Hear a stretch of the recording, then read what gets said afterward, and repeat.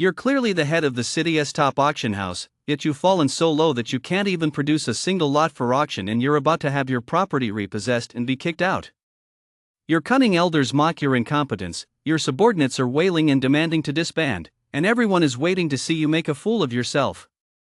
In this desperate situation, you look down at that abandoned ring bound to your soul. If you don't pay the rent, we'll all die together. No sooner had the words left your mouth than a cold, stinging pain typical of legendary quality shot through your fingertip. A cold, unfamiliar mechanical voice boomed in your mind, host detected on the verge of bankruptcy. Container gotcha system activated. The next second, a massive metal crate engraved with a blue question mark tore through the void and crashed down with a thunderous roar. A cold smile curled at the corner of your mouth as you turned and ordered, "Clear out all the chairs from the auction hall. I'm going to make this bunch of backward cultivators spend every last penny on blind boxes." Ran. We're done for, our auction house is really going under. A somewhat portly man, his face a mess of snot and tears, threw himself at another man's feet. "Stop whining. You're crying away our auction house's fortune." Ran rubbed his temples, feeling a headache coming on. He was well aware of the dire situation the auction house was currently facing. "Ever since I crossed over to this world, not a single good thing has happened." Ran sat by the window, feeling a bit melancholy. Suddenly, Ran looked at the inventory ring on his finger, the one he obtained after his transmigration but which had remained dormant until now. Is it reacting? With a thought, Ran's consciousness entered the storage. Chapter 1: The Broken Storage Ring. President Sue. We're doomed. Our auction house is really going to go under. In a well-lit but sparsely furnished room, a somewhat portly man was clinging to another man's thigh, weeping uncontrollably. "Stop making a fuss. Don't say such unlucky things, it's your constant crying that's ruining our auction house's fortune." Sue Ran impatiently pulled his leg free from the man's grip and sat down in a chair nearby. She rubbed her temples and looked at the man who had climbed to his feet, wiped his nose in tears, and was now running toward her. "Is there really nothing left in the warehouse that we can sell?" "Nothing left, Director. Not just the warehouse, every single item worth selling in the entire auction house has already been sold." The man's face was full of worry. He sniffled, looking as if he might burst into tears and cling to Sue Ran's leg at any moment. "Don't you dare!" Sue Ran glared at the man, who had been about to step forward. The man had no choice but to hold back, saying, "This morning, people from the City General Management Office came by." "The City General Management Office? What did they come here for?" "The city administration has approved a new construction project and needs to find a plot of land within the city. Any properties that Haven team at the minimum turnover requirements are all on the administration's list of land earmarked for use. They came by this morning to give us a heads up," the man explained. "If our turnover still doesn't meet the minimum standard within the next month, our auction house..." The man didn't finish his sentence, and the look of worry on his face deepened. Minimum turnover requirement. Back when their auction house was at its peak, any item they put up for auction would easily meet several hundred times that minimum standard. But times have changed. The glory days are long gone now. They can't even produce a single decent, basic item for auction. Sue Ran leaned back in his chair, rubbing his temples with a slight headache, and asked, "What about the auction house's spirit rat squad? Has any news come back?" "Not yet, Director." At the mention of this, the man's face fell again. "Rifts are really hard to find these days, and on top of that, we only have 2 spirit rat squads left. If there's any news, it probably won't come that quickly." Sue Ran furrowed his brow even deeper as he looked at the man and said, "Give me some good news." Good news? Sue Ran's question was admittedly a bit of a stretch, but the man still racked his brain for an answer. Then, a look of joy flashed across his face, and he spoke with some excitement. "Aunt Wang said there'll be meat in tonight's dinner. We can finally eat meat again, Director." Hearing this, Sue Ran, who was already headache-ridden, felt his headache worsen. It would have been better if he hadn't said anything at all. Branch manager, seeing that Sue Ran's expression hadn't changed, the man felt he couldn't keep up his excitement and composed himself, saying, "I don't think those people from the business office are joking. If we really can't come up with anything this month, we'll truly be..." "I know. You can go now." Su Ran waved his hand and said, "I'll figure something out." "All right. Then, President Su, call me when you've figured out a solution." The man stood up and headed for the door. "Wait." Su Ran suddenly called out to him, "I sent you out to look for clues. Have you found anything yet?" The man stopped in his tracks, turned to look at Su Ran, and said with a troubled expression, "We did send people to look, but branch manager, you know the situation our auction house is in right now. As for people we can spare to go after this lead." "All right, you can go." The door closed, leaving Su Ran alone in the room. The room was large, but with very few items inside. It felt somewhat empty and desolate. "It's been several years since I traveled to this cultivation world, and not a single good thing has happened." Su Ran leaned back in his chair, closed his eyes, and muttered to himself as he pondered how best to handle the current situation. A moment later, Su Ran slowly opened his eyes and looked at the spot where his right index finger was. There, on his right index finger, was a storage ring. A storage ring, as the name suggests, is a ring used to store items. It contains a separate, independent space where objects can be retrieved or placed through the power of one's mind, a unique feature of this cultivation world. However, the storage ring on his finger was different from ordinary ones. It was a broken storage ring. At least to Su Ran, it felt broken. Ever since he'd been transported to this world, no matter how hard he tried to sense it with his mind, he simply couldn't access the ring's internal space. Su Ran had wondered if the problem lay with him, but when he tried other storage rings, he was able to enter them without issue. Aside from being unable to access the internal space, there was another problem: he couldn't remove the ring. It was as if it had grown onto his index finger. No matter what method Su Ran tried, he couldn't get it off. "Since you and my body are one, you should be able to sense the predicament I'm in right now." Su Ran lifted the ring and held it in front of him, as if speaking to it, yet also as if talking to himself. "You fused with me without my consent. Now that so much time has passed, isn't it about time you paid your rent?" After saying this, Su Ran stared at the ring for a moment. A minute passed. Seeing that the ring still showed no reaction, Su Ran had no choice but to lower his hand. But just as he did so, a cool sensation characteristic of items of legendary quality suddenly appeared on the tip of Su Ran's finger. Su Ran looked down at the ring on her index finger. At that moment, a faint blue glow flashed across the surface of the gem embedded in the ring, something that had never happened before. "So, have you had a change of heart and are ready to pay the rent?" Su Ran focused her mind and probed the storage ring. Unlike the resistance she felt before, this time her mental energy penetrated the spatial ring with ease. "Since this ring appeared only after I crossed over, it's not too much to expect a few treasures inside," Su Ran muttered to herself as she allowed her mental energy to fully enter the spatial ring. Unlike the popular rings with built-in storage spaces that are blue and pink, the interior of Su Ran's ring was a vast, black void with no visible edges. For now, he couldn't determine how large its capacity was. At that moment, Su Ran's consciousness was floating in this black void, and directly in front of him was a legendary quality metal box, approximately 4 meters long and 2 meters wide and tall. The surface of the metal box was shrouded in a layer of gray gas, as if covered by a thin gray veil, which added a great deal of mystery to it. At the very front of the metal box was a pattern formed by pale blue fluorescence that looked exactly like a question mark. Su Ran stared at the metal box ahead of him. After studying it for a moment, his expression turned somewhat peculiar. "Is this a damaged cargo box?" Chapter 2: A Turning Point for the Down-and-Out Auction House. Su Ran let his consciousness drift around the damaged cargo box. Judging by its specifications, this damaged cargo box was slightly smaller than the standard 20-foot damaged cargo box from his previous life, and its internal dimensions were likely even smaller. He returned to a position directly in front of the damaged cargo box. A question mark? What does this mean?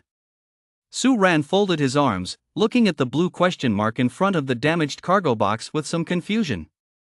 After pondering for a moment, he decided to give it a try. As his fingers touched the blue question mark, it instantly expanded outward, and blue fluorescence drifted out to form more text. Name: Damaged Cargo Box. Box type: Cultivation. Common quality. Current status: Sellable. Just as these 4 lines of text appeared, the layer of gray mist surrounding the damaged cargo box vanished, revealing its interior. It looked different from what he'd seen before, but it matched its name. The surface of the damaged cargo box was covered with numerous scratches and dents. It was in a state of disrepair, looking severely damaged. There were no openings, though at least for now, Su-ran couldn't see what was inside the damaged cargo box. Coming across such a modern object out of the blue in this cultivation world really feels out of place. Su-ran mused to himself as he walked over to the door of the damaged cargo box, preparing to open it to see what was inside. Box type cultivation? Does that mean the contents are related to cultivation? The moment his palm touched the door of the damaged cargo box, the 4 lines of blue fluorescent text changed again. May only be opened on the day of sale. It can only be opened on the day it's listed. Su-ran looked at the damaged cargo box and thought to himself, then it's just a matter of setting a starting bid. Is this the only one? Su-ran glanced around but didn't see any other damaged cargo boxes. Never mind, that is not something I need to worry about right now. At least I have something to sell now. I'll sell this first, then figure out what to do next. With a flick of his thoughts, the entire damaged cargo box vanished and appeared outside. As the damaged cargo box disappeared, Su-ran felt a wave of dizziness wash over him. Retrieving something this big really is an energy-draining task. He shook his head to ease the dizziness, then prepared to withdraw his consciousness from the spatial ring. Just as he was about to leave, he noticed that the blue fluorescent text had changed again. Current status, pending recovery. Although Su-ran's consciousness had been inside the spatial ring for quite some time, to the outside world, it had been nothing more than an instant. By the time Su-ran's consciousness returned to his body, the damaged cargo box had already appeared on the floor of the room. It was entirely blue, still battered, and carried a whiff of dust as if it had been sitting there for ages, exuding a distinct sense of age. In his mind, he seemed to have an intuitive connection to this damaged cargo box. He could sense something resembling a door through his thoughts, but there was a resistance preventing him from opening it. Having a sense of history is a good thing. Su-ran reached out to brush away the dust in front of him, took out a stone carved with circular patterns, and called out, "Phone legendary quality Bao, come here." Phone legendary quality Bao was the portly man he'd seen earlier in the room, the auction house's second in command, who shared a very deep bond with Su-ran's predecessor's family. They were closer than family. When Su-ran's parents both passed away and the auction house began to decline, he still chose to stay, standing by Su-ran's side through the tough times. During the time Su-ran had spent interacting with him, she had come to realize that Phone legendary quality Bao was a trustworthy right-hand man. He was just a bit dim-witted, and sometimes he even cried. Aside from these 2 flaws that Su-ran didn't particularly like, Phone legendary quality Bao was still a great guy. Coming, came a reply from Shirtu's direction, followed by the sound of hurried footsteps. While Phone legendary quality Bao was on his way, Su-ran placed his hand on the door of the damaged cargo box and pressed down with some force, but it didn't open. Can it only be opened when it's time to sell it? How do you open it? With the method I sensed with my own consciousness? Su-ran took a few steps back, wiped the dust off his hands, and pondered. President Su, I'm here. Just then, Phone legendary quality Bao pushed open the door and burst into the room. As soon as he entered, he spotted the rusty metal box sitting in the middle of the room and asked in confusion. President Su, what is this? He had never seen anything with this legendary quality attribute before. It was left behind by my father, Su-ran said casually. Left by the former bank president? Phone legendary quality Bao asked in puzzlement. But why didn't you bring it out before, President Su? Father said to only bring out these items which he found in a massive ancient ruin when we were truly at a loss at the auction house, as they could help us resolve our troubles. Su-ran looked somewhat melancholy, with a hint of disappointment in his voice. I didn't want to use them, but I've let my father down after all. Don't say that, President Su, Phone legendary quality Bao quickly interjected. When you returned from your cultivation journey to take over the auction house, it was already at its most critical juncture. It's been incredibly difficult just to keep it afloat until now. The most important thing now is that the matter gets resolved and the auction house can weather this storm, Phone legendary quality Bao reassured her. All right. Only then did the melancholy expression fade from Su Ran's face. That acting he is a surefire best actor winner, Su Ran thought to himself. But what exactly is this thing the old director left behind? Phone legendary quality Bao circled the rusty hunk of metal, looking somewhat puzzled. Are we going to auction off this hunk of metal? Yes and no, Su Ran said mysteriously. Compared to ordinary auction items, this one left by my father has a unique advantage. With a little ingenuity, it might just become a major selling point for our auction house and turn things around for us. A unique advantage? Phone legendary quality Bao took another look at the rusty hunk of metal beside him. Judging by the dust on its surface, it did indeed look older than typical auction items, though it was quite badly damaged. Yes, with a little ingenuity, we might be able to turn it into a signature feature for our auction house, Su Ran said. That's why this first auction is so important, we need to promote it well. Promotion Phone legendary quality Bao looked a bit hesitant and said, Director Su, we don't have much funding available right now. We might not have enough funds for promotion, and besides our existing network of contacts might now be. Don't worry, there's a solution for everything. Go invite my good uncle from the Guo family over, I have something to discuss with him. Su Ran gave Phone legendary quality Bao his instructions. Besides visiting the Guo family, go see the city's largest paper printer as well. As Su Ran spoke, he walked over to the side, took out a pen and paper, and began scribbling. A few minutes later, a sheet of paper with drawings and text appeared in his hand. He called over Phone legendary quality Bao and slapped the paper directly into his hand. Chapter 3, Auctions You Need to Use Your Brain. What's this? Phone legendary quality Bao looked at the slip of paper in his hand, a puzzled expression on his face, not quite catching on. He'd taken in a bit too much new information today, his brain was a little overloaded. How many spirit crystals do we still have available in our organization? Spirit crystals are the currency used by cultivators in this world, graded from low grade, medium grade, high grade, to supreme grade in ascending order, with increments of 1 per 1,000. 1 medium grade spirit crystal and 277 low grade spirit crystals, Phone legendary quality Bao replied quickly. For an average family, a single low grade spirit crystal would be enough to live comfortably for a year. But for an auction house, such inventory was nothing short of dismal. Keep the leftover low grade spirit crystals, use the rest to print this, Su Ran said, pointing to the sheet of paper in Phone legendary quality Bao's hand. The paper doesn't have to be high quality, but we need a lot of it. Use the leftover spirit crystals to hire people.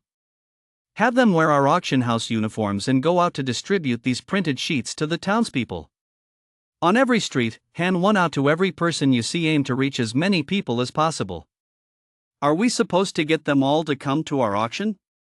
That be too many people? Phone legendary quality Bao frowned. Of course not everyone will come, the goal is to pique some people's curiosity, Su Ran shook his head.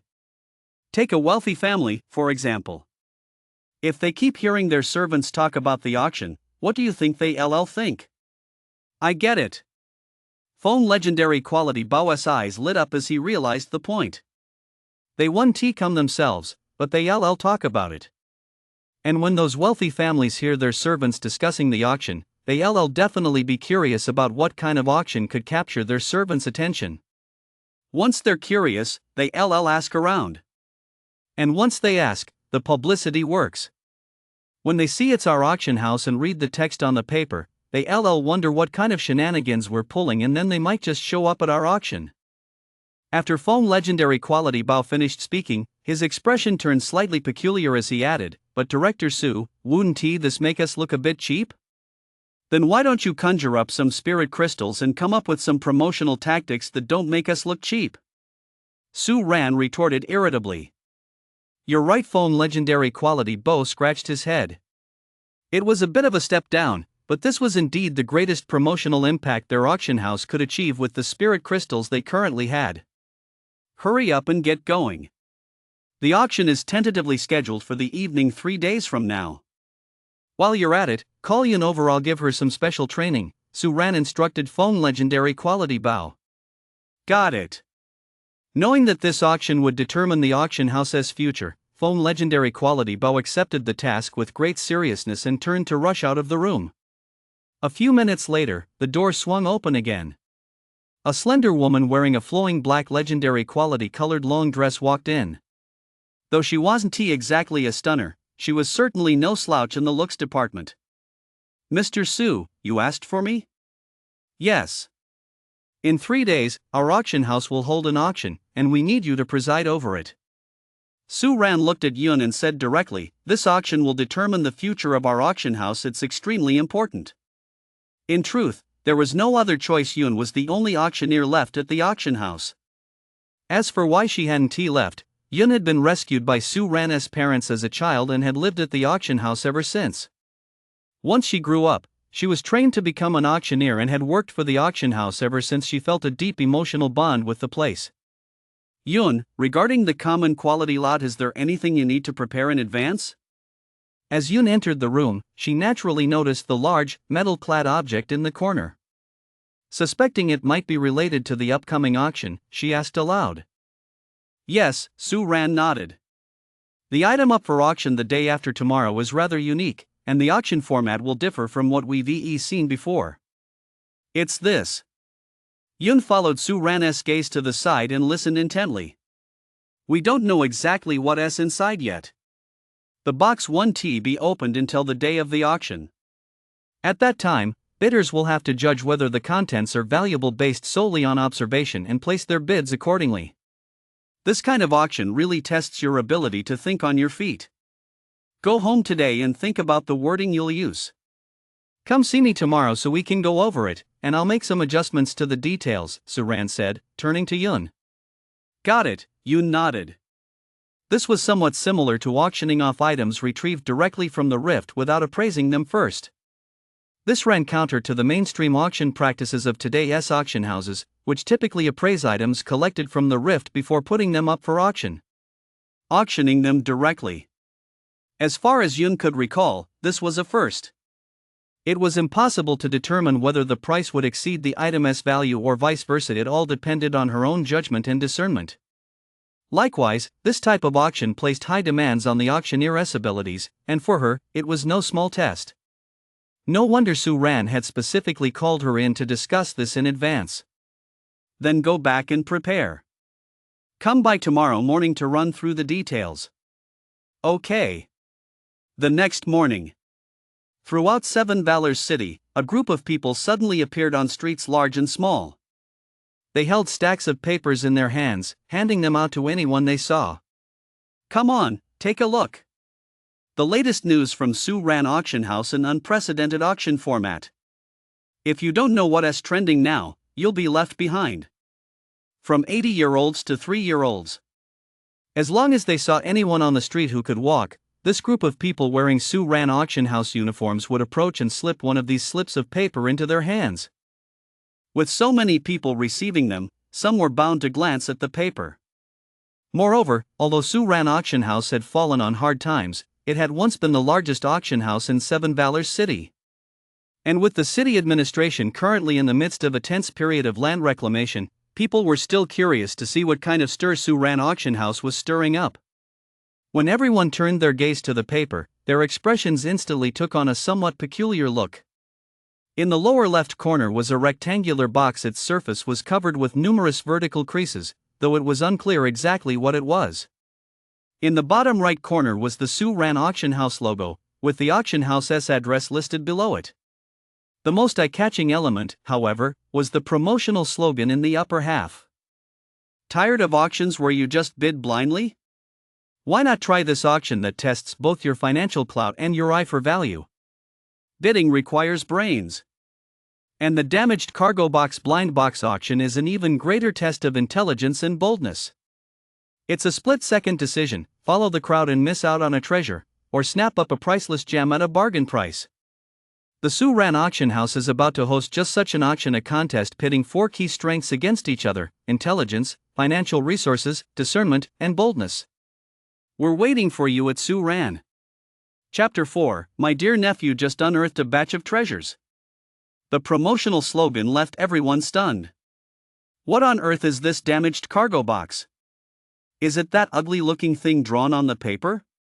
It's probably just another fad among those cultivators, something ordinary folks like us can't get our hands on. Whether we can get our hands on it is one thing, but we can at least ask around. I'm definitely going to go back and find out. When it comes to new things, people's curiosity is always intense. As for this damaged cargo box and the auction that would test all four powers at once, quite a few people immediately took an interest and began asking those around them what exactly was going on. By early morning, news that the Ran auction house was holding a special auction had spread rapidly throughout Seven Valors City. Manager, what do you think? What kind of shenanigans is Ran auction house up to? A young attendant fanned a man dressed in common quality clothing with a fan. A damaged cargo box, an auction that tests intelligence and eyesight? The man in common quality attire held a cheap-feeling, poorly crafted flyer in his hand. He chuckled softly, shook his head, and said, "It's just a gimmick by an auction house on the brink of closing down, trying to stay afloat." Ran auction house. My dear nephew Sue, it's been ages. I've missed you to death, Gua, haha. As the door swung open, a plainly dressed man with a large belly walked into the room with a smile. Ran motioned for Yun, standing beside him, to step back, then turned to the visitor and said with a smile, "I remember you usually wear spirit crystal necklaces and bracelets, Gua. If I'm not mistaken. I've heard that Gua used to always wear a ring on his right hand made from a top-grade spirit crystal of exceptional quality and that he was very fond of it. Why didn't you bring it today to show my nephew? It would have been a real treat for him to see. Instead, you've switched to this casual, everyday style. Ha ha, you can't put any stock in those rumors." Gua, the man who had just entered, advised, 9 out of 10 things circulating on the streets are false. As for the remaining one, you can take it with a grain of salt at best, don't believe a word of it. You know that well enough, nephew Sue. A hint of worry crossed Gua's face as he said, "My Gua family has welcomed a few more children in recent years.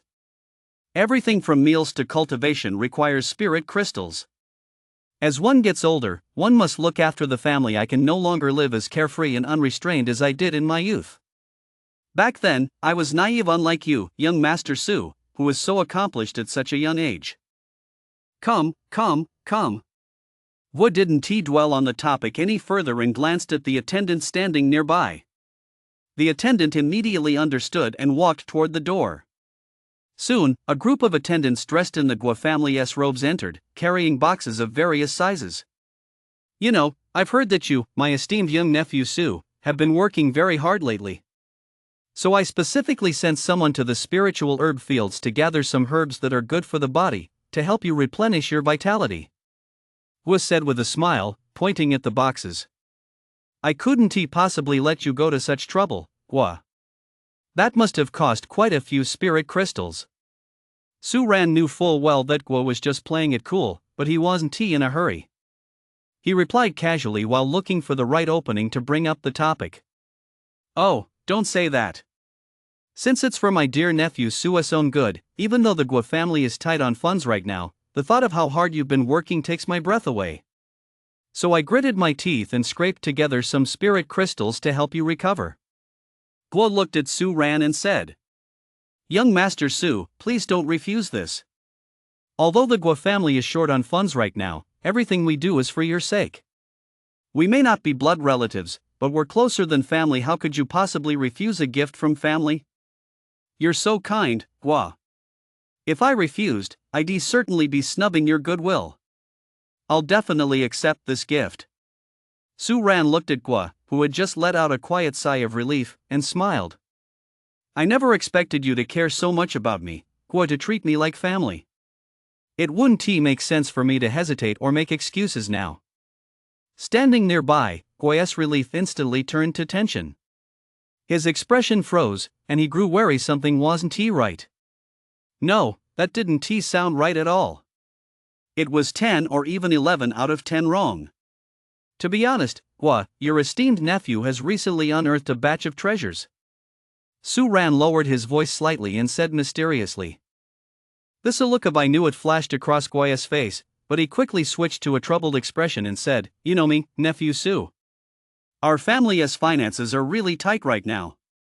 The last few times you invited me over, saying you had treasures, the Guo family was indeed well off back then, and I did like those treasures. But right now, the Guo family's funds are simply stretched too thin. Guo looked as though he had the will but lacked the means. Hey, this time is different from before, Su Ran said mysteriously. This time, it's a real treasure. You've said that every single time, Guo thought to himself. Guo, rest assured. This time, Su Ran invited you over not just to recommend a treasure to you alone. Su Ran explained with a smile. Rather, I want Guo to help spread the word. In 2 days, Su Ran Auction House will hold an auction where these treasures will be put up for bid. If Guo really likes them by then, just bid on them yourself at the auction. An auction? Guo paused again. Su Ran's words took him somewhat by surprise. He assumed Su Ran was going to bring up his long-departed father again to recommend some rare treasures to him. Has Su Ran's spirit rat squad returned from the rift? After a moment's thought, Guo asked. As long as she wasn't recommending treasures to him, everything was fine. The spirit rat squad hasn't returned yet, but Su Ran has other ways to get her hands on treasures. Su Ran looked at the skeptical Guo, hesitated for a moment as if making up her mind before speaking. Here's the thing. I was originally planning to save this auction item for the actual auction, but since you've helped me out so many times before, Guo, I'll bring it out early so you can take a look. However, Su Ran's gaze swept over the several attendants standing beside Guo. Guo immediately caught on and said, You all, step outside. Once all the attendants had left, Su Ran walked to an open area in the room. Only then did Guo notice some yellow scratches on the floor in that spot. The next second, Su Ran waved his hand. With a faint clang, a sizable hunk of iron landed on the floor. Guo's expression shifted slightly at the sight. This kid really did have something to show, and it was something he'd never seen before. What is this? Guo stepped closer, instinctively raising his hand, only to snap out of it and glance at Su Ran standing nearby. Go ahead and handle it, Guo. What's up for auction is the item inside this container, Su Ran said from the side. Chapter 5. Didn't Guo say earlier that the Guo family was having trouble liquidating their legendary quality assets? Last night, he had already examined it on his own. The hardness of this damaged cargo box's outer shell was astonishing. It couldn't be broken simply by external force. All right. Guo didn't stand on ceremony with Su Ran. His palm made contact with the surface of the damaged cargo box. It felt cold to the touch as expected. The texture of a legendary quality item was mixed with a gritty, dusty sensation. Guo withdrew his hand and walked around the damaged cargo box. The surface of the box was covered with dents and scuffs, but there wasn't a single sign of a crack from the outside. It was impossible to see what was inside. I could use, Guo began instinctively, but mid-sentence, he realized it was inappropriate and stopped himself. Never mind, I was being presumptuous. Since I brought it out for you to see, Guo, I'll naturally let you examine it as thoroughly as possible. Su Ran, realizing what Guo was about to say, smiled. If you want to inspect it, feel free to do so. Really? Guo glanced at Su Ran in surprise. Of course, if you can actually detect anything, Su Ran said with a smile. Oh? Su Ran's remark piqued Guo's interest. Su Ran was well aware of his cultivation level. What he meant was that even if Guo tried to probe it, he wouldn't be able to detect anything. That only made him more curious. A mysterious force surged from his body, enveloping the surface of the damaged cargo box as it probed inward. A moment later, Guo's eyes widened slightly, and he withdrew the force he'd released onto the damaged cargo box. This box of yours, I can't even sense its interior space? Is it an array? Or Guo speculated, furrowing his brow.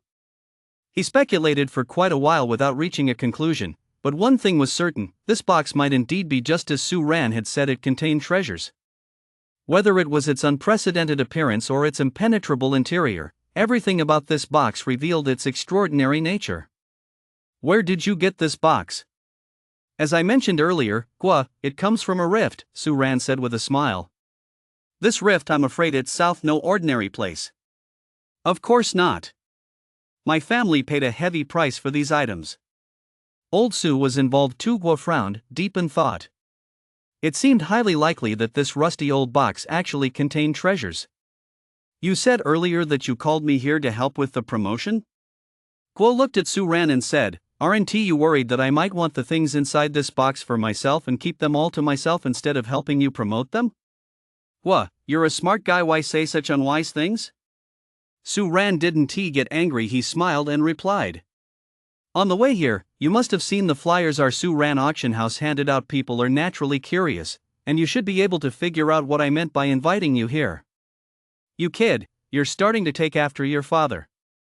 Guo suddenly laughed and said, how many more items like this do you have? I can't tell you the exact number, but there is one thing I can guarantee, Su Ran said with a smile.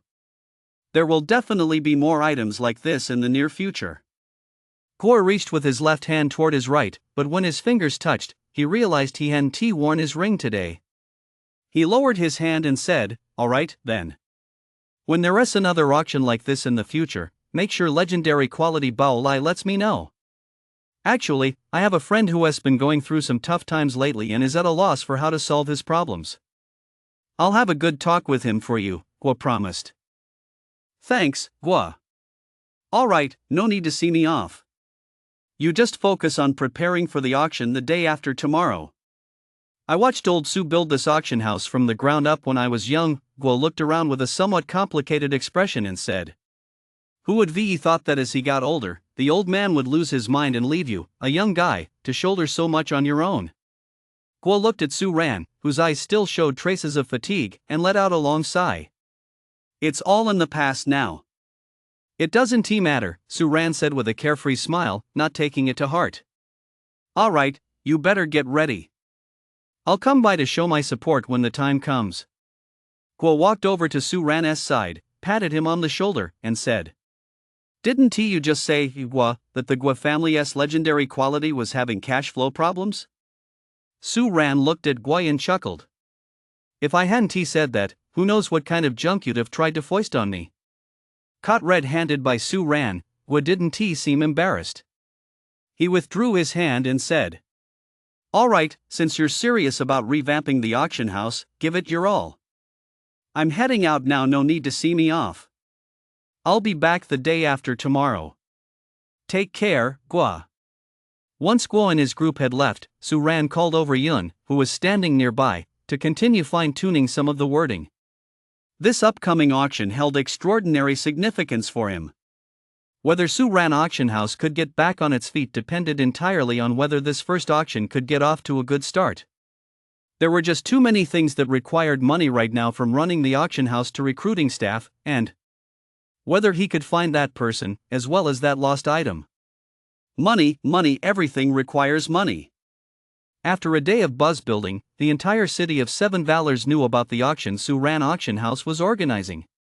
The Four Powers auction, if you've got the guts, come on down. This promotional slogan, whose origin was unknown, had already spread like wildfire throughout Seven Valors City. Walking down the streets, if you stopped any two passers-by to chat, there was a 90% chance they'd be discussing this auction. The intense buzz had even reached the city administration office. A member of the city patrol rushed into the director's office, clutching a flyer. Director, Su Ran auction house has been making moves lately. The flyer was placed on the director's desk, but instead of looking at it, the city management office director asked, the Su Ran auction house the one that previously held the top spot in spirit crystal turnover in Seven Valors City? That's right, director. The city management office director pushed the flyer aside. A flash of light emanated from his storage ring, and a book landed on the desk in front of him. He opened the book and began flipping through it. It contained a list of names and was filled with dense rows of data. About 3 minutes passed before the branch manager spoke up. Is Su Ran auction house on the list for this new land reclamation program? Yes. Su Ran auction house's turnover hasn't met the minimum standard in recent years, so it's been added to the list.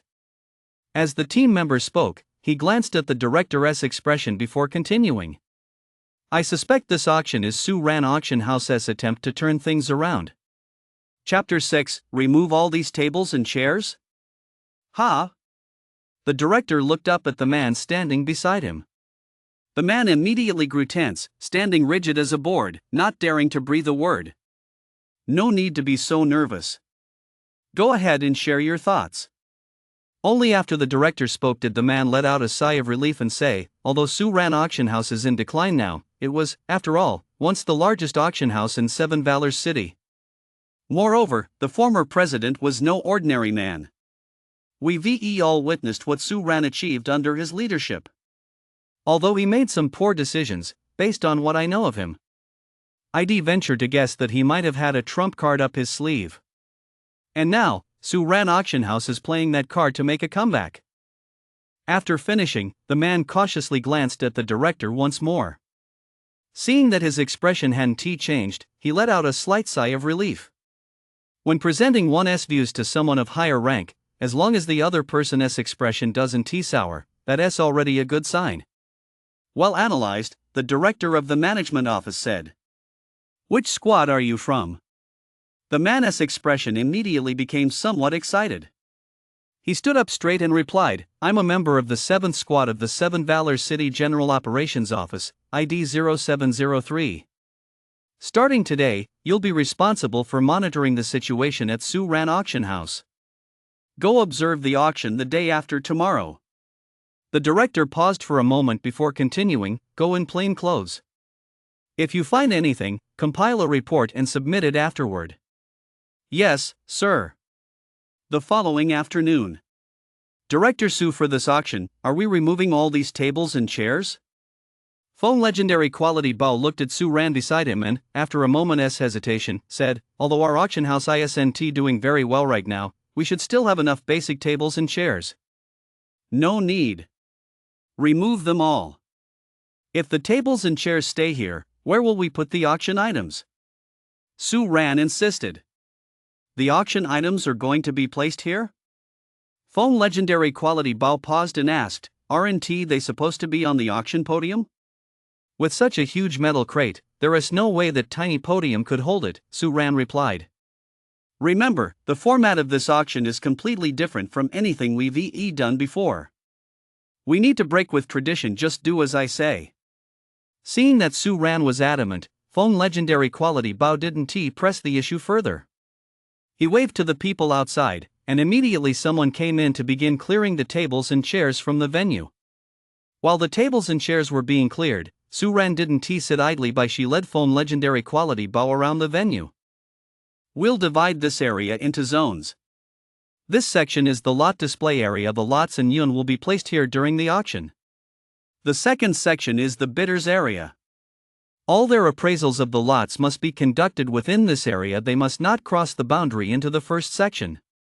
As for the eligibility verification process, just handle it the same way as before. We'll set up these two sections within the venue. Should we set up tables and chairs in the bidders area? Asked Phone legendary quality Bao. After all, since no auction items need to be displayed there, placing some chairs won't interfere with the bidding process. No, they can just stand. Suran shook his head and said, there are many auction houses in Seven Valors City.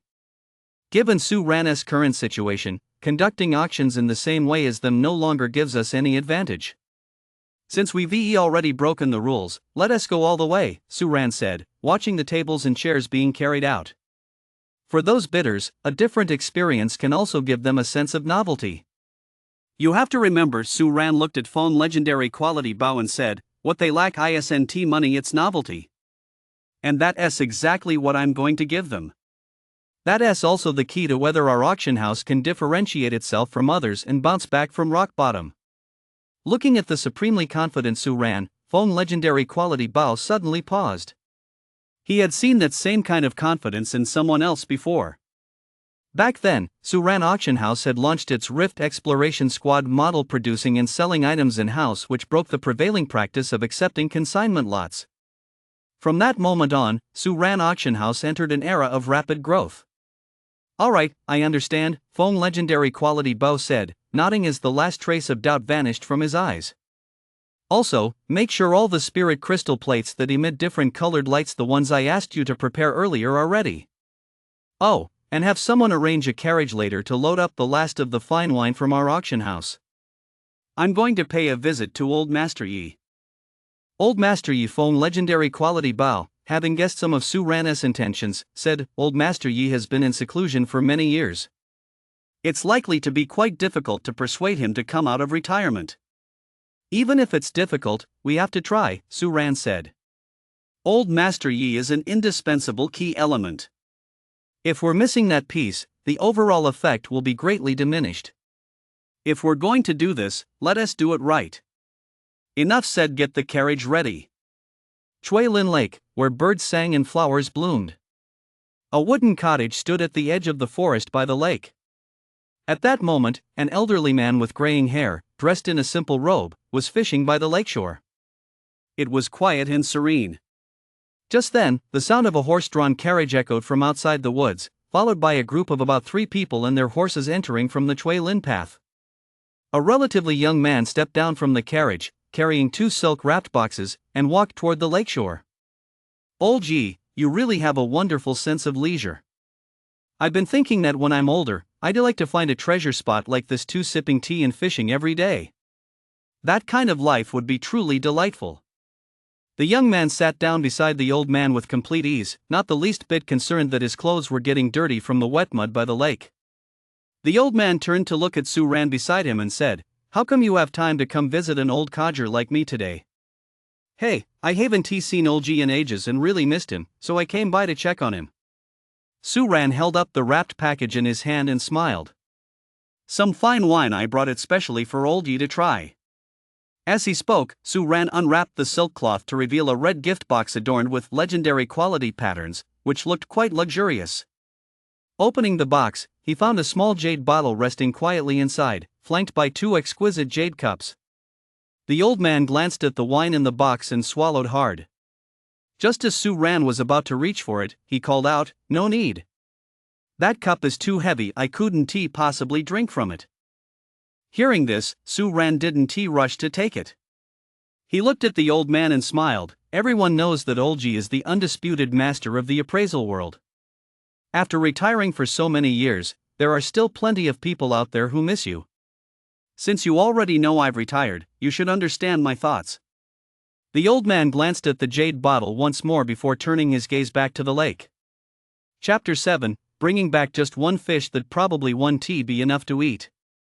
Retiring doesn't mean you can't make a comeback, it's no big deal. Su Ran turned to look at the lake and smiled.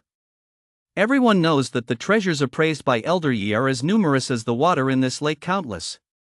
Those discerning eyes are like a bright star in the night, shining. Enough, the old man interrupted. If I say I'm retiring, then I'm retiring. How could I go back on my word? The old man paused, his gaze drifting into the distance for a moment before he snapped back to reality. I'm getting on in years, and I've worked hard my whole life, it's time to rest. But, Su Ran said with a laugh, what I see in Elder Yi's eyes isn't exactly retirement. The old man didn't respond and continued fishing. Seeing that the old man wasn't paying him any mind, Su Ran didn't press the matter, but instead turned his gaze back to the open box beside him. He took out the green jade bottle inside, then a jade cup. He pinched the seal on the green jade bottle and pulled it open. A rich, lingering aroma of wine immediately wafted out. Holding the bottle in one hand and the cup in the other, Su Ran poured some of the wine into the cup, causing the scent in the air to grow 3 times stronger. Su Ran glanced at the elderly man beside him, whose expression remained unchanged, though his throat kept moving, and chuckled softly as he shook his head. Then he raised the cup and drained it in one gulp. Out of the corner of his eye, the old man watched Su Ran drink the entire contents of the cup in one go, and the corner of his mouth twitched slightly. What a waste. That's the stuff. This burning sensation in my throat is just as exhilarating as drinking baijiu. Su Ran's face flushed slightly as he let out a hearty shout.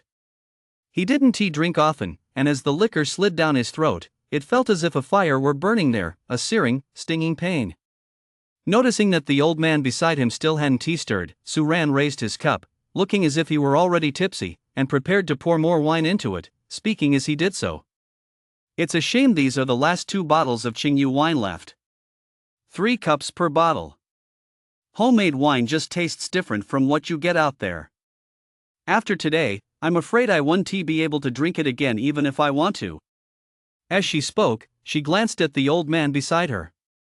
Seeing that he showed no reaction, Su Ran poured another cup and downed it in one gulp. This time, she was genuinely feeling the effects. Her face flushed instantly, and she raised her hand, ready to empty the rest of the bottle. The old man beside her couldn't stand it any longer. He reached out and grabbed Su Ran's wrist, his voice tinged with concern as he said, "That's enough." Did old Ji agree? Su Ran didn't let go of the wine bottle. Instead, he looked at the old man and smiled. "If you don't agree, then I'll keep going." Seeing the old man's silence, Su Ran lost his initial air of refinement, adopting the defiant attitude of a troublemaker. "If you don't agree, I'll just finish this wine." "You rascal, you didn't come here to help me, you're clearly just finding new ways to torment me." The old man sighed and said, "Stop drinking. Save some for me." "So, old Ji, do you agree?" Su Ran's wrist continued to twist as he looked at the old man. As soon as the old man uttered a single no, the wine from the bottle would flow into his cup. "Before I give you an answer, I'd like to ask you a question." The old man still didn't answer directly, but instead said, "Why did you come to find me? After all, I'm no longer the top appraiser in Seven Valors City." As he spoke these words, the old man's speech was slow, and his voice trembled slightly. "2 reasons," Su Ran replied promptly. "You know, old Ji, I'm a straightforward person. I'm not very good at lying. During the time you've been retired, some things have happened at our Su Ran auction house, and things aren't exactly going well right now." "You little rascal," the old man chuckled. "So you've come here to pull a empty-handed common quality wolf stunt on me. It seems your drink is stronger than I imagined. How could this be, crying wolf? We're so close, old Ji, you certainly wouldn't stand by and watch me fail, right?" Besides, Su Ran dropped his smile and spoke earnestly to the old man. "I know you've always wanted to win, old Ji, and my Su Ran auction house needs a chance to win, too. From that perspective alone, aside from you, old Ji, I can't think of a more suitable candidate." Upon hearing this, the old man fell silent, gazing at Su Ran's sincere and earnest expression. His eyes shifted, as if he were deep in thought, weighing his options. Su Ran knew she had to give the old man time to think, so she remained silent, waiting quietly by his side. A few minutes later, the old man averted his gaze and looked out at the lake. Just then, ripples began to spread across the lake's surface. A fish had taken the bait. With a swift movement of his arm and wrist, the old man reeled in the fish, which landed on the grass nearby, thrashing wildly. It was quite large and looked very plump. "Wow, this fish is something else. It'll be delicious grilled," Su Ran praised. "Take it back and cook it up," the old man said as he removed the hook from the fish's mouth and tossed it into a bucket nearby. "I'm a bit greedy," Su Ran suddenly chuckled and said, "taking back just one fish, probably won't be enough to eat. You bold little rascal, comparing me to a fish." The old man shook his head in mock anger, paused for a moment, then said, "Pour me some wine. Watching you go about it so haphazardly earlier was a real ordeal. That's not how you're supposed to drink this Qingyu wine." Hearing this, Su Ran's eyes lit up. He immediately reached into the box beside him, pulled out another cup, and prepared to pour the old man some wine. "Wait, let me do it myself. You're too clumsy." "Old man," he took the bottle and cup from Su Ran's hands and poured the wine along the inner wall of the cup, not spilling a single drop. Su Ran, of course, had no objections.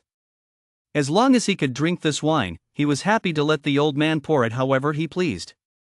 After all, drinking his wine meant he'd become his disciple.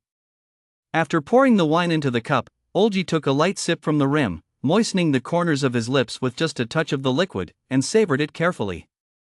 "This is how you're supposed to drink it. If you chug it down in 3 big gulps, the whole bottle of Qingyu wine will be gone. But if I didn't do it this way, you wouldn't have agreed, old Ji," Su Ran said with a laugh. Old Master Yi's mouth twitched slightly as he said, "You little rascal, you mustn't touch that remaining bottle. Giving it to you would be a waste." "Of course not. It was meant as a gift for old Master Yi anyway. I hear Su Ran isn't doing too well right now. Since you've come to see me this time, you must have found some treasure that could potentially turn Su Ran's situation around and want me to appraise it, right?" Old Master Yi asked as he sipped the wine in his cup. "That's right," Su Ran nodded. It's true I'd like to ask old Master Yi to appraise it, but it's a bit different from before. This time, the treasure needs to be auctioned off first and then appraised. Oh? Old Master Yi looked up at Su Ran. Having spent many years in the auction industry, he immediately grasped Su Ran's general idea and said, "Are you planning to use a completely new auction format to transform Su Ran's current landscape?" Chapter 8, Everyone who wants to make a profit, everyone who wants to be known throughout the city. Old Master Yi, you have a keen eye. This Su Ran auction will be completely different from previous ones. The appraisal after the auction is particularly important, so I'd like to invite you to serve as the on-site appraiser. Su Ran spoke up, saying, "There are also some different procedures and details. Old Master Yi, you can come back to the auction house with me to go over them, discuss them, and then make any necessary adjustments." "You little rascal, you really are afraid I'll run off?" "Don't worry, since I've agreed to help you, I'll certainly follow through." Old Master Yi took another light sip from his cup. This sip was considerably larger than the previous two. He drained the remaining wine in one go. Of course, he savored the flavor in his mouth for much longer than before, unlike Su Ran, who swallowed immediately after taking a sip. After stowing the gift box on the floor into his spatial ring, the old man stood up and said, "Let us go. I'll tag along with you to see what kind of trendy ideas today's young people have that could actually change the fate of an auction house." "Old G, aren't you going to tidy up a bit? What's there for a guy like me who's almost in the ground to tidy up? Unless your auction house can't keep things under control, in which case I'll have to move my little thatched cottage over there," Old G joked. "That's easy to arrange.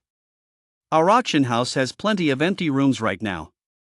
If Old G wants to take up an entire floor, we can certainly accommodate you. No need for that. One room will suffice." "When exactly is the auction?" "Tomorrow night."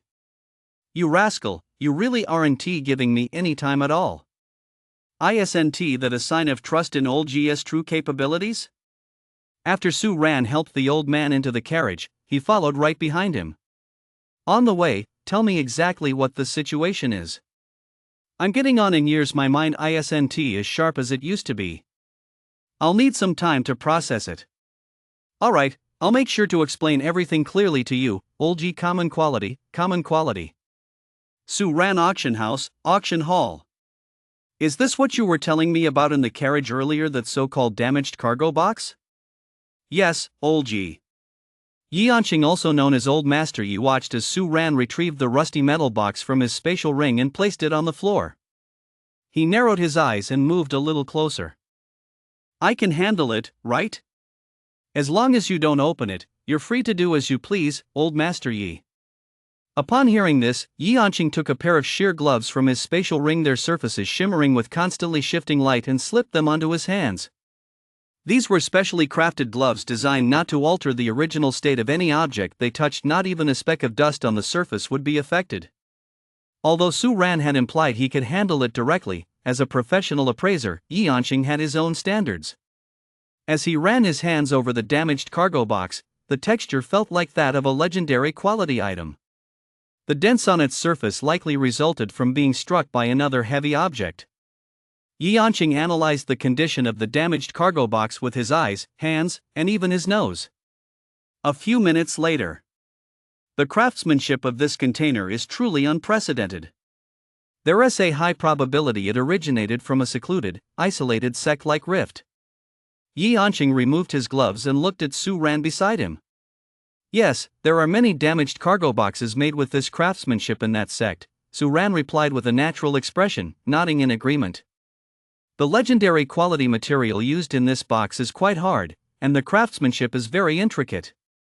I originally suspected it might have come from a sect specializing in forging, but Yianqing's gaze shifted to a corner of the damaged cargo box. The color there was slightly darker than the overall hue of the damaged cargo box. If my deduction is correct, that area must have been nourished by spiritual energy, causing the legendary quality material to undergo a change in properties. In that case, the item inside is very likely related to cultivation." Yianqing's guess was spot on, matching the blue fluorescent text Su Ran had seen, cultivation related. To be able to deduce the contents from such subtle details on the surface of the damaged cargo box in such a short time that keen eye was truly befitting of the former top appraiser of Seven Valors City. That was precisely why Su Ran had gone out of his way to bring Yi Anqing here. However, we can only infer that the items are related to spiritual energy and cultivation. We'll have to see what's inside before we can make any further assumptions.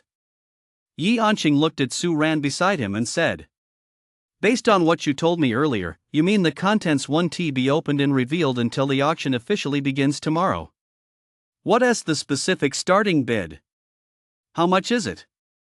"The starting bid is 10 mid-grade spirit crystals, and each bid increment must be no less than 100 low-grade spirit crystals," Su Ran replied.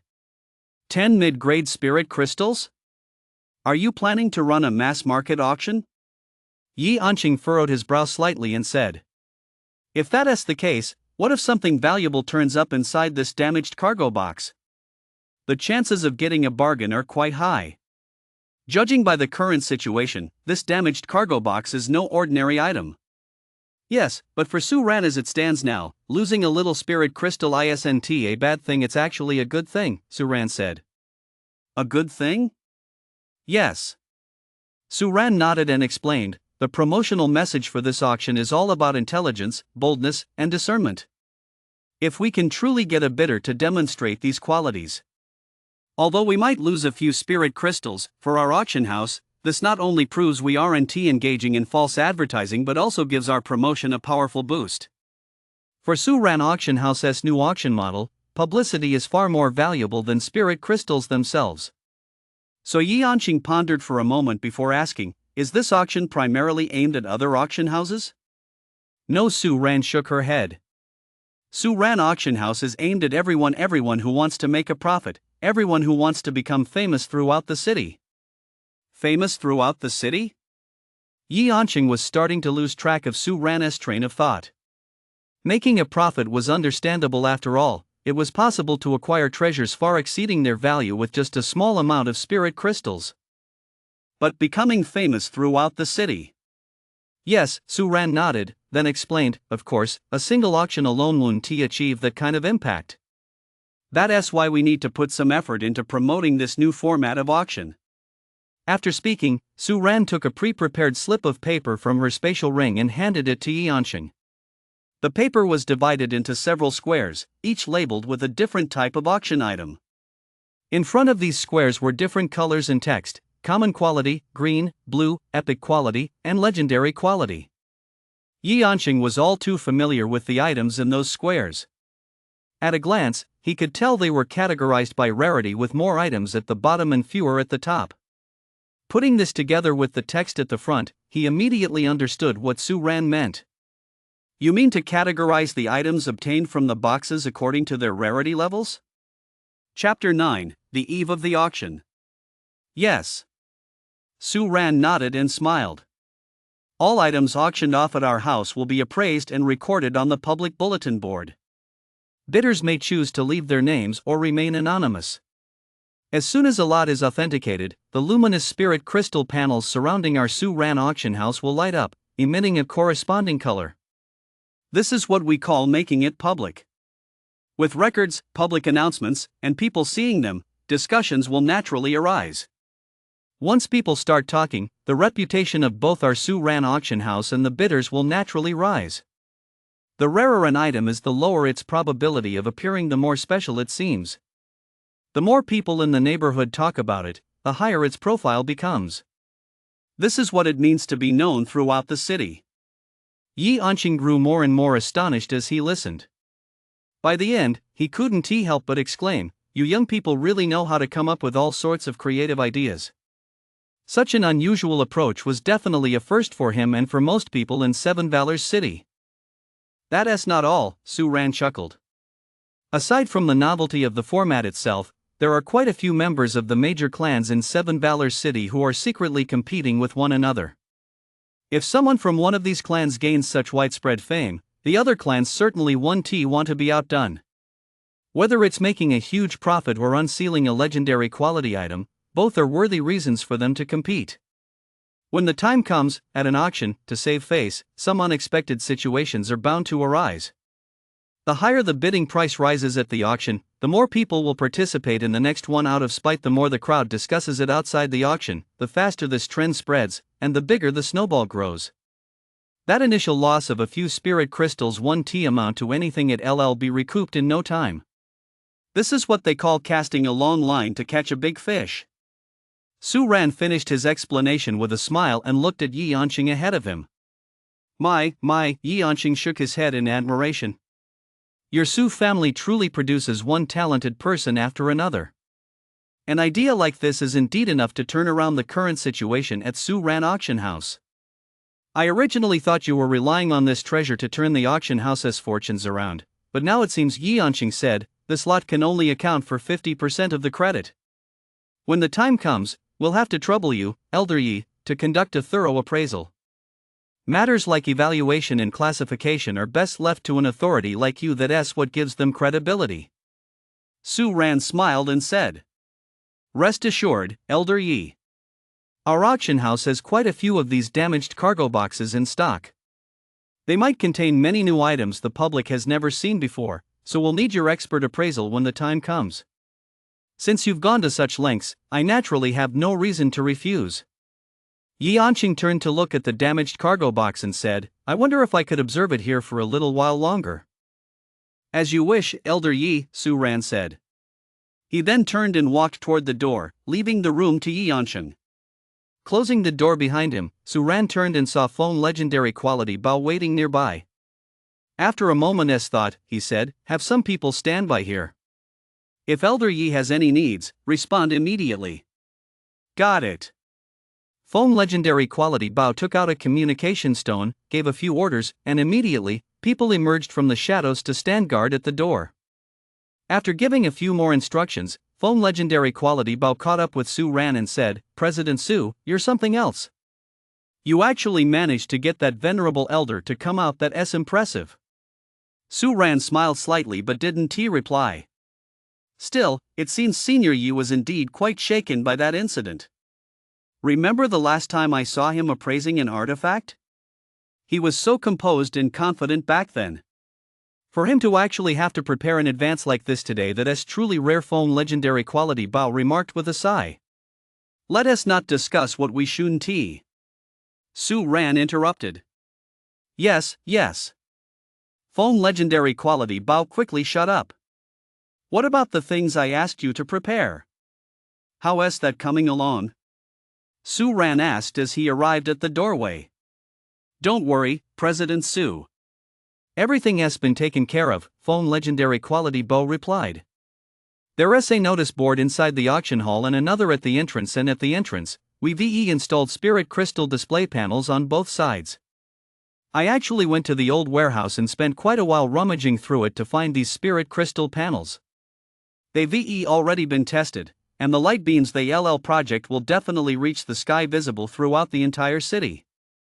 Feng legendary quality Bao thought for a moment and added. It's just that since they haven't been used in so long, their stability isn't great. We'll need to assign a few staff members to stand by and feed them spirit energy in real time to maintain stability. As long as they still work, that is fine. After listening, Su Ran pushed open the door and said, Tomorrow's auction will determine whether our Su Ran auction house can turn things around. All our remaining funds have been invested in it. Let us go over every detail again tomorrow morning. There is no room for error. Whether we upgrade our equipment and turn things around, or pack up and leave, all depends on this auction. Su Ran said, looking at Feng legendary quality Bao. See you tomorrow morning. Here, take this. Su Ran took a note from her spatial ring and handed it to Feng legendary quality Bao, saying, Give this to the staff at the entrance tomorrow morning. If anything happens, tell them to follow the instructions on the note. Got it. The following evening. Outside Su Ran auction house.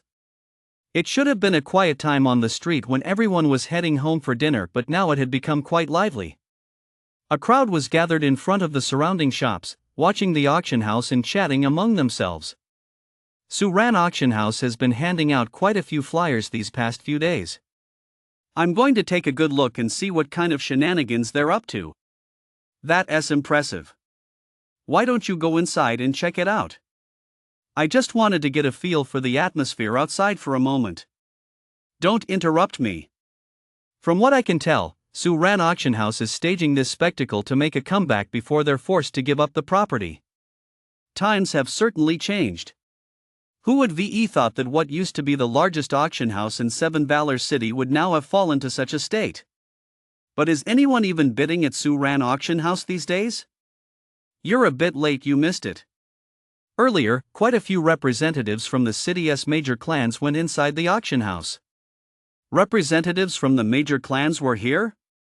That's right. The Luo family from the south of the city, the Guo family from the north. The Guo family even brought some people with them, though they were unfamiliar faces I'd never seen before. They might be from the outer city.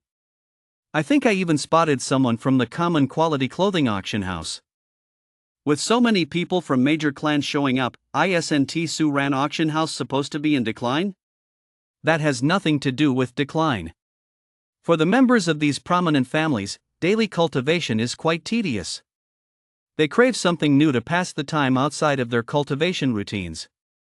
That's exactly why our Seven Valors City Auction House is so popular.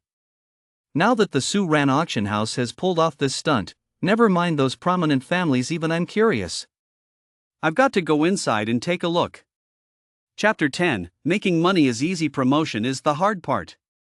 You're right. Does that mean people from the major clans will be coming next? Judging by the current situation the auction is about to start, it should just be these people. However, I still have a hunch that this auction might be out of the ordinary. Take a look at that board over there. Everyone looked toward the entrance and noticed a long board had appeared there, with a pen on one end and several spirit crystal boards laid out on the floor. I don't think these were there yesterday. Suran Auction House must be up to something we don't know about. Inside the auction house, in the auction hall.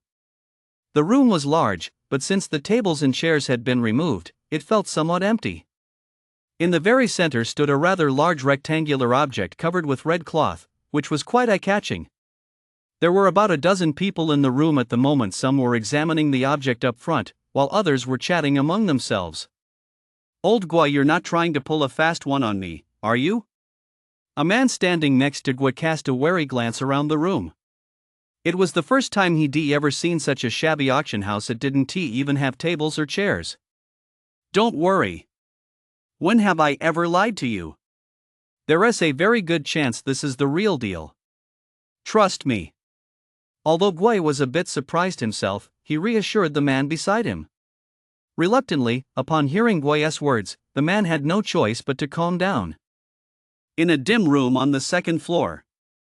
This promotional strategy has really paid off.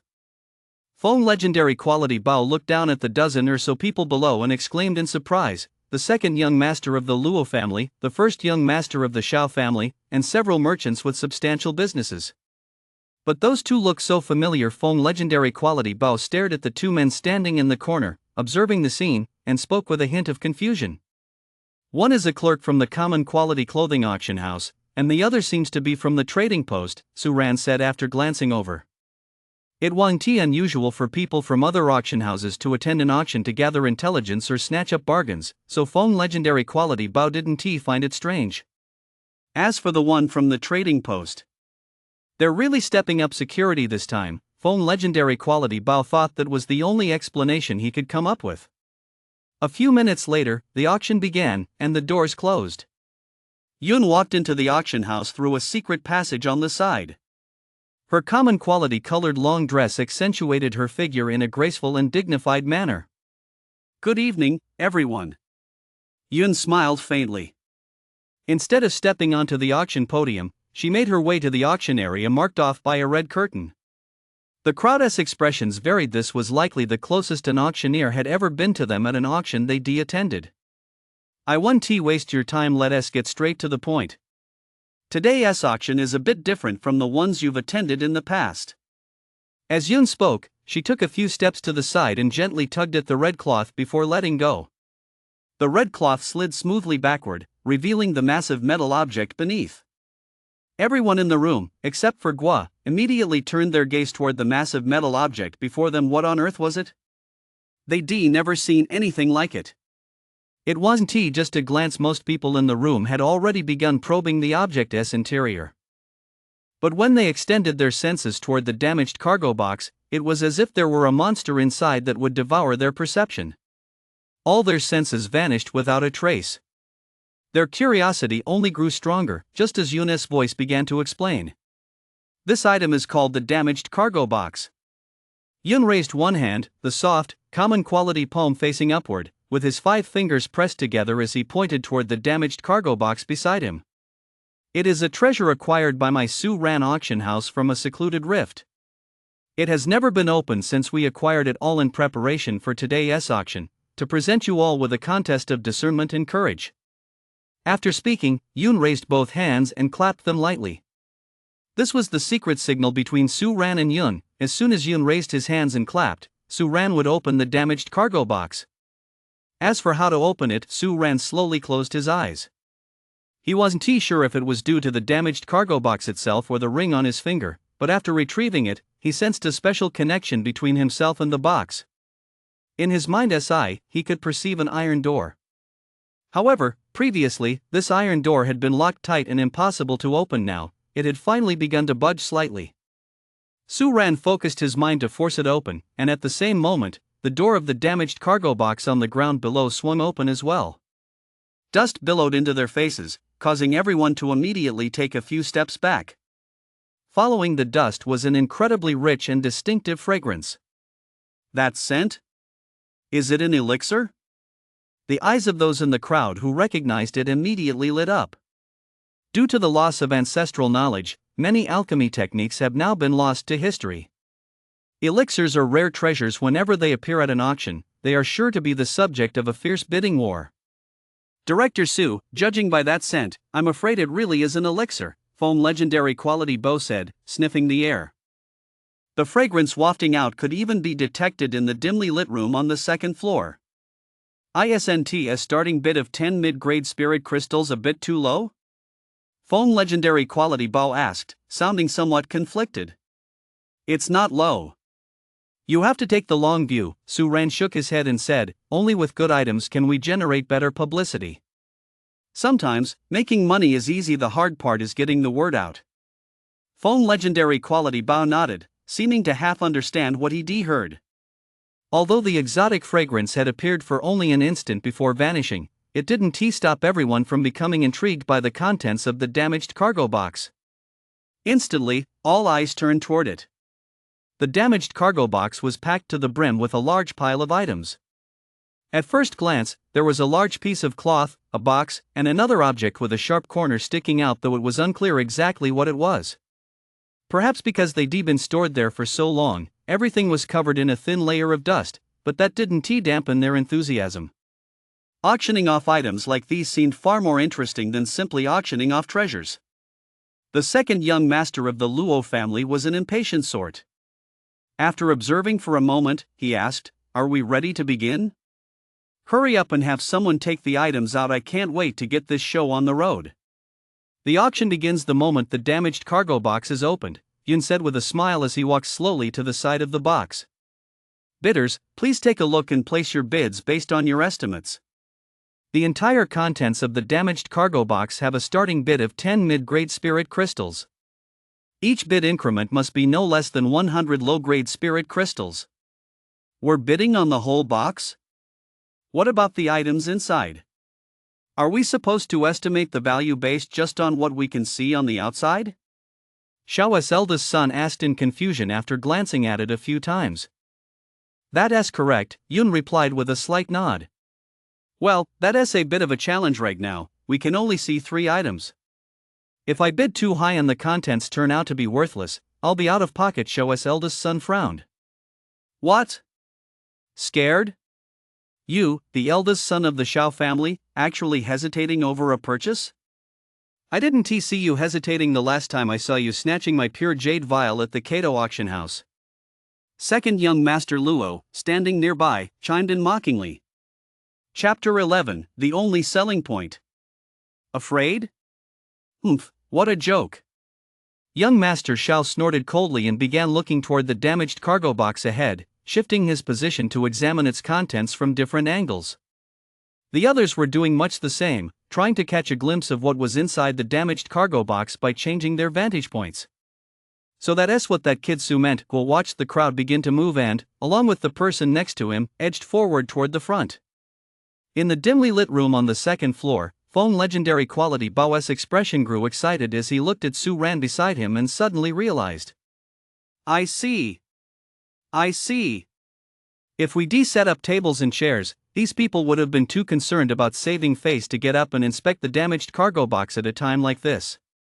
But since they've been standing from the start, they have no such reservations. President Sue, that was a brilliant move. Sitting down limits what one can see, whereas standing allows for a better view of the contents inside the damaged cargo box, creating a stronger sense of participation and making the experience more engaging. Most crucially, since everyone in the hall was standing, they couldn't really say much. This series of arrangements was nothing short of perfect. And this was something phone legendary quality Bo had never even imagined. Looking at Sue Ran, whose expression remained calm as if everything had been expected all along, hope flared in phone legendary quality Bo's eyes this time. Sue Ran auction house might just turn things around. So, President Sue, did you invite head of the Gua family earlier specifically to bid on this lot? Phone legendary quality Bao asked Sue Ran, glancing down at the crowd below. Sue Ran shook his head and said, our earlier discussion was about a partnership. As for whether he'll bid, that's entirely up to head of the Gua family himself. Head of the Gua family might not bid? That's right. Sue Ran's gaze shifted repeatedly, finally settling on the two young gentlemen, and he smiled. The best outcome for this auction isn't necessarily for head of the Gua family to win the bid, and he is well aware of that. Phone legendary quality Bo was once again feeling a bit confused. What on earth was she talking about? Whether or not he wins the bid isn't important. Head of the Gua family is more interested in understanding and observing, and these factors will determine whether the Gua family will continue a long-term partnership with our auction house in the future. For him, that is what matters most in this auction. This auction allowed time for everyone to examine the items, so Yun stood quietly to the side, waiting for the viewing period to end. As for the onlookers, those without companions looked around on their own, while those with companions had already begun discussing the items. Common quality consultant, can you make out what these items are? Gua asked, turning to a man in his 40s standing nearby. The common quality consultant was the Gua family's art appraisal advisor. Gua had specifically invited him for this auction. From this angle, I can only make out three items: the box, that large piece of fabric, and a protruding, slender tip. Judging by the surface of that box, the large thorn flower embroidery, such designs are often seen on gift boxes from major sects in the Rift. They usually contain some sort of gift. In terms of value, it's definitely worth more than the starting bid of 10 mid-grade spirit crystals.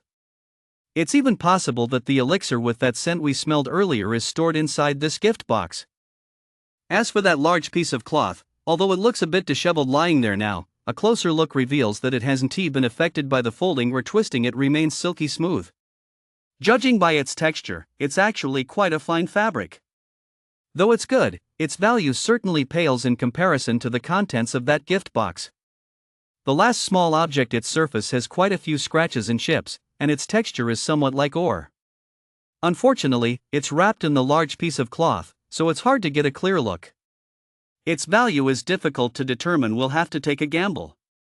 So the only selling point of the items in this box is actually that elixir? Gua asked. Based on the current situation, the most valuable item is the elixir emitting the scent of the previous one, but there's one factor to consider, the common quality consultant said.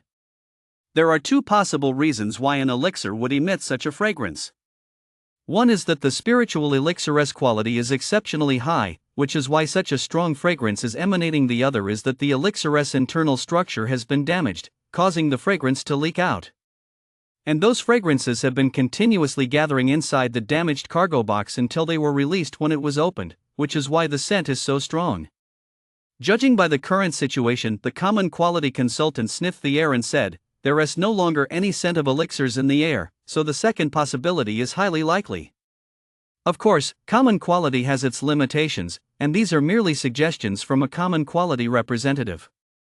The final decision rests with you, head of the Gua family, the common quality consultant added, leaving the matter open-ended. When traveling, one must always leave oneself some room to maneuver. Showing one's hand too early isn't necessarily a good thing in case of any unexpected incidents, it leaves room for a detour. That elixir sent from earlier, what kind of elixir was it? The man who had come with Gua suddenly asked. Judging by the type of scent, it should be an elixir beneficial to cultivation. The common quality consultant pondered for a moment before answering. The man fell silent, seemingly weighing whether to make a bid. The viewing period is over. Everyone, you may now place your bids, Yunus' voice rang out at that moment.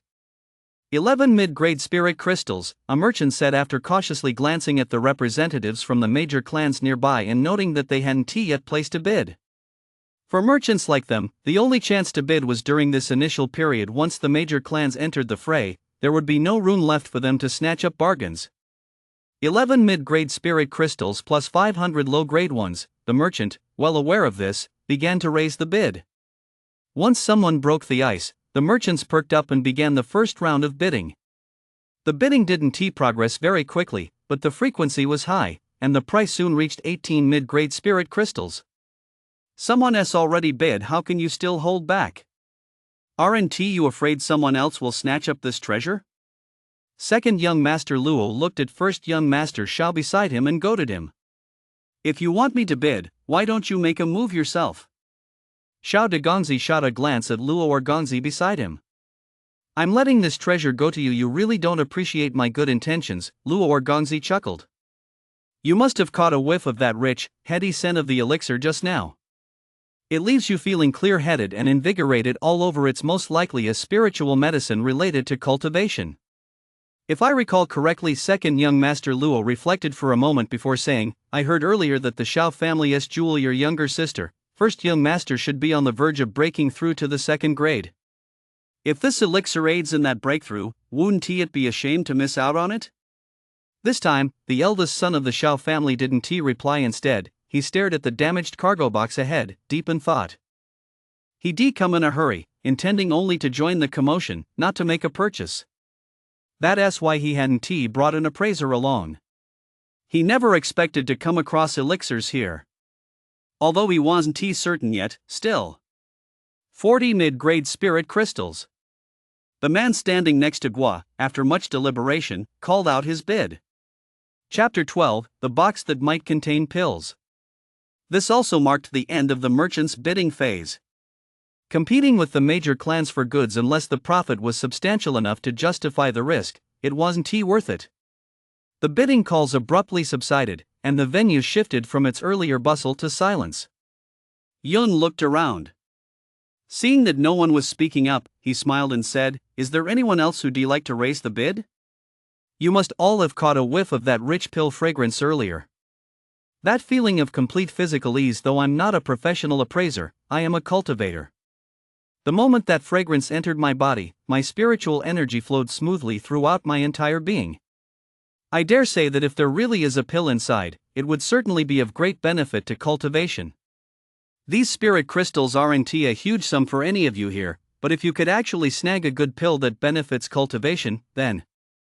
Before Yin could finish speaking, a voice immediately called out a bid. 45 mid-grade spirit crystals. Young Master Shao withdrew his hand and looked at the damaged cargo box in front of him. Currently, elixirs beneficial to cultivation found in auction houses generally start at 800 mid-grade spirit crystals and up. This price was still a long way from what it would cost to buy a single cultivation pill outright, so it was worth making an offer. I knew young Master Shao would be willing to bid. He clearly dotes on his younger sister. Young Master Luo too chuckled. However, I've also developed a bit of interest in this box myself. 50 mid-grade spirit crystals. Young Master Shao shot young Master Luo to a cold glance and said, 55 spirit crystals. Generous. Second young Master Luo gave a thumbs up and said, under normal circumstances, I'd definitely let young Master Shao have it, but today I'm genuinely interested in this item. You know me, when I come across something new, I just have to try it out.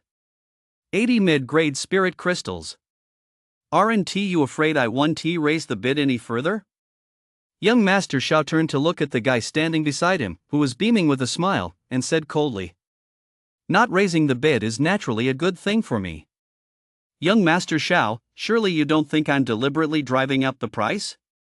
I wouldn't do something so underhanded. I genuinely like this item, which is why I'm bidding on it." Young Master Luo's smile grew even broader as he said, "According to the 7 Valor City auction house rules, it's a simple buy and sell transaction. The highest bidder wins. I don't think I've violated any rules here. Besides, I've been wanting to focus on my cultivation lately. Spending a little money to take a chance on a pill that's reasonable, isn't it?" Young Master Shao shot Young Master Luo another cold glance, snorted derisively, and raised his hand to bid 100 mid-grade spirit crystals. After placing his bid, Young Master Shao looked to the side and said, "If you raise the bid any further, I'll have no choice but to reluctantly let you have this elixir. I think spending 100 spirit crystals on just one might still be a bit of a loss," said second Young Master Luo, raising his hand. "Since Young Master Shao likes it so much, I'll let you have it." Shao, the eldest young master, snorted coldly but didn't respond. The rivalry between the two came to an end for the time being. Calm returned to the hall. Yun raised the small wooden mallet in his hand, smiled as he scanned the crowd, and said, 100 mid-grade spirit crystals. "Any other bids?" The man standing next to Guo looked at the damaged cargo box for a moment longer, but in the end, he didn't raise his hand. His mindset at that moment was actually quite similar to that of second Young Master Luo over their spending 100 spirit crystals on a mere possibility just wasn't worth it. 100 mid-grade spirit crystals for 2 uses no one else is bidding? Yun asked with another smile. Although some in the audience were still on the fence, no one raised their hand. For one thing, 100 mid-grade spirit crystals was the absolute limit they considered a fair deal, a price where they wouldn't lose out. Anything higher might just be throwing money away. Another reason was that this was 7 Valor City, or rather, the first time they'd seen this format at any auction they'd ever attended. Not knowing the exact details, they didn't dare to throw too many spirit crystals into the bid. 100 mid-grade spirit crystals, third time sold. The gavel fell, and the auction was officially concluded. The crowd didn't leave. Based on what they learned about the auction's procedures before entering, the bidding was followed by the appraisal phase and on-site evaluation of the item. It's no easy task to convince everyone with an on-site appraisal, Hu thought to himself. When he saw the elderly man step forward, his doubts were immediately dispelled. "Elder Yi? Why have you come out of retirement?" A chorus of surprised exclamations immediately filled the hall.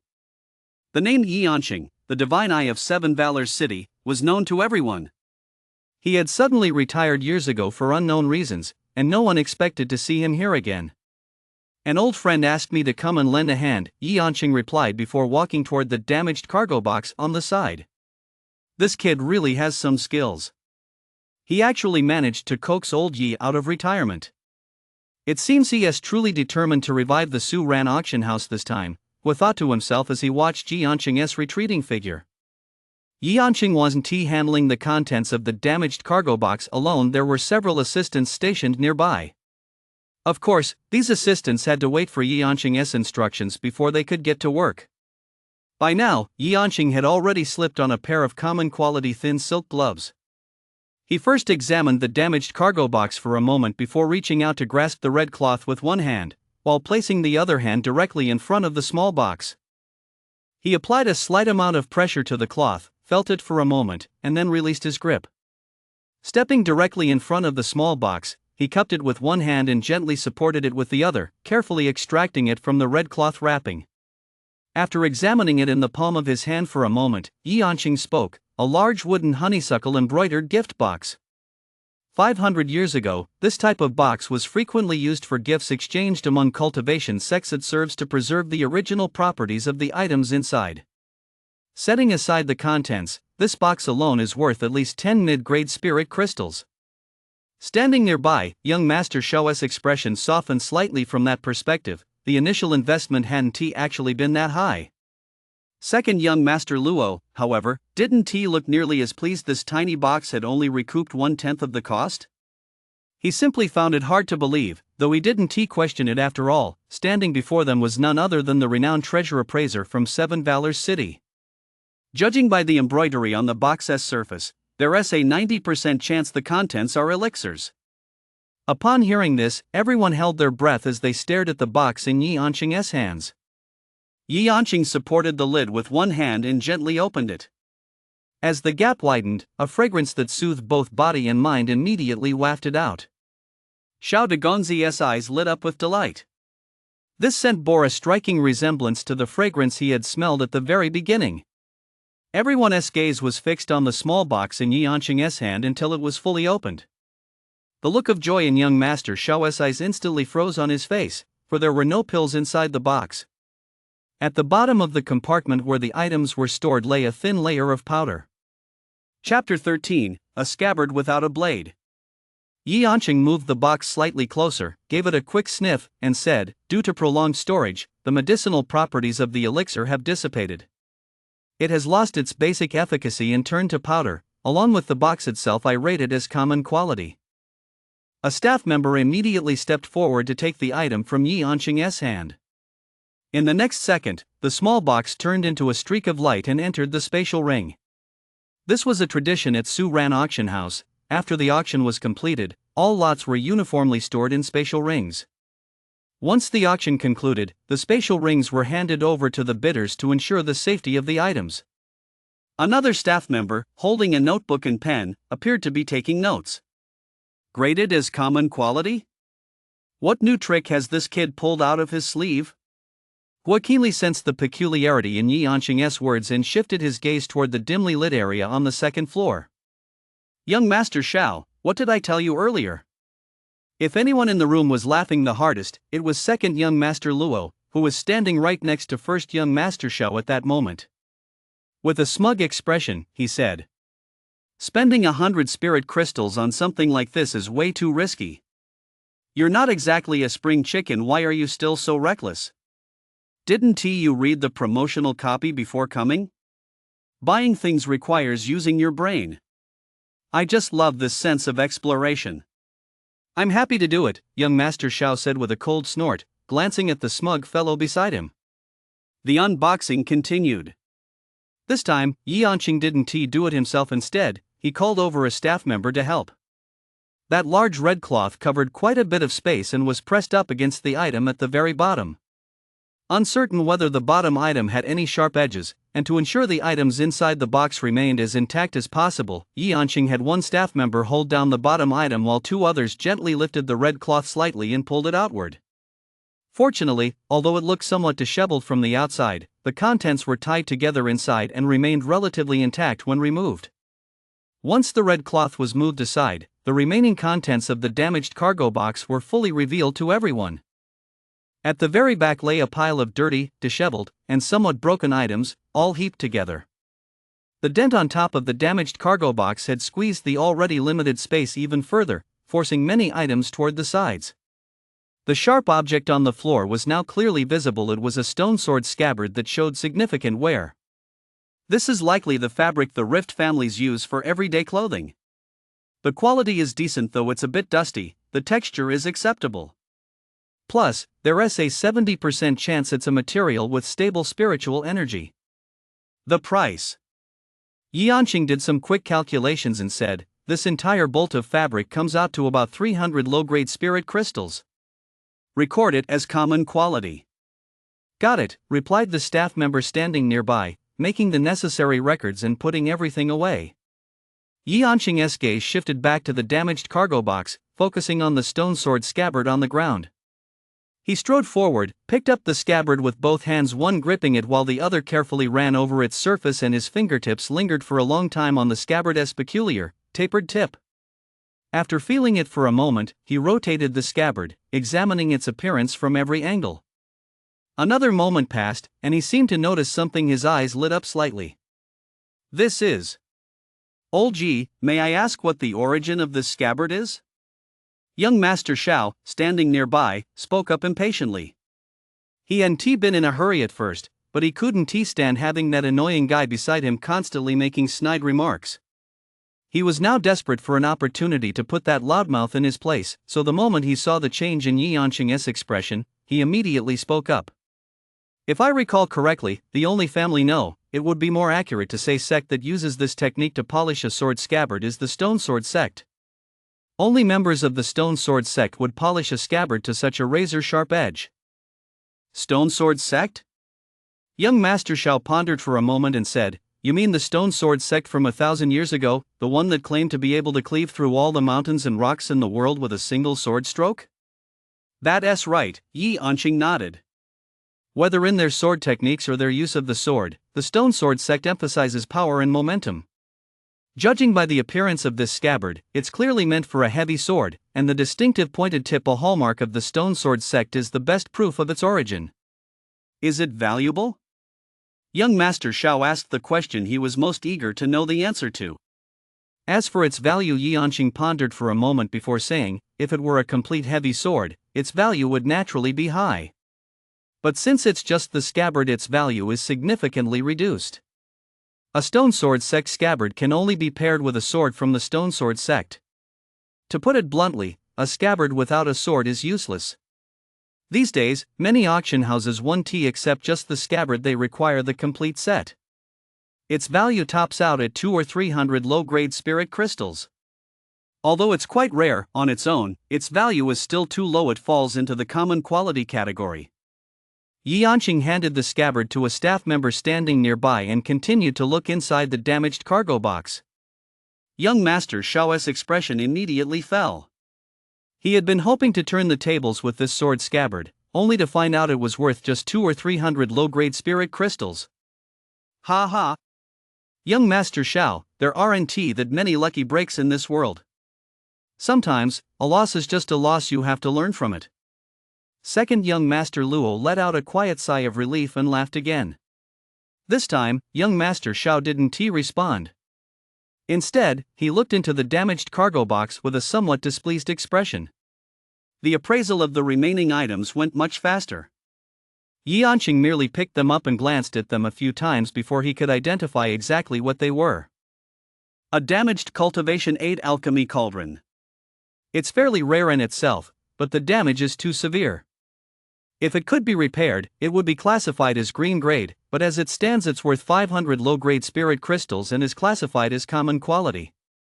This should be a thunder encountering needle used to aid in breaking through the tribulation, but unfortunately, it's already been used and has almost no value, so it won't be classified.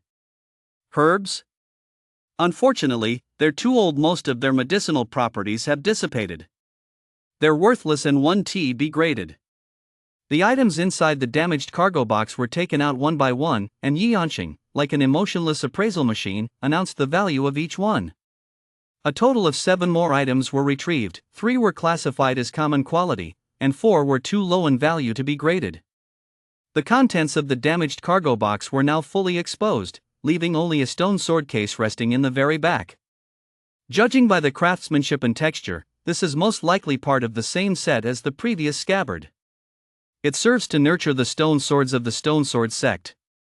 As Yi Yanqing spoke, he reached out to lift the scabbard and said, "But the same problem remains, the most crucial part, the blade itself, is missing. If only it were here." Yi Yanqing's words suddenly trailed off mid-sentence. That pause struck a chord with the onlookers. What had happened? Chapter 14, If you need to fight, please do so outside the auction house. "Bring me the scabbard," Yi Yanqing instructed someone outside. He moved the sword case slightly toward the entrance, then reached inside with both hands, as if retrieving something.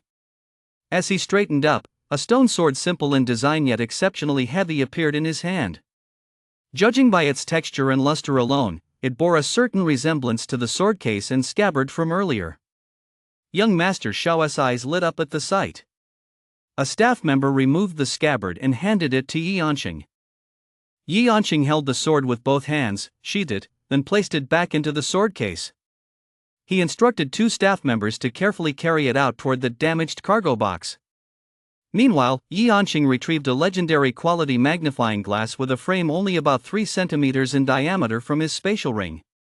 Once the staff had placed the sword case on the ground, he began examining it closely with the magnifying glass.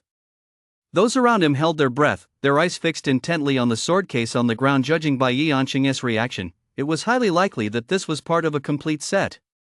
Holding the magnifying glass, Yi Yanqing bent down and examined the sword case inch by inch until it was crystal clear. Common quality, common quality.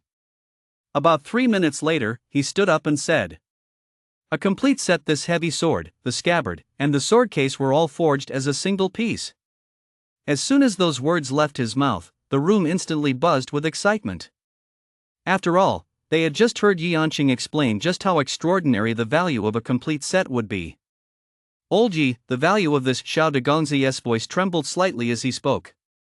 His voice wasn't trembling because of the stone sword itself. As a prominent figure in Seven Valors City, he'd seen plenty of fine treasures and wouldn't lose his composure to that extent. It was mainly because, if the value were high enough, he could launch a scathing counterattack against the guy sitting next to him who'd been mocking him for the past half day. That would be far more satisfying than striking gold. The heavy swords from the stone sword sect currently appearing at some auction houses go for around 500 mid-grade spirit crystals each, Yi Yanqing said, his gaze fixed on the heavy sword inside the scabbard. But a heavy sword that comes with a sword case and one where the case, scabbard, and blade are all integrated into a single piece can be worth around 900 mid-grade spirit crystals. If a buyer in urgent need of a heavy sword comes along, the price might even reach one high-grade spirit crystal. Its value and rarity can be classified as epic quality. A wave of gasps immediately rippled through the auction house. That was a 9-fold increase in value. Manager Su, this is a bit of a loss. Foam legendary quality. Bao winced slightly, his mouth twitching as he watched Su Ran, who looked so heartbroken he was on the verge of tears. Stop going on and on about losses all the time. This is pure profit for us. Besides, as I told you before, publicity is what's most valuable to us at this stage. Have you forgotten? Wipe those tears away. Su Ran said with a hint of exasperation. This fat guy really is a crybaby. Foam legendary quality. Bao sniffed, forcing back the tears that were already welling up in his eyes. Let us go. It's about time we headed downstairs.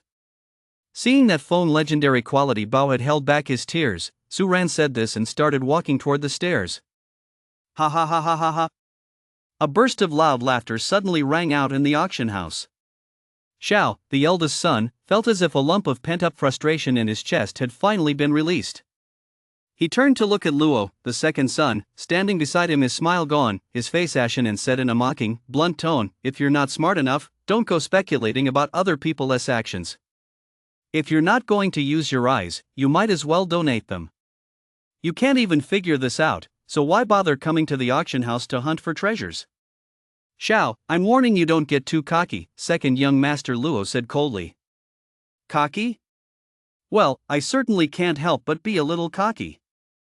Facing second young master Luo's threat, first young master Xiao didn't bat an eye and replied.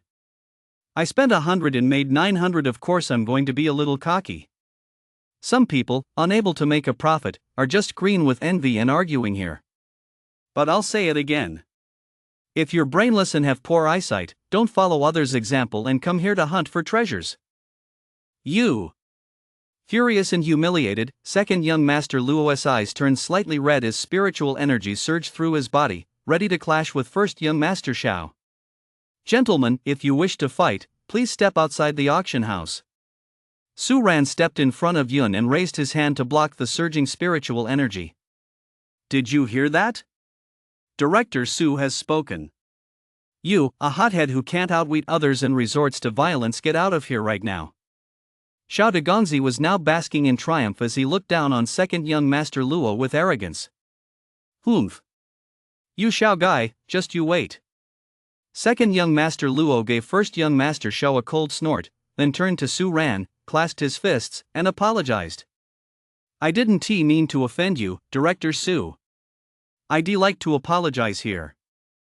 I don't know when the next auction will begin, but next time, I'll definitely bring a gift as an apology. The start time for each auction is posted on the notice board at the auction house entrance the day before the event." "Alright, I'll apologize to Director Su once more." After saying this, second young master Luo shot a fierce glare at first young master Xiao and added, "We'll see about that. I'll be happy to oblige." Once second young Master Luo had left, calm returned to the room. The merchants who had heard the news rolled their eyes, pondered for a moment, then turned and left, their intentions unknown. As for the representatives from the Common Quality Clothing Auction House and the General Management Office, they cast a few more glances at the damaged cargo box beside them before turning and leaving. Director Su, this new format of auction at Su Ran Auction House is quite interesting. It's really opened my eyes. Young Master Shao turned back to Su Ran, clasped his fists in a bow, and smiled. In business, one must always offer something interesting. Su Ran took the spatial ring from one of his staff members and handed it to young Master Shao, saying, "All the items you previously bid on are stored in this spatial ring. You may take a moment to verify them." "No need. I trust Su Ran Auction House's reputation." Young Master Shao took the spatial ring and slipped it directly into his pocket. "Thank you for your trust in Su Ran Auction House," Su Ran said with a smile. "By the way, for our new auction, we've created a public ranking list divided into the Epic Quality List, the Legendary Quality List, and the Fortune List. You may choose to be listed under your real name or anonymously. Appear on the list? What does that mean?" "It works like this," Su Ran explained with a smile. "We've set up public display boards in the auction hall and at the entrance to the auction house. The Epic Quality List features a random selection of bidders who won items of epic quality. Their names and the items they won will be recorded on the board, listing the top 10 based on rarity. The Legendary Quality Board works the same way. As for the Luck Board, it lists the name of the bidder who has secured the highest total value of items since the new auction house opened. They're hailed as the Child of Luck. Young Master Shao, you may choose to be listed by your real name or anonymously." "My real name. It has to be my real name. I was just wondering how I could keep that Luo fellow fuming for even longer, and Bank Manager Su has practically handed me a pillow right when I was about to doze off." "Ha," young Master Shao laughed. Chapter 15, Why Are You Crying Again? "Let the staff at the entrance know we're ready," Su Ran instructed Feng Legendary Quality Bao, who was standing beside him. Feng Legendary Quality Bao immediately understood and took out a transmission stone to speak a few words. Just then, young Master Shao walked up to the entrance. The spirit crystal panels laid on the floor on both sides of the auction house lit up instantly, and an epic quality colored light shot straight into the sky, a striking sight. First place on the epic quality rankings, the Shao family, young Master Shao. A loud voice rang out thanks to the use of a sound amplification stone. The announcement carried several streets away. At the same time, a staff member approached the bulletin board with a pen and inscribed young Master Shao's name on both the epic quality list and the fortune list. "Good. Good. Good." Young Master Shao shouted good 3 times in a row. He could already imagine just how furious that fellow who hadn't even walked far yet would be upon witnessing this scene. This auction was truly a thrill. "Ah. Keep an eye out for me. I'll be back for the next auction." Young Master Shao instructed his attendant standing nearby, then strode away with a spring in his step, his spirits high. This series of events had thoroughly piqued the curiosity of the onlookers lining the street. Earlier, when the auction had ended, second young Master Luo had stormed out in a rage. Close behind him came a group of merchants jogging out, their expressions mixed with confusion as they muttered to themselves. What followed was even more dramatic. Lamps were lit, bids were placed, and the spectacle was truly grand. Add to that young Master Shao's 3 consecutive cries of good. What on earth had happened inside to leave everyone's minds in such a state of restless curiosity? Glancing over at the bulletin board, they saw the following posted there. Fortune Rankings, Shao Family's eldest son, Shurha. Epic Quality Rankings, 1, Shao Family's eldest son, Shurha, a set of stone swords from the Stone Sword sect. It would have been better not to look. Seeing this only made things more confusing. He'd never seen any of these rankings before and had no idea what common quality meant.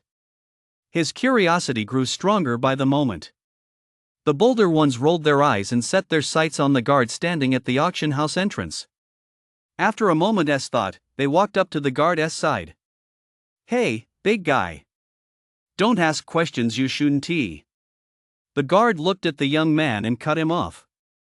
The young man paused, thinking he wouldn't get any answers, but the next second, the guard's voice rang out, "You need to know how to follow the rules." Although he said to follow the rules, the guard's tone didn't exactly sound like someone who was following the rules. Oh. I get it.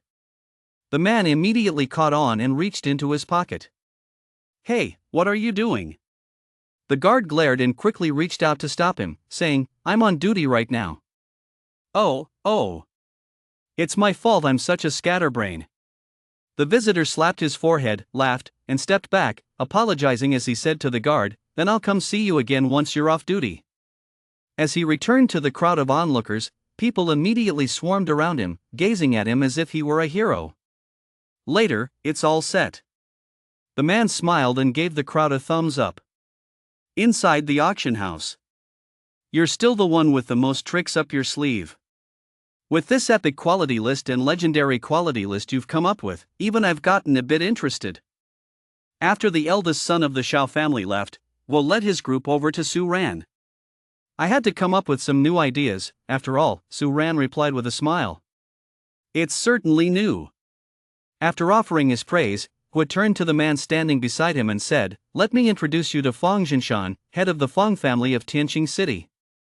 The Fong family. Su Ran paused, then looked at Fong Jinshan and said, the Tianqing Fong family, renowned for their mechanical devices? It's a pleasure to meet you.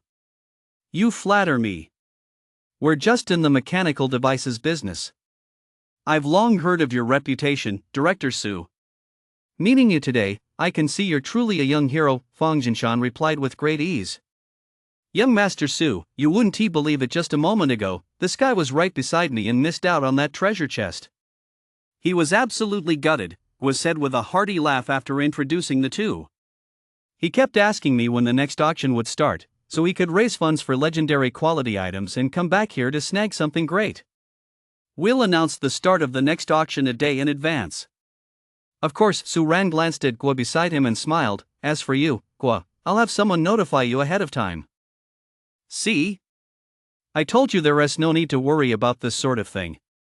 Guo patted Fong Jinshan on the shoulder and said, given my relationship with my nephew Su, I'll definitely make sure you get some of that time-sensitive information even if it's just common quality. Fong Jinshan nodded with a smile, his mind racing. Guo's remark was quite interesting. Different ways of interpreting the sentence could yield different meanings.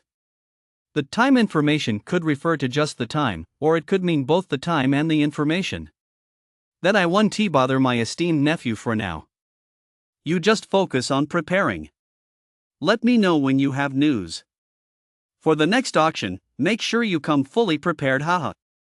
After saying this, Wu led Fong Jinshan toward the exit, adding, Brother Fong and I haven't seen each other in ages, and we're just about to go out for a proper drink. No need to see us off, we'll see you at the next auction.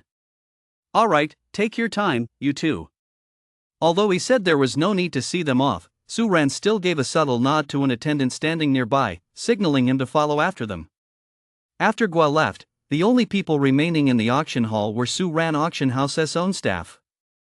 Yi Anqing, having gained some insights from this unique treasure appraisal experience, decided to head home early. The only others left were Su Ran, Yun, Fong legendary quality Bao, and a few attendants cleaning up the venue. After stowing the damaged cargo box back into her spatial ring, Su Ran turned to Fong legendary quality Bao, intending to give him some instructions. But before she could speak, she noticed two tears streaming down Fong legendary quality Bao's face. Why are you crying again? Su Ran said with a wry smile as he watched Fong legendary quality Bao struggle to hold back his tears, yet fail completely. Su Ran had seen plenty of people prone to tears, but someone who cried this easily. Fong legendary quality Bao was truly the only one. I'm happy. Fong legendary quality Bao sniffed and said, although the money we made this time is much less than what we got from the previous auction house lot, at least we've broken the deadlock that's lasted so long and have some income. Just thinking about that makes me. Fong legendary quality Bao didn't finish his sentence. His voice trembled so much he couldn't even get a single word out. Hold back your tears.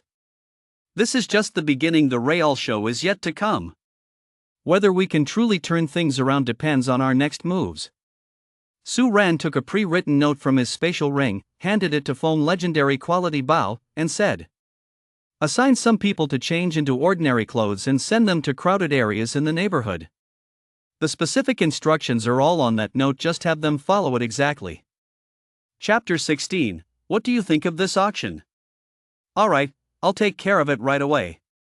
Foam legendary quality Bao wiped a tear from his eye with the corner of his sleeve, took the note Su Ran had given him, and prepared to leave. Wait.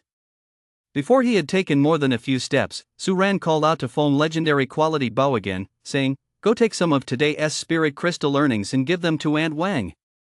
Treat her to a special meal tonight." Got it. Foam legendary quality Bao's eyes lit up at this. He gave a cheerful reply, quickened his pace considerably, and hurried out the door. "You should go back and get some rest, too. You did a great job hosting today," Su Ran said, turning to Yun standing nearby. "Earlier, thank you, young Master Su, for stepping in to block that blow for me." Yun didn't rush off. After offering her thanks with a slight blush, she gracefully bowed. Su Ran smiled as he accepted Yun's bow, then said, "Alright, go back and get some rest. I'll have someone let you know once the date for the next auction is set, so you can prepare properly then." Alright. He assessed the value based on what he saw and placed his bid, and the eldest son of the Shao family bought an entire set of stone sword sect heavy swords for just 100 common quality spirit crystals? The man in common quality robes sat in an antique pearwood chair, slowly setting down his teacup as he looked at the servant reporting to him. "Yes, sir. I witnessed it with my own eyes." The eldest young master of the Shao family didn't seem to be putting on a show. He paid and took the item. It was genuine, the servant added. A price difference of nearly one top-grade spirit crystal? What is Su Ran Auction House trying to do?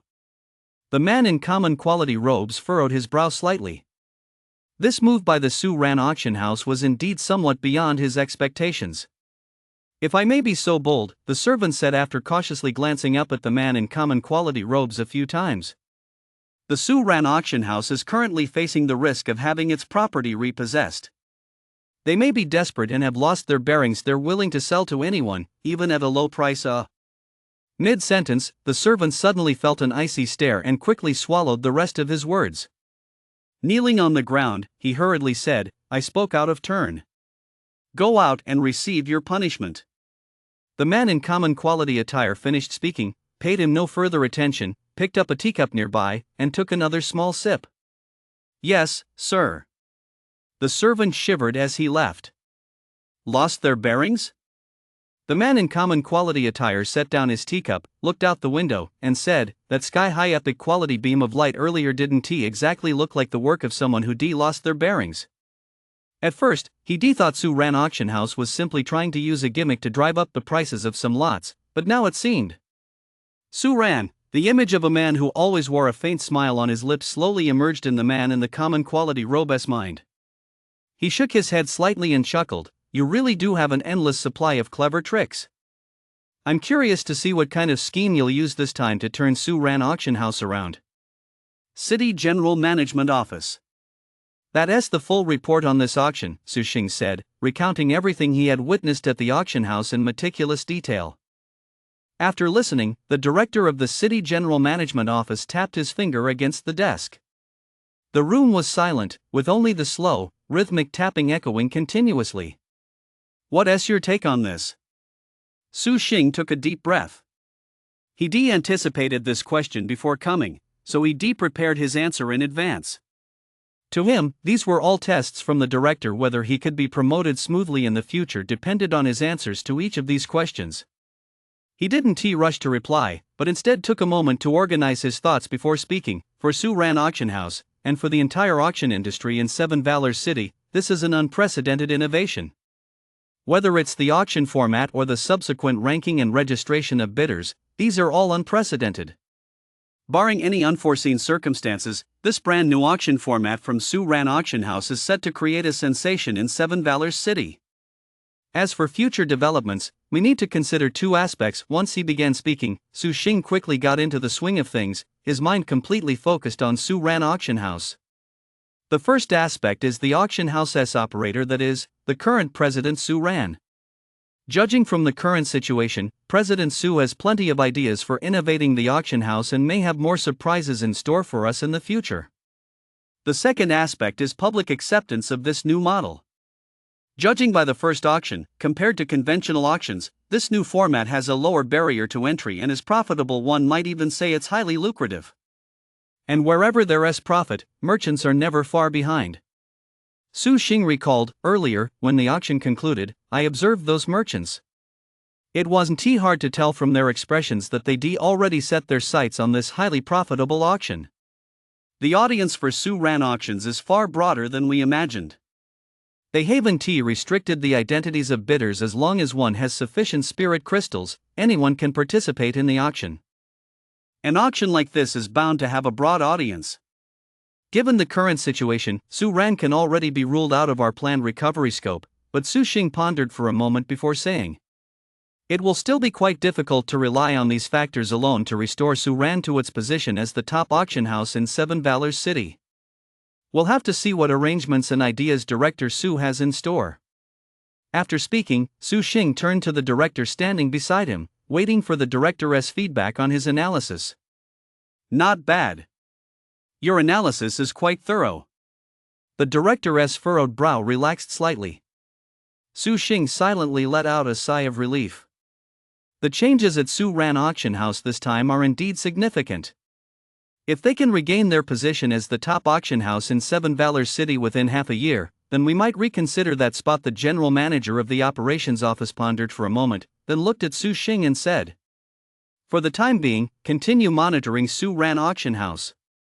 If there are any changes or developments, let me know immediately. Yes, Director. Night, Su Ran Auction House. This is wonderful, truly wonderful. It's been ages since I've eaten so comfortably and happily. With a full belly, the future feels full of hope. Foam legendary quality Bo rubbed his belly, looking thoroughly content as he sat beside Su Ran. Su Ran's stomach was also slightly rounded at this moment. They had both thoroughly enjoyed this dinner. Common quality Tian, have you taken care of everything I asked you to do? Don't worry, President Su. Everyone who needed to be sent out has been dispatched. By now, most of them are probably already chatting with the locals in the neighborhood. After Foam legendary quality Bao replied, he asked, by the way, President Su, when does our next auction start? There's no rush. Su Ran shook his head and said, let the buzz from this auction simmer for a day first, and give those merchants time to prepare properly. Chapter 17, The Earth-Shattering Auction. Oh, right. Su Ran walked to the doorway, paused, and said, set aside 1/3 of the spirit crystals from this auction as proceeds to recruit people to find the person and the item I told you about. Do the same with every subsequent auction. Set aside 1/3 specifically for this matter. The moment you have a lead, don't act rashly. Notify me first using a sound transmission stone, Su Ran instructed. Understood, Phone legendary quality Bao replied, and only then did Su Ran push open the door and step into the room.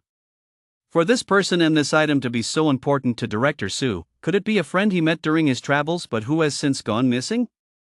Phone legendary quality Bao speculated as he walked. But after pondering for quite some time, he still couldn't come up with an answer. Never mind, that's not important. What matters is that tonight's pork chops really tasted great. I'll ask Aunt Wang to prepare a few extra portions tomorrow. Inside the room, after Su Ran entered, he gathered spiritual energy at his fingertips and tapped the spirit crystal used for lighting nearby. All the spirit crystals in the room resonated, lighting up one by one and illuminating the entire space. Su Ran went to a specially designated partition on the west side to wash up briefly, then returned to the bed, sat cross-legged, and entered the world within his spatial ring.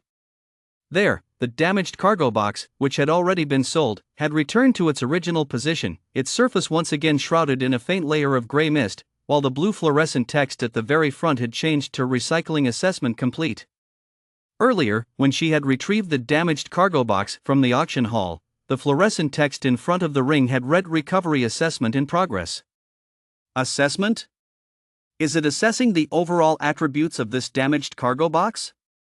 In the void, Su Ran speculated as she tapped her finger on the blue fluorescent text in front of the damaged cargo box. The glowing text shifted. Its overall format differed only slightly from the information displayed for the damaged cargo box the last time. Name, moderately damaged cargo box. Box type, cultivation. Quality, green. Current status, for sale. The gray mist slowly dissipated, revealing the damaged cargo box once more. Its surface still bore numerous scuffs, but compared to the previous damaged cargo box, the dents were not as deep and did not look as though they might burst open at any moment. The surface paint was also largely intact, so it didn't look too worn though. Of course, the usual layer of dust still clung to it. Compared to last time, the quality has changed from common quality to green. Su Ran's consciousness drifted over to the damaged cargo box, and he placed his hand on it. The sensation remained the same, still the familiar, icy feel of legendary quality. Did the quality improve because of the price it sold for this time? Or because I drew an epic quality item? Su Ran looked at the damaged cargo box, speculating.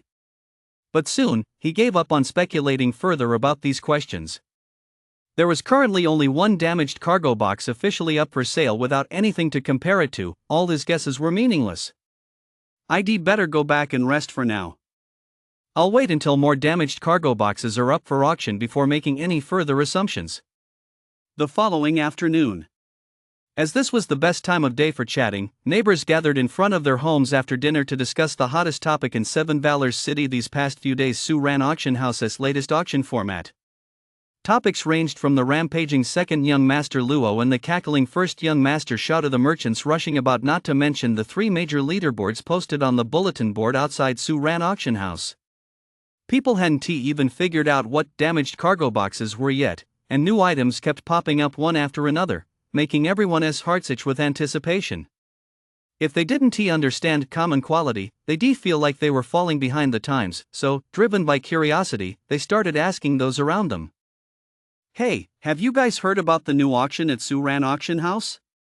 My wife was about to give birth yesterday, so I missed it. I really missed out. Don't worry, I know all about it. Let me tell you, yesterday's auction was nothing short of earth-shattering. Is that info reliable? Of course it is. My friend's nephew's and brother-in-law works at Su Ran Auction House. The moment he got off his shift that day, he told my friend all about it. It's definitely true. Never mind who said it. Just tell me already, I'm dying to know. First, what exactly is this damaged cargo box? That's simple. It's an iron box that Su Ran Auction House retrieved from a rift. There were treasures inside that iron box. They opened it right there on the spot and auctioned it off immediately. They didn't appraise it beforehand? No need for a prior appraisal. If they had, would those merchants have gotten this worked up? What does this have to do with the merchants? You just don't get it, do you? It has everything to do with the merchants, and that definitely means it's about profit. This auction? It's a gold mine. A gold mine? You bet. Both of those rich young masters were at the auction that day. I heard it was precisely because young Master Shao and young Master Luo were fighting over the damaged cargo box that things ended up with one of them losing his temper and the other bursting out laughing. Don't keep me in the dark, tell me already. Let me put it this way, that day, young Master Shao spent this much. As he spoke, the man held out both hands, crossing his index fingers vertically, his expression quite exaggerated. 10 low-grade spirit crystals? Look at your lack of knowledge. Do you really think a young master from a prominent family would spend low-grade spirit crystals? It was a full 100 medium-grade spirit crystals. As he spoke, the man's face swelled with pride, as if he were the one who spent the 100 medium-grade spirit crystals himself. The people nearby looked at his crossed fingers and couldn't fathom how that could possibly relate to the number 100. And young Master Shao made a fortune off those 100 mid-grade spirit crystals. How much did he make? The man stopped dwelling on the difference between 10 and 100 and asked curiously. Come closer. My friend told me this isn't something to be discussed openly. I'm only telling you because we're close. Speaking in a mysterious tone, he motioned for the other man to come closer and said. That young Master Shao used 100 mid-grade spirit crystals, the legendary quality version, to produce no fewer than 10 top-grade spirit crystal treasures. 10 top-grade ones? The listener's eyes widened instantly. One top-grade crystal is worth 1,000 mid-grade ones. 10 of them would be 10,000 mid-grade crystals. And he used 100 of the legendary quality version? That's a hundredfold profit. Why else do you think we're keeping this a secret? There's a massive profit margin here. Those cultivators make money fast in one go. They earn more spirit crystals than we could amass in dozens of lifetimes. It can't be a lie, can it? A lie? My friend told me this himself. How could it be a lie? You just don't believe it because you haven't seen it with your own eyes. Well, it's true I'm not a cultivator, but I have a few relatives who are cultivators in the outer city, the man said. I've never seen them earn spirit crystals this quickly, though. Then what are you waiting for? The person beside him immediately urged. With such a huge opportunity, you should hurry up and have your relative come try it out. Who knows, maybe this opportunity will end up in his pocket. If you miss it, it's gone for good. Chapter 18, The Second Auction. The man felt a twinge of interest upon hearing this. Judging by the situation, it seemed to make sense. Although he wasn't eligible to participate in the auction, his relatives might be. If they could buy a stake and join him, they might really make a profit. His eyes lit up instantly. Without another word, he hurriedly turned and headed home, saying, I just remembered my baby at home is crying and needs to be fed, so I'll have to cut this short. Hey, you're leaving me hanging. The man reached out to stop him, but the other man was running too fast, and he couldn't catch him. However, he quickly set his sights on another neighbor walking by. Hey, have you had lunch yet? Oh, you have? Well, let us chat for a bit then. Have you heard about the Suran auction house? Hey, I've got the inside scoop. Is it reliable? Reliable, don't worry. My friend SN's son's wife works right there at the auction house. It's all first-hand inside information, and I'm only telling you this in confidence. President Su, we've already deployed everyone to spread the word. Phone legendary quality Bao hurried into the room and said to Su Ran, who was sipping tea in a chair. Based on the feedback, most of the neighbors are chatting right now all about the first auction. And we don't even need our people to add fuel to the fire. They're making the stories more and more outlandish on their own. The most ridiculous one I've heard. Phone legendary quality Bao paused to recall the story, then continued, they're saying that the Shao family's eldest son brought a low-grade spirit crystal to our auction house and ended up walking out with a sackful of high-grade spirit crystals. The crazy part is that some people actually believe it. It's utterly absurd. But now, this new format of auction at our Suran auction house has really taken Seven Valors City by storm. I'm afraid the turnout for the next auction will be even bigger. Phone legendary quality Bao sniffed and remarked with a sigh. What about the major clans in Seven Valors City? Has there been any movement from them? Su Ran set down her teacup and asked. Let me think. Phone legendary quality Bao pondered for a moment before replying. According to reports from our undercover informants, some of the smaller and medium-sized clans in Seven Valors City have already shown clear interest after hearing about this first auction. As for the top 4 major clans, aside from the 2 young masters from the Shao and Luo clans, the Li clan in the western part of the city also seems to have some interest in this auction. I suspect they might show up next time. Come to think of it, there's an amusing anecdote related to this. Phone legendary quality Bao wore a peculiar expression as he chuckled. After returning from this auction, the young master from the Luo family was quite furious, especially since the whole city has been buzzing about it lately. Rumor has it that the Luo family's young master is determined to outdo the Shao family's eldest son at the next auction. The price for the damaged cargo box lot next time, if those two show up, it'll likely go up quite a bit. Phone legendary quality Bao's face was full of satisfaction. It was wonderful to have such passionate young people whose minds were filled with the thought, I absolutely must beat you. It was precisely because of people like this that they could earn so many spirit crystals. By the way, branch manager, I'm wondering when exactly the next auction will be. The day after tomorrow. This time, Su Ran gave Phone legendary quality Bao a precise answer, saying, go to the Guo family yourself later and tell Guo this news. While you're there, show him this note. He'll naturally understand what common quality means. Su Ran took a note from his storage ring and handed it to Phone legendary quality Bao. Phone legendary quality Bao held out both hands and accepted it carefully. Once you're at the Gua family's residence, take the opportunity to find out what kinds of mechanisms the Fong family produces. It would be best if you could compile a list. Su Ran paused for a moment before adding, "Tell Gui it's on my orders, and he'll naturally help you." Alright, legendary quality Bao understands. After taking Su Ran's instructions to heart, Fong legendary quality Bao left with Su Ran's note. A few hours later. President Su, I've brought back the list. Fong legendary quality Bao's voice came from outside as he strode into the room. Su Ran was having dinner at that moment. Have you eaten yet? Su Ran looked up at Fong legendary quality Bao's somewhat distended belly. Yes, head of the Gua family asked me to stay for a light meal and we chatted for a while. As Fong legendary quality Bao spoke, he took out a list and placed it in front of Su Ran, saying, "Here is a list of all the Fong family's traps, except for those that cannot be disclosed.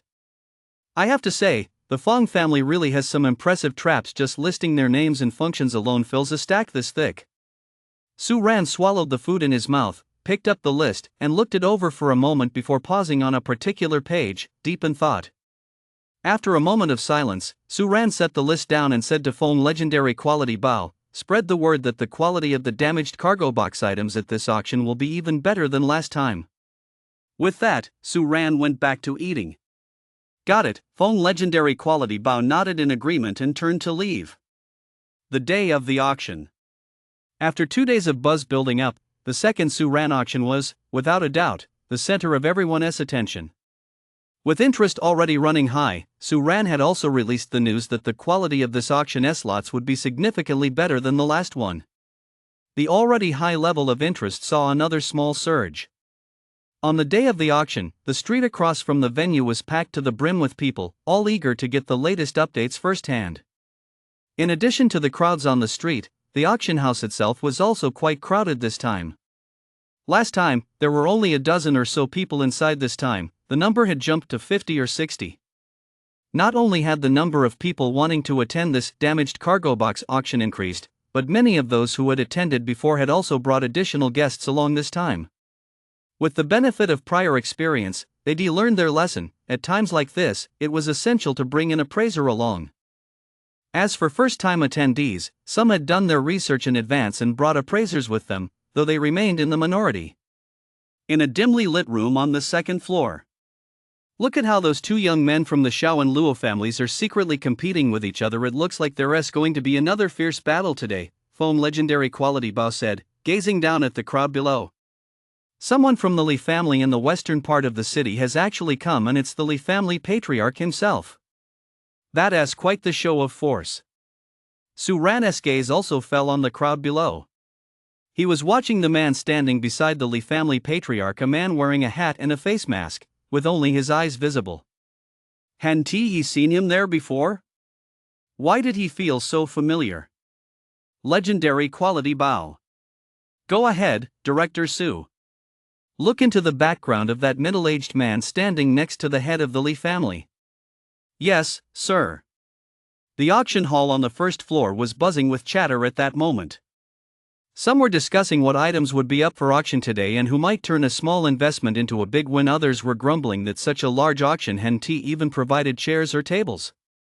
Of course, all these complaints came from people attending the auction for the first time. However, no matter how loud the voices were, the moment Yun appeared on the auction block holding her little wooden mallet, everyone instinctively quieted down. Chapter 19, If I lose, I just don't make a profit. If you lose, it's a pure loss.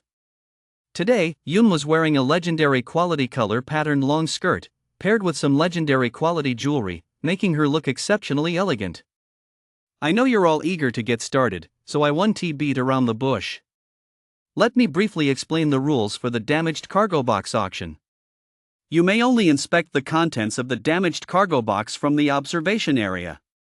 Bids are placed on the entire contents of a single damaged cargo box. Yun reached out and pulled the red curtain aside, revealing the damaged cargo box inside. First-time attendees examined the damaged cargo box with curiosity, while those returning for a second time showed subtle shifts in their expressions. Judging by its appearance, the damage to this damaged cargo box was noticeably less severe than the previous one. The starting bid for this damaged cargo box is 20 mid-grade spirit crystals. Each bid must be at least 1 mid-grade spirit crystal, Yuna's gentle, sweet voice rang out. The price increase was, in fact, within everyone's expectations, given the improved quality. Some even felt the increase was a bit too modest.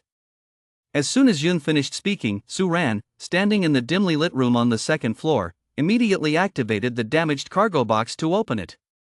Those with experience, seeing the damaged cargo box shift, immediately stepped back a few paces. The inexperienced, however, stood their ground and got a face full of dust. By the time they tried to step back to avoid the dust, the first group, who had already retreated seeing that the dust had mostly settled, immediately rushed forward to secure the best vantage points for observation. The group that had stepped back realized this too late. Although they didn't have prime spots, they still needed to observe, so they squeezed through the gaps, trying their best to find angles that offered a better view of the situation inside. While everyone was observing, Feng Legendary Quality Bao returned to the hidden room on the second floor, holding a note. President Su, I've finished the investigation, Feng Legendary Quality Bao said as he handed the note to Su Ran. Drawn on it was a portrait of the man standing beside the Li family patriarch, accompanied by some background information. So it's him. Su Ran shifted his gaze from the note in his hand to the first floor and murmured, he means trouble. After a moment's thought, Su Ran instructed Feng Legendary Quality Bao, go tell old Ji to keep a close eye on the situation inside the auction hall in advance. If there's anything you need our cooperation on, just let us know. Yes. Observation on the first floor continued. Amid the appraisals, the sound of conversation could be heard. Common Quality Consultant, how does this crate of treasures compare to the last one? Gua asked the Common Quality Consultant standing beside him. Although this damaged cargo box isn't covered by a large piece of fabric like the last one, it's still hard to judge these stacked boxes. Most of them haven't been opened, so we can only make an educated guess based on the condition of the outer packaging. The Common Quality Consultant glanced at the items inside the damaged cargo box not far away. This time, the contents of the damaged cargo box consisted of individual boxes of varying sizes and styles, some scattered haphazardly on the ground.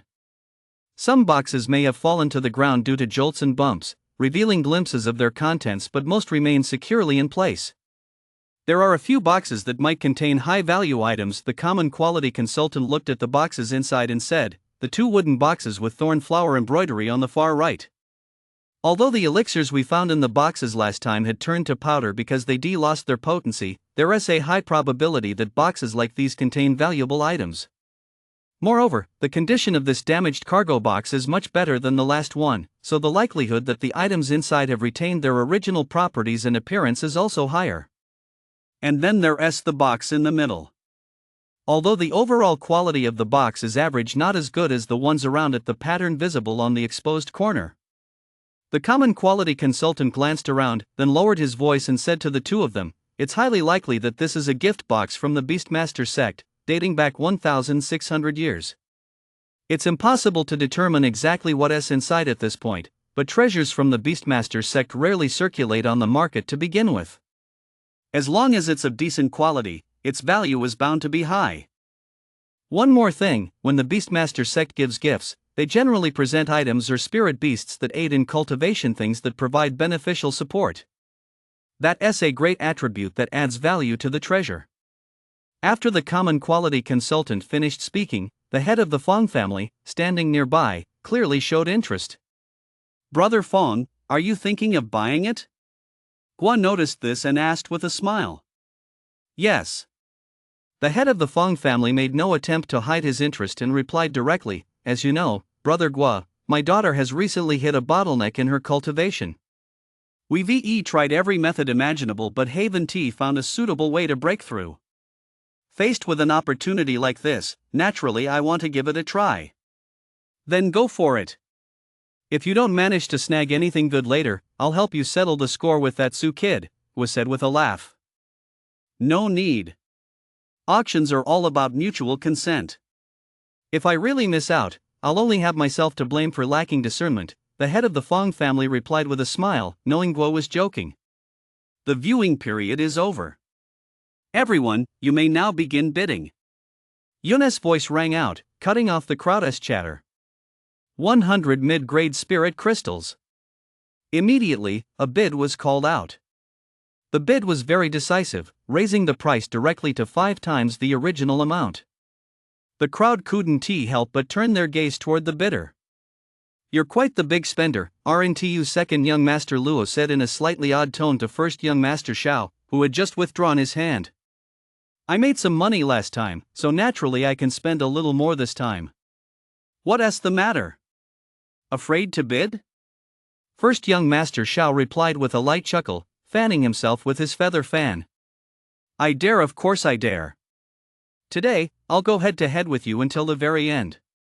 With that, second young master Luo raised his hand and declared, 200 mid-grade spirit crystals. The expressions of many merchants who had come to raise funds changed instantly.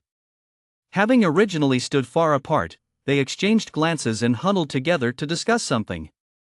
This bold and extravagant bidding style instantly turned the scene into a stage for the two young masters to compete.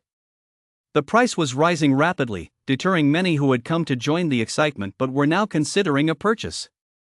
The contents of the box had been analyzed as common quality. It wasn't clear what they were. Raising the bid recklessly could lead to a loss, so it was best to wait and see. 700 mid-grade spirit crystals. Second young master Luo raised his hand, glanced at first young master Shao beside him, and said, "Are you going to bid again? If you do, be careful, you might end up losing all the money you made last time.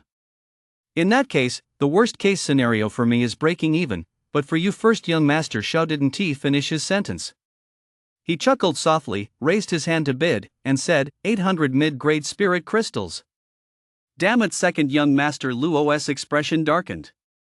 Just as that guy had said, even if he really put up 800 mid-grade spirit crystals, the worst case scenario would be breaking even, but if he invested 800 mid-grade spirit crystals and ended up losing, that would be a real loss. "Well, I didn't invite you here to sit here in silence for half a day.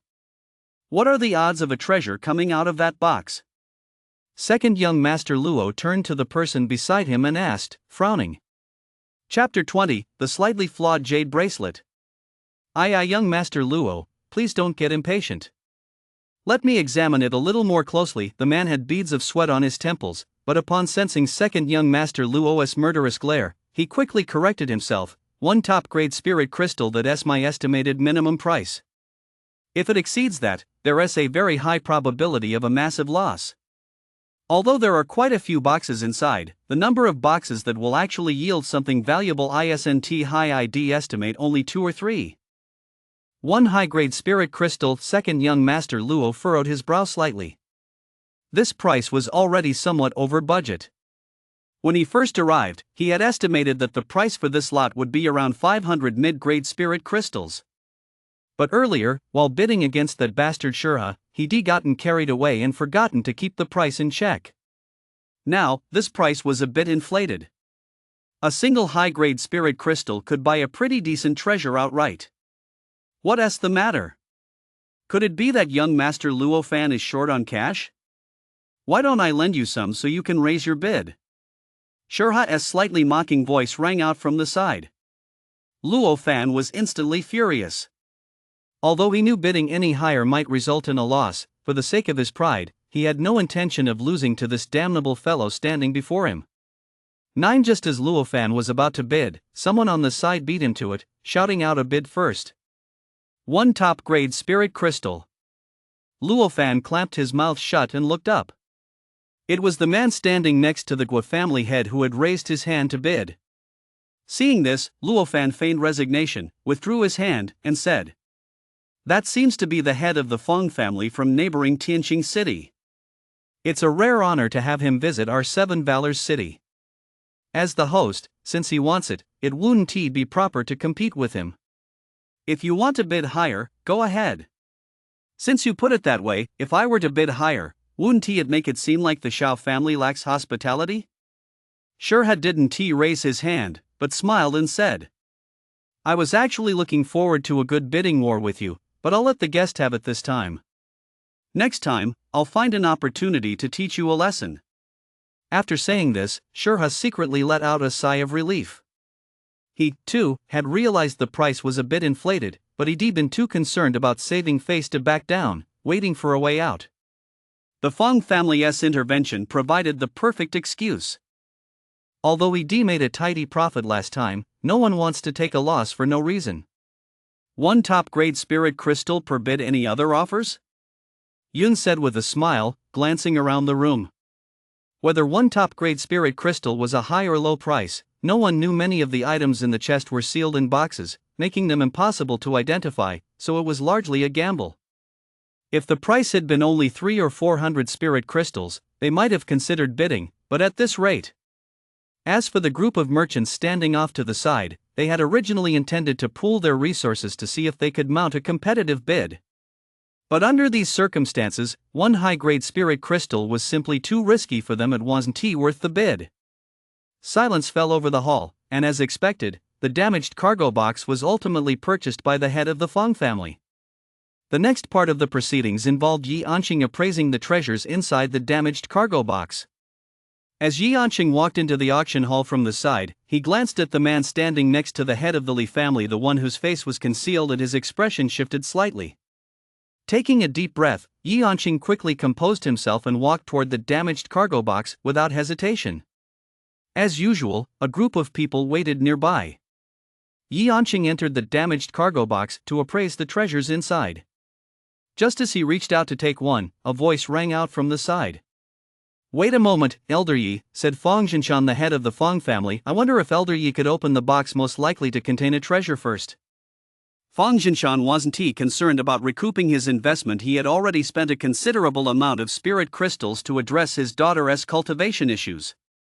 What he wanted to know first was whether any of these boxes contained valuable treasures that could help his daughter overcome her cultivation difficulties. "All right." Yi Anqing turned to the staff members waiting nearby. The staff member immediately stepped forward and carried all the boxes from the damaged cargo box except for those that had already fallen to the ground and spilled their contents out, and arranged them neatly. Yi Anqing first took a quick look at the scattered boxes from the damaged cargo box, then walked over to the boxes that had been set out. First, he went to the two boxes embroidered with thorn flowers. "These two boxes should be a pair," Yi Anqing said as he bent down to examine them. The embroidery on the left and right boxes is identical in shape. The only difference is the orientation of the petals. The items inside are also very likely to come in pairs. Wearing common quality gloves, he used one hand to support the bottom of the box while the other gently lifted the lid. A jade bracelet, entirely snow white and of common quality, then came into view. A connoisseur immediately recognized it and exclaimed, "Is that a condensed jade bracelet?" "A condensed jade bracelet? What is that?" "It's a type of jade artifact that aids in cultivation, especially during breakthroughs to higher cultivation levels. This jade bracelet can reduce the difficulty of a breakthrough by a full 10%. "What about the price?" "I saw one at another auction house recently. I think it sold for 150 mid-grade spirit crystals per piece. With this pair, we've already recouped at least a third of our investment." The murmurs of those around him did not disturb Yi Anqing. With a calm expression, he opened another thorn flower box. Inside was another jade bracelet, entirely common quality and color, but along the edge of this one ran a 2-centimeter long crack, marring its overall beauty and adding a flaw. Yi Anqing carefully removed the two jade bracelets from the box. After appraising them, he placed them back inside and said, "These are condensing jade bracelets, jade artifacts that play a very significant role in helping cultivators absorb spiritual energy and advance in rank. A complete pair is worth around 400 mid-grade spirit crystals. However, since one jade bracelet is damaged, the price is around 250 spirit crystals. If it can be repaired, the price could reach around 350 spirit crystals. Including the two thistle gift boxes, the current value is around 270 spirit crystals, rated as blue grade." Everyone in the auction hall was already familiar with the grading system established by Su Ran Auction House. Common quality, green, blue, epic quality, legendary quality. The further down the list, the higher the quality and rarity of the items, and the greater their value. Drawing an epic quality or legendary quality item earns a spot on Su Ran's leaderboard, accompanied by a beam of light at the entrance and a special announcement, a truly grand display. After appraising this pair of jade bracelets, Yanqing glanced around the room and walked toward a relatively large box among the many on display. The craftsmanship of this box wasn't particularly refined, one might even call it somewhat rough. The exterior appeared to be wrapped in some kind of animal hide, featuring a textured pattern and decorative tufts of fur. Chapter 21, Your eye for quality is still as poor as it ever was. A diplomatic gift box from the Beastmaster sect? Or perhaps the Spirit Beast sect? Yanqing didn't jump to a conclusion right away but first narrowed down the possibilities. He then took out his mirror and examined the fur and the leather covering the box. I'd actually forgotten that the Spirit Beast sect even existed, the common quality consultant muttered to himself upon hearing this. What's the difference between the Beastmaster sect and the Spirit Beast sect? What? Asked the common quality consultant standing nearby. The Beastmaster sect was founded 1,600 years ago. 1,000 years ago, it suffered a devastating attack that wiped out the entire sect. A branch that managed to escape then established the Spirit Beast sect. Technically, it can still be considered part of the Beastmaster sect, it's just a matter of which name came first. So is this from the Spirit Beast sect? I'm not sure how to tell them apart. The common quality advisor shook his head and said, there aren't many records about these two sects, and even fewer regarding their gift boxes. Unity. Not far away, Yanqing, having completed his appraisal of the gift box, spoke up. The beast taming sect places greater emphasis on the overall unity of the gift box. The fur wrapping the exterior is mostly taken from a single spirit beast. They don't even go through the process of removing the hair and reattaching it. Instead, they preserve and modify the original fur directly. The Spirit Beast sect places greater emphasis on overall symmetry. To enhance the box's aesthetic appeal, they attach fur that matches the box's color to achieve a more pleasing appearance. This box features attached fur, so it belongs to the Spirit Beast sect. I've learned a lot. The common quality consultant clasped his fists in a bow toward Yanqing. Who still loves lecturing people as much as ever. Not far away, a man standing beside the Li family patriarch snorted coldly and muttered under his breath. The value of this gift box is roughly 50 mid-grade spirit crystals. Considering its rarity, this gift box can be rated as green quality. After Yanqing finished speaking, he set to work, preparing to open the box. A stream of luminous common quality spiritual energy gathered in Yanqing's palm and flowed into the leather case before him. As the spiritual energy poured in, a scent began to waft from inside the case, not exactly pleasant, but not unpleasant either, somewhat reminiscent of the smell of grass roots mixed with concrete. 3 seconds after the scent emerged, a click sounded from inside the leather case, revealing a small crack. Yanqing stopped channeling spiritual energy and reached out to open the lid of the leather case. A dark common quality animal skeleton appeared before everyone's eyes. Some stood on tiptoe, others shifted their positions, all gazing curiously at the skeleton inside the case. The surface of the case was covered in dust, but the interior was remarkably clean. The beast-shaped skeleton was entirely made of jade of common quality, even significantly higher in quality than the pair of condensed jade bracelets from earlier. At the center of the skull's brow, a red crystal resembling a drop of blood was embedded, striking and eye-catching. Judging by its appearance alone, this animal skeleton looked incredibly valuable. The bone of the crimson-hearted gray wolf? Looking at the skeleton's features, a name immediately came to Yanqing's mind. But he didn't speak it right away. Instead, he bent down, took out his round magnifying glass once more, and began to examine it closely. Those around him held their breath, waiting for Yanqing to deliver his final verdict. Could it be that the value of a top-grade spirit crystal might actually be surpassed? After about 3 minutes, during which Yanqing shifted his position 3 times, he finally stood up and said, "This is a top-tier gift from the Spirit Beast sect, the crimson-hearted gray wolf bone. To be presented as a gift and specifically a wolf-shaped skeleton, the records of the Spirit Beast sect indicate that only the bones of the azure wolf are accorded such treatment. And the red dot at the brow is the most distinctive feature of the crimson-hearted azure wolf's bones. It resembles a drop of blood, crimson as a gemstone. This ruby-red spot on its brow could have nurtured one's spirit and aided cultivation, but because it has been stored for too long." Yanqing touched the surface of the gem with the tips of 3 fingers and said, "Most of its nurturing power has been lost. Now it's just an ordinary ruby." However, since the crimson-hearted grey wolf bone itself is extremely rare on the market and has immense collectible value, its current estimated value, Yanqing paused to consider for a moment before saying, if a suitable buyer is found, the price could reach roughly 1 top-grade spirit crystal and 100 mid-grade spirit crystals. It is classified as epic quality. The crowd gasped. An epic quality item. We made a profit again. Even though the profit this time isn't as much as last time, don't forget there are still so many unopened gift boxes on the ground. If we get even one blue quality or a few green quality items, we might just match the results of the last auction. A profit from a single top-grade spirit crystal? That's ridiculous. The moment Luo Fan heard that price, he nearly choked with rage and shot a vicious glare at the appraiser standing beside him. The appraiser shrank his neck and gave a helpless, wry smile. Appraising treasures was sometimes a matter of luck, something beyond his control. Earlier, the box had been wedged in the middle, making it hard to see the entire contents. How could he have known it would yield such a treasure? Just as everyone was discussing how they made another windfall, a voice that stood out from the crowd rang out.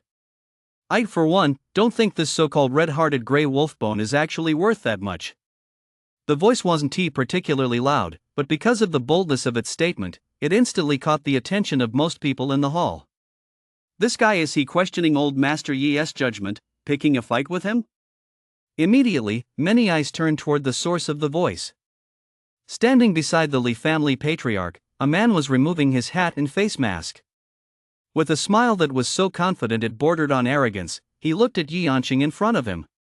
Teacher Yi, it's been a long time. Your eye for quality is still just as terrible as it was back then. Yanqing furrowed his brow slightly but didn't respond right away. Seeing how brazen this man was, the people around them immediately began whispering among themselves. Who is this guy? He is standing next to the Li family head. Is he a member of the Li family? How dare he be so arrogant and question old Master Yi? Calling him old Master Yi? I've never heard of old Master Yi taking on a disciple like this. And that attitude, it's certainly not how a disciple should treat a teacher. I think I remember now. I've heard some things about these two before. Oh? Tell us. I can't vouch for the accuracy, I've only heard this secondhand. A few years ago, didn't old Master Yi suddenly retire? As for the reason behind his retirement, most people weren't really sure. Later, insiders claimed that old Master Yi had a contest with a disciple he'd been secretly training. He invited a group of bigwigs to serve as witnesses to appraise 3 ancient rift treasures. Old Master Yi misidentified one of them, ultimately losing to his disciple, and chose to retire. Old Master Yi making a mistake? That's impossible. Ever since he entered the appraisal industry, I've never heard of him ever getting one wrong. How would I know? I've only heard it secondhand. I wasn't one of the bigwigs there at the time. But judging by the situation now, the disciple might actually exist, and that contest might have really happened. Chapter 22, Higher. Higher. You're going to grind it flat. The murmurings of the crowd seemed non-existent to the old man and the young man. Their eyes were fixed only on each other. The man's gaze was piercing, as if he were about to devour Yanqing, confident and arrogant. Yanqing's expression was complex, filled with a mix of emotions. Regret, sighing, and even a hint of remorse. Everyone, the skeleton isn't made of the bones of a red-hearted grey wolf. It's just ordinary grey wolf bones. Seeing that Yanqing wasn't speaking, the man spoke up on his own, confidently stating. There aren't many records about the spirit beast sect, but there is no shortage of scandalous stories about them. As everyone knows, the spirit beast sect's predecessor was the beast taming sect. After the beast taming sect was wiped out, a single branch managed to escape and founded the spirit beast sect. It is incredibly difficult for a single branch to establish a sect from scratch. Even the most basic requirement, the resources needed to operate the sect, is a massive obstacle. Within the spirit beast sect, someone came up with a devious scheme. They forged a red-hearted grey wolf bone to sell at auction, in exchange for an opportunity to develop the sect. The crimson-hearted grey wolf is an extremely rare creature within the spirit beast sect. Among 10,000 grey wolves, it is difficult to find even one with a crimson heart. So they took the bones of an ordinary grey wolf, cut open its brow, and embedded a crimson heart, that is, a ruby with properties that aid cultivation, to forge the bones of a crimson-hearted grey wolf. Thus, they laid the foundation for the spirit beast sect. Of course, words alone are not proof. To determine whether it is natural or inlaid, there is a method of verification. You may examine the interior of the red heart within the red-hearted grey wolf bone. If there are fine patterns, it is an artificial inlay, resulting from changes caused by the alteration of the red heart's structure. As soon as the man finished speaking, everyone's gaze immediately turned to the wolf bone inside the box. Sure enough, within the red core of the wolf bone, there were several extremely fine red threads, so subtle that they would be impossible to discern without careful inspection. "It's really there," the crowd exclaimed in unison. What on earth was going on? With a smile on his face, the man turned to Yi Yanqing and said, "Master, all this knowledge comes from you. Could it be that you've grown senile with age and forgotten this detail, or are you doing this on purpose?" "Shut up!" Yi Yanqing interrupted, frowning as he stared into the man's eyes for a few seconds before letting out a long sigh. "Teacher, have you been exposed and can't keep up the act anymore?" the man chuckled. "If you're really short on money, you could come to me. Why go to such lengths here? I'm sighing because I've spent my whole life appraising treasures, yet I failed to identify you, a common quality opportunist," Yi Yanqing said coldly, his expression hardening as he looked at the man. "What do you mean by common quality? Everyone has the drive to rise higher. I just want to climb a bit higher myself. Teacher, now that you're getting on in years, you should step down gracefully and stop coming out here to steal business from us young people." The man's face still bore a smile as he looked at Yi Yanqing. Before Yi Yanqing could respond, a voice suddenly rang out from the side. Everyone turned to see Su Ran stepping forward, accompanied by Feng legendary quality Bao. "It's been a long time, of the Li family. Have you come to my Su Ran auction house just to give my Su Ran a taste of your power?" Although Su Ran wore a smile, the tone of her voice was somewhat cold. To claim on the spot that Yi Yanqing's appraisal was incorrect would be tantamount to directly accusing Su Ran auction house of having a flawed auction process and of falsifying appraisals. For an auction house, such an accusation was extremely serious, so naturally, Su Ran's expression turned grim. Upon hearing this, the head of the Li family quickly interjected with a smile. "Not at all, not at all. Director Su, you must have misunderstood something. Although this man and I entered together, we didn't come here as a group. We simply ran into each other on the way, and he pestered us relentlessly until he tagged along with the Li family. He was being a real nuisance. I had no choice." The man's smile froze. He glanced back at the head of the Li family and snorted coldly. "In that case, it really does seem to be a misunderstanding." Only then did Su Ran turn his gaze to the man standing off to the side and say, "What kind of scoundrel dares to spout nonsense on the premises of my auction house? Guards, drag him out. Give him a beating and toss him in the trash heap." "Yes, sir." The guards surrounding him immediately stepped forward, grabbed the man between them, and prepared to carry him out of the auction house. "You're in such a hurry to kick me out. Could it be because you're afraid I've exposed your auction house's true nature? You want to use force against me, don't you? Let me tell you, if you really lay a hand on me, your auction house's reputation will be completely ruined." Hearing this, the guards' movements grew even rougher. They hoisted the man's upper body while dragging his lower body along the ground. "Lift him higher. Lift him higher. You're going to scrape him flat," the man shouted at the men dragging him. But they paid no heed to him, continuing to drag him just as before. "Wait." Yi Yanqing suddenly spoke up at that moment, calling out to the guards, then turned to Su Ran and said, "President Su, please let him stay. Since he doesn't trust my judgment, I'd like to prove it to everyone myself and vindicate the reputation of my Su Ran auction house." Su Ran looked at Yi Yanqing, whose face was full of sincerity. Pretending to ponder for a moment, he agreed to the request and turned to the staff members nearby, saying, "Put him down." The man was roughly thrown to the ground, landing face first in a disheveled heap. As he looked up and scrambled to his feet, Su Ran was standing right in front of him, looking down at the man and saying, "Originally, I didn't think it was necessary to prove anything to a clown like you. Since its founding, our Su Ran auction house has never fallen into decline, and we've never had a single issue with our reputation. Su Ran stared at the man and said coldly, "Since Elder Yi has spoken up, I hope you'll accept the consequences of causing a disturbance once the results are in." As soon as Su Ran finished speaking, several staff members nearby stepped forward, glaring menacingly at the man. As soon as the results were in, they would immediately take action against him. If the man was wrong, they would drag him out and beat him to a pulp. If the man was right, they would drag him out and beat him to death. Humph, but that old geezer would have to prove that this gray wolfbone is actually a red-hearted gray wolfbone first. Although he was somewhat afraid of the men surrounding him, the man still spoke defiantly to Yi Yanqing. Upon hearing this, Su Ran glanced at Feng Legendary Quality Bao standing nearby. Feng Legendary Quality Bao immediately caught on, sprinted forward, and, arriving in front of the man who looked somewhat taken aback, delivered a kick that sent him crashing to the ground.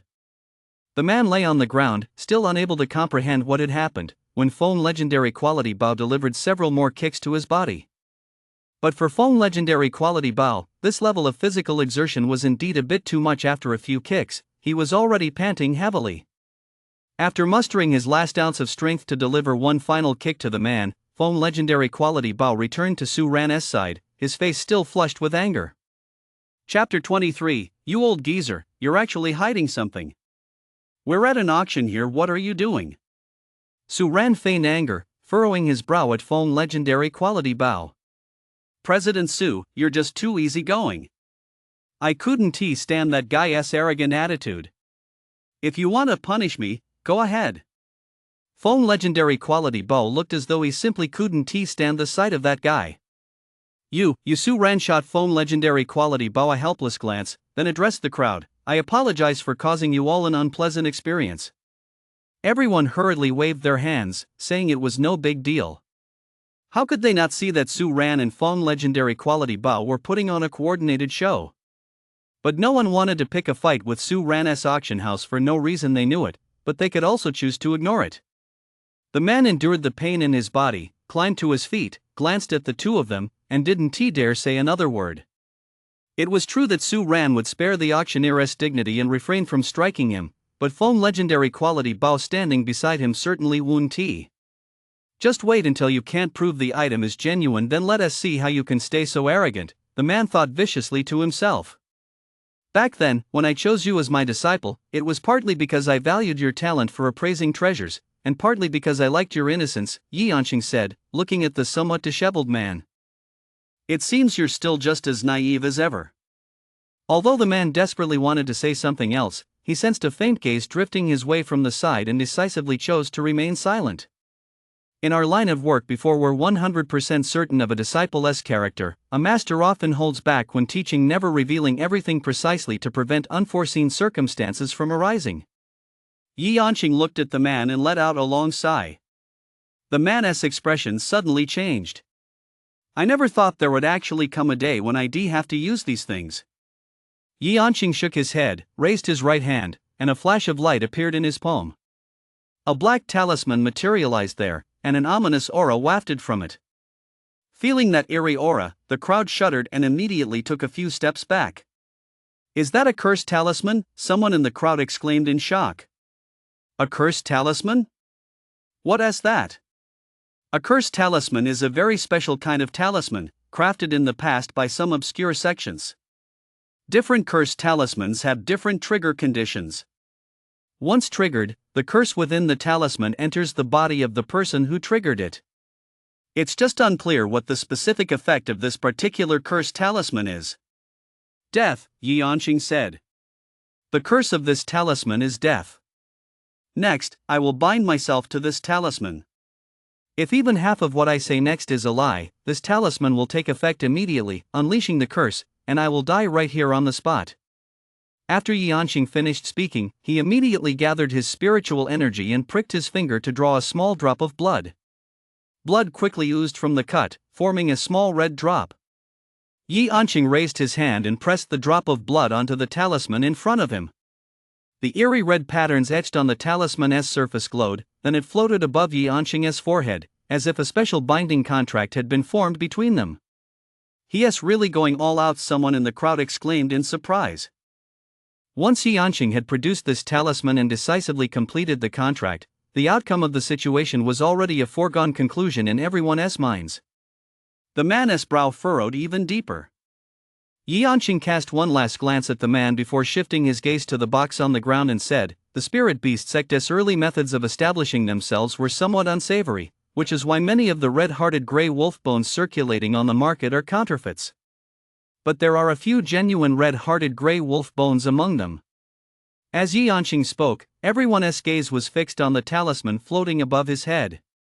There is a way to distinguish between genuine and counterfeit crimson-hearted gray wolf bones, and it indeed involves examining the gemstone on the wolf's brow. However, whether the red-hearted gray wolf bone is a forgery or the real thing, the gemstone on its forehead will have those fine patterns. The key to distinguishing them isn't whether the patterns are present, but rather the color of the patterns. Everyone, please look at the patterns on the forehead. Following Yanqing's words, everyone's gaze shifted to the box. The color of the patterns inside the gemstone on the brow of a genuine red-hearted gray wolf bone should be red, because the gemstone and the bone are one and the same. That red represents the flow of vital blood. The spirit beast sect, of course, knows the patterns inside the red-hearted gray wolf bone brow gem. Therefore, they specifically forged the patterns on the rubies they obtained.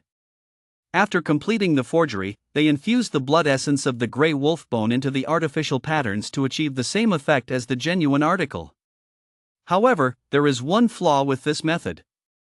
Although there is no difference whatsoever between the forged bone and the genuine bone immediately after production, as time passes, the blood within the patterns of the ruby at the brow center gradually loses its vitality and turns into the epic quality color, which is dead blood. You can observe for yourselves whether the patterns in this red-hearted gray wolf's brow center ruby are red or the epic quality color. Red is genuine, epic quality is fake. Before anyone could even look, the man's incredulous shout rang out, "You old fool, you've been holding something back." "No, that is impossible. My gem appraisal skills should surpass yours. I couldn't have been wrong. You clearly lost to me last time." The man stared intently at Yanqing and shouted, "You're wrong. You must be wrong." Compared to the man's words, the crowd was still more inclined to believe the talisman floating above Yanqing's head one that had yet to unleash its curse. The quickest way for a treasure appraiser to gain public recognition and fame is to defeat another appraiser who has long been renowned. Yanqing looked at the man and said, "My teacher once lost to me as well." "No. You couldn't have lost to me on purpose. You're just..." The man's words trailed off abruptly. Feng legendary quality Bao had somehow reappeared beside the man he kicked him and, after exchanging a glance with the staff nearby, addressed the crowd. "I have a habit, I don't like people shouting in my ear. Go ahead with what you're doing, don't worry about me. I'll take this guy outside to deal with him." The staff nearby immediately stepped forward, grabbed the man, and dragged him outside. Before leaving, Feng legendary quality Bao turned to Su Ran and said, "I may have been a bit rash today, but I really can't stand this guy's loud, boisterous behavior. I'll come back later to apologize to President Su." With that, Feng legendary quality Bao joined the staff members as they hauled the man out of the room. "Ladies and gentlemen, I hope you'll now trust the appraisers at Su Ran Auction House," Su Ran said to the crowd, his face bearing a smile, though his expression was far from cheerful. Chapter 24, Case Type, Special. "Not at all, President Su. We certainly trust your auction house's reputation. Here in Seven Valors City, everyone knows that Su Ran Auction House has the best reputation." "Exactly. Who knows what kind of madman showed up out of nowhere to disrupt such a fine auction? Take it easy, Director Su. I have some top quality tea at home. Next time I come, I'll bring some for you to try." The crowd hurried to speak up. At that moment, how could they dare voice any doubts? Old Master Yi had staked his life to prove it. Who could possibly remain unconvinced? After 2 auctions, they had finally come to understand common quality. This new auction model from the Su Ran Auction House was practically a new kind of rift. The opportunities one could discover within were simply unimaginable. As long as one was bold enough, even if they invested a single high-grade spirit crystal, there was a chance to make a profit, and not a small one at that. Even if you weren't here to make money but simply to hunt for treasures, there was plenty to discover. Whether it was the set from the Stone Sword sect earlier or the genuine crimson-hearted grey wolf bone currently on offer, these were all rare treasures. And yet, such treasures were still only classified as epic quality at the Su Ran auction house. Keep in mind that their rankings even include a legendary quality category. Legendary quality is certainly superior to epic quality. I can't even begin to imagine what kind of treasures that tier will hold. They aren't foolish enough to fall out with Su Ran at a time like this. Thank you all for your trust. Let us continue with the appraisal session, Su Ran said before turning and leaving the auction hall. The auction hall returned to business as usual. As for where that man went and how he was dealt with, no one cared.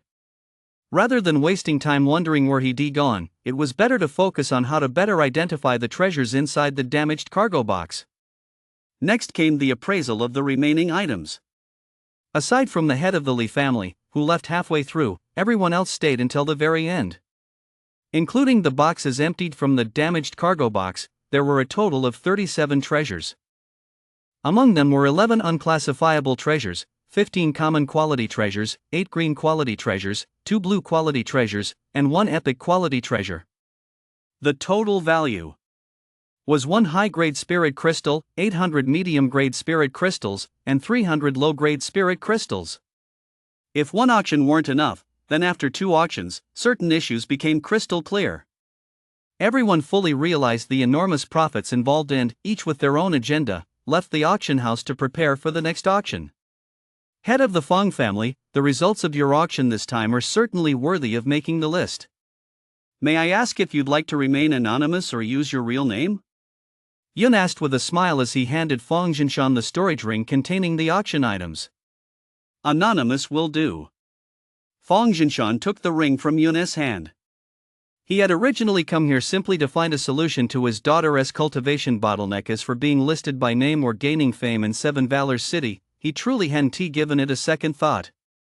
After giving a brief reply, he hurriedly paid the spirit crystals and prepared to head home to test whether this pair of jade bracelets would help his daughter overcome her cultivation bottleneck. The difference between an anonymous and a real name entry was simply that anonymous would be used in place of a name wherever it was required. All other procedures would proceed as usual. Damn it, I've only held the top spot on this list for a few days before getting knocked off. I hesitated this time. Next time I'll have to be more decisive. Shurha felt a bit uneasy watching his name get pushed down the list. As for Luo Fan, the second young master of the Luo family, he wasn't just a little uneasy, he was extremely upset.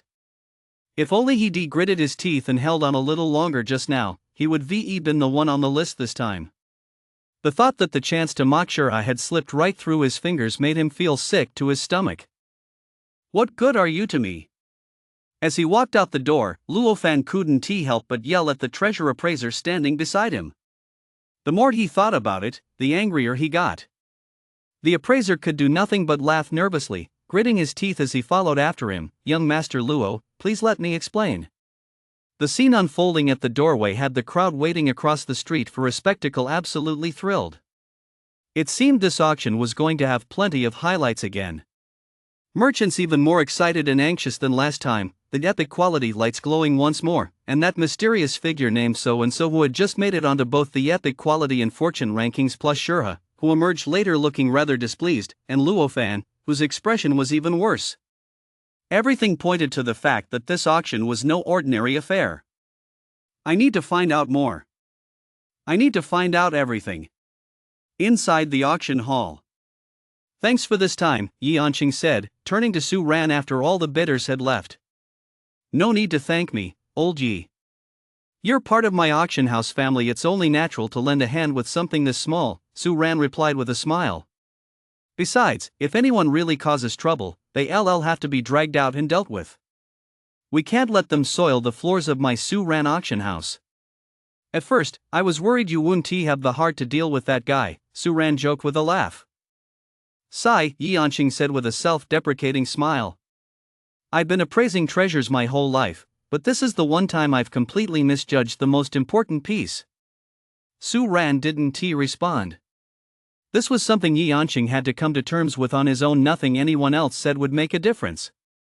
Just then, Fong legendary quality Bao ran in from outside, came before the group, wiped the blood from his face with a quick gesture, and spoke up. What do you think, Director Sue? Wasn't my acting pretty good just now? Not bad. Tell Aunt Wong tonight to set aside some good stuff, we're having a special meal. Okay. At the mention of a special meal, Phone legendary quality Bo's face lit up with excitement, so much so that tears immediately welled up in his eyes. Hold it in.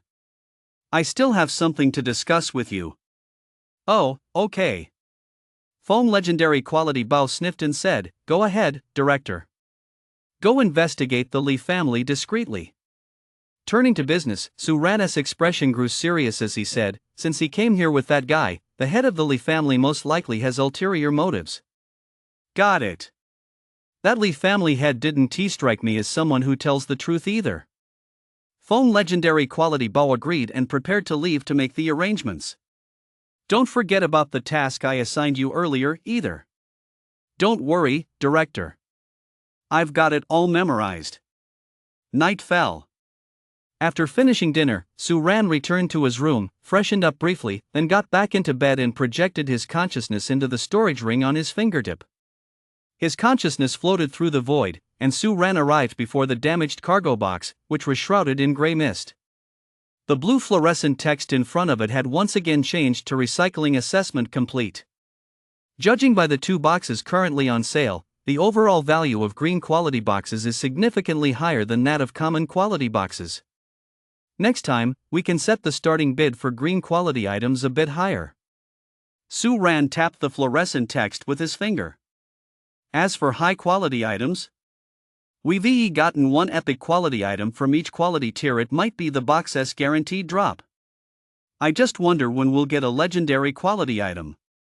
As Su Ran pondered this, the text on the damaged cargo box finished updating. Name, moderately damaged cargo box. Box type, special. Quality, green.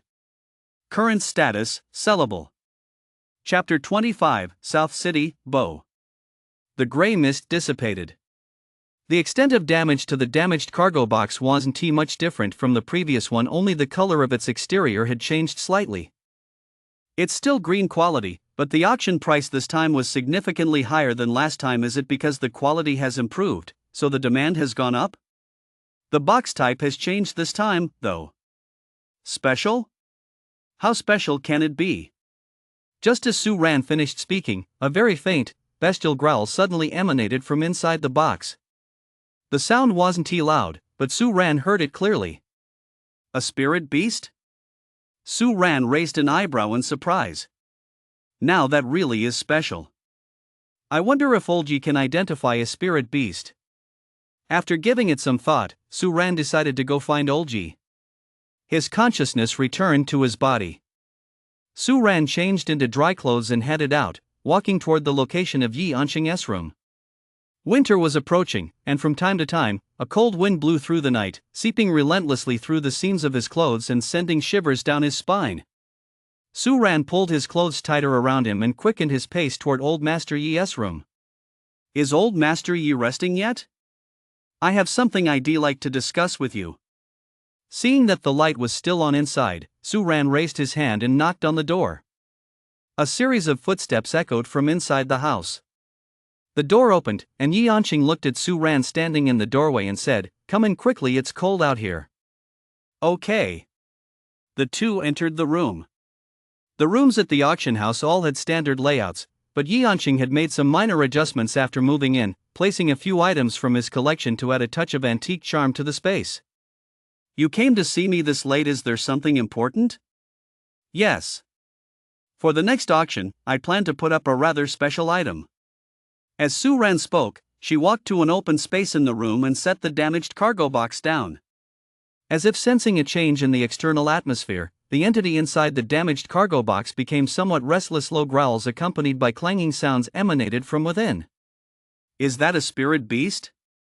Yi Anqing blurted out upon hearing the sounds. Standing nearby, Su Ran suddenly raised an eyebrow, for as the damaged cargo box was removed, the blue glow within his storage ring had changed. This auction item could only be opened after the auction was completed. So you came to see me tonight to ask if I could appraise the spirit beast inside this box? Yi Anqing wasn't a fool. He quickly figured out why Su Ran, a common quality cultivator, had sought him out. Yes.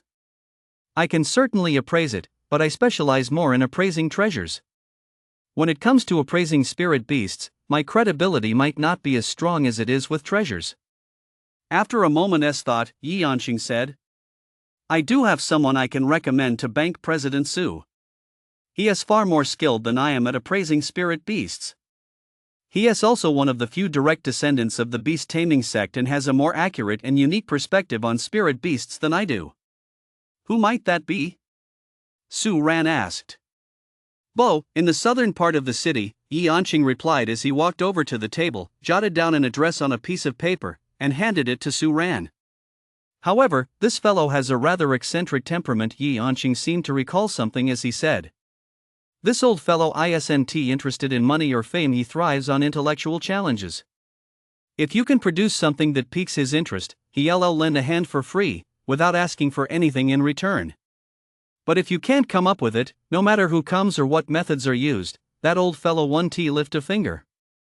Eccentric Su Ran shook his head and chuckled, since I've managed to invite you, old Yi, others are naturally no problem. That's because it was you who invited me. If it had been anyone else, I wouldn't have chosen to come out of retirement. Yi Yanqing thought back to earlier and said irritably, who on earth invites someone only to find a way to torment them? Unusual people naturally require unusual methods. Su Ran put away one of the damaged cargo boxes and said, Thank you for your advice, old Yi. Get some rest, I won't disturb you any further. Oh, right. That old guy used to keep a cloud tiger. When I met him, it was still just a cub. All these years later, knowing his temperament, he might have put that cloud tiger in the front yard to block anyone he doesn't want to see. You'd better be prepared, Yi Yanqing warned. But that cloud tiger is a glutton. You can use that to your advantage.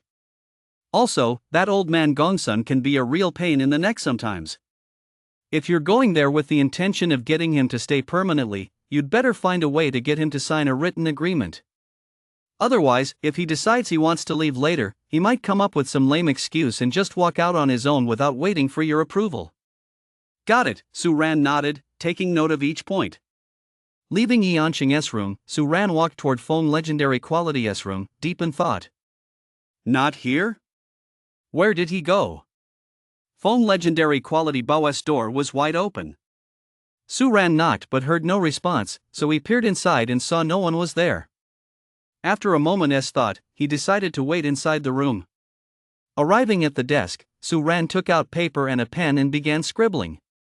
About half an hour later, footsteps finally sounded from outside. President Su? Why are you here so late? I have to go out tomorrow afternoon. Make sure to have the car ready. Su Ran looked up at Feng Legendary Quality Bao, who still had tear stains in the corners of his eyes, and asked, Is it about your family again? It's nothing, just a minor issue. I can handle it myself. Feng Legendary Quality Bao, only now realizing what had happened, wiped away the tear stains and asked, Is 3 o'clock tomorrow afternoon okay? Yes. Here's the address. Su Ran took out the note with the address that Yi Yanqing had written for him earlier and handed it to Feng Legendary Quality Bao along with the note he had just written, saying, Tomorrow morning, go to Guangjia Woodcraft Shop in the western part of the city and have them make the items according to the specifications on these notes. Price isn't an issue, but they must be finished by tomorrow afternoon. We'll need them then. Got it. Feng Legendary Quality Bao took the two notes from Su Ran's hand and carefully jotted down the details. Those are the only two things I needed to discuss. I'll be heading back now. Su Ran stood up and walked toward the door. All right, good night, President Su. If you need any help, just let me know. Don't be shy, we're all family here. Just as he was about to step out the door, Su Ran paused and spoke to Feng Legendary Quality Bao, who was carefully putting the notes away inside the room. Feng Legendary Quality Bao was taken aback for a moment, and his eyes immediately began to well up. But remembering that Su Ran didn't like to see him cry, he held back his tears and said, Thank you, President Su. I can handle this myself. It's fine. All right. Since Feng Legendary Quality Bao didn't want to talk about it, Suran didn't press the matter further and turned to leave. The following afternoon, at the entrance to a courtyard, a man dressed in luxurious silk robes was cautiously observing a fierce beast crouched on the ground inside the courtyard, a creature resembling a tiger but with a pair of wings. Behind him stood several servants in matching uniforms, carrying a palanquin laden with gifts as massive as a small mountain, waiting patiently. "Mr. Gongsun, I prepared a modest gift and would like to invite you to my residence for a chat." Chapter 26, It's Just a Cat, Easy Enough to Handle. A modest gift? A hoarse voice, tinged with a hint of amusement, drifted from within the courtyard. "Since you've come to invite me, yet the gift you've brought is merely a modest one, it seems your desire to invite me isn't all that sincere." Ah well, the man at the gate's expression shifted. Of course, what he prepared wasn't a modest gift but isn't that what people usually call it when paying a visit. Well, the gift I've prepared to invite you, Mr. Gongsun, is certainly not just a modest gift. I'm confident it will satisfy you. I humbly hope for the honor of meeting you in person, the man said, gritting his teeth and forcing a smile. So it wasn't a modest gift after all, the voice from within the courtyard rang out again. Then why did you mention a modest gift earlier? You're contradicting yourself, one excuse after another. Should I believe what you're saying now, or what you said before? The man suddenly felt his head spinning. Nothing he said was right, nothing he did was acceptable. Everyone said Bo had an eccentric temperament, and today he was getting a first-hand look at it. After those 2 consecutive remarks, he didn't know what to say. He opened his mouth several times but couldn't bring a single word out. "All right, since you wanted to see me, just come right in." The voice rang out again. Quick, carry the gift inside for Mr. Gongsun." Hearing this, the man's face lit up, and he hurriedly called out to the attendants behind him. "The gift isn't necessary, just bring him in." "Well, all right." The man thought for a moment, decided not to press the issue, and prepared to step inside. But just as he set foot in the courtyard, Bo's voice rang out again. "Just because I said it's unnecessary, you're not going to bring them? Don't you know the etiquette of exchanging gifts?" The man's head began to ache again. With this back and forth, he had no idea what would finally be acceptable. He had no choice but to speak up again to the few servants outside. Just as he was about to say something, Bo's voice rang out, "Never mind. I'm not interested in those things of yours. Just come straight to the backyard." The man really didn't want to think about any of this. Shaking his head in frustration, he carefully stepped around the live-winged tiger lying in the middle of the front yard and headed toward the backyard. But just as he passed by the shangyihu, its eyes, which had been slightly narrowed, suddenly snapped open. It sprang to its feet and let out a roar at the man. Roar! Startled, the man stumbled backward in a panic, crawling backward with his back turned until he reached the corner of the wall and could go no further. His heart pounding wildly, the man looked nervously toward the backyard beyond the wall and said, his voice trembling slightly, "Mr. Gongsun, what is this all about? This cloud tiger broke into my home at some point. It's not a spirit beast I keep. I have no idea what it's up to, and it's none of my business." At this point, Bo's voice took on a note of impatience. "Are you coming in or not? Stop dawdling, it's such a hassle just to meet up." The man swallowed hard and looked at the cloud tiger, which had settled back down in the middle of the yard. He didn't believe a word Bo said. For a spirit beast of such considerable cultivation to be resting so casually in Bo's front yard, it was impossible for there to be no connection to Bo at all, yet, with Bo putting it that way, he had no way to refute it. He could only take a deep breath, steel his nerves, and stand up. Moving along the wall and keeping his movements to a minimum to avoid drawing the cloud tiger's attention, he made his way toward the backyard. But after taking only a few steps, the cloud tiger in the courtyard sensed his intent, sprang to its feet, and charged toward him. Roar! Run! The man was terrified the moment the cloud tiger rose. His mind went blank, and only that single thought remained. He scrambled to his feet, an astonishing burst of strength surging through his body, and in the split second before the cloud tiger could pounce on him, he made a narrow escape, dashing behind the door. Moving too quickly, he failed to notice the threshold and slammed heavily onto the ground, tumbling awkwardly several times. When he scrambled back to his feet, his clothes were in tatters, a far cry from the wealthy, dignified appearance he'd had at the doorway moments earlier. Glancing toward the front yard, he saw that the cloud tiger had returned to its original spot and was lying down. Its tiger-like eyes were fixed on him, and the corners of its mouth were even slightly turned up, as if it found the earlier skit quite amusing. "Damn it! What the hell? Let us go. I'd rather take a bigger risk with someone else than ever set foot in this place again." The man cursed under his breath and led his retinue of servants away. Passers-by who witnessed the scene showed no reaction. They were already used to such occurrences. "Branch manager, judging by the situation right now, it might be a bit tricky to get in," phone legendary quality Bo said to Sue Ran standing beside him. They had been here for some time and had witnessed everything that had just happened. If they hadn't stopped to buy a few things along the way, they might have arrived even earlier than this group. "It's fine.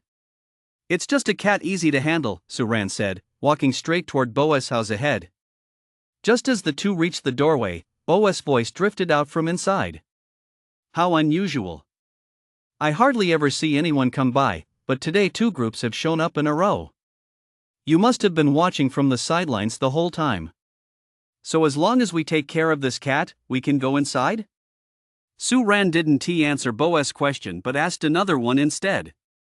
"Such an impolite young man," ignoring me. Bo paused for a moment before continuing. "Yes, that's right. As long as you can make it to the backyard, you'll naturally have a chance to see me, but this cloud tiger doesn't like being called a kitty." As soon as Bo finished speaking, the cloud tiger on the ground suddenly opened its eyes, glaring menacingly at Sue Ran and phone legendary quality Bo. The wings on its back slowly unfurled and flapped continuously, lifting its body slightly off the ground. "Bank president, step back." Phone legendary quality Bo immediately stepped in front of Sue Ran, looking as if he were ready to fight the cloud tiger at the first sign of trouble. "Stop fighting all the time. When dealing with animals, we must treat them kindly to earn their kindness in return." Sue Ran took a step forward, and a meaty bone as thick as a forearm materialized out of thin air in his palm. Sue Ran raised the bone and waved it at the cloud tiger, saying, "This is a bone from Old Wang's braised bone in the west of the city. The flavor is unbeatable. Want to give it a try?" Cloud tiger, who had been looking fierce just a moment ago, paused for a split second. Especially after catching the sudden scent of meat in the air, he couldn't help but swallow hard. It smelled so good. But remembering his mission, he steeled himself and tried his best to look menacing as he glared at Sue Ran. The large pork rib in his hand. "Are you sure you don't want to try it?" Sue Ran gave the rib in his hand another shake and chuckled. "This is widely recognized as the most fragrant pork rib in Seven Valors City. Every morning when it comes out of the pot, a whole crowd of cats from around town gather around hoping to get a bite. I bet it tastes absolutely amazing." Sniffing the aroma in the air and listening to Sue Ran's words, Cloud Tiger's swallowing became noticeably more frequent, and his gaze gradually grew dreamy. Chapter 27, You've got me curious. It's not too late to sign up. Yoon. Bo's voice rang out from inside the house. Cloud Tiger, who had been about to fly forward, paused, and his dazed gaze cleared. Roar. Cloud Tiger let out a roar to clear his head, his tiger eyes fixing on Sue Ran with a dangerous glare. This human is too cunning. To actually use delicious food as a dirty trick to tempt me. Are you sure you don't want to try it? This big knuckle bone tastes great, and besides, Sue Ran smiled, and a mat appeared on the ground. Just as Cloud Tiger was wondering why he conjured up such a mat, his eyes widened in shock. For on that spot, a small mountain of large bones had appeared, and the aroma of meat filled the entire front yard. Cloud Tiger could no longer contain himself and charged straight to the bones, gorging himself. Even when Sue Ran reached out to stroke its fur, it didn't react, it even wagged its tail. With meat to eat, everything was fine. Is that really possible? Phone legendary quality Bao, standing nearby, stared in amazement. Of course it is. Although this tiger looks quite imposing, it's still a domesticated spirit beast. It's different from wild spirit beasts roaming freely in nature. And besides, Sue Ran glanced toward the inner courtyard beyond the wall and smiled. Senior didn't really mean to give us a hard time, so naturally he wouldn't let the Cloud Tiger give us a hard time either. Let us just go over there peacefully, I'm right, aren't I, senior? Oh whoa! Oh whoa! Before Bo could say a word from inside the wall, the cloud tiger immediately lifted its head from the pile of bones, wagged its tail, let out 2 howls, then lowered its head again to happily devour the large bone. You ungrateful wretch, Bo said, his tone brimming with exasperation. Eating is a basic need for all living creatures. It's understandable that you can't help yourself when you come across something delicious. Suran smiled, gave Cloud Tiger's soft fur another pat, and then headed toward the inner courtyard. Phone legendary quality Bao glanced at Cloud Tiger, whose demeanor had changed dramatically in the blink of an eye, and muttered, so that's what the bank president meant earlier when he said, no cat can resist the Wang family's braised pork ribs, and if one can, just give them another one. There wasn't too much in the front yard, just a few water jars and a patch of grass, with Cloud Tiger sprawled right in the middle. The backyard was considerably more scenic than the front, with a small path leading to the house running through the center. On the left side of the path stood a stone table with 4 round stone stools, while on the right was an artificial lake featuring a small hill. An elderly man dressed in plain linen robes and trousers was lying on a wooden lounge chair, basking in the sun. Upon seeing the 2 of them enter, the old man opened his eyes just a slit, glanced at them, and then closed them again. I hear your Suran auction house is offering the bones of a red-hearted gray wolf? That is correct. Suran wasn't surprised that the old man knew their identities. Noticing a wooden armchair next to the old man's deck chair, he walked over and sat down. Quite naturally, Phone legendary quality Bao, meanwhile, remained standing by Suran's side. Most people who come here either can't even get through the door or stand there trembling with fear, but you, young man, just go ahead and sit down as if you've known me forever. The old man didn't open his eyes as he swayed slightly. If I haven't done anything wrong, there is no need to be afraid, Suran replied calmly. Oof, you annoying kid. That old fellow is currently at your Suran auction house, so you must have come here on his recommendation, right? Yes. Suran nodded and said, the next auction at Suran auction house will feature spirit beasts. I've come here to ask Bo to serve as the appraiser for this special auction. You want me to appraise? Fine. Bo stopped swaying and said, since you were recommended by that old fellow, you should know my rules. As long as you can satisfy me, I'll agree not just to a single appraisal, but even to becoming a permanent appraiser here. Do you keep your word, Bo? Did old not tell you that I'm particularly trustworthy? Well, that makes sense. That guy probably said nothing but bad things about me, like how I have a strange temperament, but I wouldn't stoop so low as to deceive you. If you don't believe me, we can draw up a written agreement. All right. Suran nodded, actually taking a pre-written document and a pen out of his spatial ring and handing them to Bo. Looking at Suran, who was fully prepared, Bo's mouth twitched slightly as he muttered under his breath, just how much bad stuff did that guy tell you about me? No rush. Once you can actually produce something that interests me, I'll consider whether to sign. Bo took the paper and pen but set them aside immediately, then spoke up. All right, please join me at the stone table over there, Suran said before standing up and walking toward the stone table. Bo glanced at Suran from his lounge chair, yawned deeply, and then stood up to walk toward the stone table and chairs.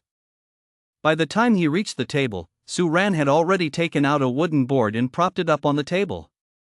The board was crisscrossed with black lines, and in the very center was a line resembling a divider, inside which were written the characters Chu and Han. This unfamiliar object immediately caught Bo's attention. His eyes, which had been slightly open, widened noticeably for once. Just as he was about to ask what it was, a flash of light emanated from Suran's fingertip. One by one, objects that looked like flattened spheres fell onto the wooden board. The surfaces of these objects bore characters in red and black. Some characters were identical, while others, though conveying the same meaning, differed slightly. Suran picked them up and arranged them according to a specific pattern, the red side on one side, the black side on the other in a symmetrical, opposing formation with the Chu River serving as the dividing line. Bo was immediately drawn to the objects on the table. He opened his eyes, examined them closely, and said, is this meant for you and me to each take a side and face off against each other? Yes. Suran nodded and began to explain the rules. This is Chinese chess, something I learned by chance from an elderly gentleman during my travels. Two players face off, each controlling their own set of pieces on the board. They take turns moving one piece at a time, and a piece is captured the moment it touches another. The core objective for both sides is to protect their own leader, the Yi general, or Shao, while simultaneously defeating the opponent's leader. Different pieces have different functions. Next, Su Ran briefly described the movement and functions of all the pieces on the board. Interesting. This is so interesting. After hearing Su Ran's explanation, Bo's eyes opened wide and even sparkled with excitement. The pawn that can only move forward, the cannon capable of long-range attacks, the chariot that charges recklessly, the horse and elephant that move in a diagonal pattern, and the advisor that must stay close to protect its leader. The different pieces were like different military units, and he was the commander embodying these units. This wasn't just a chessboard, it was a miniature battlefield. This game of Chinese chess was practically tailor-made for someone like him who thrived on intellectual battles. Chapter 28, If I play, I'd be bullying my senior. Interesting. Kid, after hearing you out, my fingers are already itching to play. Come on, play a game with this old man. I'm not playing you. Su Ran shook his head and pointed to Foam legendary quality Bao sitting nearby. You play him. Me? Foam legendary quality Bao was a bit surprised that Su Ran would single him out at this moment. But to be honest, after hearing Su Ran's explanation of the pieces and board's functions, he was also tempted to give this game a try. It's your turn. Su Ran stood up, vacating the seat directly across from Bao, and moved to a seat on the side. Foam legendary quality Bao was about to say something when Bo's voice rang out from the side. It doesn't matter who it is. Stop dithering, my fingers are itching to play. Foam legendary quality Bao had no choice but to sit across from Bao and begin the game. As beginners, the two often made mistakes regarding minor rules, but that didn't dampen their enthusiasm for the game. I've captured your cannon. Ha, I've taken your most useful piece. Let us see how you're going to beat me now. You attacked my cannon, so now you're going to lose yours too. Whoa, when did you sneak that rook in there? You're so sneaky. That's called strategy. Check. Ugh, check. Hey, if I moved my advisor just now, I could VE blocked it. Check again. Whoa. Wait a minute. You didn't notice, did you? My knight moved right in front of your check a few moves ago. I'll capture it, and I win. Bo, his face beaming with excitement, placed his knight on Foam legendary quality Bo's check. No, Bo, I'm blocking your knight's path. Foam legendary quality Bao pointed to where his cannon was positioned. Is the knight's foot here? Bo turned to look at Su Ran beside him. Yes. Su Ran yawned, looking as if he was about to fall asleep. These two called it passion, but in reality, they were just playing on the fly, capturing whatever they could without considering whether they'd be captured in return or how the position might change. That doesn't count. If we don't count that move, I'll move my king. Is that okay? What followed was another round of passionate captures. In the end, Bo, with the advantage of two rooks and a pawn, successfully forced Foam legendary quality Bao into checkmate. Foam legendary quality Bao looked utterly regretful, while Bo laughed heartily. Ha, that was a real thrill. The game you brought is interesting. Want to play a game with this old man? After just one game, I feel like I've already got the hang of it. No, thanks. If I played, I'd just be taking advantage of a senior player, Su Ran said, shaking his head. Bully me? You little rascal, you're so young, yet you talk a big game. Come on, let us play around. If you can beat me, I'll sign that promissory note right away, Bo said. Ha? Su Ran stopped mid-yawn and asked, Are you serious? Of course I'm serious.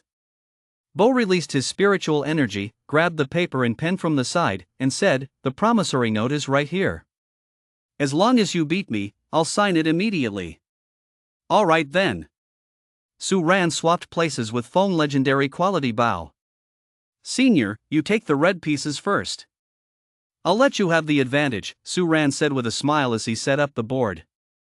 I don't need you to give me a head start. Didn't you see that ingenious setup I made earlier? Don't go saying you're not satisfied with the result just because I gave you a head start. You take the red pieces, I'll let you witness my combined rook and knight tactics. Bo directly released his spiritual energy to flip the board, placing the red pieces in front of Su Ran. Su Ran made no further objections and immediately began moving the pieces, cannon 2 to 5. Hey, you're quite the gentleman with your moves, kid. Bo remarked with a chuckle before making his own move, aiming his cannon directly at Su Ran's horse. He added a bit of analysis as he did so. Capture the horse. Although this cannon is fierce in the early game, it becomes increasingly useless as the game progresses. It's essentially a dead piece. Exchanging it for a horse is a sure win. Cannon 3 to 5. Su Ran ignored the cannon that had invaded his territory and reached out to move his own cannon. Hey, I gave you a cannon to capture and you didn't take it. You're still too young, kid. With this setup, you're going to lose pieces. I won't give you a chance to take back your move. Bo shook his head, picked up the other cannon, and said, Move the cannon again. Looking at the situation on the board, Bo was very satisfied. Both cannons had already penetrated deep into Su Ran's territory. Originally, he planned for a 1-for-1 exchange, but judging by the current situation, even if Su Ran captured one of his cannons, the other cannon would still be able to capture an extra piece. A huge profit. Cannon 3 advances 7, capturing a pawn. You still won't take my cannon, kid? Bo chuckled softly and shook his head. You really are too young. A cannon that has penetrated the enemy's ranks can unleash tremendous power. It's practically a strategic weapon. If you don't deal with it, all your back row pieces will be in deep trouble. You're fixated on the petty gains right in front of you while neglecting the powerful pieces behind you. That's a mistake. Playing like this, you're bound to lose.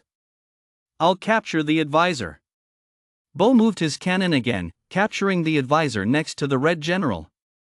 Phone legendary quality Bao, watching from the sidelines, grew a bit nervous as he saw the cannon now positioned right next to the red general's face. If the game continued like this, Director Su really would lose. Amid the tense gaze of one and the faint smile of the other, Su Ran raised his hand once more to pick up a piece, still showing no intention of dealing with the cannon behind him. Cannon 7 to 5, check. Bo, you've been too kind. After placing the piece, Su Ran smiled at Bo. Too kind? Kid, you think you've won just because you delivered check on the very first move? Bo smiled and reached out, saying, as long as I lift this advisor. Bo's smile suddenly froze, and his expression instantly turned strange. Su Ran's two cannons were positioned on the center file, directly threatening his king. Whether he moved the advisor, the elephant, or the king itself, he had no way to break the current stalemate. It was as if those two cannons had formed some kind of special connection. No matter how he moved his pieces, one of them would always be able to strike his king. Phone legendary quality Bao, sitting nearby, his eyes lit up as he looked over at Su Ran. Bank manager Su's move was truly domineering, a direct checkmate. What the hell is this? You're cheating, kid. Bo stood up in disbelief, his eyes wide as he stared at the board. He lost after just a few moves? Senior, you've been watching every move Su Ran made earlier. How can you possibly accuse him of cheating? Su Ran said with a smile.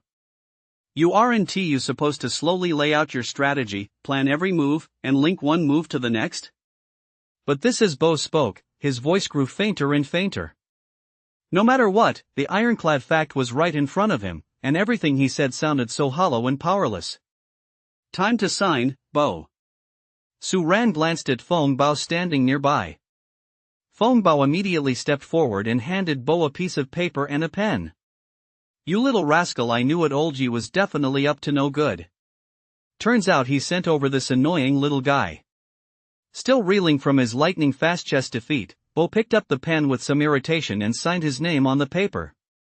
Chapter 29, How's my pastry? Phone legendary quality Bao took the signed receipt and handed it to Su Ran. Su, let us play another game. I don't believe it, there's no way I can lose this fast again. Bo looked at Su Ran, who was checking his signature, and said, no need to check. I mean what I say. I'd still feel more at ease if I checked it. After verifying the document, Su Ran stored it in his storage ring and said, I want to play another game with you, senior. If you really want to find someone to play chess with, you can come back to the auction house with me. Senior Yi is at the auction house as well, Su Ran suggested. Bo, why don't you go find Senior Yi? I think if Senior Yi learns about this chess set, he'll be very interested. Bo pondered for a moment and realized Su Ran had a point. Alright, that works. It'll be a good chance to have a proper meeting with the Ji fellow. By the way, this chessboard.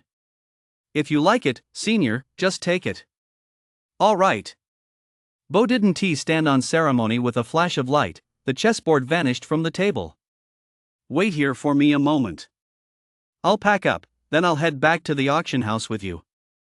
I never thought the director's move with that chess set would actually convince Bo, Foam legendary quality, Bao remarked with a sigh as he watched Bo go inside to pack up. One of the old man's major hobbies in the park is no joke, Su Ran thought to himself. Now that Bo's matter is settled, we can release the news, Su Ran instructed Foam legendary quality Bao. Compared to the previous two auctions, the lots this time are even more unique. The overall quality is roughly on par with the last auction. The specific auction date is set for 3 days from now. Notify everyone who needs to be notified, post the announcements where they need to be posted, just do everything as usual. Got it, Foam legendary quality Bao nodded, jotting down each instruction. The next morning. The city was exceptionally bustling today, because just moments ago, Su Ran Auction House had internally released the news. Compared to the previous two auctions, the items for the next one could be summed up in 2 words: special. Word of the previous two Su Ran auctions had already spread throughout the city, they were profitable and hugely so. With the third auction now labeled special, this wasn't just any auction, it was clearly a once-in-a-lifetime opportunity. And many people didn't want to miss this opportunity, they were all making serious preparations. Luo Fan, the second young master of the Luo family, was no exception. He got up early and rushed to the Luo family kitchen, leaving the cooks there staring in astonishment. Their young master was up early. And not just early, he'd come to the kitchen, a place he'd never set foot in before. What are you all standing there for? Who among you here is the best at making pastries? Luo Fan shouted, looking at the stunned crowd in the kitchen. A cook stepped forward upon hearing his voice and replied in a low voice. That's good enough.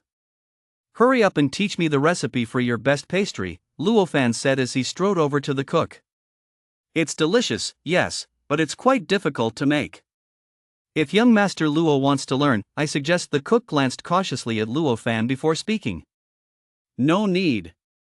Just make it, I'll watch you do it, Luo Fan interrupted, saying. The cook had no choice but to comply with Luo Fan's insistence, so he set about making a pastry called jade flour cake. To allow Luo Fan to observe closely, the cook even deliberately slowed down his pace. The pastry was indeed intricate, involving over 30 steps, though Luo Fan didn't understand a single one of them. Once the cake was finished and arranged on a plate, the chef was about to explain the preparation process, but Luo Fan immediately picked up the plate, looked around the room, and asked, How did I do with this cake? Everyone in the kitchen froze, somewhat confused as to what Luo Fan meant by that question. It wasn't until Luo Fan repeated the question with a hint of impatience that they finally caught on, and they hurriedly replied. We've never seen anyone with such a natural talent for pastry making as young Master Luo. This pastry is as lustrous as jade and as fragrant as fresh flowers, just looking at it whets one's appetite. Everyone chimed in at once, all with words of praise. I think this tray of pastries turned out pretty well, too. I got up early just to make these for my eldest sister. Only then did Luo Fan nod with satisfaction, then ran out of the house holding the tray. Jogging along the gravel path, Luo Fan soon arrived at the door of a house. Just as he stopped at the doorway, ready to knock, a woman's voice called out from inside. Just come right in. I know it's you. Luo Fan's clenched fist instantly relaxed into an open palm as he pushed open the door and stepped inside. Spotting a figure standing by the mirror while a maidservant combed her hair, Luo Fan chuckled and walked over. Good morning, sister. The figure gave the maidservant a nod, and the maidservants, understanding the signal, quietly withdrew from the room. At that moment, Luo Fan approached the woman and placed the plate of jade flower cakes on the table. "What is this?" The woman glanced at the pastries on the table and asked. "I've noticed you haven't had much of an appetite these past few days, so I thought I'd get up early and make some pastries for you to help whet your appetite." "You made these?" The woman shifted her gaze to Luo Fan and said, "I suspect you had the kitchen staff prepare them in advance and just went to pick them up." "How could that be?" "Sister, you must believe in your little brother's concern for you. If you really don't believe me, feel free to go to the kitchen and check for yourself. From preparation to baking, I handled everything myself." Luo Fan patted his chest, making a loud smack sound. "You're just trying to butter me up for no reason." The woman didn't reach out to take the pastries but asked instead, "Spit it out. Why did you come to see me this time? Did you get into trouble again and need me to fix it? What nonsense. Sis, what kind of person do you think I am? I really just wanted to show you some concern for once," Luo Fan said with a look of righteous indignation on his face. "Just say what's on your mind. If you keep beating around the bush, I won't agree to anything later." The woman knew exactly what kind of person her younger brother was. Well, it's really nothing much." Luo Fan knew his sister's temperament. If he didn't speak up now, she might truly refuse later, so he hurriedly said, "I just wanted to ask you for a little pocket money." "Oh?" The woman raised an eyebrow and said, "I remember I gave you quite a bit last time. Did you spend it all that fast?" "I haven't spent it all, it's just." "Because of that auction," the woman suddenly interrupted. "You know all about it, sis," Luo Fan said, scratching his head sheepishly. "It's the talk of the town, how could I not know?" The woman reached out and picked up a pastry from the table, saying, "Go on, tell me exactly what happened at those 2 auctions. I'll decide whether to give you more pocket money after you're done." "Sure thing." Seeing the woman pick up a pastry from the table, Luo Fan quickly began recounting everything that had happened during his previous 2 auction visits, making sure to embellish Shurha's arrogant expression when he did bid on the prized items. Chapter 30, The Li Family's Objectives. "Sis, you wouldn't believe it that Shurha, after winning those prized items, his tail was practically sticking straight up to the sky." The woman glanced at Luo Fan but didn't respond. She knew her younger brother and the Shao family's eldest son were constantly locked in open and covert rivalry. Everyone in both families was well aware of this, and they never interfered in such petty squabbles among the younger generation. However, Old Master Yu was invited, and he even brought out the red-hearted grey wolf bone. The woman looked at Luo Fan, who was still ranting about Shurha's faults, and interrupted, "Are you sure the red-hearted grey wolf bone that came up at that auction was genuine?" "It's real, absolutely real. Sister, you don't know Old Master Yi even pulled out a charm just to prove he was telling the truth." Luo Fan looked at the woman, whose expression was serious, and asked, "Is there something wrong with that?" "Genuine red-hearted grey wolf bones are extremely rare on the market, and yet one actually turned up here." The woman spoke as if to Luo Fan, yet it sounded as though she were talking to herself. "It seems this auction is far more interesting than I imagined." Listening to her words, Luo Fan was a bit baffled. The woman pinched off a piece of the pastry and took a bite. The mildly sweet, not too cloying flavor, combined with the floral aroma, blossomed in her mouth, filling her entire palate with the fragrance. "What about the Shao family? What is their stance?" After swallowing the pastry, the woman asked. "The Shao family? I haven't seen anyone from the Shao family here, just that damn Shurha." At the mention of Shurha, Luo Fan immediately clenched his teeth in anger. Suddenly, he paused, as if a thought had occurred to him, and said, "Gua, the head of the Gua family in North City, has attended both auctions, but he didn't bid. The Fong family of Tianqing, who came with him, placed a bid once, and the second time, the Fong family ended up winning the lot. The Gua family from the north of the city, the Fong family of Tianqing." A gleam flashed in the woman's eyes as she said, "Next time you go, give me a shout. I'll go with you." "Ah, sister, you're going?" Luo Fan's face instinctively fell. In that case, there was a high probability that the name on the list for winning the chest wouldn't be his. "What? Am I not allowed to go?" No, I just. Worried that I'll snatch your spot on the list? The woman saw right through Luo Fan's thoughts. No, Luo Fan shook his head hurriedly. How could he possibly admit to something like that? When the time comes, I'll bid on the item and have your name recorded. Luo Fan paused, then his face lit up with joy as he said, Thank you, sister. Common Quality Clothing Auction House. In an elegant room, a man from Common Quality Clothing was leaning back on a long chair, staring at the tea in his hand and muttering to himself. Su Ran Auction House has really made a name for itself. After these 2 auctions, the buzz in the city has grown even louder. This is clearly a money-losing venture. How could it have such a great impact? The man from Common Quality Clothing pondered this, his gaze falling on the young servant standing nearby. He asked, Tell me, why does Su Ran Auction House's auction format still attract so much attention? The young servant beside him paused, his entire body instantly tensing up. This was a difficult question to answer. His predecessor had been replaced precisely because he said something he shouldn't have, which was why the young attendant had been transferred here. He had to answer carefully. After racking his brain and thinking at lightning speed for a moment, the young attendant finally spoke up, Sir, none of these speculations have a definitive answer. Why don't you go to the Su Ran auction house yourself? Seeing it with your own eyes will certainly be much more accurate than my guesses. Go to the Su Ran auction house. The man in the Common Quality robe paused, then muttered to himself again, That's true. When it comes to such things, you really have to see them with your own eyes to know exactly what they're like. Send someone to the entrance of the Su Ran auction house. Once they find out when the next auction begins, have them come back and notify me immediately, the man in the Common Quality robe said to the young servant standing beside him. Yes, sir. The young servant let out a sigh of relief and ran out of the room. Su Ran auction house, backyard garden. Seated on opposite sides of a stone table, Yi Anqing and Bo were locked in a chess match, while Su Ran stood to one side, silently observing the game. You must have practiced this move with that Su kid beforehand. How did you manage to break through my brilliant double cannon move? Bo frowned as he watched Yi Anqing's check move sideways. I just paid a little more attention beforehand. There's nothing strange about it.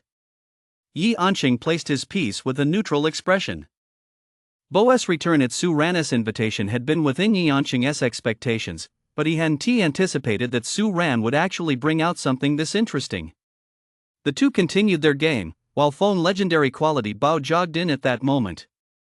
He had originally intended to call out to Su Ran directly, but upon seeing the 2 men playing chess, he jogged over to Su Ran's side and whispered, President Su, we have the results of the investigation regarding the Li family. Good.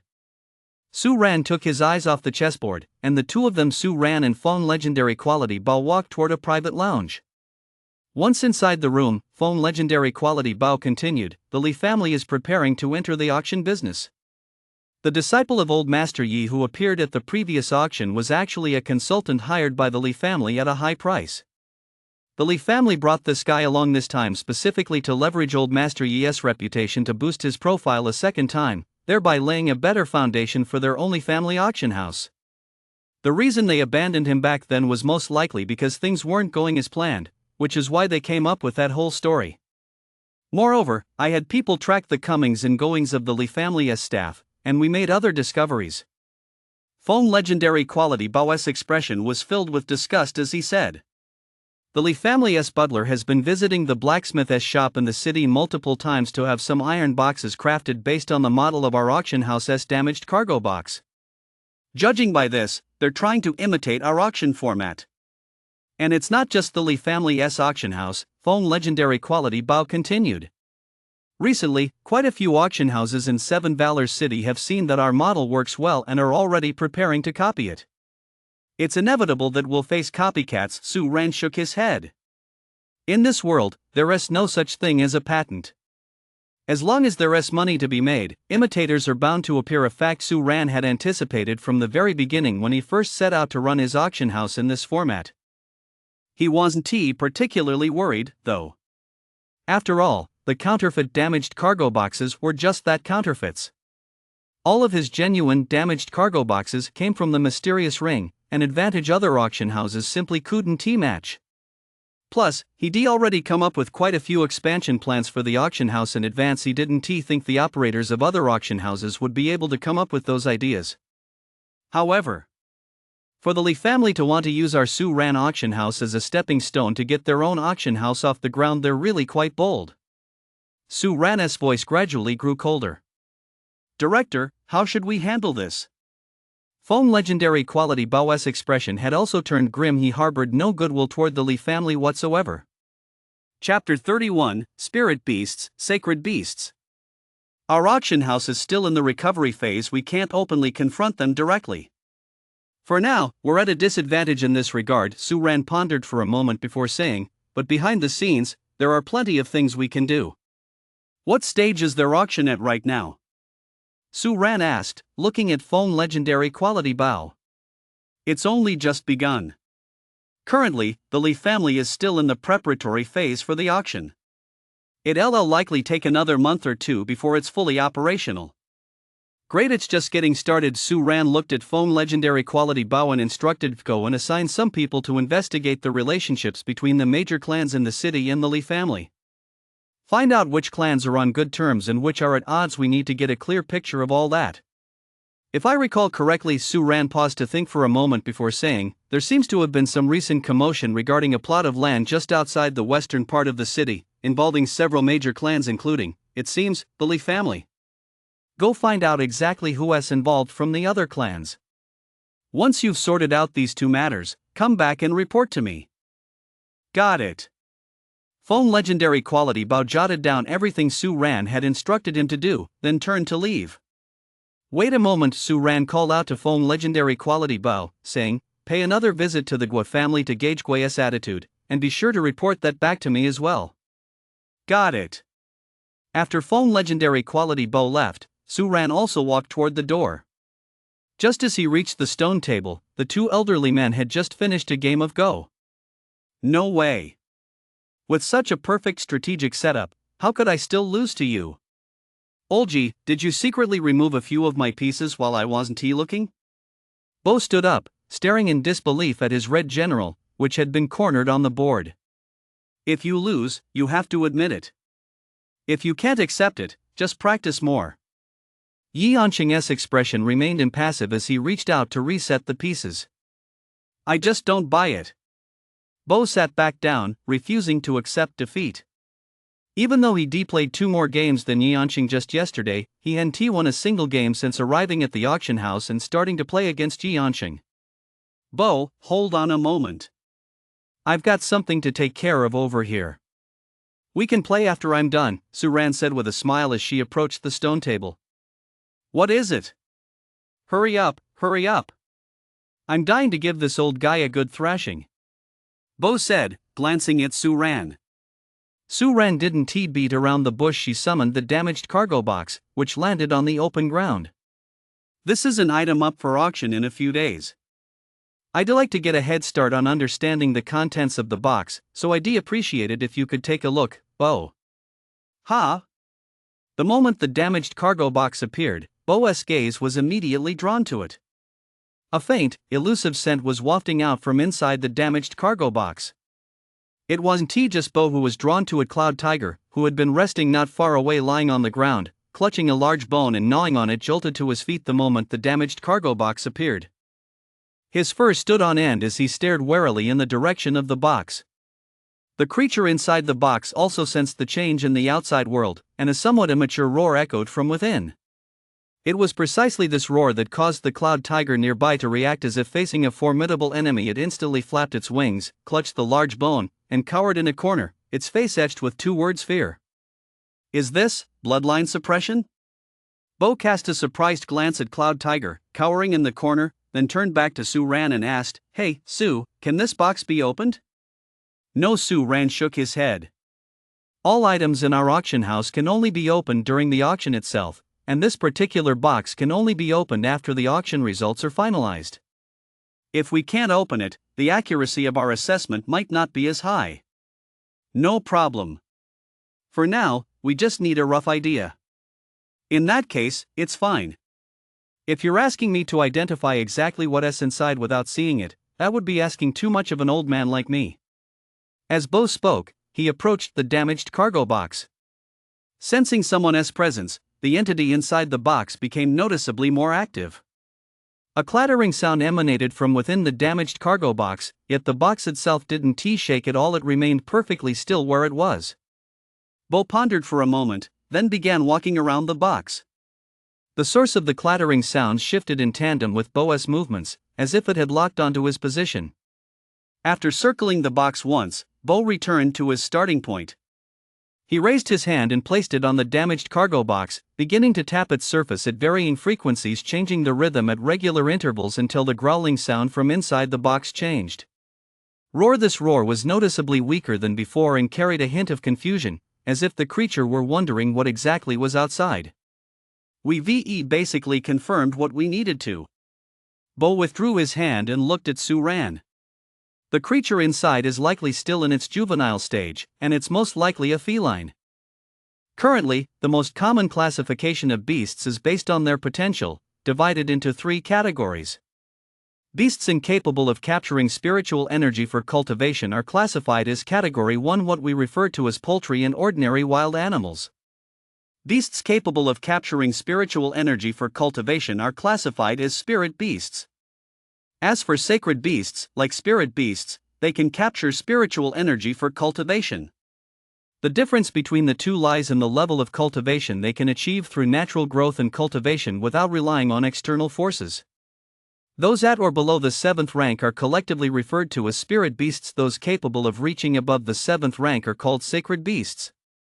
Spirit beasts exert a suppressing effect on ordinary wild beasts, and sacred beasts exert the same effect on spirit beasts. Above sacred beasts are divine beasts. Many beasts today are transformed from divine beasts, but since divine beasts are now extinct, they are not classified together. Having said this, Bo looked toward the cloud tiger in the corner, which was still trembling while clutching a large bone, and continued. My cloud tiger is a spirit beast I acquired by chance. It possesses extraordinary natural talent. One could almost say it has 1 foot out of the spirit beast category and is on the verge of entering the realm of sacred beasts. Ordinary sacred beasts can't really overpower a cloud tiger, yet the entity inside the damaged cargo box was able to intimidate it to this extent with just a single roar. Its status as a sacred beast is essentially confirmed, and a very high-grade one at that. With proper cultivation, there is a very good chance it could break through to the 9th rank in the future. The cultivation tiers for beasts and humans are the same, ranging from Tier 1 to Tier 9, with each tier further divided into Rank 1 through Rank 9, advancing by 1 rank at every 10th level. Tier 9 represents the absolute pinnacle of combat power for any clan, even a major one. Usually, the sacred beasts we encounter are adult. Juvenile sacred beasts are extremely rare. The sacred beast in this box is incredibly valuable. Bo gave it a very high appraisal. Chapter 32, A Simple and Brutal Way to Make Decisions. It's clearly common quality, Su-ran nodded, stowing the damaged cargo box back into his storage ring, then stood to the side, deep in thought. After the damaged cargo box vanished, the cloud tiger in the corner finally cautiously returned to its original spot and lay down, still shaken. It had been a real scare. Now I get why you invited old G and me. If all the items in your auction house are of this caliber, you'd better bring in some experts, otherwise, no one else would even recognize what they are. Bo remarked with a sigh, sat back down, and turned to Yanqing. Come on, old G, let us keep going. Evening. In the Su-ran auction house restaurant, Su-ran was in the middle of dinner when a shout came from outside. President Su. All the information has been confirmed. Foam legendary quality Bo, moving his stocky frame, ran inside and sat down next to Su-ran. Su-ran glanced at the attendant beside him. The attendant immediately understood, went to fetch a bowl of rice, and placed a set of bowls and chopsticks in front of Foam legendary quality Bo. Let us eat first. We can talk while we eat. Sure. I've been running around all day. I'm absolutely starving. Foam legendary quality Bao, who often dined with Su-ran, didn't stand on ceremony. He quickly shoveled a few mouthfuls of food down, gave his stomach a moment to settle, and then addressed Su-ran. The power dynamics within 7 Valor's city are straightforward. It all comes down to the four great families, the Shao and Luo families in the south, the Li family in the west, and the Guo family in the north. The Li family in the west tends to act arrogantly and tyrannically, so not many families in the city are on good terms with them. Most are just small and medium-sized families that depend on the Li family. As for open hostility, Feng legendary quality Bao took a sip of the warm tea he just poured and continued. Unlike the healthy competition between the Shao and Luo families, the Luo family has long been at odds with the Li family due to past conflicts between the clans. Their relationship is the kind that can explode at the slightest provocation. Clashes often break out in various settings. As for the Shao and Guo families, while they aren't particularly fond of the Li family either, their animosity hasn't reached the level of the Luo family's. However, when I visited the Guo family earlier, the head of the Guo family made it clear that if our auction house wants to take action against the Li family, he'll step in to help, Feng legendary quality Bo said, looking at Su Ran. What about that plot of land in West City? Su Ran swallowed a mouthful of food and asked. Here's the situation with that plot in West City, Feng legendary quality Bo said, taking another sip of tea. Seven Balor's City is planning an expansion in the near future. The area surrounding that plot has the highest foot traffic in the outer New City district, so several major families are vying for it. The four major families have all offered roughly the same price, but none are willing to back down. So the city's general management office simply handed the decision on who gets the plot over to the four major families themselves. They've been left to decide, but even now, they haven't reached a conclusion. It's a standoff. Each side has sent people to occupy a corner of the plot, and they've been deadlocked like this with no resolution in sight. Luo Shanglan, the head of the Luo family, she is the older sister of Luo Fan, the second young master of the Luo family, has some ideas of her own, but she hasn't found the right opportunity yet. After all, the four families are all watching each other closely, and none of them know what the others are thinking. That's all I know about the plot of land. Feng legendary quality Bao paused for a moment before continuing. Oh, and I also heard that Luo Shanglan seems interested in our new auction format. There's a high probability she'll attend the next auction. After Feng legendary quality Bao finished recounting everything, he turned his attention to his meal. Su Ran set down his empty bowl, sipped his tea, and began analyzing all the information Feng legendary quality Bao had just shared. The Li family, the standoff among the four major families over the land, the balance waiting to be broken. Su Ran set down his teacup and said to Feng legendary quality Bao, prepare a small gift for our visit tomorrow morning, and let us pay a visit to the Guo family. Got it. Feng legendary quality Bao swallowed a large mouthful of food and nodded. The next morning. My dear nephew Su, you just show up out of the blue. Why bring gifts? Given our relationship, there is no need for all this, was said with a smile as he looked at his visitor. Just some pastries your cousin likes. I saw them on my way here earlier, so I picked up a few. Su Ran glanced at the little girl, who was a little over 5 years old, and smiled. Yum! The little girl's eyes lit up, and she ran toward the attendant behind her who was holding the pastry box. You little girl, say thank you to your big brother. Thank you, brother Su. The little girl stopped halfway, obediently said her thanks to Su Ran, and only then continued running toward the pastries. You're welcome, Su Ran replied with a smile. He was quite fond of this little girl from the Guo family, and he had indeed brought the pastries specifically for her. I assume you're here to discuss what legendary quality Bao mentioned yesterday, Guo said, pulling his gaze away from his daughter. Let us talk inside. I've just brewed some tea, we can sip it while we talk. All right.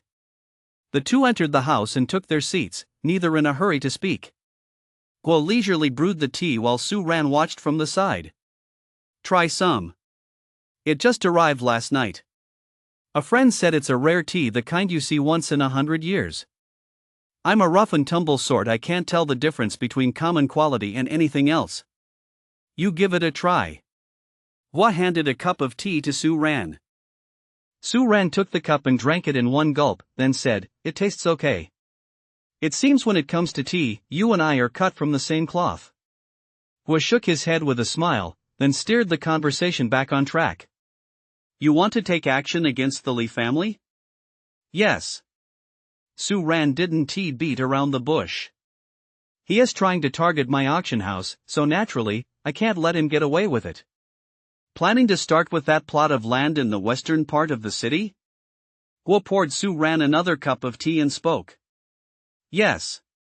While that is indeed the best flashpoint to ignite right now, it's not just a standoff between my Guo family and the Li family. All four major families in the city have their attention fixed on that plot of land.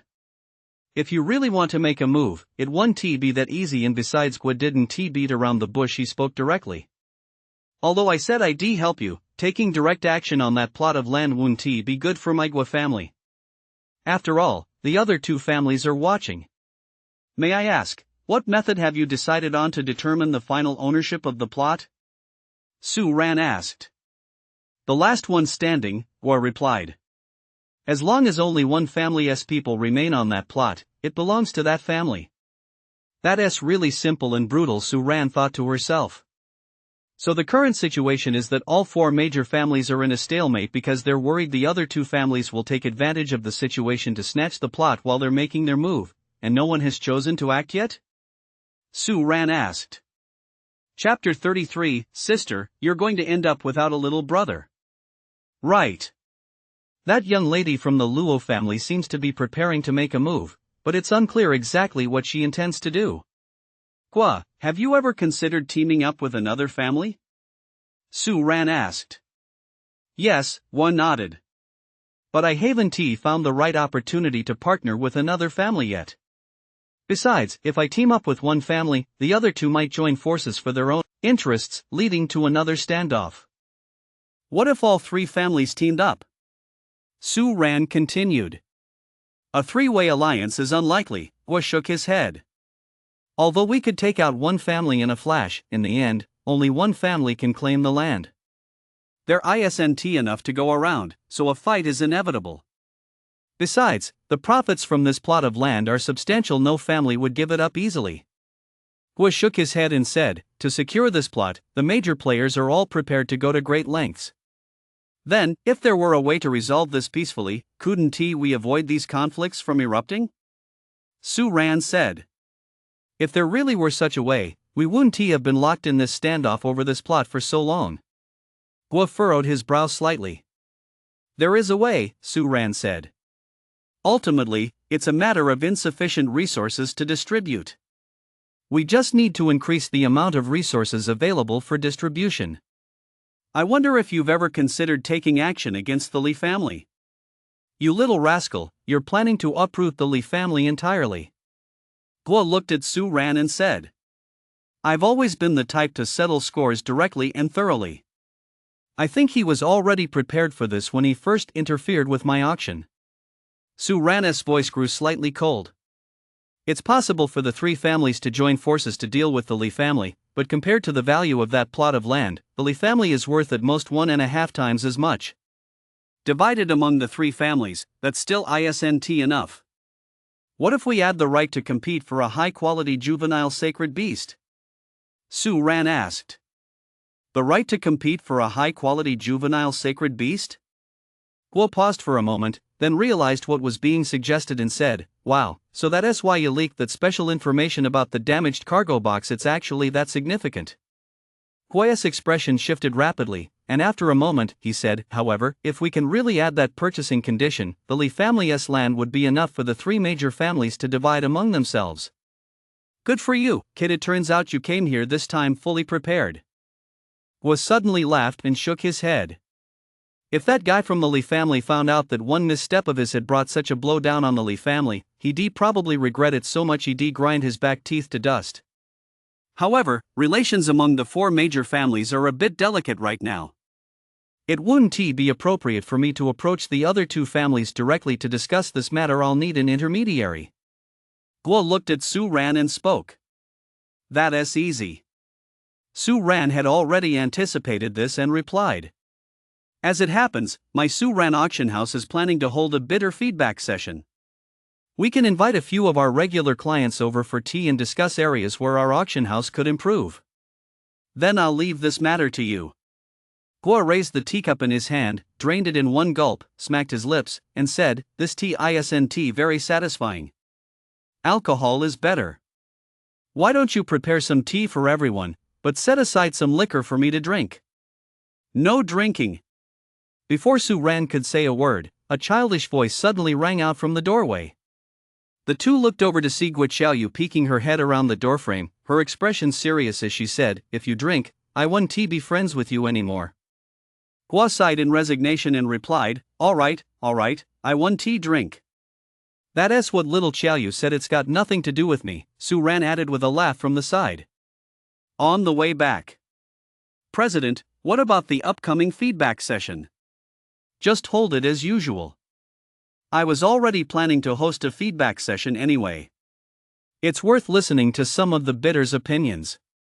As for after the session ends, if they want to chat a little longer, let them chat a little longer. Understood, Feng Legendary Quality Bao nodded, then asked, so this feedback session will follow the normal procedure and won't be held in secret? Should we announce it? We can announce it.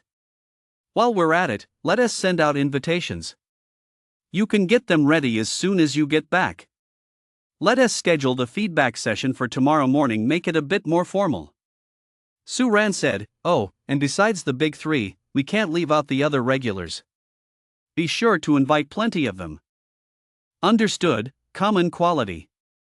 Feng Legendary Quality Bao noticed the emphasis Su Ran had placed on the word regulars, nodded in agreement, thought for a moment, and then spoke again.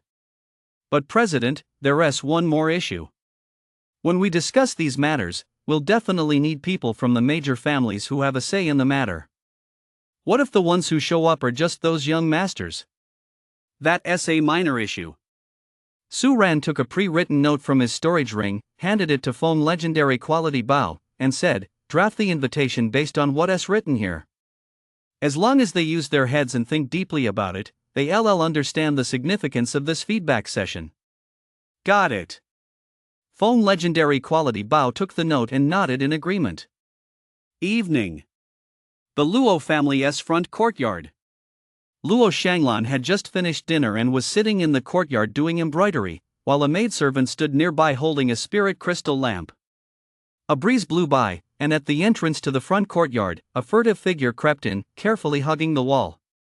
Casting a furtive glance at Luo Shanglan, who was seated in the center of the courtyard, the figure cautiously inched inward along the wall, afraid of drawing Luo Shanglan's attention. Stop right there. Luo Shanglan's somewhat cool voice rang out across the courtyard. She didn't look up, continuing to embroider as before. The figure in the corner froze for a moment, then turned around and said to Luo Shanglan, sister, you're embroidering. Your handiwork is truly exquisite.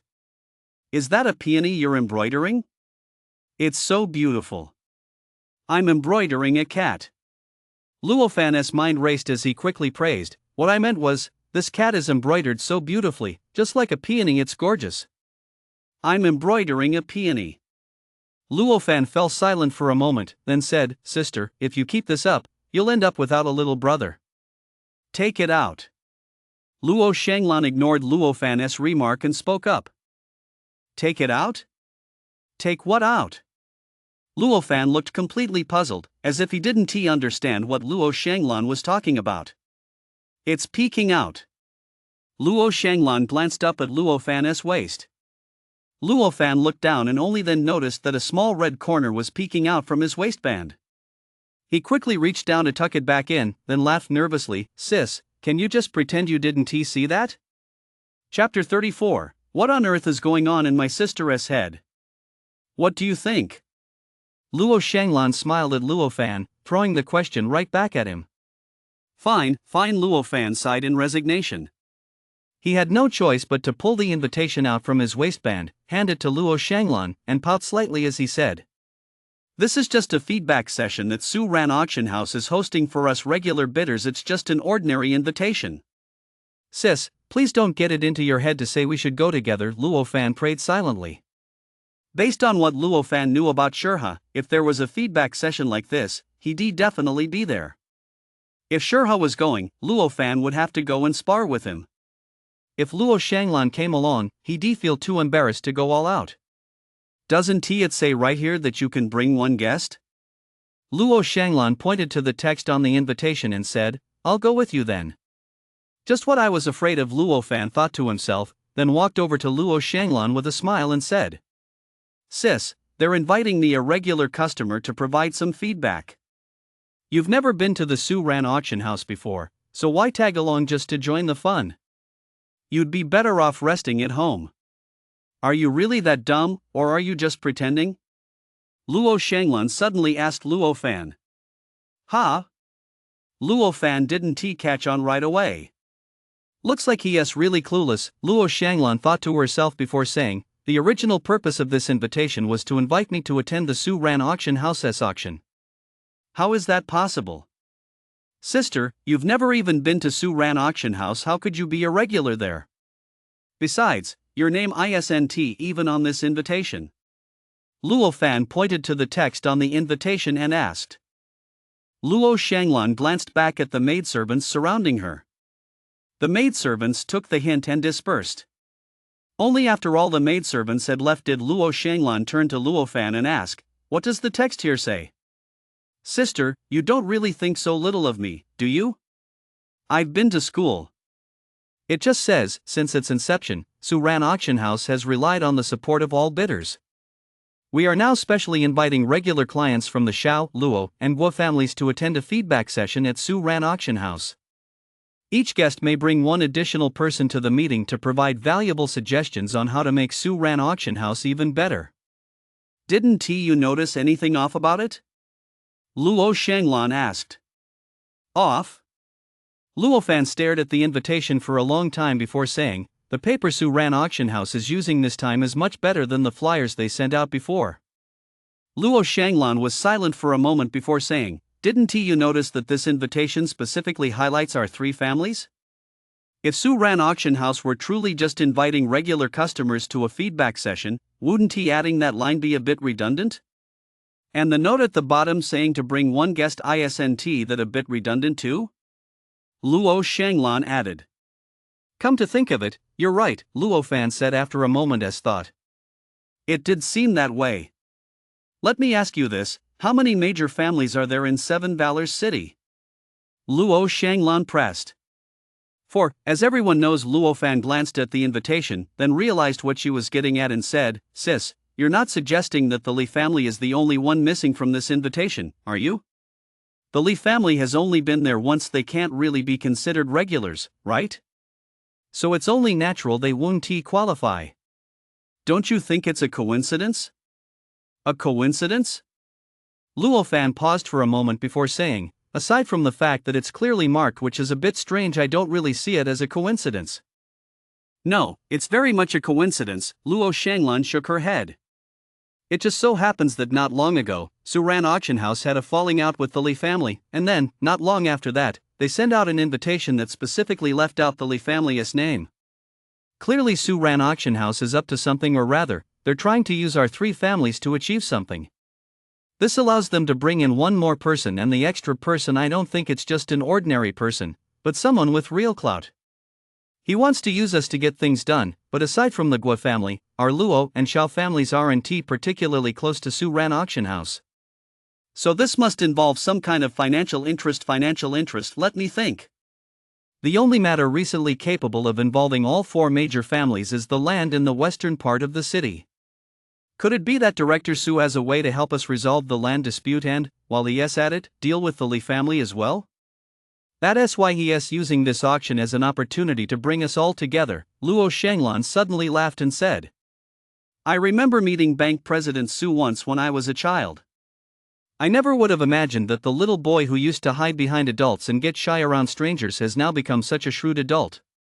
Even if it's not to discuss business, it's still worth going just to see him." Luo Fan, standing nearby, opened his mouth but couldn't bring himself to say a word for a long moment. Sometimes he really had no idea how his older sister's mind worked, how she could analyze such a long string of thoughts from just a few words on an invitation. "Remember to wake me up when you go there tomorrow morning," Luo Shanglan said to Luo Fan. "If you dare not wake me up using some excuse like wanting me to rest a little longer or not having the heart to wake me up, your allowance will be cut off immediately." "No way. Sister, you really don't know your little brother very well." "I'm not that kind of person," Luo Fan said, his expression stiffening as he hurried to respond. The next morning. outside the Su Ran auction house. Watching the steady stream of people entering the Su Ran auction house, someone on the street spoke up in confusion. I thought the announcement was just posted today. The auction's supposed to be tomorrow. Why are there so many people here today? I think there is some kind of feedback session today.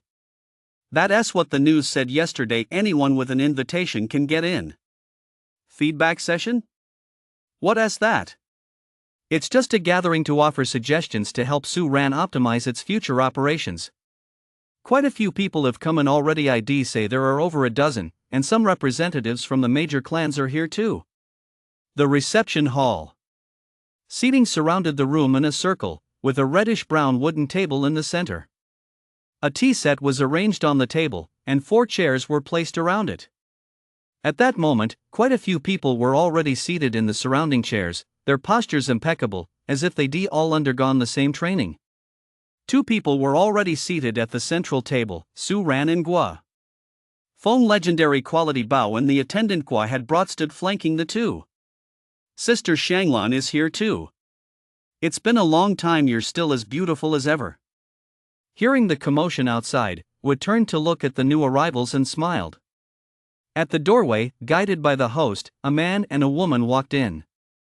Hua, you're still as dashing as ever, Luo Shanglan replied with a smile after discreetly glancing around the room. Chapter 35, What a stupid question.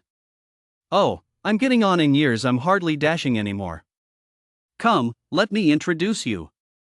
Wei was about to introduce Su Ran to Luo Shanglan. Shanglan, you know him. I met bank manager Su when I was a child. I wonder if he remembers me, Luo Shanglan said, turning to Su Ran. I have a vague memory. But back then, I think I was hiding in the back, too shy to face people, Su Ran said, sifting through the memories of his former self.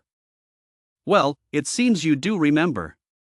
Luo Shanglan took her seat and praised, President Su was a handsome young man back then, far more outstanding than my good-for-nothing younger brother.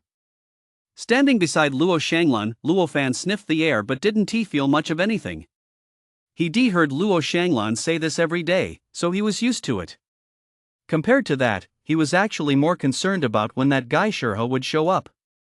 Not long after Luo Shanglan and Su Ran arrived, someone else walked in from outside. This time, it was a middle-aged man, with Shurha close behind him, whispering something in his ear. Old Xiao, I can't believe you actually came here in person. That is quite rare, was said, looking at the newcomer with some surprise. The middle-aged man gave a brief nod and said nothing more, looking like he wasn't particularly talkative. You really need to work on that reserved nature of yours. Your daughter has become so quiet just from spending too much time with you. That's because she is quiet by nature. The middle-aged man spoke slowly, enunciating each word clearly. It'd still be better if she were a bit more outgoing. Whenever she has time, have her come over to my place and go for a walk with Xiaoyu. You're such a tight-lipped one. Alright, let me introduce you, Su Ran, the head of Su Ran Auction House and the organizer of today's feedback session. Guo placed slightly more emphasis on the word organizer. After introducing Su Ran, Wu turned to her and said, This is the head of the Xiao family, Xiao Shilin. Don't let his intimidating appearance fool you, he is actually quite kind. After Su Ran and Xiao Shilin exchanged nods, everyone took their seats. The living room doors closed following Xiao Shilin's arrival. Feng legendary quality Bao poured tea for everyone from the side, while Su Ran addressed the group. This is simply a casual tea gathering to solicit suggestions for our auction house. But since we don't want to waste your time, let us get straight to the point. Please feel free to share any suggestions you have for improving our auction house. We'll respond to them and give them serious consideration. Luo Fan glanced at Luo Shanglan and opened his mouth. Say whatever you want, don't worry about me. I'm just here to grab some tea and pastries, Luo Shanglan said, then lifted her teacup. Then I'll speak up, Luo Fan finally dared to say. President Su, could you add some tables, chairs, and stools for future auctions? We're always forced to stand while bidding, and our legs get sore after standing for so long. We removed the tables and chairs to make room for the auction and to allow bidders a better view. However, we are considering adding seating, and we may set up some chairs in the future to facilitate viewing, Su Ran replied after a moment's thought. That was the only question I had. Satisfied with the answer, Luo Fan fell silent. What a lousy question you asked, Shurha muttered from beside him in a voice only Luo Fan could hear. Before Luo Fan could retort, Shurha spoke up. President Su, I have a few questions as well. First, could the auction notification be sent out a bit earlier? With only 1 day's notice, sometimes we might not have enough time to prepare. Currently, Su Ran's auctions are still geared toward the general public. Based on the comprehensive assessments by the auction house's appraisers, a 1-day notice is just right. However, Su Ran paused for a moment before continuing. Once the quality of the damaged cargo boxes improves, we'll announce the auctions with more lead time. All right. Shurha nodded and said, another question is whether the number of damaged cargo boxes up for auction could be increased. There is only 1 damaged cargo box per auction, and I never feel like I'm getting the most out of the bidding. That is something Su Ran is considering. If there are any changes in the future, please keep an eye on Su Ran auction house's announcements. Su Ran's response was very official. The main reason was that he couldn't be certain about this either. Currently, there was only 1 damaged cargo box available, and the appraisal process for each recovered item took some time. Holding multiple auctions in a row wasn't feasible at the moment. Those are the only 2 questions I have. That's all. A brief silence fell over the room. Does anyone else have any questions? Su Ran smiled as he looked around the room, his gaze finally settling on Gua. What about you, Gua? Do you have any suggestions? I don't have any major suggestions, but there might be one small area for improvement. Gua pondered for a moment before saying. Back when old Su was here, he set up a membership system. As long as we deposited spirit crystals with the auction house, they'd be deducted automatically after the auction ended. For frequent bidders like us, that system was very convenient. I suggest we reactivate that membership system. Upon hearing this, Su Ran looked at the tea in front of him and began to ponder. In fact, this system had always been in place at Su Ran auction house. However, due to the auction house's previous decline, few people visited, and even fewer deposited spirit crystals there. Gradually, the system had been neglected. Now it seemed that it could indeed be revived, and there was still plenty of room for improvement. All right, Su Ran nodded in agreement and said, I'll seriously consider Guaya's suggestion and reintroduce the membership system as soon as possible. That's all. That's the only point I wanted to raise. After waiting a while longer, no one else offered any suggestions this time. Su Ran stood up and said, I will carefully consider each and every suggestion you've put forward. Of course, we won't ask any of you common quality members to make the trip for this feedback session. Regarding the next auction, we'll be releasing a very important announcement. Guo will relay the specific details to you all. I have some matters to attend to at the auction house, so I must excuse myself for now. With that, Su Ran and Feng legendary quality Bao turned and walked toward the exit of the reception room. No one found this unusual. They all understood why Su Ran had gathered them here this time. As Su Ran left, the regulars seated in a circle around him all stood up and walked out of the room together. President Su handles things quite meticulously, Luo Shanglan remarked calmly, showing no surprise at the scene unfolding around her. It's not just meticulous, he often has surprises in store for us, was said with a smile. I won't keep you in suspense. I'll just come right out and say it, Su Ran's next auction's damaged cargo box might just contain a sacred beast. As soon as Guo finished speaking, the room fell silent for a moment. Xiao Shilin, whose expression hadn't changed since he walked in, let his eyes flicker for an instant upon hearing those words. It seems President Su really is good at creating surprises, Luo Shanglan laughed. Well then, let us start planning how to carve up this piece of the Li family's pie. Chapter 36, A Membership System in Need of an Upgrade. Su Ran had achieved the effect he intended. What happened next in the living room was no longer his concern. Guo's earlier suggestion had given Su Ran quite a bit of inspiration that membership system was indeed one worth revisiting. Returning to her office and taking a seat, Su Ran asked Feng legendary quality Bao, what was our auction house's membership system like originally? A registered system. Phone legendary quality Bao walked over to a shelf nearby, searched for a moment, then took down a blue booklet and handed it to Su Ran. Su Ran opened it and took a look. Every page contained a person's name and some basic information. Below this information was a string of numbers, though all of them had been crossed out. Previously, whenever someone deposited spirit crystals at the auction house, their name would be registered in this booklet to become a member. While Su Ran was looking through it, Phone legendary quality Bo explained.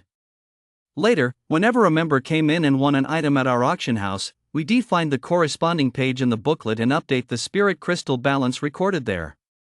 Oh, and after completing the membership registration, they receive a special membership card to verify their status. Phone legendary quality Bo added. Do you have a sample of that card? Su Ran closed the booklet and asked. I believe so. Please wait a moment, Mr. Su. Phone legendary quality Bao walked over to a cabinet nearby, rummaged through it for a moment, and then took out a card, placing it on the table in front of Su Ran. The card was entirely snow-white common quality, warm to the touch, and felt quite nice in the hand. In the upper left corner of the front was a serial number, in the center was the Su Ran auction house logo, and in the lower right corner were the words member in legendary quality color. On the back was an illustration of the Su Ran auction house. Is this the only one? Su Ran asked, looking up after examining it. There are a few more in the cabinet. Would you like me to fetch them?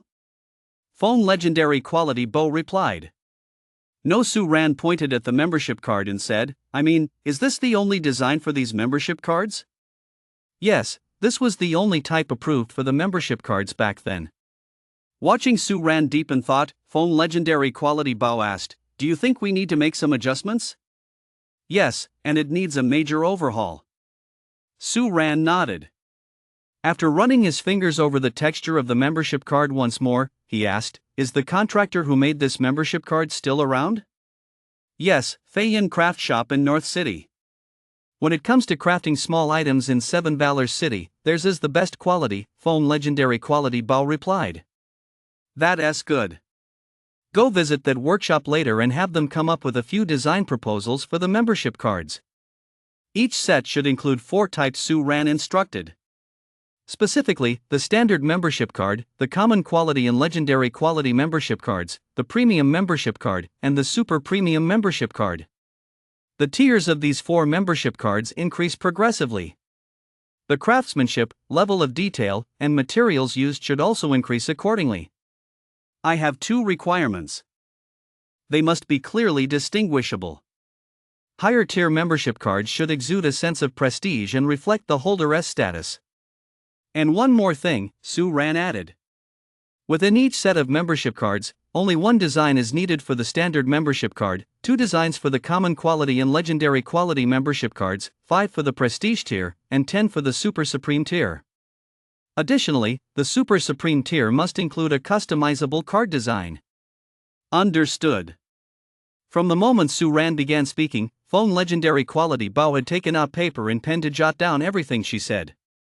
Phone Bao didn't usually have this habit, but as Su Ran kept coming up with more and more new ideas, he found it increasingly difficult to remember them all, so he simply kept some paper and a pen in his storage ring. In addition to adjusting and modifying the membership cards, starting today, storage of spirit crystals will no longer be called storage, it will be renamed Top Up, and will also introduce different Top Up packages. Top Up packages? Right. Think of them as special offers. I'll draft the details for you later, just follow my instructions when the time comes. After saying this, Su Ran asked, any news from the Feng family? The Feng family in Tianqing City? Right. We haven't heard anything since they returned from the last auction. I'm not sure exactly what they're up to. Should we look into it further? Phone legendary quality Bao asked. No need. Just keep a close eye on them. If the Feng family comes to our auction house, be sure to let me know, Su Ran said, then continued, what about the other case? I asked you to assign more people to investigate. Any leads yet? Not yet, Phone legendary quality Bao shook his head and said, although we've increased the investigative team, let alone the outside world. Just the people and terrain around Seven Valors City alone are extensive. Trying to identify a specific person from a single video clip or a portrait is too difficult. Finding them in a short time is difficult. Su Ran furrowed his brow slightly and said, "Keep adding more personnel. Let me know the moment you have any leads." "Yes. Let us go. They should be wrapping up over there. We can head out now." Su Ran stood up and walked toward the door. Phone legendary quality Bao put away his paper and pen and followed him. The two arrived in the lobby just as a group was emerging from the reception room.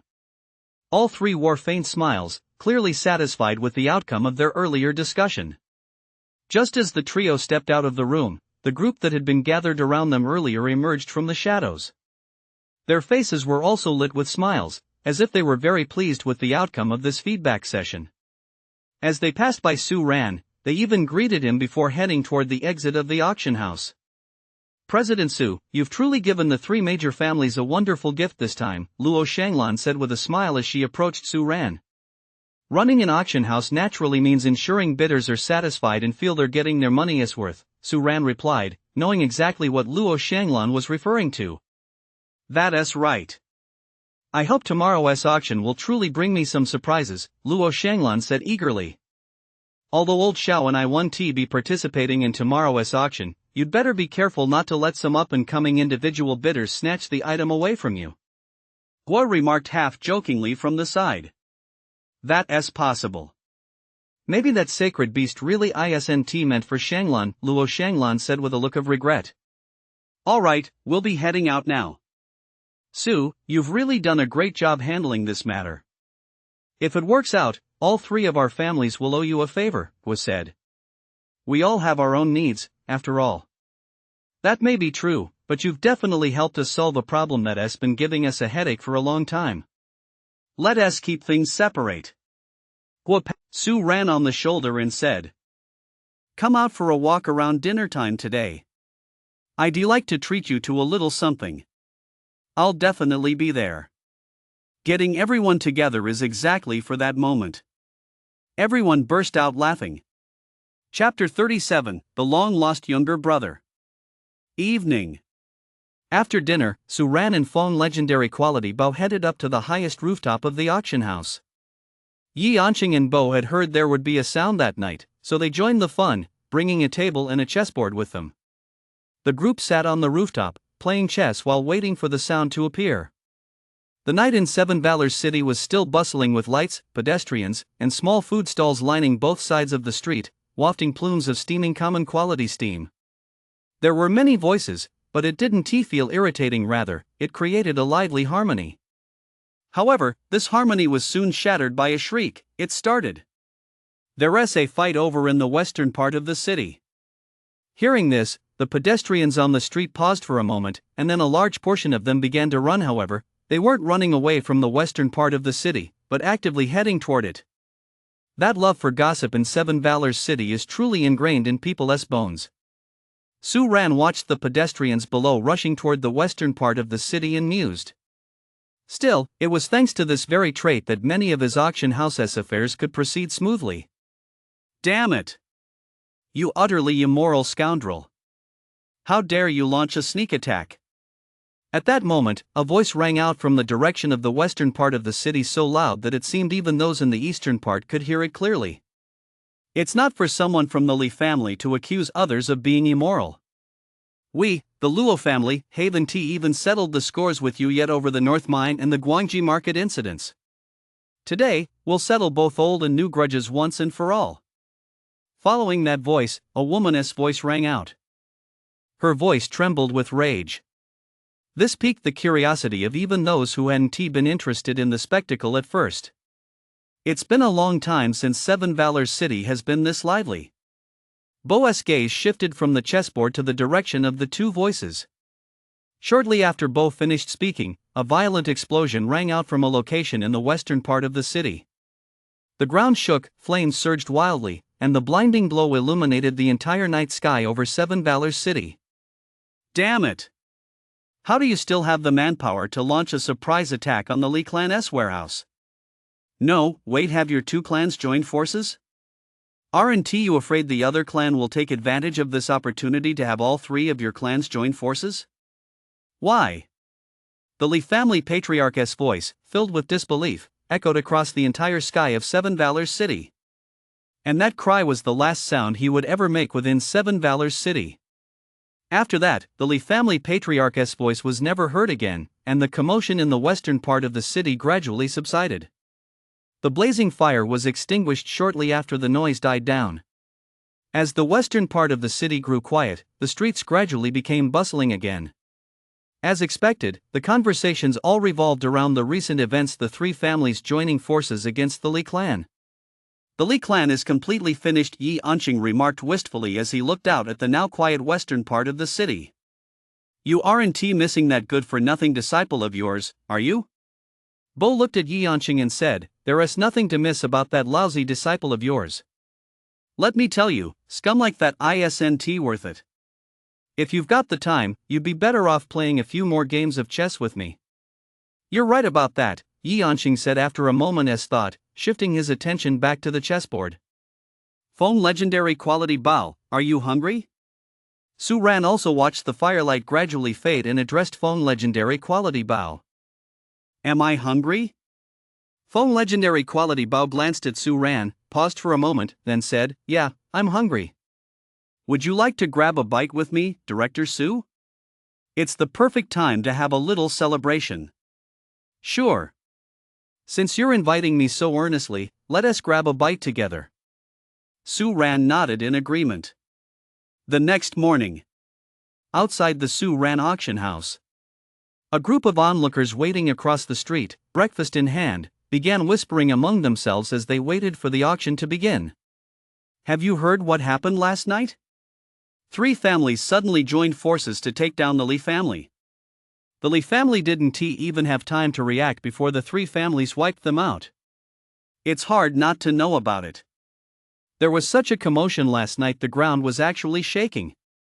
If I hadn't heard the Lee family head's screams, I would have thought an earthquake was happening. What's going on? How did it suddenly come to war? I think it might be because of that plot of land in the western part of the city. After all, the major clans have been fighting over it for quite some time. Maybe the stalemate dragged on too long, so they decided to take out one clan first. No way wiping out an entire clan just for a piece of land? That's ridiculous, it doesn't make any sense. Exactly. That story sounds totally unreliable. I've got inside intel on how the major clans joined forces. A man said mysteriously, taking a bite out of the red bean bun in his hand. Inside intel? Is it legit? I swear it's true. My relative's brother's sister works at the Luo residence.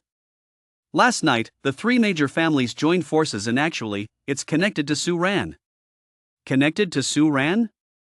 As soon as this news broke, the people around them immediately widened their eyes, shoveling their breakfast into their mouths as they leaned in, eager to hear more. You didn't know? That's why it's inside information. The man swallowed the food in his mouth and continued, the Lee family's downfall this time is deeply connected to Su Ran, the bank president. Think back to the last auction. The last auction? Oh. I get it now. You mean the Lee family brought that guy to Su Ran to cause trouble? But wait, isn't Su Ran on good terms with the Guo family? If anyone were going to take action, it would have to be the Guo family, right? Hey, this is inside info, don't make me repeat myself so many times. The man motioned for the people around him to come closer and lowered his voice. I'm telling you this, but you can't let it get out. Hurry up already. You've been stringing us along for ages. Actually, the man glanced around at the group and began, Bank President Su is the younger brother of the Luo family's eldest daughter, who has been missing for many years. The crowd fell silent, staring at him in disbelief. What's the matter? Why are you all looking at me like that? This is absolutely inside information, nobody else knows about it. Give me a break. This inside information is probably so inside that only you know about it. What about the Shao family? If the eldest daughter of the Luo family and Bank President Su really are siblings, why did the Shao family take action? Do they have relatives related to bank president Su too? Hey, I haven't even said it yet, and you already know? The man asked, looking utterly astonished. Get lost. I thought you actually had some inside scoop. With all this time, I might as well spend it figuring out why the Luo family is the only one here at today's auction. The crowd dispersed in an instant. Though none of them said it outright, they wouldn't believe a single word this guy said from then on. Not far from the crowd, an elderly man with a sharp, lively gaze, accompanied by someone who looked like an attendant, had heard every word of their earlier conversation clearly. Chapter 38. It really is good to get out and about more often. This Seven Valors city seems much more interesting than I imagined. It's a rare chance to come out, and yet I've stumbled upon so many events by pure coincidence. The old man shifted his gaze to the auction house in the distance and remarked with interest. I wonder what the lot is. Judging what an object is based on its appearance, then estimating its value and placing a bid yourself, that kind of auction is interesting. Let us go, Shaolin. Let us head over and see what this auction is all about. Yes. The old man led the way, while his attendant trailed half a body length behind him, head slightly bowed, his gaze constantly scanning the surroundings. Inside the auction hall. The venue was already quite crowded, and Luo Shanglan and Luo Fan were among the crowd. However, a sort of vacuum zone had formed around them. Aside from a few attendants, no one else dared to approach. Luo Shanglan curiously surveyed the auction hall, which looked quite different from other auction venues. Of course, her gaze lingered mostly on the rectangular object covered by a red cloth directly in front of her. Luo Fan, on the other hand, looked down at the floor with a hint of boredom. Without someone to banter with, this auction had lost some of its charm. As for the other merchants and members of smaller clans around them, their gazes drifted mostly toward Luo Shanglan and Luo Fan, their faces full of worry. What else with that look? There aren't as many major clans here today. Are you actually unhappy about that? Someone who wasn't looking worried asked their companion, giving them a puzzled look. Are you stupid? Just yesterday, the three great clans joined forces to deal with the Li clan. Today, only the Luo clan is here. That can only mean one thing: these major clans have reached some kind of agreement. It seems the Luo clan is determined to win this lot at all costs. Whoa, if that's the case, doesn't that mean we can just leave now? Why leave? We missed our chance this time, but there'll be another one, right? Watching an auction one more time helps hone your it's all experience. Get it? I guess you're right. The man who had been about to leave immediately stopped in his tracks. Meanwhile, in a relatively inconspicuous corner of the auction hall, a man dressed in common quality clothing was staring at the damaged cargo box covered by a red cloth, muttering to himself. There really aren't any tables or chairs here. Is that damaged cargo box under the red cloth? I've heard it's just a square tin box. There are quite a few people here now. The turnout for a medium-sized auction has already reached. Looks like it's really popular. A short while later, Yun emerged from the side, and the chatter among the crowd gradually died down. Today, Yun was wearing a long, shimmering silver dress, its hem falling loosely to the ground. On her upper body, she wore an elegant little leather jacket, common quality on the inside and red on the outside, which kept her warm while looking stylish and appropriate. Coming to a stop beside the damaged cargo box, Yun smiled gently and said, "Welcome, everyone, to this auction. I'm sure you've all heard some rumors before arriving. The items up for auction this time are a bit special compared to previous ones. Before we officially begin the auction, let me briefly explain the rules. While viewing the items in the observation area, place your bids for the entire damaged cargo box based on your own estimates. Today's starting bid is 100 mid-grade spirit crystals, and each bid increment must be no less than 10 mid-grade spirit crystals." As Yin finished speaking, he reached out and pulled the red cloth aside. It slid down smoothly, revealing what lay within. This time, the damaged cargo box was wrapped in a layer of gel-like substance that was a pure common quality color. Isolation gel, someone asked. This substance was relatively common, a type of gel capable of blocking sound and odors. Yin condensed a strand of spirit energy at his fingertip and directed it toward the gel covering the damaged cargo box. As the gel sensed the spirit energy, a fine line appeared at its very center, splitting it into two halves that fell to either side. Just as the gel slid away, a wisp of energy drifted out from inside the damaged cargo box, accompanied by a beastly roar. So what's inside this damaged cargo box? Is it a spirit beast? The crowd paused for a moment before realizing what was happening. Spirit beasts can be auctioned off like this? That's interesting.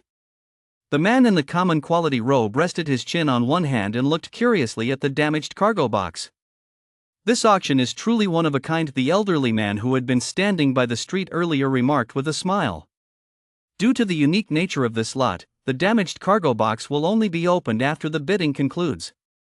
You may now examine it to identify what's inside. After Yin finished speaking, he stepped back a bit. We can't look inside, so we'll have to identify it based on the aura and sounds coming from it. Can you tell what it is? Someone turned to the treasure appraiser beside them. The treasure appraiser immediately gave a dry laugh and shook his head. It was true they could appraise treasures, but not all treasures could be identified. This was a bit outside their area of expertise. At that moment, the treasure appraisers present were essentially rendered useless. Can you make out anything, Shaolin? The elderly man asked the person beside him. Judging by the sound, the man called Shaolin listened carefully for a moment and said, although it sounds rather immature, its presence is quite powerful. It should be a spirit beast of considerable rank. I once visited a beast battle rift. The roars of several spirit beasts in that rift were somewhat similar to the one coming from the box. I've also seen the juvenile forms of those spirit beasts. Judging solely by the power of this roar, none of them compare to the spirit beast inside the box. And that aura. Kobayashi's expression shifted slightly as he said, the very moment I first sensed it, I suddenly felt a sense of foreboding, a sensation I've only ever experienced when encountering certain sacred beasts. Based on all these factors, the creature inside the box is very likely a sacred beast cub, Kobayashi concluded. A sacred beast cub with a starting bid of 100 mid-grade spirit crystals. The old man looked at the damaged cargo box and chuckled. If there's only one connoisseur here, they might just snag a huge bargain. As expected, one really should get out and about more. The outside world is so much more interesting. Are you interested, sir? Why don't I go talk to the auctioneer and set this lot aside for you? Kobayashi pondered for a moment before speaking. Oh, that one do. When you come here, you have to follow the auction house's rules. It's an auction, the highest bidder wins. If we make an exception just this once, how will the owner run his business in the future? Let us not break their rules, the old man said. Besides, the bidding process itself is quite entertaining. I didn't think that through, Mr. Shaolin. Shaolin stepped aside and said no more. The old man, meanwhile, continued to examine the damaged cargo box, trying to make out the sounds coming from inside. A dim room on the second floor. There really are quite a few new faces at the auction house today. Even the director of the common quality auction house is here. That's quite a rarity. Foam legendary quality Bao remarked, looking down at the common quality man below who was resting his chin in his hand in deep thought. There are indeed quite a few new faces. Su Ran's gaze fell on an elderly man below. Judging by his attire, he didn't seem to be a local, and from his posture, build, and demeanor, this old man was clearly no ordinary person. Chapter 39, He wants to steal our stuff. Foam legendary quality Bao. Yes. Keep an eye on that elderly man's movements. He doesn't look like a local. Our auction house has always valued making friends. If he is from out of town, and in case he needs any help, we can't fail to show our hospitality as hosts. We wouldn't want others to make fun of us, Suran said. The old man? Foam legendary quality Bao quickly spotted the person Su Ran was referring to below. He also sensed the man's extraordinary presence and immediately understood the implication in Su Ran's words. Nodding, he said, all right, I'll handle it right away. Keep it discreet. Understood. Just as Foam legendary quality Bao turned to leave the back room, Yun's voice rang out from downstairs at the same moment. The observation period is over. Everyone, you may begin bidding. No one was in a hurry to bid. Most were watching those around them, waiting for others to make the first move. Of course, even more eyes were fixed on Luo Shanglan, waiting to see what she would do. Are you going to bid, sister? Luo Fan asked. No rush. Luo Shanglan shook her head and smiled. The other two families aren't here today, so there's no need to rush. This is my first time attending such a unique auction. I'd like to soak it in a bit longer and see how things play out. Besides, Luo Shanglan looked toward the damaged cargo box up ahead and said, even if we came here today intending to acquire the sacred beast, we can't bid too low. Bank manager Su has been so sincere with us, we can't let him take too big a loss. Luofan listened to Luo Shanglan's words and pondered for a moment. Oh well, since he couldn't figure out the common quality, he might as well just watch the bidding. As time ticked by, seeing that Luo Shanglan still showed no intention of bidding, someone in the crowd beside them grew restless and called out, 110 mid-grade spirit crystals. You idiot, you're actually hoping to snag a bargain at a time like this, a voice immediately rang out from beside him. If there is a chance to snag a bargain, why not give it a try? What if I actually get it? The bidder retorted unconcernedly. If it's something I couldn't win anyway, calling out a bid now 1 heard it at least makes me feel like I'm part of the action. Upon hearing this, those around him realized he had a point, and the auction gradually began to fill with bids. 500 mid-grade spirit crystals. Amid the crowd's bidding, the old man also called out a few bids with a smile.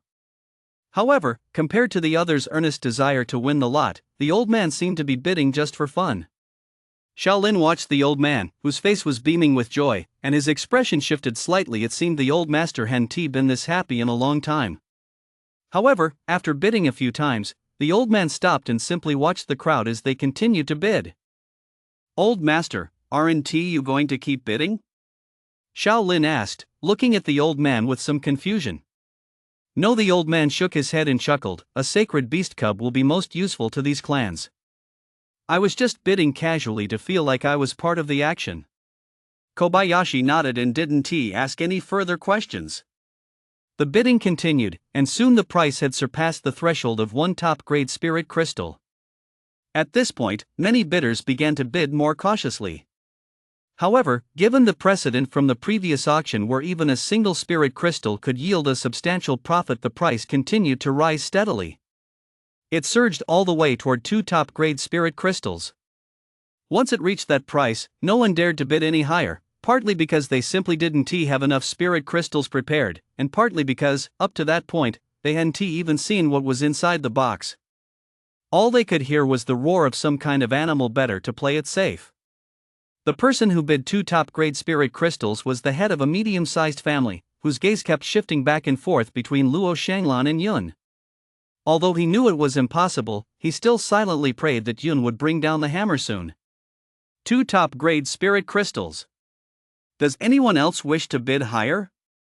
Yun raised the small wooden hammer in one hand, smiling as he looked around at the crowd and said, although I'm not a professional beast appraiser, judging by the strong, powerful roars coming from inside this box, and given that Yun has always had good luck, I'll take a bold guess. The quality of the spirit beast inside this box might just reach that of a sacred beast.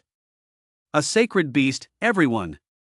If raised properly, it could become one of the very best combat forces in the future, and it's a cub, too. The juvenile stage is the best time to bond with it. 2 top-grade bids and 100 mid-grade bids. At the sound of Yun's voice, someone immediately couldn't resist raising the bid.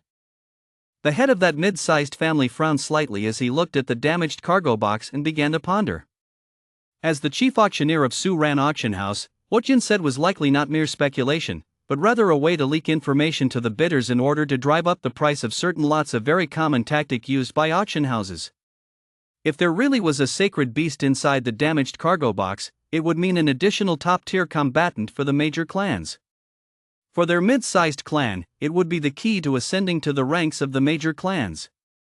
He turned to look at Luo Shanglan, who was standing not far away. After a moment's thought, he decided to bid again. 3 top-grade spirit crystals. He raised his bid decisively. He knew full well that if Luo Shanglan had truly come with the intention of winning this damaged cargo box, a bid of mid-grade spirit crystals would no longer be enough. Sister, that guy is trying to outbid us. Not to mention Luo Shanglan, even Luofan had seen through that man's intention to outbid them.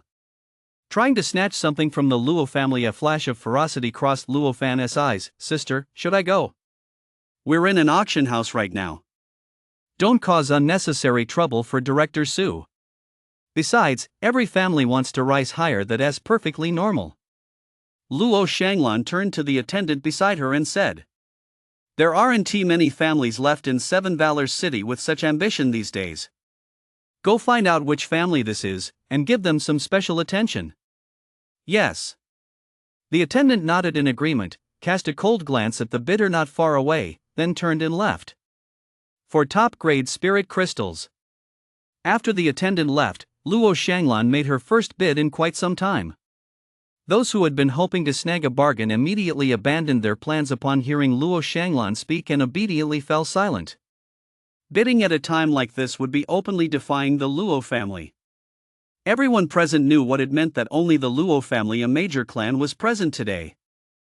The head of the medium-sized clan pondered for a moment, gritted his teeth, and continued, 5 top-grade spirit crystals. Having spoken up, there was no turning back now. He had no choice but to press on. "It seems only the two of us are willing to bid right now." Luo Shanglan didn't immediately call out a bid. Instead, she looked at the man across from her and smiled.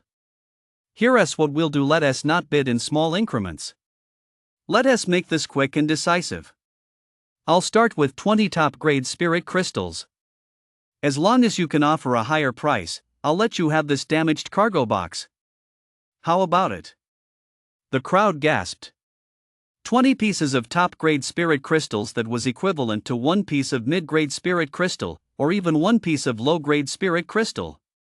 With these spirit crystals, one could start from scratch and support the rise of a medium-sized clan.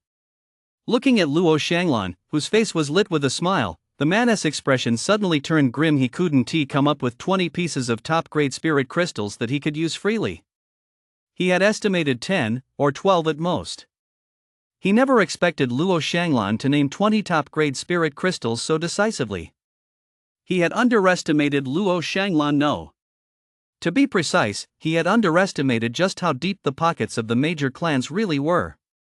His expression shifted repeatedly, and in the end, the man could only clasp his fists toward Luo Shanglan and say, "I humbly ask Miss Luo to overlook this minor offense and spare our family." "Why would I spare you?" Luo Shanglan laughed. "At an auction, the highest bidder wins.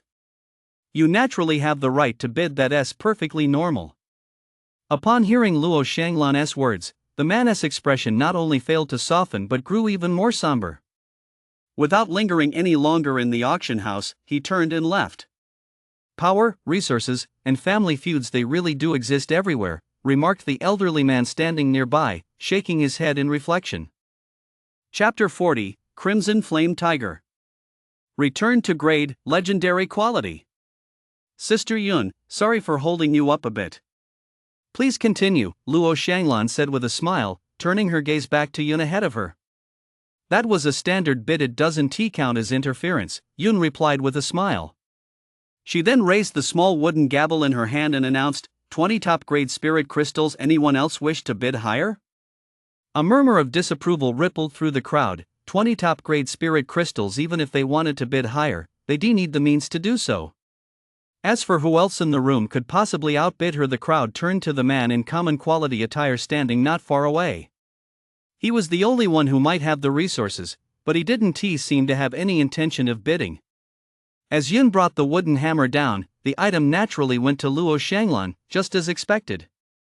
Although they hadn't won the lot, that didn't dampen the crowd's collective excitement. All eyes were fixed on the damaged cargo box, waiting for Yi Anqing to come out and appraise it.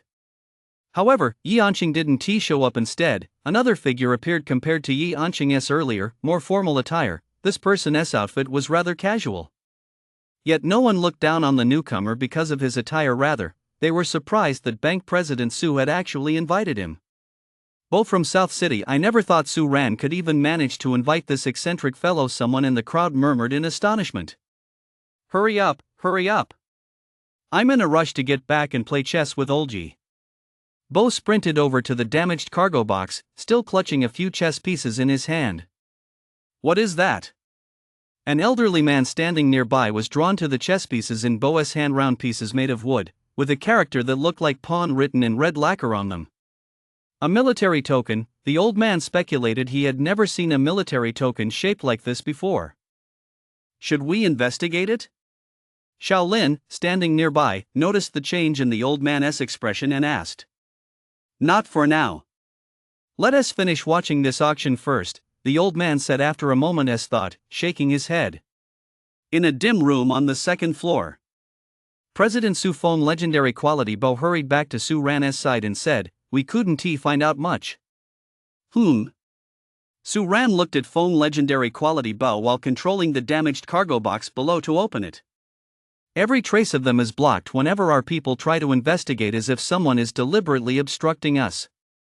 We can't get to the bottom of it. The only thing we can confirm for now is that they entered the city 2 days ago. Beyond that, we know nothing. That mysterious? Su Ran's interest was piqued, and he turned to look at the old man below. Yes, our people tried several times but couldn't get through. They didn't leave any traces, did they? Rest assured, branch manager. Although we didn't uncover anything, they certainly wouldn't have left any traces. All right, then. Su Ran shifted his gaze to the elderly man below, who had been thoughtfully watching the chess piece in Bo's hand. Once the damaged cargo box was opened, everyone's eyes immediately turned to its interior. Inside the damaged cargo box, 4 blue, special crystals were placed in each corner. These crystals emitted a blue, flowing light that extended upward, attracting one another to seal the bottom and top, forming a vacuum-sealed rectangular barrier. Inside this barrier was a gray-furred, common quality creature somewhat cat-like, yet vaguely resembling a tiger staring fiercely at the crowd outside the damaged cargo box. With its limbs clenched against the ground and its back slightly arched, it looked as if it were ready to attack at any moment, but its constantly trembling body betrayed its true state of mind. A common quality tiger? After staring at it for a while, the onlookers could only utter this single phrase. If it had been an ordinary object, they might have been able to make some guesses, but when it came to the juvenile forms of spirit beasts, they weren't experts, and to them, they all looked pretty much the same. Luo Shanglan also moved a little closer. Although she didn't know exactly what the creature in the box was either, its pitiful appearance, trembling constantly out of fear, still stirred her compassion. She turned to look at her attendants. Several of them immediately understood and walked over to the surrounding onlookers to say something. The onlookers then stepped back a bit, and the trembling of the young creature inside the damaged cargo box finally began to subside. Did you take a picture of it? Bo glanced back at Luo Shanglan and asked. Yes. Are you planning to take it back to the clan for others to raise, or are you going to raise it yourself? Bo asked again. I was originally planning to take it back to the clan and have the experts raise it, but Luo Shanglan looked at the cub inside the box. And just then, the cub happened to look up at her. Their eyes met, and Luo Shanglan said, "Now that I've thought about it, this little guy is actually pretty cute, so I've decided to raise it myself." In that case, come over here, Bo said, turning back. The 4 crystals inside form a special formation. If I'm not mistaken, it's a unique formation from a family famous for beast taming 700 years ago. It serves to maintain the life state of creatures within the formation and restrict their movements.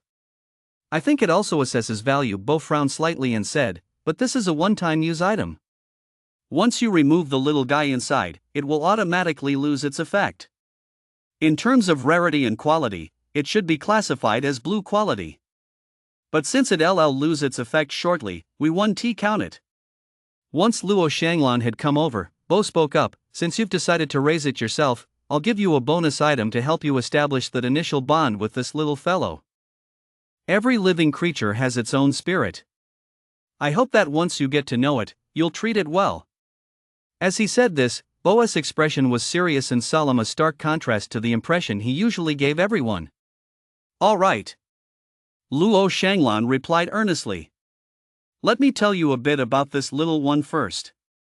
This juvenile sacred beast, no, I should say a juvenile sacred beast. It's called the Crimson Flame Tiger. Although its fur is currently a gray common quality color, as it matures, its fur will turn into a mix of red and common quality. Bo explained. Moreover, this one is a rare long-haired variety. When it reaches adulthood, it will grow quite long fur. When it runs, it looks just like a burning flame. It's very beautiful, but remember to trim it regularly.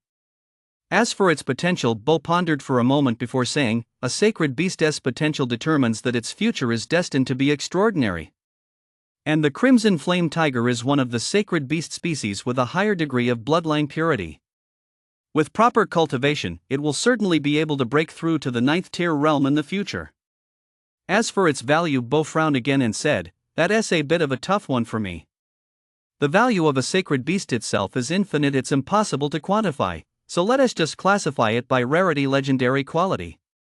Everyone stared at the crimson flame tiger inside the damaged cargo box, their eyes burning with envy.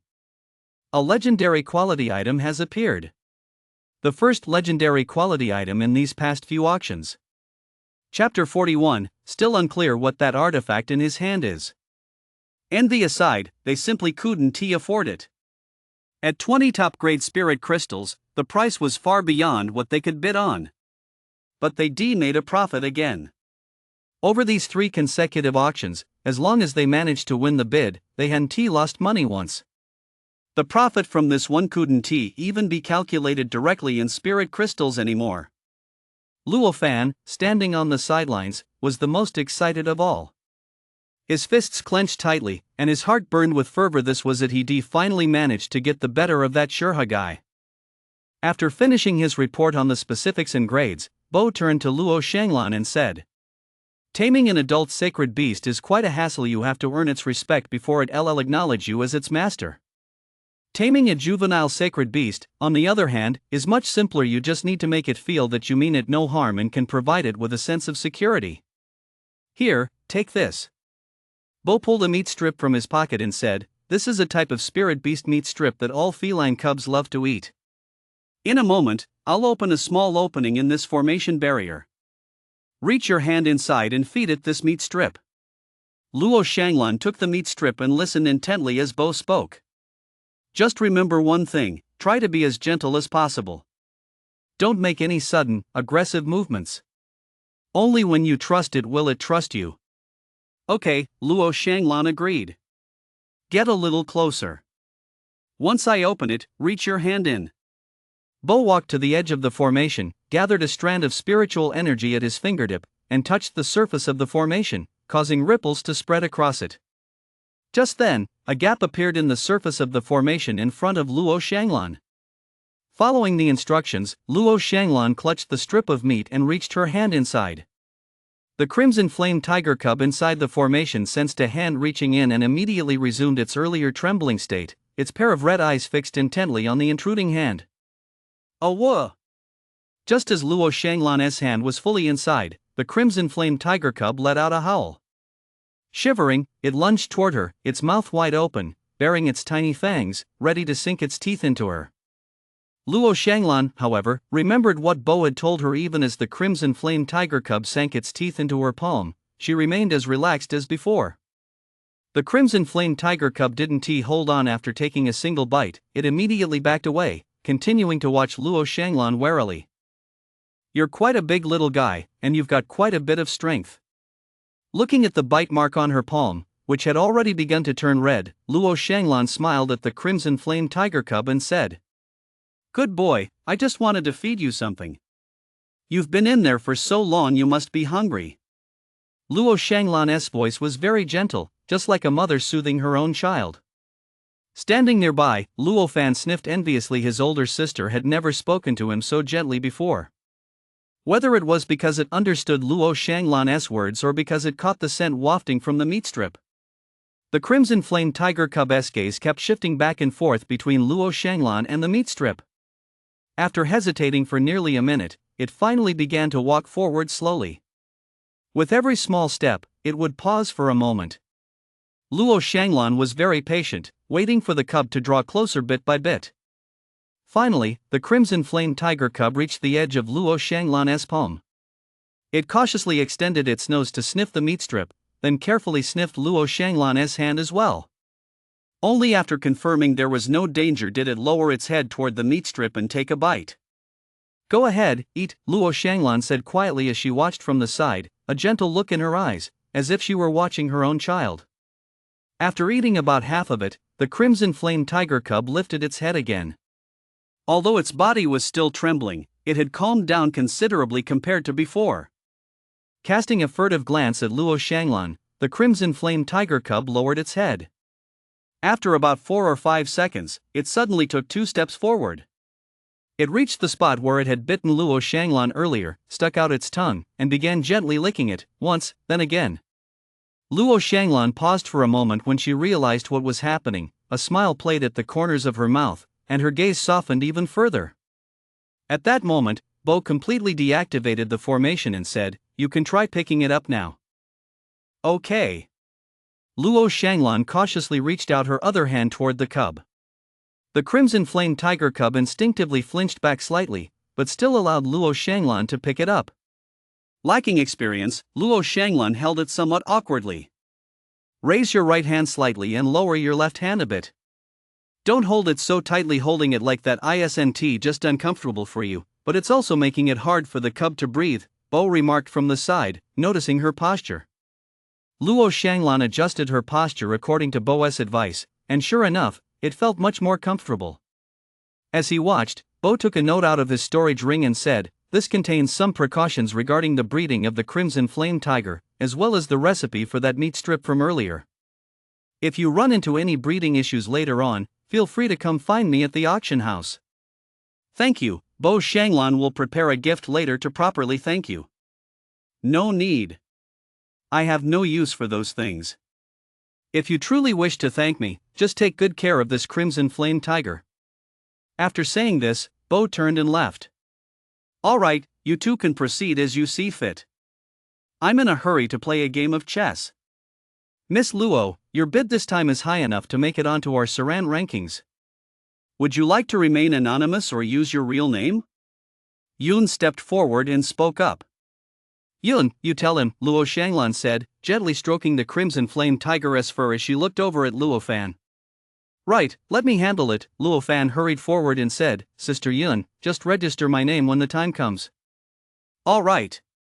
The auction ended, and the crowd dispersed. As expected, when Luo Shanglan and the others appeared at the entrance, the legendary quality light illuminated, and when the announcement was made that it had made the legendary quality rankings, it caused another stir across the street. "This auction really does have quite a few interesting items," the elderly man remarked with a sigh as he looked at the glowing sign at the entrance, then added, "I'm just not sure what that craft item the man held earlier was, or what he meant by playing chess."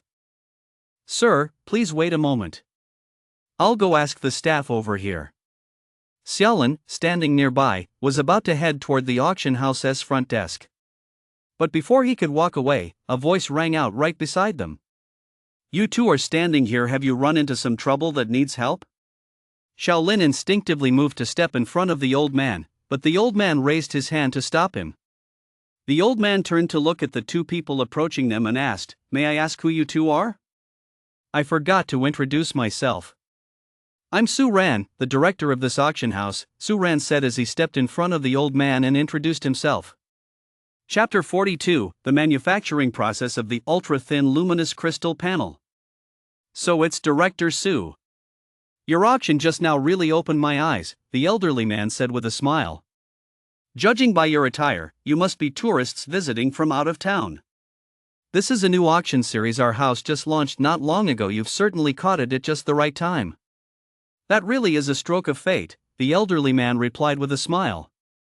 "Since it's fate, I see you've been here for quite some time. If you encounter any trouble and need assistance, please don't hesitate to let us know. Whatever Su Ran can do, we'll do our utmost to help you resolve it." "It's not really a problem, I'm just curious about one thing," the elderly man said. "Earlier at the auction, when your firm's beast appraiser came out, he was holding a wooden object with the character weapon written on it. Are you talking about Chinese chess?" Su Ran replied, while inwardly marveling. Truly, the old man was a master at luring people in. Right, that chess thing, I don't know exactly what it is," the old man nodded as Su Ran mentioned chess. "It's a strategic board game." "Well, explaining it certainly won't be as clear as seeing it for yourself. My auction house's two appraisers are currently playing this chess game in the backyard. Would you like to come take a look, sir? Is that okay?" "Of course." Our Su Ran auction house is renowned for its hospitality. Please come right over. Besides, that area is specifically set aside for guests to rest at. Won't be a bother. You can rest assured, sir. With that, Su Ran led the group toward the side of the auction house. In addition to the Su Ran auction house's backyard, there was a side courtyard adjacent to it, specifically designated for guests to relax.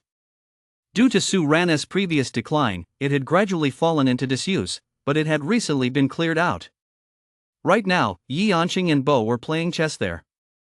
As for why they weren't in the backyard, in their own words, they simply preferred the feeling of playing a game in a place brimming with rustic charm. The side courtyard. Immersed in the world of the game, the two didn't notice Su Ran approaching with the others. They remained focused on the board. Upon reaching the board, the old man's eyes were immediately drawn to the action unfolding on it. On their way over, Su Ran had already briefly explained to him what this Chinese chess was essentially, a game that simulates warfare. As he watched the two players lift and place pieces, constantly shifting them in a fierce battle, something long dormant within the old man was completely stirred to life. Though he appeared calm and quiet as he watched, his heart was already racing. Shaolin glanced around and looked at the old man, as if wanting to say something. The old man turned around as if sensing something and gave Shaolin a look. Shaolin immediately swallowed his words and waited to the side. The game had reached its final stages. As Yi Anqing shouted checkmate, Bo's defeat was sealed. Damn it! You must have secretly moved my pieces while I was out running an errand just now. This game can't count as your win. Bo glared at the board on the table, grinding his teeth as he spoke. You have to admit defeat when you lose. Yi Anqing picked up the teacup beside him, took a sip, and said, as bank manager Su would put it, of the 10 lotuses in the pond, only one remains. What does that mean? Bo paused. Interesting. The elderly man standing nearby couldn't help but chuckle. Only then did Yi Anqing and Bo notice that a few people had gathered around them. I think I saw you at the auction earlier, Bo said, looking at the elderly man before him and trying to recall. Yes, I saw the chess piece you were holding at the auction earlier. Out of curiosity, Bank President Su brought me here. A fellow chess player? Bo's eyes lit up as he looked at the old man and asked, have you played before? I'm ashamed to say, I only learned the rules of Chinese chess on the way here, the old man replied, looking somewhat embarrassed. That's perfect. Bo's eyes lit up even more.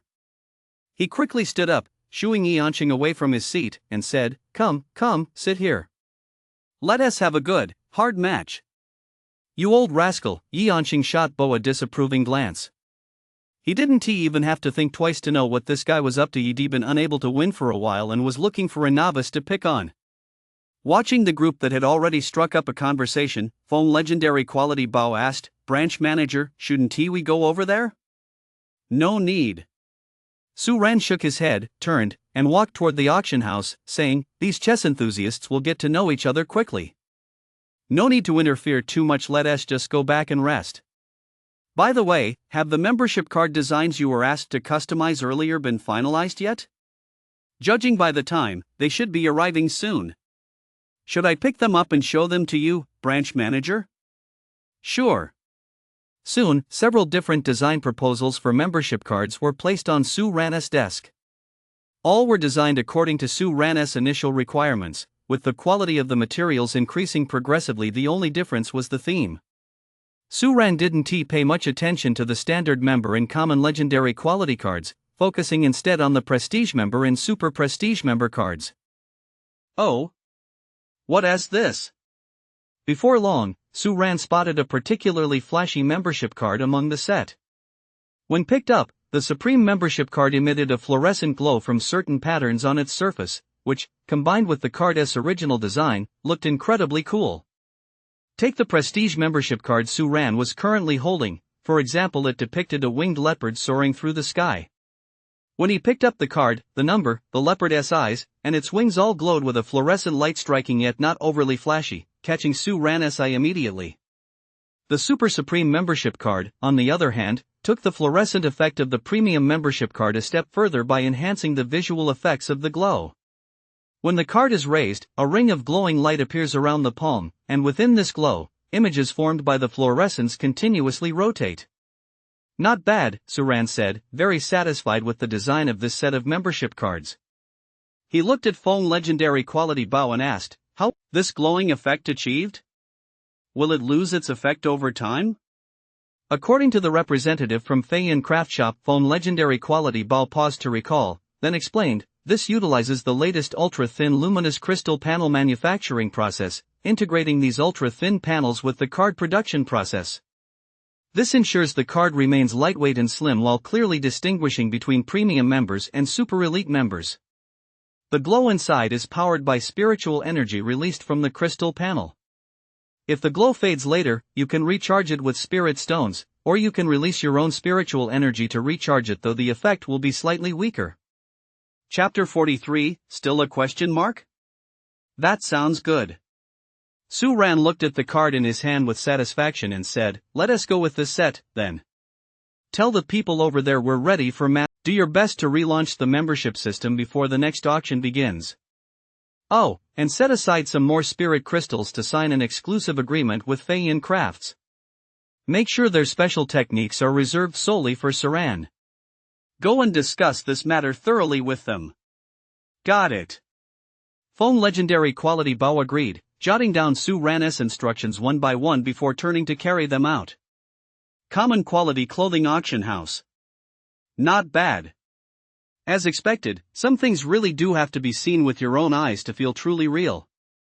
After returning to the auction house, the man in common quality clothing reflected on what he witnessed earlier and remarked with admiration. This auction format is indeed quite interesting. No wonder it's become known throughout the city after just 2 auctions.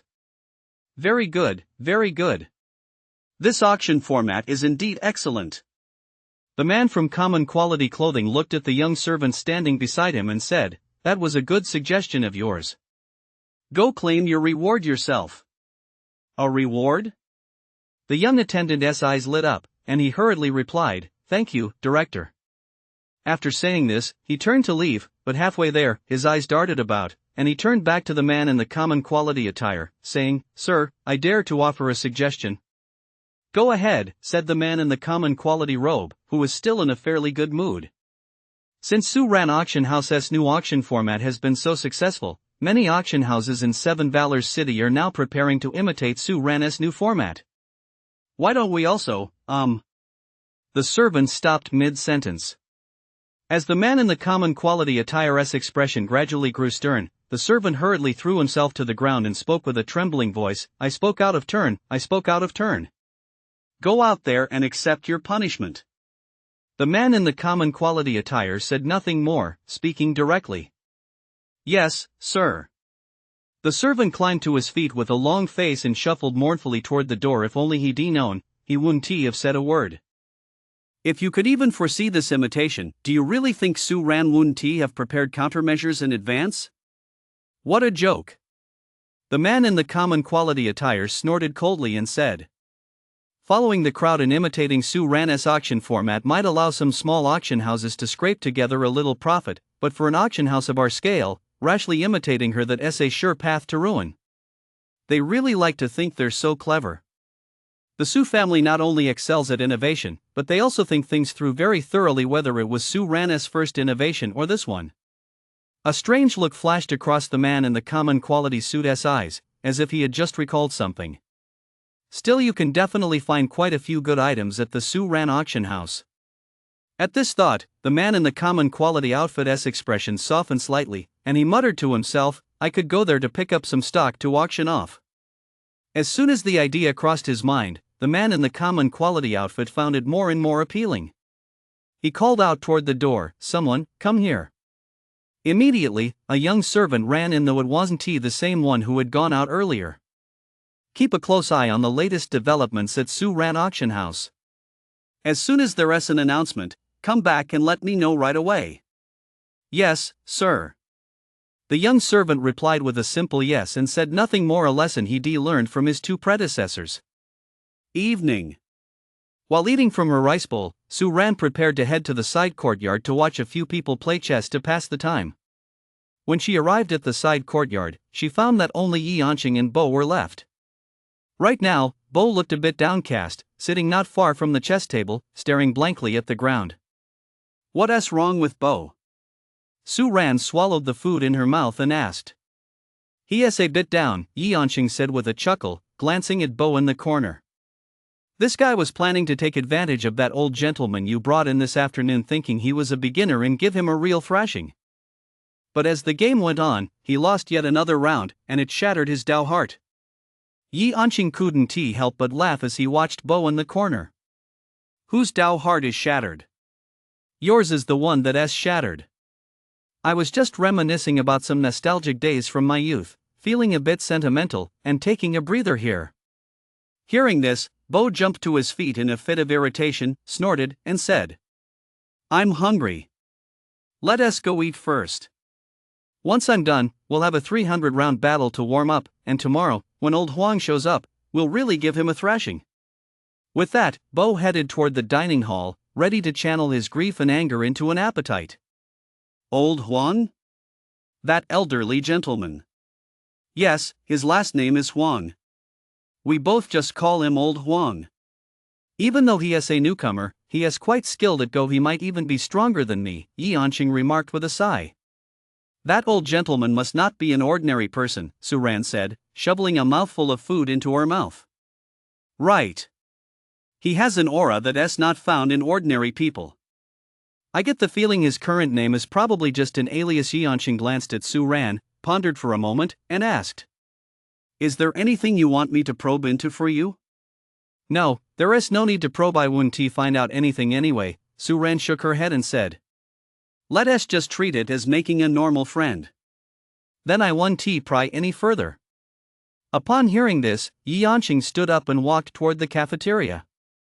Su Ran was left alone in the side courtyard.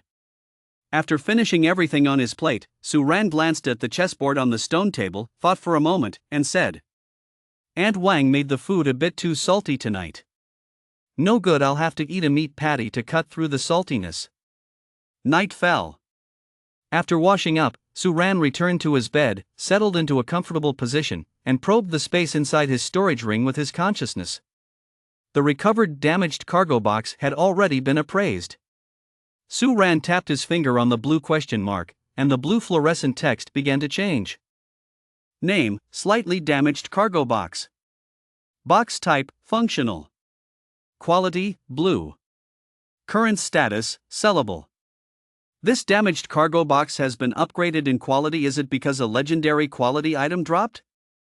Functional box type, another new type of box, Su Ran muttered to herself as she examined the information displayed on the surface of the damaged cargo box. The gray screen faded away, revealing what was inside. This damaged cargo box showed virtually no significant damage. Even the surface scratches were far fewer, living up to its name as slightly damaged. No sound came from inside. Clearly, it wasn't a living creature like the last one. Another question mark? Just as he was examining it, Su Ran suddenly noticed that a translucent, glowing question mark had appeared below the information. Its brightness was dimmer than the fluorescent text above. If Su Ran hadn't happened to glance there, he might well have overlooked this question mark. Chapter 44, closed for renovations. Something new? Su Ran reached out and tapped the new question mark with his finger. The moment he touched it, the question mark transformed into streams of light that converged beside the damaged cargo box, forming a larger glowing cluster. When the cluster had grown to roughly the same size as the damaged cargo box next to it, the glow dispersed outward, revealing what lay within.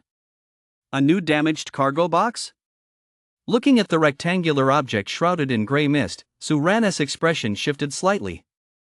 When common quality Tian Shurha had asked the question, he'd been thinking that the number of damaged cargo boxes wasn't something he could control, but he never expected to find a solution to this problem that very night. Why did another one suddenly appear? Because a legendary quality item dropped? Or did I reach some kind of milestone? Su Ran pondered for a moment but couldn't figure it out, so he grumbled. This ring really is something, not even a single instruction manual. I have to figure everything out through my own deductions and guesswork. Still, having an extra damaged cargo box is definitely a good thing. Su Ran's consciousness drifted over to the new damaged cargo box and tapped the question mark in front of it with his finger. Name, damaged cargo box.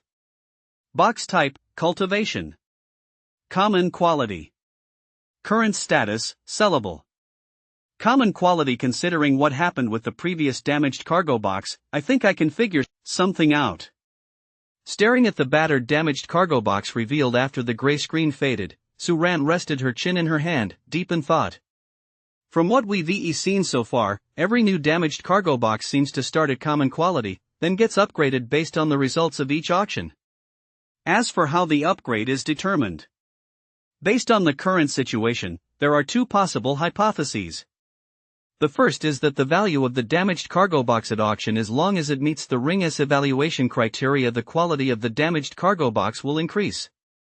The second hypothesis is that it depends on the quality of the items obtained from the damaged cargo box. The first box yields epic quality and triggers an upgrade, the second box yields epic quality but doesn't trigger an upgrade, and the third box yields legendary quality and triggers an upgrade, but we can't determine whether an upgrade is guaranteed or simply more likely to occur. We also can't determine the conditions for a new box to appear. We can't even make an educated guess. As expected, I'll just have to auction off a few more damaged cargo boxes. Suran thought about it briefly but didn't dwell on it any further. It was the same problem as always, the sample size was too small to draw any conclusions. Finally, he glanced at the new damaged cargo box, touched it to confirm it was real, and only then withdrew his consciousness from the storage ring to go to sleep. The next morning. The matter regarding bank manager Fei-Yun's craft shop has been mostly settled. This concerns the terms of the contract. Please review it to make sure there are no issues, and then I'll take it over there to sign the contract with them. Phone legendary quality handed a document to Suran. No problem. Let us proceed according to what's written here, Suran said, then added, also, let them know we're considering upgrading to the next version of the membership card sooner rather than later. We might need it in the future. And this new should be a limited edition. There's no rush on that, we don't need it right now, so take your time with the design. I have just one requirement, it must be unique, Suran added. Got it, Phone legendary quality Bao nodded in agreement, then said, by the way, President Su, the construction crew you asked me to find yesterday afternoon should be arriving shortly to start renovations. As per your instructions, they'll be making improvements to the signboard at the entrance, the lobby, and the auction hall. They'll be here any minute. That's the construction crew from North City, right? Suran asked. Yes, the one widely recognized for having the best quality. We've had them do our renovations several times before, Phone legendary quality Bao replied with a nod. Alright, then let the guards at the entrance know to let them in later, and make sure to provide them with some water and snacks. How many days will the renovations take? Since it's not a major renovation, just some adjustments in certain areas, it'll only take a day, Phone legendary quality Bao replied after a moment's thought. Then the auction house will be closed for renovations today and won't be open to the public, Suran said. Except for that elderly gentleman. If he comes by later, let him in. That elderly gentleman has actually been here for a while. He is currently playing chess with old Yi and the others in the side courtyard. I'd guess they've already finished a game.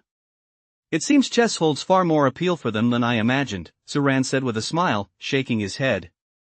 Well, that is fine. We'll just take things one step at a time.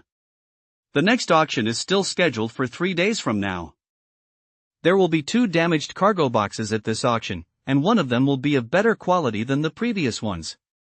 As for when to release this information, you'll have to judge the timing yourself, just like before. Understood.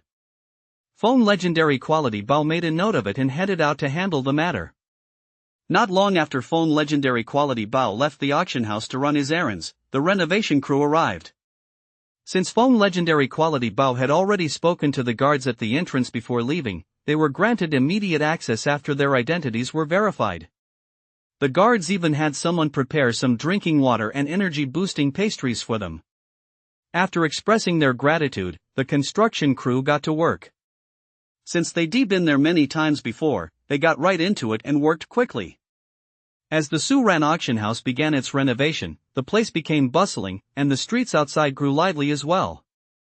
It was as if people had caught wind of a hotspot. Those who already had breakfast headed straight out and took their usual spots to chat. Those who hadn't had breakfast yet grabbed a bun or steamed bread from home, or bought something hot from a street vendor, and also took their usual spots for a chat. Right now, the hottest topics in town were what treasures Sue Ran auction house had put up for auction, how the Shao family's young master had finally been outshone by the Luo family's young master, and what new moves Sue Ran auction house was making. In short, any hot topic is bound to have some connection to Sue Ran. Being able to get first-hand information whenever something happens at Sue Ran and sharing it while chatting on the street gives you that feeling of being a cut above the rest. Is that a construction crew? Why are they here renovating so early in the morning? They even took down the bulletin board. They must have made some money, so they're updating and upgrading the facilities. You know, Sue Ran raked in quite a few spirit crystals at the last auction. You mean the Luo family's heiress comeback? What do you mean, the Luo family's young master's comeback? The Luo family's eldest daughter footed the bill for that auction. The young master was just a figurehead. Really? I thought the Luo family's young master was the one who won the bid. You've got to be kidding. That auction went for a sky-high price of 20 top-grade spirit crystals. There is no way the Luo family's second young master could come up with that much money. 20 top-grade ones? What item went for that price? That's ridiculous. Upon hearing this news, the man's expression became quite dramatic. It's not ridiculous. A sacred beast. What is a sacred beast? You've got to be kidding. I don't know either, but it must be something rare after all. It was enough to get the eldest Miss Luo to open her wallet. Chapter 45, The Return of the Spirit Rat Squad. 20 top-grade spirit crystals. I might not even earn that much in tens of thousands of lifetimes. These cultivators are really loaded. Come to think of it, something amusing happened during the auction. The head of a mid-grade clan actually had the audacity to try to snatch the damaged cargo box from Miss Luo's hands. Well, that turned out well. You mean the commotion last night? Exactly. He had no strength to challenge a major clan. In a regular auction, those major clans might not have minded. It's simply a case of the highest bidder wins, but this time anyone with eyes can see the three great clans had colluded. This guy openly provoked them. If he had the strength, that'd be one thing, but without it all I can say is he is brave. So Sue Ran is really gearing up for a major upgrade. At this rate I get the feeling the first auction house of Seven Valors City is about to make a comeback. No kidding, it's a done deal. Hey, why is that group of ragged people over there heading toward Sue Ran? What do you mean, over there? Everyone's gaze immediately shifted forward, and sure enough, they spotted a group of people with tattered clothes and dirt-streaked faces walking toward Sue Ran. That's pretty normal, isn't it? Back when old Sue was still the head of the auction house, he used to help out people in need all the time. Maybe they're looking for Sue Ran's help? What do you mean, people in need? Take a closer look. Check the area around their waists. The group squinted to look more closely. Each of the pedestrians had a distinctive dagger of epic quality color clipped to their waist at the end of the hilt.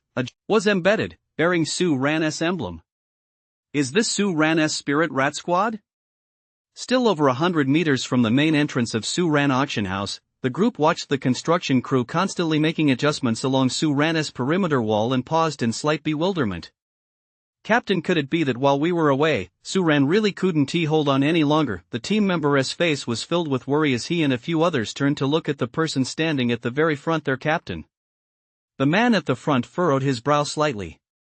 After a moment's thought, he walked toward the construction crew ahead, called out to a worker, and asked, "Excuse me, is Sue Ran auction house currently being demolished?" Demolition? The worker who'd been called over paused in surprise. He cast a suspicious glance at the group before replying, "It's not demolition, is it? Early this morning, our foreman called us over and said they were upgrading the facilities or something. It's got nothing to do with demolition. I've got work to do, so I'll have to cut this short." After saying this, the man turned and went over to join the others in pulling a finely carved structure that looked like a bulletin board. Embedded in this bulletin board were several mid-grade spirit crystals of excellent quality, glowing with a beautiful, soft light. Hearing this, the group was taken aback. Upgrading facilities? Had Su Ran prospered during the time they'd been away? Just looking at that intricately carved bulletin board, it was clear without even asking that it must be quite valuable. When they had left Su Ran earlier, the number of mid-grade spirit crystals in although it didn't compare to Su Ran's heyday, it was certainly beyond what the once declining Su Ran could have afforded. Just as the group was observing the auction house, a voice filled with surprise rang out from nearby. "I was just wondering when you'd be back. I never expected to run into you the moment I stepped outside." Hearing the voice, the group turned to see Su Ran emerging from his office, and a look of guilt spread across their faces. As Su Ran approached, they all knelt on one knee. Houcheng, the squad leader, spoke with a face full of shame.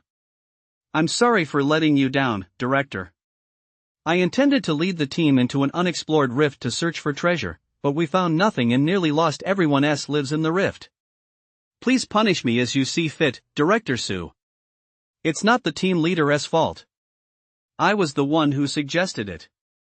Director, if you're going to punish anyone, punish me instead. I'm also to blame. I went along with it at the time. Director Su, if you're going to punish anyone, just punish me. I'm to blame too." As soon as Houcheng spoke, the other team members rushed to take the blame upon themselves. Su Ran looked at the group, who were talking over each other to the point of nearly coming to blows, and said, "All right." Only then did they quiet down, cautiously looking at Su Ran, their eyes conveying a single message: "Punish me." But no words of punishment came from Su Ran's mouth. Looking at the group before him, their faces filled with remorse, he said, "As long as everyone is safe, that's what matters." In a situation like this, Su Ran naturally wouldn't punish them. When Su Ran was at her most desperate, it was this group who risked their lives to secure the auction item that had barely kept her alive. Originally, the Spirit Rat Squad had numbered well over 100, but now there were barely enough to count on two hands. Hearing Su Ran's words, the group paused. It was as if a warm current had flowed into their hearts one by one. These brave men nearly had tears welling up in their eyes. "Get up. Su Ran's darkest hour has passed. Take some time to rest now. You won't need to venture into the rift for a while. I have other missions for you to carry out." Su Ran helped Houcheng to his feet, and the other squad members followed suit. All of this is for our Su Ran. The Spirit Rat Squad, having regained their composure, looked at the facilities and decorations in the hall that were about to be set up and installed, still finding it hard to believe. "Of course. Su Ran will only get better and better from here on out," Su Ran said with a smile. "Go back and rest. I've had your rooms kept ready for you all along. Tell Aunt Wang to go buy some fine wine and meat so you can all have a proper feast." "Thank you, President Su." Chapter 46, The Auction of Inferior Imitations. Noon. President Su, everything has been taken care of. The agreement with Feiyun Crafts has been signed. Aside from some ordinary ornaments, all other special items will be supplied exclusively to us at Su Ran. Foam Legendary Quality Bow entered Su Ran's office and handed her the signed documents. With a flash of light, Su Ran stored the documents in her storage ring. "I heard the Spirit Rat Squad has returned?" Seeing that Su Ran had put the document away, Foam Legendary Quality Bow asked. "Yes, Houcheng's squad has returned. They should be having lunch in the dining hall right now." Su Ran nodded and asked Foam Legendary Quality Bow, "How many reserve spirit rats are left from the Spirit Rat project?" "Not a single one is left." Foam Legendary Quality Bow shook his head and said, "You know the situation our auction house was in before, Director. We couldn't even sustain basic operations, let alone train spirit rats." "Is the proposal for the Spirit Rat project still around?" Su Ran pondered for a moment before asking. "Yes, it is." "Please wait a moment, Director." Foam Legendary Quality Bow stepped out for a moment and quickly returned with a document, which he placed on Su Ran's desk. Su Ran picked up the document, gave it a quick glance, and set it down, saying, "We can pretty much restart the Spirit Rat project. However, before we resume this project, we need to first train a batch of spirit rats specifically tailored for our new auction." "Spirit rats to identify the items inside the damaged cargo box?" Heard so many new concepts, Foam Legendary Quality Bow was gradually able to keep up with Su Ran's line of thinking, but he soon voiced his confusion. But don't we already have Elder Yi as our auction house appraiser? Wouldn't he training spirit rats to appraise items from the damaged cargo box create a conflict? These spirit mice are being bred for a different purpose, there is no conflict. I'll explain it to you when the time comes. Su Ran shook her head, pointed to the documents on the desk, and said, the spirit mice for our auction don't need to be bred exactly according to the spirit mouse training plan. They won't be going out to hunt for treasures, so we can put their combat and treasure hunting training on hold for now. Focus on training them in treasure identification. Oh, and give them some customer service training as well. They need to learn some common phrases for communicating with guests. Got it. Although he was a bit surprised as to why the spirit rats needed to learn these things, Feng legendary quality Bao dutifully took note without asking further questions. He would find out when the time came. As for the finer details, just discuss them with Haotsu and I won't get too involved in those. Will the first batch of spirit rats be ready before the next auction? Su Ran asked Feng legendary quality Bao. I'm afraid that will be difficult, Feng legendary quality Bao replied after a moment's thought. Although we've already streamlined much of what the spirit rats need to learn, appraising treasures is, after all, the most troublesome and tedious part of the entire process. Add to that the training and sales techniques with only the time between two auctions, assuming one auction every 4 days, it won't be enough. It'll take at least 3 auctions before the first batch of spirit rats is ready, Feng legendary quality Bao estimated. Then let us set it for 3 auctions, Su Ran decided, finalizing the matter. By then, I want to see a new squad of spirit rats ready for deployment. At the end of the training, have Hao Chang prepare a test of their abilities on a 100-point scale, with a passing score of 60 or higher. Also, prepare a list of their final grades, ranked from highest to lowest, and give it to me, Su Ran added. Got it. Feng legendary quality Bao jotted down each instruction. After finishing his notes, Feng legendary quality Bao put away his pen and paper and turned to Su Ran. By the way, President, tomorrow afternoon, several small auction houses in 7 Valors City are holding auctions. According to their promotions, they're imitating our auction house's new auction format. Should we go check it out? Sure. The following afternoon. There was no auction at Su Ran Auction House today, but 7 Valors City was still bustling, because today, quite a few small auction houses were holding their own auctions. What's more, they were using the currently hottest auction format, the Su Ran damaged cargo box, which drew quite a crowd. I don't know if these auction houses had coordinated in advance, but their auctions were scheduled in such a way that you could easily leave one in the middle and make it to the next one in time. Inside one of the auction halls. These auction houses' imitations are really shoddy, Feng legendary quality Bao, wearing a half-face mask, looked at the damaged cargo box in front of him, which was simply a collection of wooden planks slapped together, and was completely speechless. What's more, there was only one item inside this damaged cargo box, and it was brand new. It didn't even have a speck of dust to make it look used. It was essentially an old-school auction format forced into the shell of a damaged cargo box.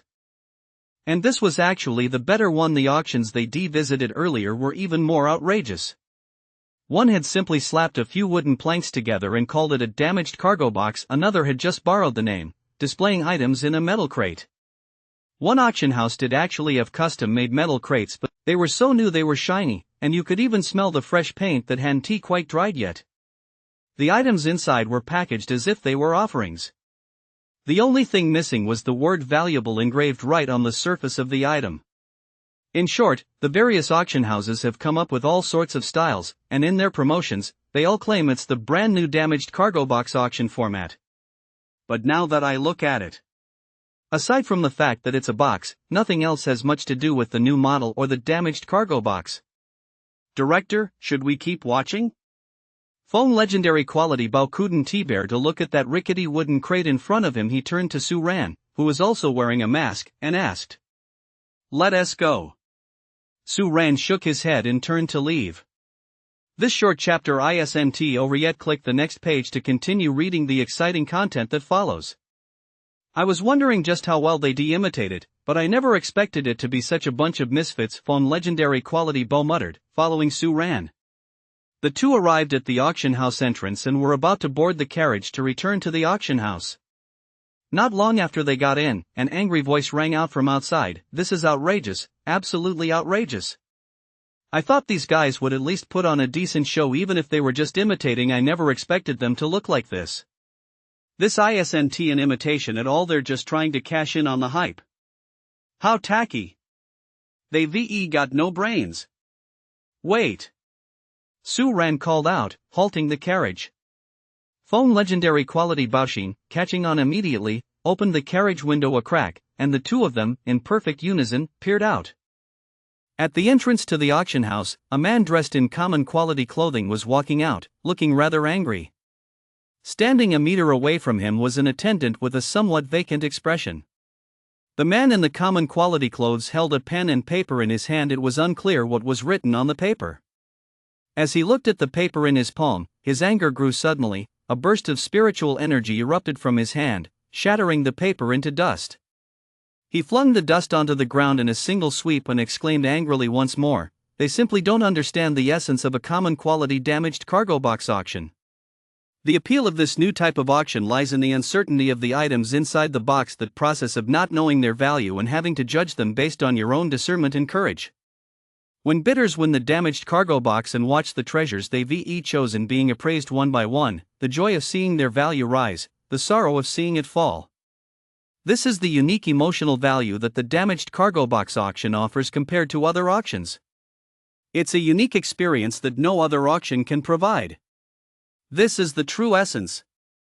These half-baked, haphazard imitations auctions that are as bizarre as demons and monsters are nothing but nonsense, a complete joke. The man in the common quality robe snorted coldly, clearly quite upset. He said no more, striding rapidly forward and climbing into a horse-drawn carriage. The attendant hurried to keep up, not uttering a single word the entire time. As for the two people in the carriage who had been listening to the man in the common quality robe speak for quite some time, their expressions gradually grew peculiar. Why do I get the feeling that the head of this common quality auction house knows our auction format better than we do? Phone legendary quality Bo looked at Su Ran beside him and remarked with a sigh. "If I remember correctly, he has only been to our auction once, hasn't he?" Su Ran's expression was also somewhat peculiar. After pondering for a moment, he said to Phone legendary quality Bao, "Let us look into what's really going on with the head of that common quality auction house when we get back. He seems a bit too interested in our auction house." As for Phone legendary quality Bao, he probably couldn't have come up with the words that man in the common quality robe had just spoken. All right. Chapter 47, Su Ran Auction House handing out money? The following day at noon. Su Ran Auction House, side courtyard. By the chess table, Bo was sitting on the bench looking a bit glum again last night. A flash of inspiration had led him to devise a brilliant tactical move, and he'd been ready to have a thrilling showdown with old Yi and old Huang today. But, as expected, the two of them easily thwarted his plan. Unwilling to accept defeat, he went to find Su Ran. Thinking he didn't have much else to do today, Su Ran agreed and came to the side courtyard to play a game with Bo. As for the outcome, because Bo was too focused on his own tactics, Su Ran once again defeated him in a flash using the double cannons strategy, leaving him feeling a bit disheartened. Both times he'd played against Su Ran, he'd been defeated by her double cannons strategy. The first time could be chalked up to inexperience, but this second time, it was just plain embarrassing. So while Su Ran was playing a game with old Huang, Bo stood nearby, getting more and more furious the more he thought about it, until finally he was so enraged that, "Enough! You lot are all ganging up to get under my skin. If I ever play chess with you again, I'll write my name backwards." As soon as Bo finished speaking, he stormed off into the house. The three remaining in the side courtyard were already used to this. "How many times has he said he's going to write his name backwards now?" Yi Anqing asked, taking a sip of tea as he sat nearby. "The sixth time, I'd say. It just so happens his name has gone back to the right way around," old Huang said with a laugh after moving his piece. "Then let us aim to do it one more time soon to fulfill Bo's wish to write his name backward." Checkmate. "Old Huang, you've lost," Su Ran said with a smile, looking at the elderly man across from him after placing his piece. "Young man, your chess skills are impressive. I'm truly in awe, the old man said, shaking his head with a smile. 3 moves earlier, Su Ran's pieces had already formed a final encircling formation. Even if he racked his brain for a solution, there was nothing he could do to turn the tide. Old Huang, you've improved very quickly too, Su Ran said with a smile as he stood up, catching Feng legendary quality Bao standing by the door out of the corner of his eye. That's partly because I've improved so quickly by playing with you, young man. You have so many opening strategies that have given me a lot of inspiration, the old man said, having also spotted Feng legendary quality Bao. Come back for a few more games once you're done with your work. Playing with you is a real treat. It's been a long time since I've had my brain work this hard, huh? Come by often when you have time, Yi Anqing chimed in from the side. Sure, I'll stop by as soon as I'm done with my work, Su Ran replied, then followed Feng legendary quality Bao back to the office. Director, the results of the investigation are in. As soon as he entered the room and closed the door, Feng legendary quality Bao couldn't help but blurt out, you wouldn't believe it, we wouldn't have known unless we investigated, and when we did, we were completely shocked. The director of that common quality auction house is practically a die-hard fan of our auction house. Huh?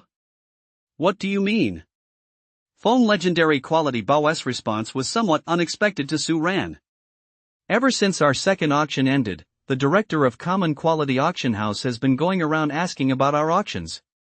Whenever he comes across people on the street discussing our auction house, he'll stop and listen for a while. Feng legendary quality Bao said with a strange expression. Plus, after he attended our third auction, according to what the neighbors around the Common Quality Auction House said, whenever that guy walked by, he'd mutter something to himself. The words that came up most often were Su Ran auction house and damaged cargo box. Sometimes, without even knowing what he is saying, he'll just stop in his tracks and laugh uncontrollably, muttering things like brilliant. Brilliant. Feng legendary quality Bao added. Su Ran's expression grew peculiar as he listened. After pondering for a moment, he asked, are you sure he isn't just trying to imitate our auction house's format, which is why he knows the details so well? I thought so too at first, but a message that came back from below dispelled a lot of my doubts, Feng legendary quality Bao said with a strange expression.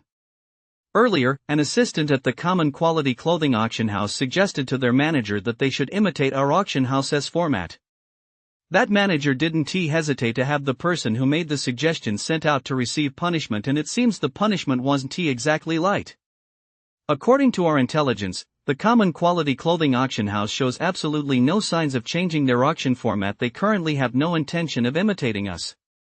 Upon hearing this, Su Ran couldn't help but let his expression change. He thought to himself, their auction house actually has such devoted fans.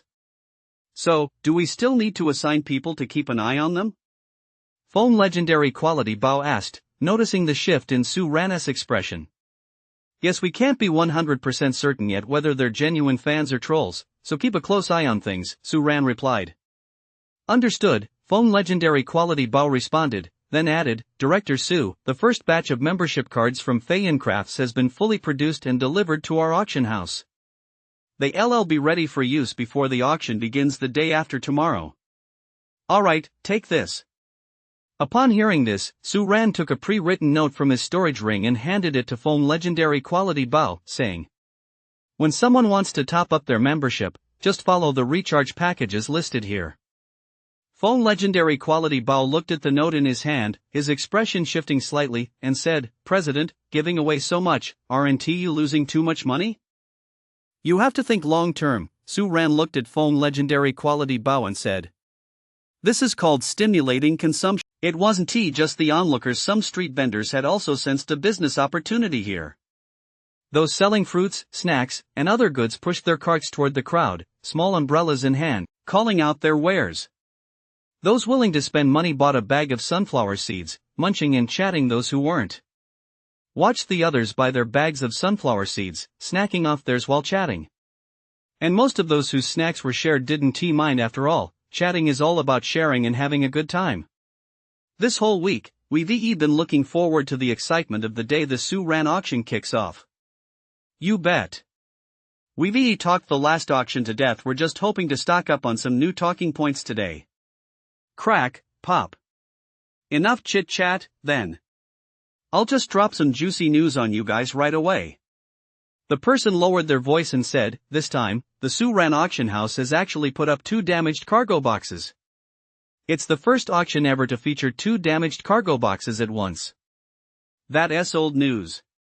Not only are there 2 damaged cargo boxes, but one of them is actually better quality than the previous 2. Get lost, get lost. Your scoops are totally lame. Listen to me, someone poked their head over from the side and said. Suran auction house is giving away spirit crystals. And plenty of them, too. Chapter 48, a brand new membership system. As soon as those words were spoken, the attention of everyone nearby was immediately drawn to him. Giving away spirit crystals? Seriously? Is there such a good deal? Why would I lie to you? Suran auction house has it posted right in the front hall. I went in and took a peek. They're giving away at least 10 mid-grade spirit crystals as a starting bonus. Really? Then what are we waiting for? Let us hurry inside and claim them. The crowd, no longer bothering with their sunflower seeds, started heading towards Suran auction house across the way. Don't listen to this guy, he's only telling half the story. Another person walked over and said, it's true that Suran auction house is giving away spirit crystals, but you have to top up your membership to get them. For every 100 mid-grade spirit crystals you top up, they'll give you 10 mid-grade spirit crystals in return. Where are you going to get those 100 mid-grade spirit crystals? The crowd, who had just rushed out full of enthusiasm, immediately felt as if they'd been doused with a bucket of cold water. Their excitement filled you, who only managed to draw an epic quality item, naturally wound tea under. But are you serious about giving away spirit crystals, kid? Gua asked, looking at Suran. Of course. All spirit crystals used for top-ups will be recorded in our system. If anyone has any concerns, you can check the record at any time, Suran replied. The quality of today's damaged cargo boxes has improved. Is there some big haul inside? Gua asked again. A higher quality doesn't necessarily mean the contents of the damaged cargo box will be better than before. You'll still need to rely on your own judgment to assess them. Faced with this question, Suran answered calmly, without making any absolute claims. Alright, then I'll top up with 10 top-grade spirit crystals for now. Gua flicked his wrist, and 10 top-grade spirit crystals landed on the front desk. Many people around them watched the spirit crystals appear out of thin air and marveled inwardly, as expected of a member of a major clan. He could casually spend 10 spirit crystals like that. Many immediately turned their gaze toward the young masters of the other 2 major clans. At that moment, Shurha and Luo Fan, in perfect unison, both gave a silent shush. While it's true they were also from a prominent family, he was the head of the household, whereas they hadn't yet reached that level. They couldn't just casually produce 10 top-grade spirit crystals. So, with everyone's eyes on them, it was best to keep a low profile at that moment. As soon as the spirit crystals landed on the table, a staff member standing next to Suran immediately came over to handle the process, registering them and issuing cards, all done very smoothly, clearly the result of prior practice. The logbook was also brought out for everyone to see. It clearly showed the details listed on the recharge package: recharge 10 top-grade spirit crystals and receive 1 top-grade spirit crystal free, for a total of 11. This short chapter isn't over yet. Please click the next page to continue reading the exciting content that follows. Once someone took the lead and after the authenticity of the recharge package was confirmed, the number of people recharging immediately surged, and the scene instantly became quite lively. Those who had completed their top-ups entered the auction house first. Others who hadn't topped up looked at the package displayed on the common quality jade tablet, pondered for a moment, gritted their teeth, and turned to leave. The crowd quickly thinned out, with everyone entering the auction hall either holding a standard membership card or a common quality or legendary quality membership card. As for prestige members, not a single one had been seen so far. Suran wasn't in a hurry. It was all a matter of time. They would naturally show up eventually. Using package deals to stimulate bidders' desire for a bargain, then using the membership system's different tiers to highlight varying levels of spending. Suran auction house's mastery of human psychology and emotional manipulation is truly beyond comparison for ordinary people. The man dressed in common quality attire had been delayed by some business today and arrived a bit late. As he entered, he happened to see the crowd jostling at the front desk to top up their accounts. After a moment's thought, the man in common quality attire took out a storage ring and handed it to the attendant beside him, saying, "Go top up 10 high-grade spirit crystals first." "Yes." The attendant took it without expression, looking like a soulless machine carrying out orders. A minute later, the attendant returned with a common quality legendary quality membership card bearing the Su Ran logo, which felt reasonably solid to the touch. "It looks a bit better than a regular membership card." The man in common quality clothing ran his fingers over it and analyzed. "Membership cards of different tiers have different textures. Do they really go to such lengths to provide an emotional experience?" The man in common quality clothing mused to himself, then looked up toward the front desk. Unexpectedly, Su Ran happened to look up at that very moment, and their eyes met directly. Humph! The common quality fashionista paused, then let out a soft snort before leading the attendant into the auction hall. This action left Su Ran somewhat baffled. What's up with this guy?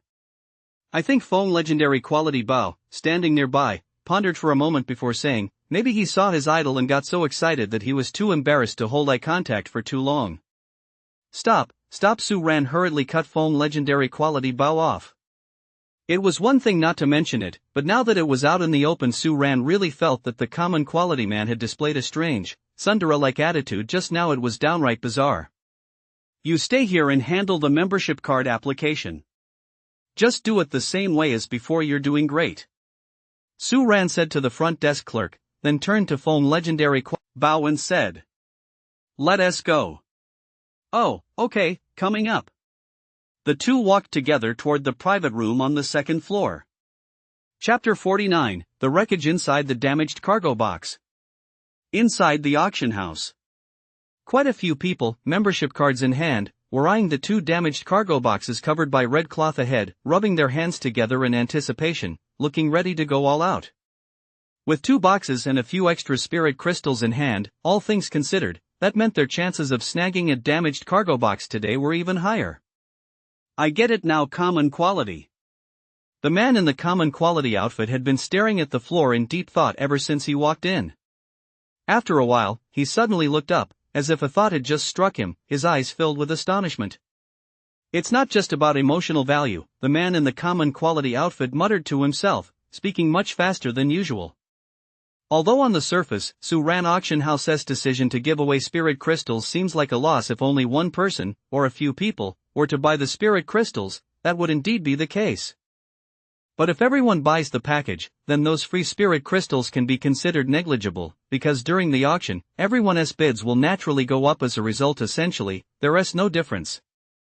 And once such a package is launched, not only does it increase consumers' desire to bid, but it also makes bidders feel like they're getting a good deal. It provides emotional value while also stimulating desire, making them subconsciously believe they have more spirit crystals on hand today, so they're more willing to bid higher.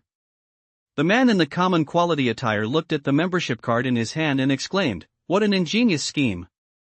But that is not all. The man in common quality attire seemed to think of something and muttered to himself, "Those who Haven Tea topped up their membership and thus Haven Tea received the spirit crystals gifted by Su Ran Auction House will be at a disadvantage compared to others." So, in the end, they still decide to join Su Ran's membership program. This package is designed to promote Su Ran's membership system.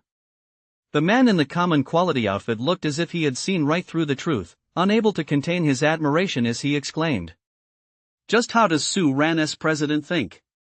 How did he come up with a method that's both appealing to people and so effective at promoting the service?" As the man in the common quality outfit stood in the corner, silently marveling, Yun also stepped out from the side. Today, Yun had abandoned her usual dignified and elegant demeanor, donning a long, powder-pink legendary quality evening gown paired with a fox fur coat, which added a touch of vitality to her appearance. "Good morning, everyone," Yun said with a graceful smile. "I'm sure seeing the 2 damaged cargo boxes set up in the auction hall today has you all bursting with excitement. I won't waste your time, let us get straight to the point." After the auction house was renovated, Su Ran had a rules board installed on the side of the foyer. All auction rules were listed on the board, so Yun no longer had to explain them every time. With elegant, light steps, Yun walked over to the damaged cargo box, reached out, and pulled the red cloth aside, revealing the heavily damaged contents inside. The first damaged cargo box has a starting bid of 10 mid-grade spirit crystals, with minimum bids of 500 low-grade spirit crystals. With perfect coordination, the crowd stepped back the moment Yoon spoke. The door of the damaged cargo box slowly swung open, and a cloud of dust drifted out as it opened. Xiao, I lost to you once before on a damaged cargo box of this severity. Today, it's another one of the same level, just wait until I win this one back. Luo Fan challenged Shurha to a duel. Although his name was currently on the leaderboard and ranked higher than Shurha's, which felt great to bring up, he knew full well that it was actually his sister who had bought it. To really get under Shurha's skin, he wanted to win on his own merits to beat Shurha once more. This damaged cargo box, with the exact same damage level, was the perfect opportunity. I'm not going to compete with you. If the contents aren't good and you keep driving up the price, whoever ends up losing out will be a fool. This time, Shurha was much more level-headed. He couldn't afford to waste money on a common quality item for no reason. Enter the inspection phase. Inside this damaged cargo box were many broken wooden planks and legendary quality attribute plates piled together, looking like the wreckage of some object. The legendary quality attribute plates also bore traces of soot from fire. One could only imagine what kind of attack these remains had originally endured to end up in this state. This one it's not easy to examine, someone in the crowd muttered. All they could see now was the outermost layer of debris what lay inside, was invisible, completely buried beneath the rubble. They could only catch brief, limited glimpses of color through the cracks in the debris, but it was impossible to make out exactly what it was. This is really giving me a headache. It wasn't just the bidders who were frustrated. Many of the appraisers hired by the bidders were also at a loss when looking at the contents of the damaged cargo box. Their expertise lay in appraising treasures, not in searching through debris. That Kid's damaged cargo box is getting more and more abstract. Gui glanced at the common quality consultant beside him and asked, "Can you make out what's in there?" "This one's a bit tricky to assess." The common quality consultant looked at the rubble in front of him and said, "Most of the items inside are buried under wooden planks and metal scraps. I can't be sure exactly what's there. I can only make an educated guess based on the origin of those planks and scraps. Judging by the grain and texture of those planks, it appears to be Northwest brownwood. This type of wood is extremely hard. It can even rival some legendary quality materials. To have destroyed this Northwest brownwood to this extent, the person responsible must be quite skilled. Of course, we can't rule out some special circumstances. As for where these remains originally came from, I'm afraid my expertise is limited, and I can't make it out clearly. I'm afraid we'll have to wait for Elder Yi to arrive before we can figure it out." "No problem." Gui didn't seem to mind and asked, "So, is this damaged cargo box worth bidding on?" "If you're just bidding for fun, go ahead, but if you're aiming to make a profit, the risk is too high. I wouldn't recommend it." The common quality consultant pondered for a moment before giving a fairly objective answer. "Forget it, then. Since I'm bidding, I'm obviously doing it to make money." Guo reined in his excitement a bit and prepared to shift his attention to the next damaged cargo box. After all, he was saving his spirit crystals to use as a dowry for his fiancée someday. He couldn't just spend them recklessly. "The viewing period is over. Everyone, you may begin bidding," Yoon announced with a smile. No sooner had the words left her mouth than someone immediately called out a bid. 11 mid-grade spirit crystals. You think you can snatch it for 11? 15. I'll go 20. The bidding calls came one after another, mostly from ordinary merchants and small to medium-sized clans. By bidding before the major clans entered the fray, they stood a chance of snagging the damaged cargo box. Many of them glanced back at the representatives of the major clans standing nearby as they bid. Seeing that the major clans showed no intention of bidding, the shouts of bids grew even louder. Chapter 50, The Controversial Damaged Cargo Box. "Mr. Luo, didn't you say right at the beginning that you were going to outbid me for this damaged cargo box? Why have you gone silent now that the bidding has officially begun?" Shurha shifted her gaze to Luo Fan and spoke up. "Give me a break, do you think I'm a sucker? You can't tell anything about the contents of this damaged cargo box. It's clearly common quality. It's too much of a gamble. Although I tend to be a bit aggressive usually, I'm still very rational when it comes to crucial moments. Besides, Luofan looked at Shurha and smiled. There'll be plenty of opportunities like this later. No need to lose money on common quality stuff here. Besides, even if I beat you now, if anyone should be worried, it's you. Pfft, you're just relying on your big sister. Hey! You're not even close to being able to rely on me yet. Looking for a beating, are you? Bring it on! Bring it on! I'm not afraid of you. As they traded barbs, both of their faces flushed red. If it weren't for their attendants holding them back tightly, they might have actually broken into a real-life brawl right there. Meanwhile, the merchants, seeing that neither of them had any intention of bidding on this chest, grew increasingly bold with their bids. This was a rare opportunity for them to win the auction. 500 mid-grade spirit crystals. It wasn't until this bid was called that the shouts gradually began to die down. The bidding that followed was much slower. After nearly 3 minutes had passed, only 2 voices remained, raising the stakes. 750 mid-grade spirit crystals. The bidder sounded hesitant as he spoke at this price. Even a pile of rubble would be considered a steep investment. He glanced at the other bidder. The other was clearly also hesitating about whether to raise the bid again. 750 mid-grade spirit crystals. Is there further bidding? Yunus' voice rang out at that moment. The man kept his eyes fixed on his rival, watching until the slowly raised hand was lowered, and only then did he let out a long sigh of relief. He got it. 750 mid-grade spirit crystals for 3 lots sold. Yun looked at the winning bidder and smiled. Sir, once the auction for both damaged cargo boxes is complete, we'll conduct the appraisal together. Please wait just a moment. No problem, no problem. I can wait, the man replied hastily upon being addressed by Yun. Thank you for your cooperation, Yun responded politely before walking over to the other damaged cargo box and announcing, Ladies and gentlemen, we will now proceed with the auction of the second damaged cargo box. The red curtain fell, revealing the damaged cargo box inside. Compared to the previous one, this damaged cargo box was visibly in much better condition. Its surface had virtually no major dents, and even the scratches were only very light. Seeing the newest damaged cargo box among all the auctions held so far, the atmosphere in the hall immediately filled with murmurs of conversation. It looks incredible, so new. I have a feeling there'll be plenty of good stuff inside. Not necessarily. New isn't always a good thing. The older it is, the higher the chance of unearthing a real treasure. Opinions on this damaged cargo box varied widely among the attendees, with attitudes generally splitting into 2 camps. One camp felt that the box was too new, making it unlikely to yield items of real value. The other camp argued that, precisely because the box itself was so new, the likelihood of the contents being damaged was lower. Leaving aside the probability of finding valuable items, the risk of damage to the contents was significantly reduced. In short, both sides were locked in a heated debate. Yun, however, remained unfazed by the commotion and continued with the auction proceedings. The starting bid for this damaged cargo box is 300 mid-grade spirit crystals. Bids must be in increments of no less than 10 mid-grade spirit crystals. This time, when the damaged cargo box was opened, hardly any dust swirled into the air. The crowd, having just taken a step back, immediately moved forward again.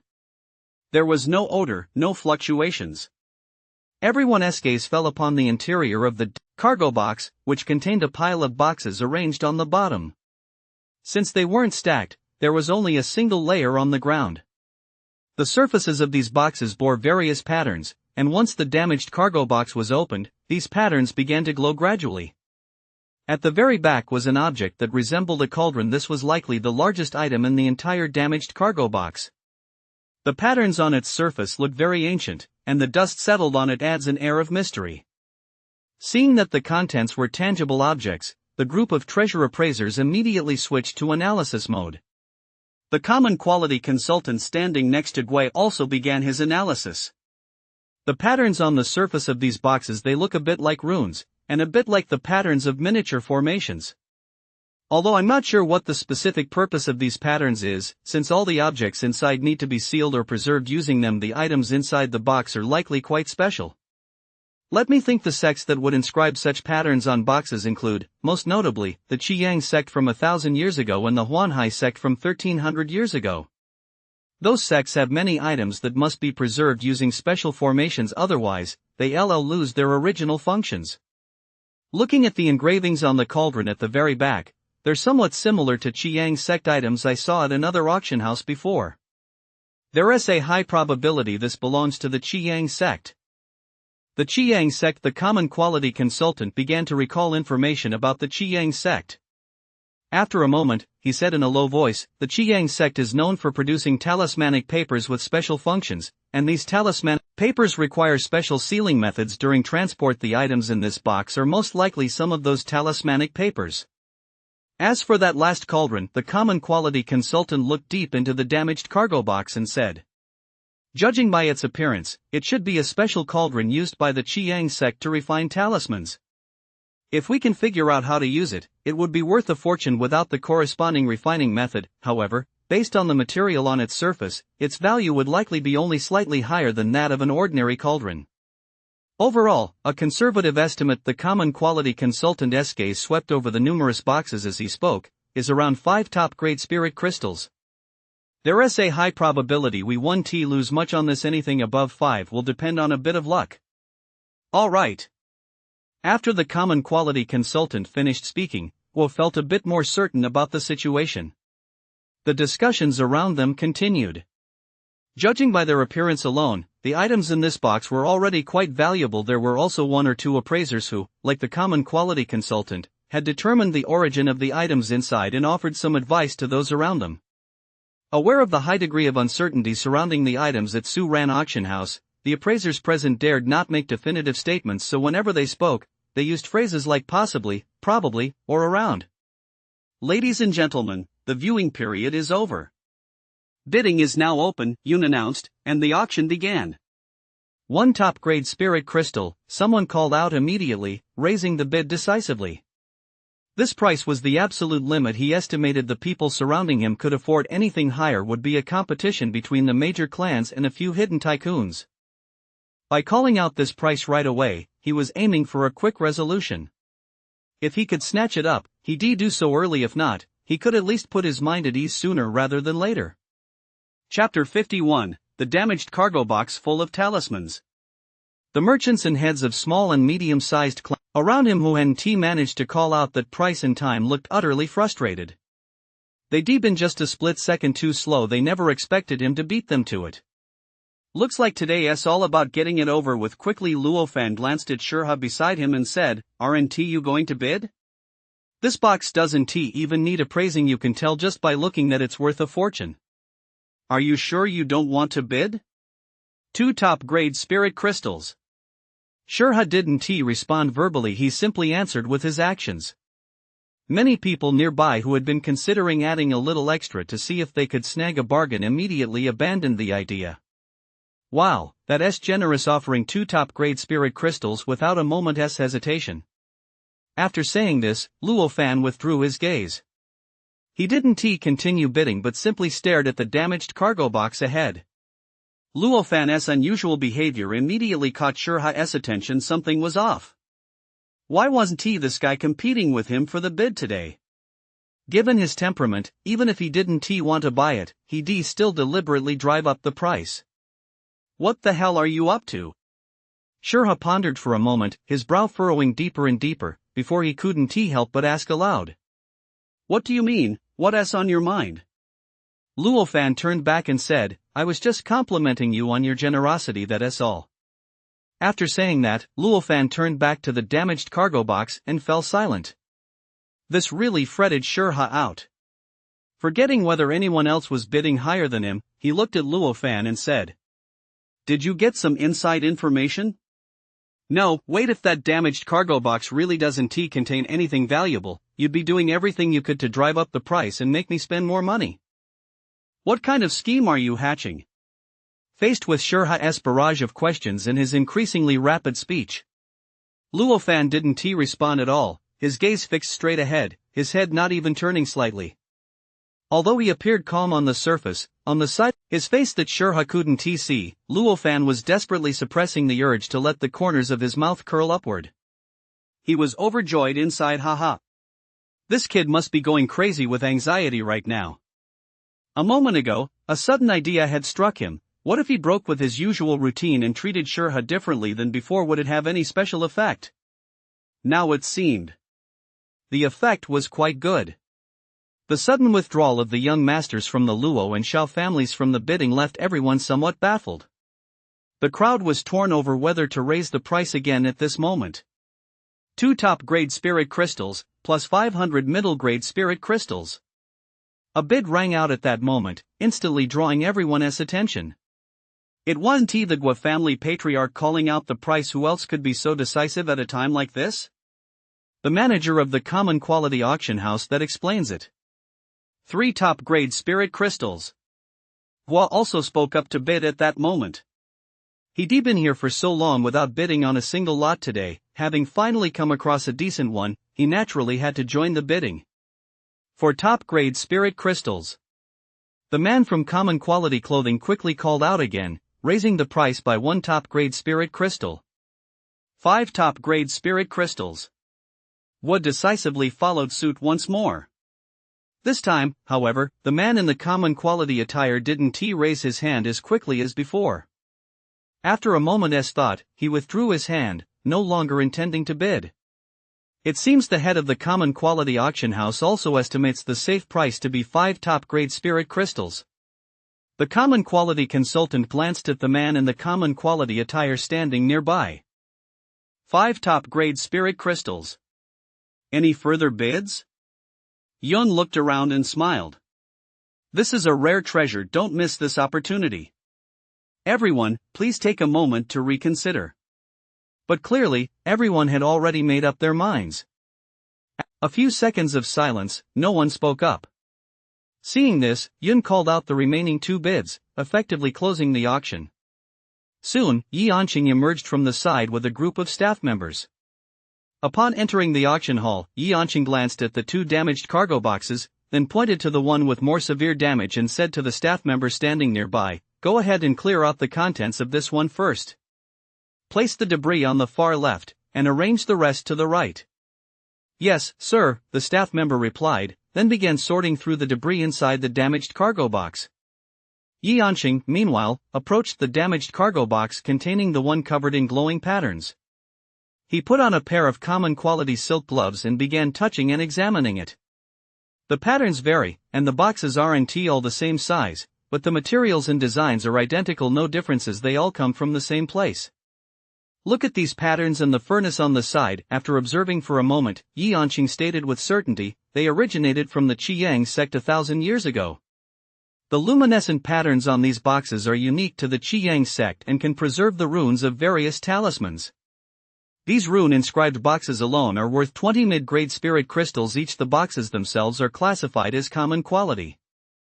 Upon hearing this, the group did the math. There were 15 boxes inside the damaged cargo box, meaning the boxes alone were already worth 300 mid-grade spirit crystals. These boxes contained different types of talisman papers. The Qiyang sect's talisman papers enjoyed a tremendous reputation during their era. Their advantages include quick deployment, simple operation, and sufficient potency. As Yi Anqing spoke, he gathered spiritual energy at his fingertips, then tapped several spots on the glowing runes of the box in front of him. The light from the runes gradually dimmed and eventually vanished. Yi Anqing ran his hand along the edge of the box, found a latch, and pressed it lightly. The top of the box automatically swung open to both sides. Everyone craned their necks to look at the box in Yi Anqing's hands. Inside lay a layer of yellow, hair-like material, and resting quietly on top of this pile were 2 red talismans. Spirit Jade Root. It's the root of the spirit plant Spirit Jade Yellow Fruit. We have some of those fruits now. They can slightly restore spiritual energy and stave off hunger. This root is edible too, but it doesn't taste very good. Yi Anqing pinched the yellow strands between his fingers and said, "The Spirit Jade Root itself isn't valuable. You can buy a great many of them with just 1 low-grade spirit crystal. But when it comes to storing talismans, this root has the effect of stabilizing the runes, making it an excellent cushioning material for talismans. After introducing the spirit jade root, Yanqing turned his gaze to the talismans. He ran his fingers over them to feel their texture while comparing the information in his mind about them with the patterns on the talismans below. The red flame talisman is arguably the most iconic talisman of the Red Sun sect. Yanqing placed the talisman back in its original spot and explained. The tradition of talismans that can be used immediately upon infusing them with spiritual energy began with this red flame talisman. It's a very convenient method. The moment spiritual energy is infused, it releases a red fireball of extremely high temperature. Judging by the texture of these two talismans and the runes inscribed on them, the destructive power of the fireball it releases is roughly equivalent to an attack unleashed by a 7th tier cultivator. In terms of value, a red flame talisman of this quality is worth around 200 mid-grade spirit crystals per piece as for its grade. It's certainly valuable, but there are still quite a few red flame talismans on the market right now, classified as green grade. Chapter 52, Everyone Step Back. No one was surprised by Yanqing's assessment. Upon seeing the two talismans in the box, not only the treasure appraisers but even they themselves had recognized them as red flame talismans. Yanqing looked around, pondered for a moment as he gazed at the box on the ground, then took the rune box out of the damaged cargo box and sorted them by size. There were 4 categories in total, with quantities from largest to smallest being 1, 3, 3, and 8, respectively. The red flame talismans opened earlier belonged to the smallest category.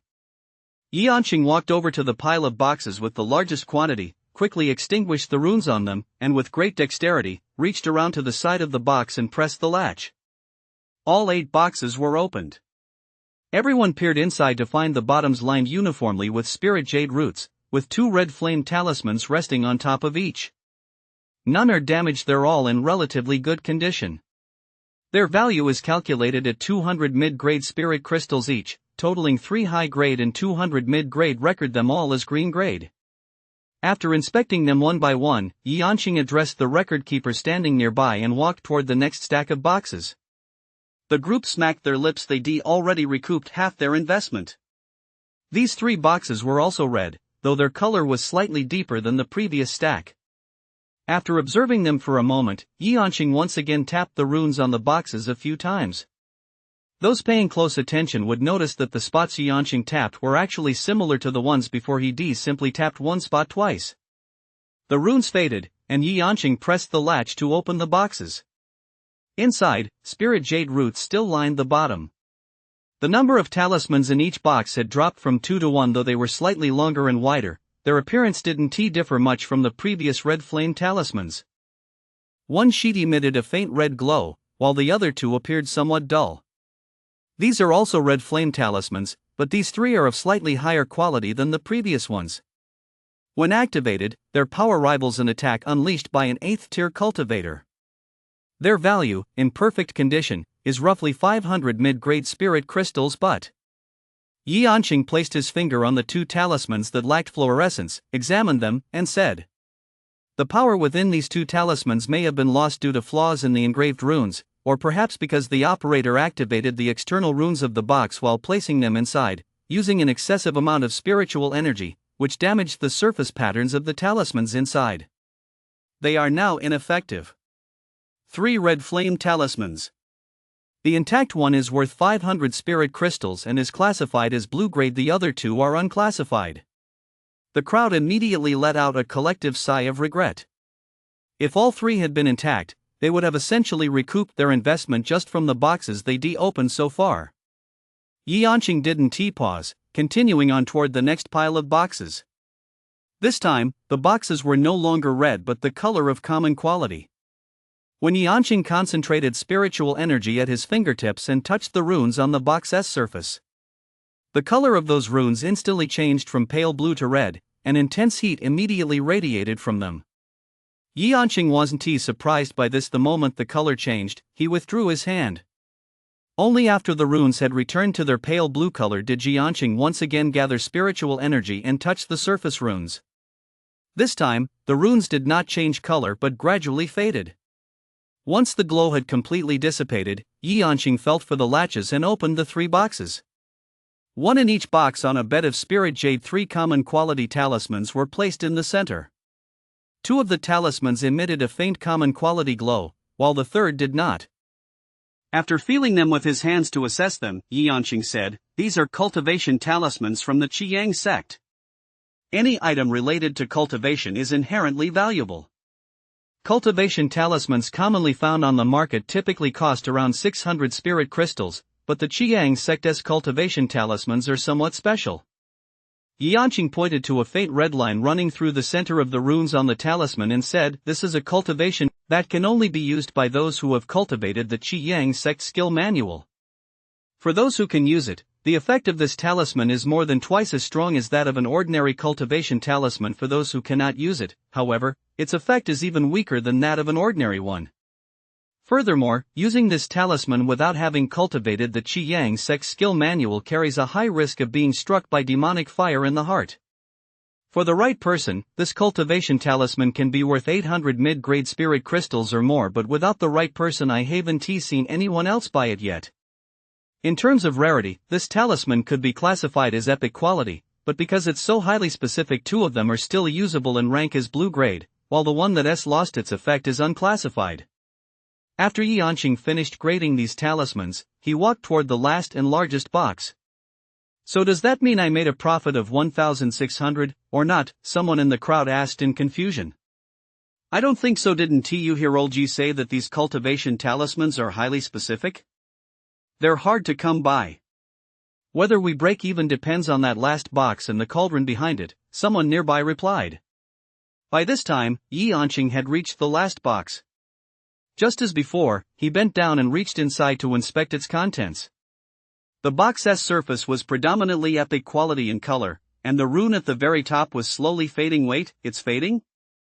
Yi Yanqing suddenly sensed something. His expression changed drastically, and he shouted, "Everyone, step back."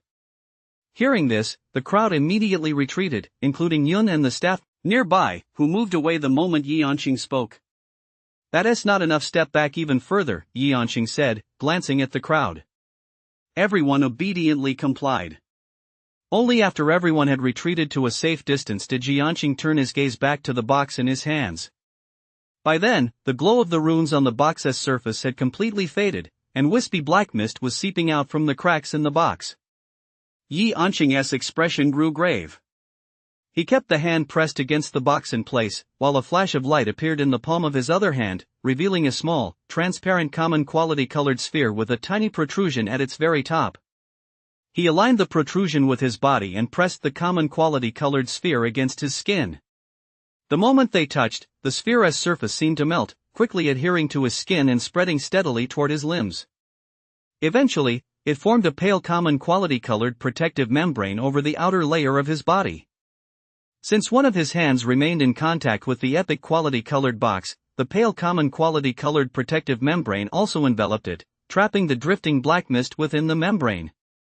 Yi Yanqing looked up and scanned the area, his gaze finally settling on the cauldron inside the damaged cargo box.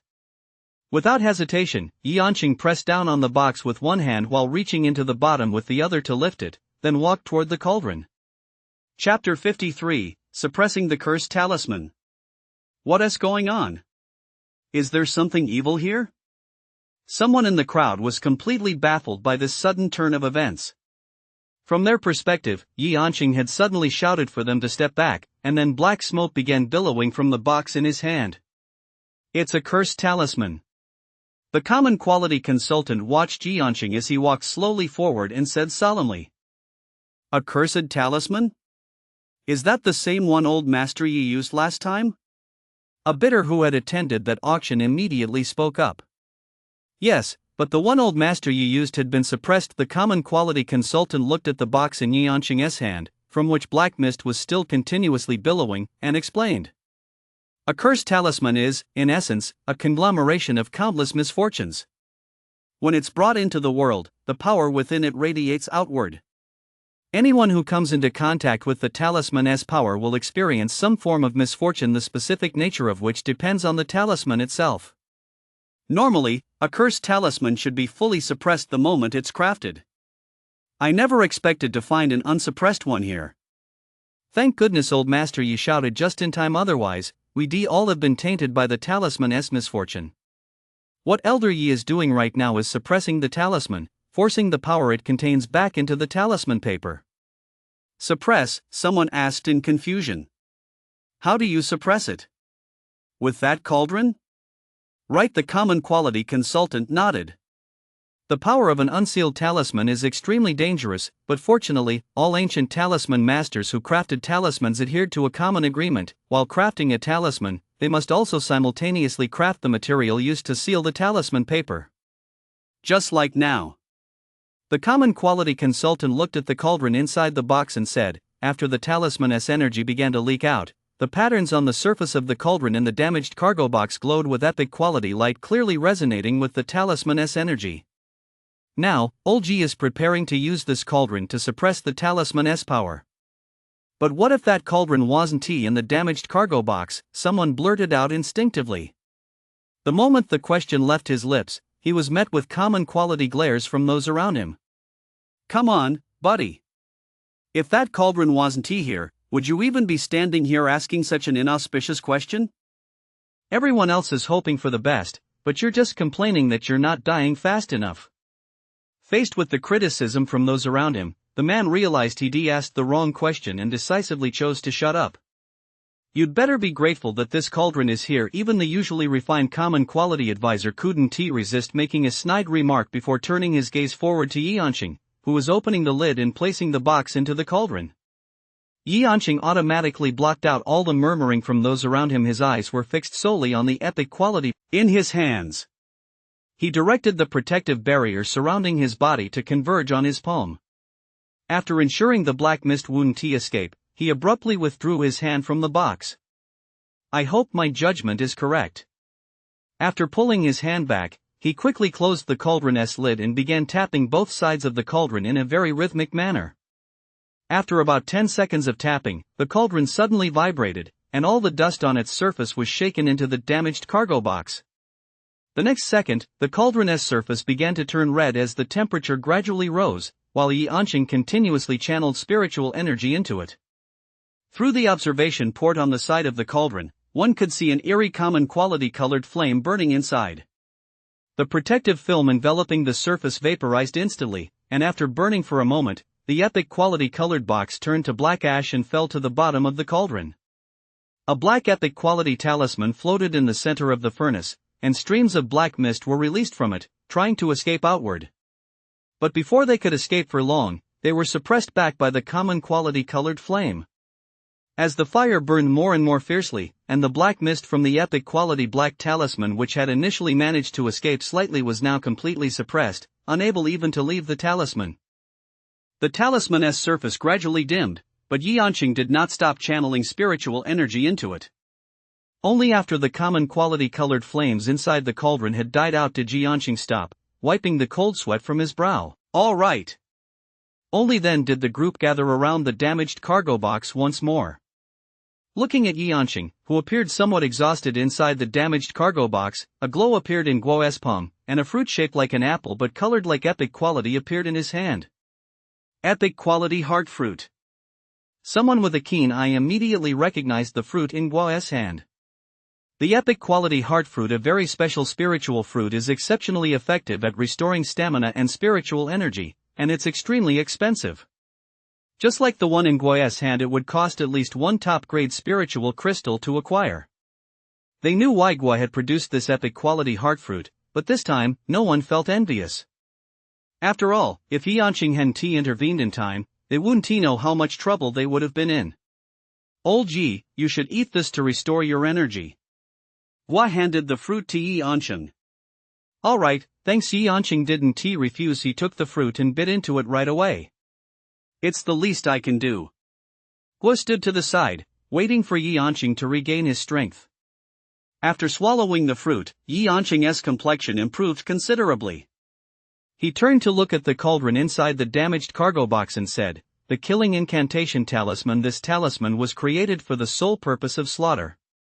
When fully activated, it releases a cutting black mist over an area, indiscriminately slaughtering everything until all life forms within the area have vanished or its energy is exhausted. Moreover, the quality of this talisman is quite high. The cutting black mist it releases can even injure an 8th tier cultivator. Fortunately, the cauldron inside the damaged cargo box is designed to work in tandem with this killing talisman.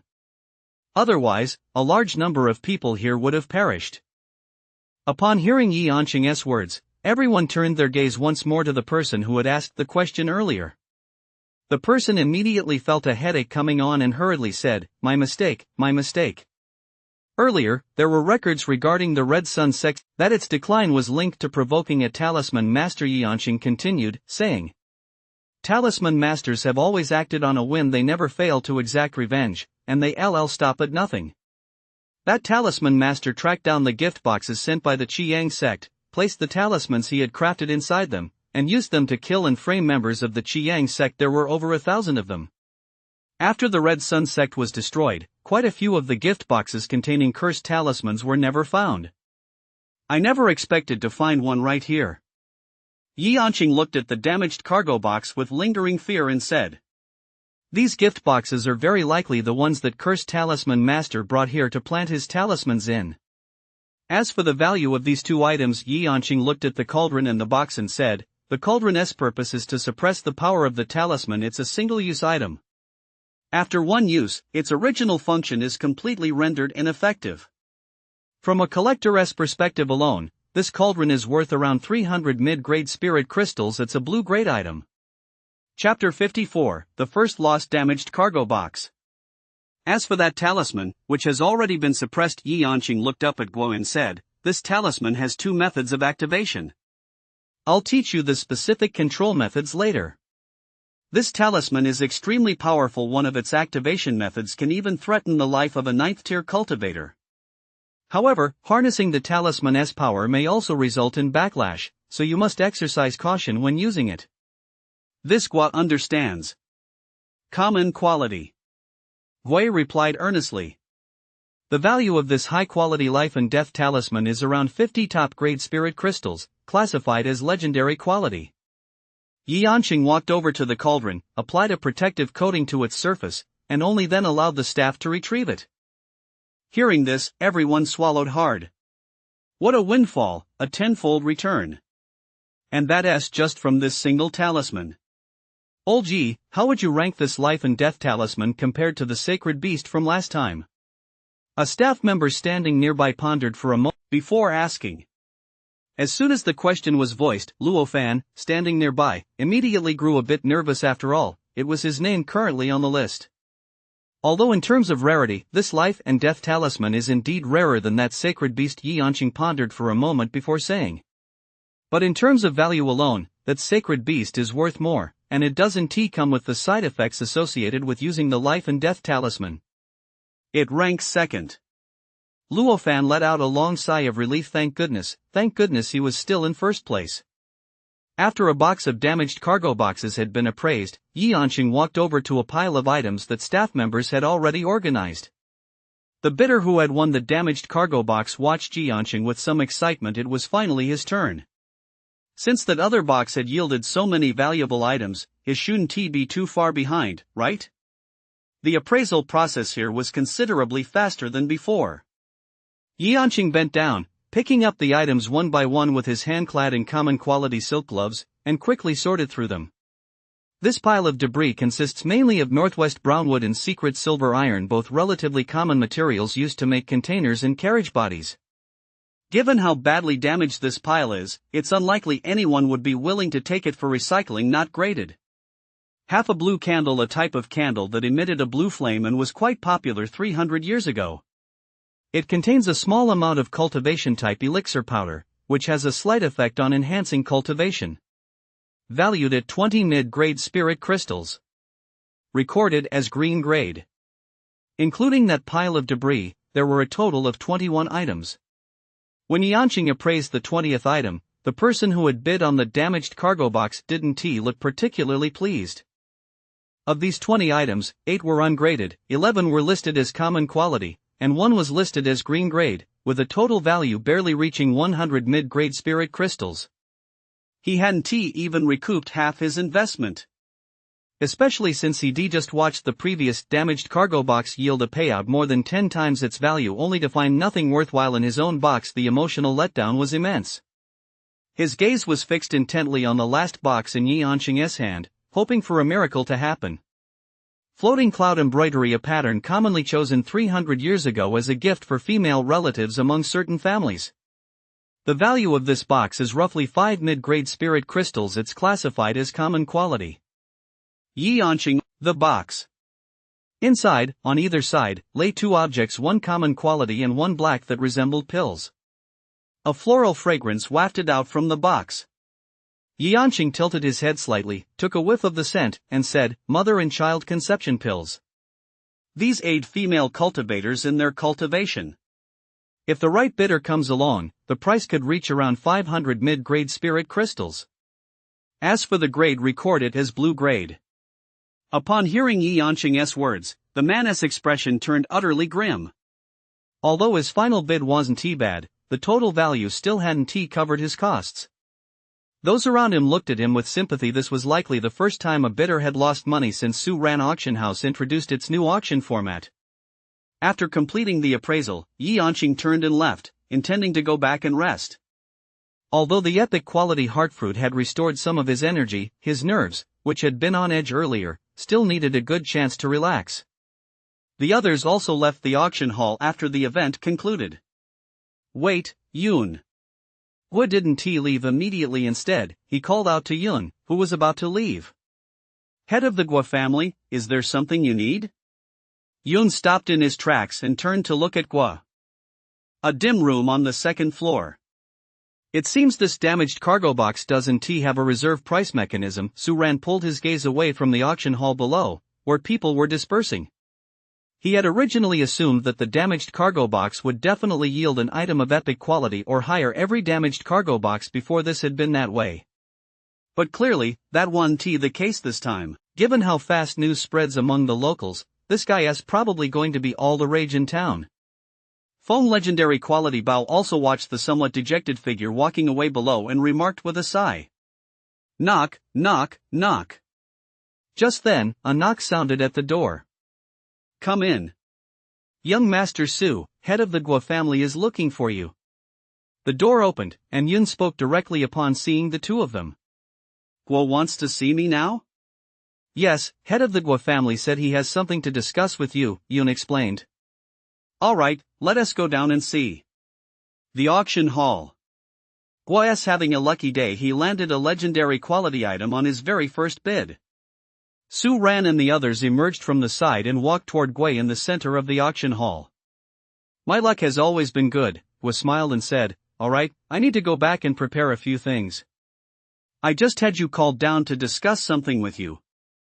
I won TB in 7 Valor's City for a while. If you need any help or coordination, just have legendary quality go to the Guo Manor and speak with the butler. I've already instructed him. He'll provide full support and cooperation for anything related to you." Su Ran. "Not in 7 Valor's City? Where are you going, Guo?" "There has been some activity among the foreign soldiers to the north. It seems they have their sights set on us," Gui explained. "That region is under my and old Shao's jurisdiction. Orders have already come down. We're setting out tonight. I thought I'd stop by to show my support before I leave. After all, it's been so long since I've photographed any items for your new auction. I didn't expect the first lot to be a legendary quality item and one that might actually come in handy later." Guo laughed heartily.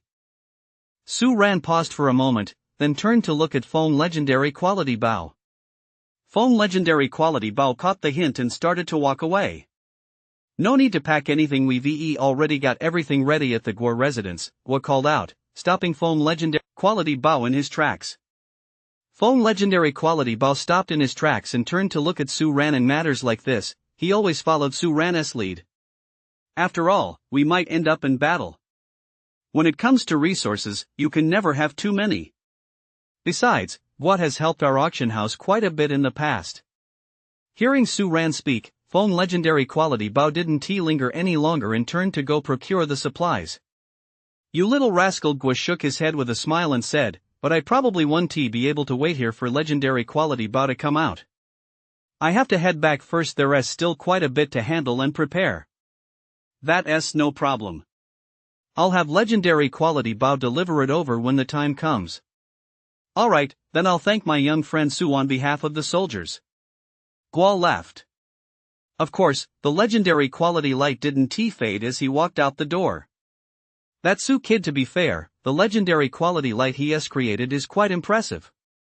Guo looked at the legendary quality light on either side of him, remarked with a sigh, and quickened his pace as he left. War, it really is something you'll encounter no matter where you go, Su Ran mused to himself as he prepared to return to his office. Just then, as he turned his head, his gaze happened to catch an elderly man in Shaolin walking out from the side. Chapter 55, Any news from Sanhong? Old Huang, why are you leaving so early today? Aren't you going to play a few more rounds? Su Ran paused and asked. No, thank you. I've been here on this trip for quite a while now, and it's about time to head back.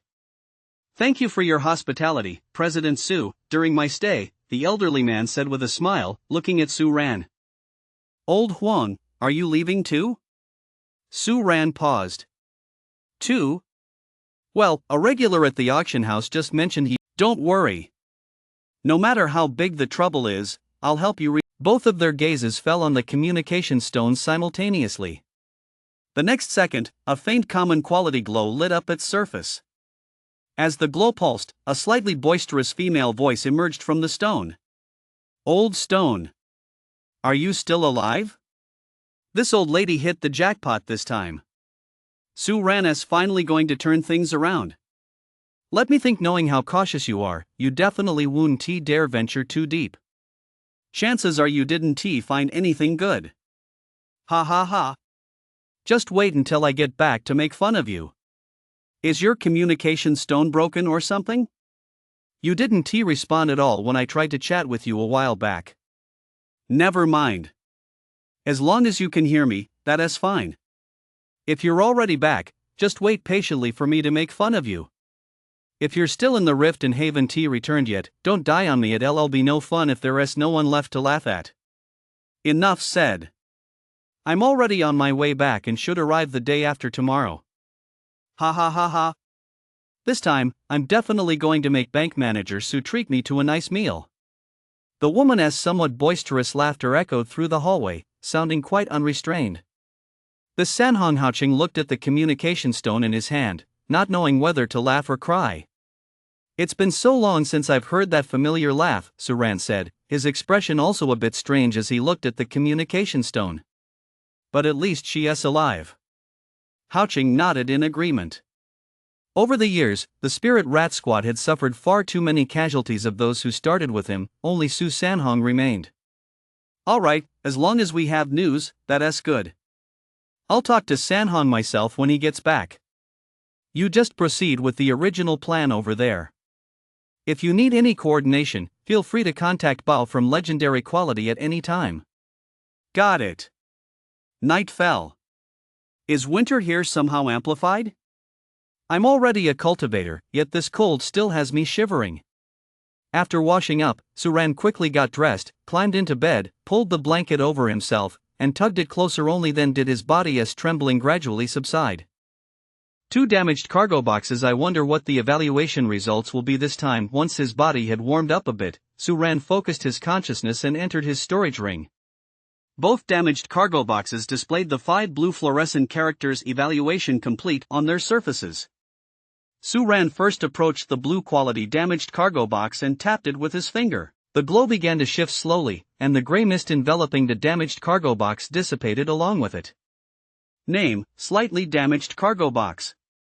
Box type: skill manual. Quality: blue. Current status: sellable. The appearance of the damaged cargo box was similar to the previous one. Both showed minor wear and tear, with no significant deformation. Skill manual: another new type of damaged cargo box. I wonder if old Yi will be able to appraise it. Hiring more people. It feels like my auction house is about to assemble an entire appraisal team. Chapter 56, The Empty-Handed Common Quality Wolf's Suicide Brother. Blue quality? So the box's quality upgrade has nothing to do with obtaining legendary quality items? And it's not just the quality upgrade that's unrelated to legendary quality. Su Ran stared at the edge of this damaged cargo box for a moment, but unlike last time, no shimmering light gathered at the edge to form a new damaged cargo box. The appearance of a new damaged cargo box might not be related to obtaining legendary quality either. Su Ran withdrew his gaze and looked back at the virtual fluorescent text in front of him. Since it's a skill manual, the price of this lot can be raised a bit. The cultivation world he currently inhabited had endured several terrifying catastrophes in the past, and the number of skill manuals that had survived to the present had dwindled by nearly 90%. And every time a skill manual appeared at the auction house, the intensity of the bidding was even fiercer than that for elixirs. However, considering the families currently remaining in Seven Valors City, putting this damaged cargo box up for auction right now wouldn't be worth it. I'll have to wait until Sister San Hong returns before deciding when to auction it. After weighing his options, Su Ran shifted his gaze to the damaged cargo box beside him. He tapped it with his finger. The surface glow shifted, and the gray haze dissipated. Seeing the exact same information as last time, Su Ran wasn't surprised. After all, this box hadn't even yielded an epic quality item, so there was a high probability the appraisal results wouldn't be much better. Likewise, no stream of light appeared at the edge of this damaged cargo box to form a new one. Su Ran glanced once more at the two damaged cargo boxes, then left the storage space to go to sleep. I'll wait until Sister San Hong gets back. The next morning.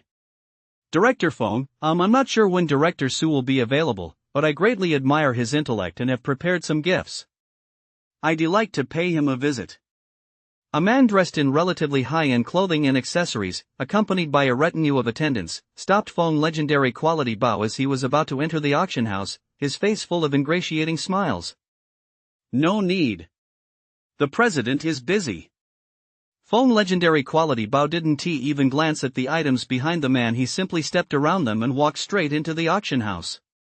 A hint of embarrassment flashed across the man's face, but he persisted in following Feng legendary quality Bao, saying, well, if it's not convenient to meet, you could at least accept these gifts. They contain. Hey, what are you doing? Two auction house guards stepped forward from the side, reaching out to restrain the man as they said coldly. If you continue to cause a disturbance here, we will escort you out and place you on Su Ran auction house's blacklist. No, I'm not trying to cause trouble. I just came to give Director Su some gifts, the man explained to the guards, his eyes fixed anxiously on Feng legendary quality Bao's receding figure. But the two guards looked as if they were ready to take action the moment he lingered any longer. With no other choice, the man could only sigh and lead the group of attendants behind him away.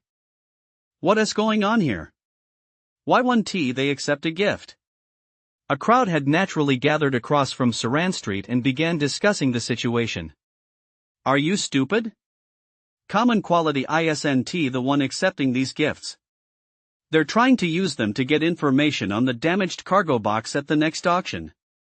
A little information in exchange for all this stuff, that's not a bad deal, is it? That's why Su is the bank president, and you're just someone chatting here. That guy is clearly a fence-sitter. Before, when Su Ran was down on her luck, he didn't pay her any attention at all. Now that he sees she is on the rise and there is something in it for him, he is immediately thinking about whether he can cash in. Would you accept a gift like that? True, there is really nothing to be gained from that gift. A fence-sitter might seem to have it good on both sides whichever way the wind blows, but once you see this guy's true colors, just watch, the moment you look at him, he won't say a word. True. Speaking of which, how is that guy who lost money yesterday doing? That is a pretty long-winded way to get back to the topic. The man grumbled before continuing. But we might as well talk about it. That guy lost over 100 mid-grade spirit crystals. Although that amount is practically nothing compared to Su Ran auction house's turnover, it's a massive blow to him. Rumor has it he is threatening to kill himself now. Threatening to kill himself? He was still able to put up over 700 mid-grade spirit crystals to bid. Losing 100 or so shouldn't be that bad, right? Of course it is. You don't know the whole story. I heard. The man lowered his voice, glanced around, and then said, that guy is just an ordinary cultivator, the kind without any connections. All the spirit crystals he used to bid were borrowed. So this guy was trying to get a common quality wolf for nothing? Exactly. I figure he was just trying to make a killing with those spirit crystals. Who knew he wouldn't make a profit and would end up losing money instead now that he can't pay them back? He is being cornered at his doorstep. He is about to commit suicide. Well, not just about to, he has already started. Is he dead? Not yet. He wanted to die, but his creditors wouldn't let him. If he died, who would pay them back the spirit crystals? He was barely clinging to life, but they pulled him back. The elixirs used to save him were added to his debt. Now he is in even deeper trouble. The two exchanged a sigh of pity. Hey, there's an old man heading toward the auction house. What? Where? Over there. Within their line of sight, an elderly man dressed rather lightly was walking slowly toward the Suran auction house. Suran auction house, side courtyard. Come, legendary quality bow. Those two are discussing business. Why don't you keep me company for a while? After betting for so many days in a row, I've finally grasped the true essence of victory. Bo invited Phone Legendary Quality Bow. Phone Legendary Quality Bow was somewhat tempted and glanced at Suran beside him. Go ahead. There's nothing much to do right now anyway. Take a break, Suran said, having read Phone Legendary Quality Bow's thoughts. Alright then, Phone Legendary Quality Bow replied, finally making his way toward the chess table. Come on, let me show you my chariot and horse charge tactic. Bo watched Phone Legendary Quality Bow take his seat, rolled up his sleeves, and prepared for a fierce battle. You haven't won yet? Suran asked Bo in surprise. That's right. He is terrible at the game but loves to play, Yeonching said with a laugh, shaking his head. He turned to Suran and asked, is there another special damaged cargo box this time? Right. At the next auction, I want to put up a damaged cargo box that might contain all kinds of skill manuals. I wonder if Olji could. Oh no. Trouble. As soon as Yeonching heard the words skill manual, it was as if he remembered something. He clapped his hands, and his expression turned somewhat strange. Is there a problem? Suran asked, watching Yeonching's sudden change in expression. There is a problem. No, wait, it's just my own issue, Yeonching explained. When it comes to appraising skill manuals, I'm actually in a similar boat to appraising spirit beasts. I can do it, but I'm not top tier. Just now, I was going to recommend an old friend of mine who has deep expertise in skill manuals. It just occurred to me I promised him a while back that we get together and I treat him to some grilled fish. It was supposed to be just a few days ago, but I got so caught up in this game of chess that I completely forgot about it. Yeonching patted his head and said with a touch of regret. Hearing this, Suran couldn't help but feel both amused and exasperated. The legendary quality of his chess game was still on the rise. Chapter 57, so absorbed he forgot the time. It's okay, it's actually a good time. Director Su, Old Yi. Just as Suran was about to say something, a guard ran into the side courtyard and called out, there's an elderly gentleman at the gate. He says he is a friend of Olji and wants to invite him out for a chat. The museum is closed today, so I didn't let anyone in. I wanted to come in first to check the situation, the guard added. That old fellow actually came all the way here. He must be pretty angry. Yeonching glanced at Suran and said, well, that works out perfectly. Let us go out together now. All right. Suran nodded in agreement. After a moment's thought, he asked, Elder Yi, does this senior have any peculiar quirks? Why do you ask? Yeonching paused. Because earlier Suran glanced at Yeonching, then at Bo, who was happily playing chess not far away. Yeonching immediately understood what Suran meant and said, you little rascal, you think all my friends are eccentric, don't you? Suran didn't reply, but instead glanced at the two men once more. Don't worry, Yeonching said with a sigh. That guy is perfectly normal. He is not like Bo, who likes to make things difficult for people. As long as he is not busy right now and the terms satisfy him, he'll agree. All right. Suran nodded in agreement, and the two walked out of the auction house together. When they reached the lobby, they spotted a somewhat frail figure standing at the auction house entrance. Upon seeing Yanqing emerge, the frail figure's eyes lit up, and he called out immediately, "You're something else, old Yi. You promised to treat me to fish on a specific day, but when I arrived, you were nowhere to be found. You had me searching high and low for so long I didn't even realize you'd run off to Su Ran until I got into the city."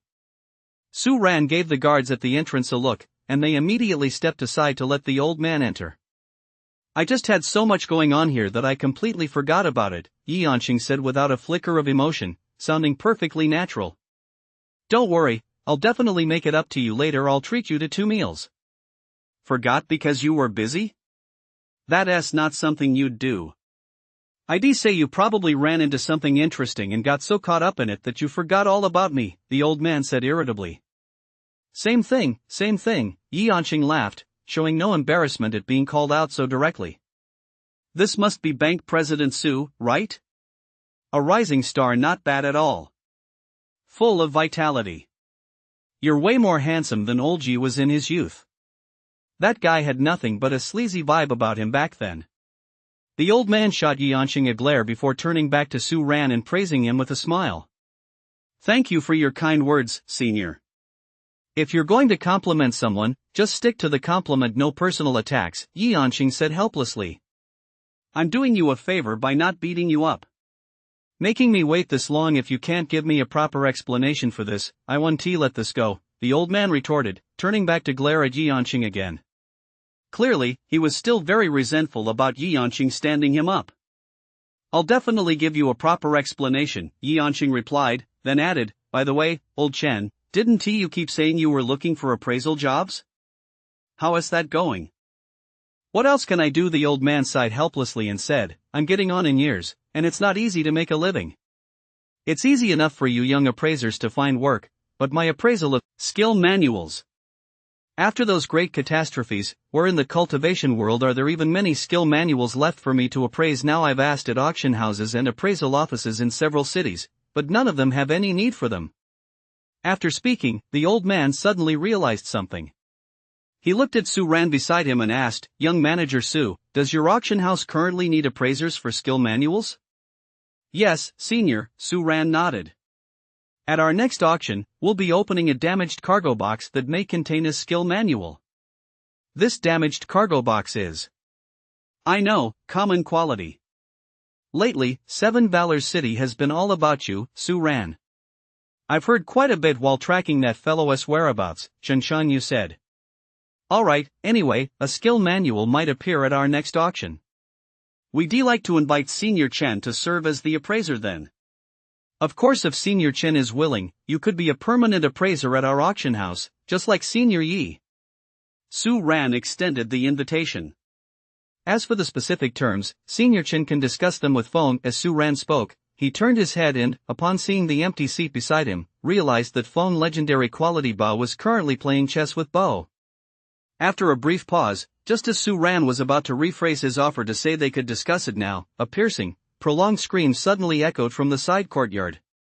"No! How can you move so fast and still beat me?" Following the scream, footsteps immediately echoed toward the main hall. Soon, Feng legendary quality Bao came into view, striding quickly toward them.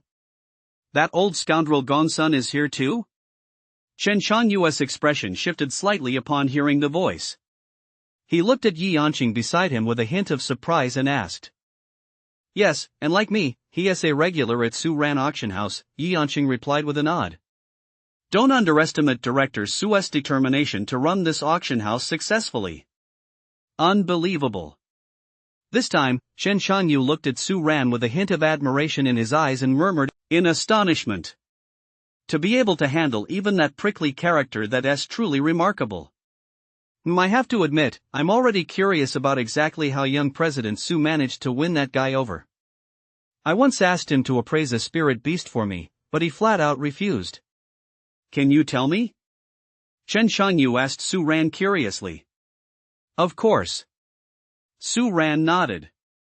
"Chinese chess." "Chinese chess?" Chen Shanyu repeated, his puzzled expression clearly showing he didn't quite understand what Su Ran was talking about. You'll find out if you follow me inside in a moment. That old guy's scream just now was because he lost another game of chess.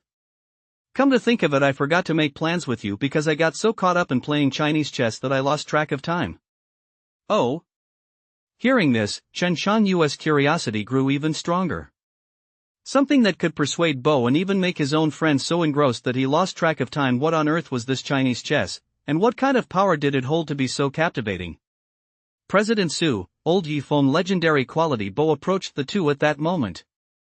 Looking at the newly arrived elderly man, he asked, "Who is this?"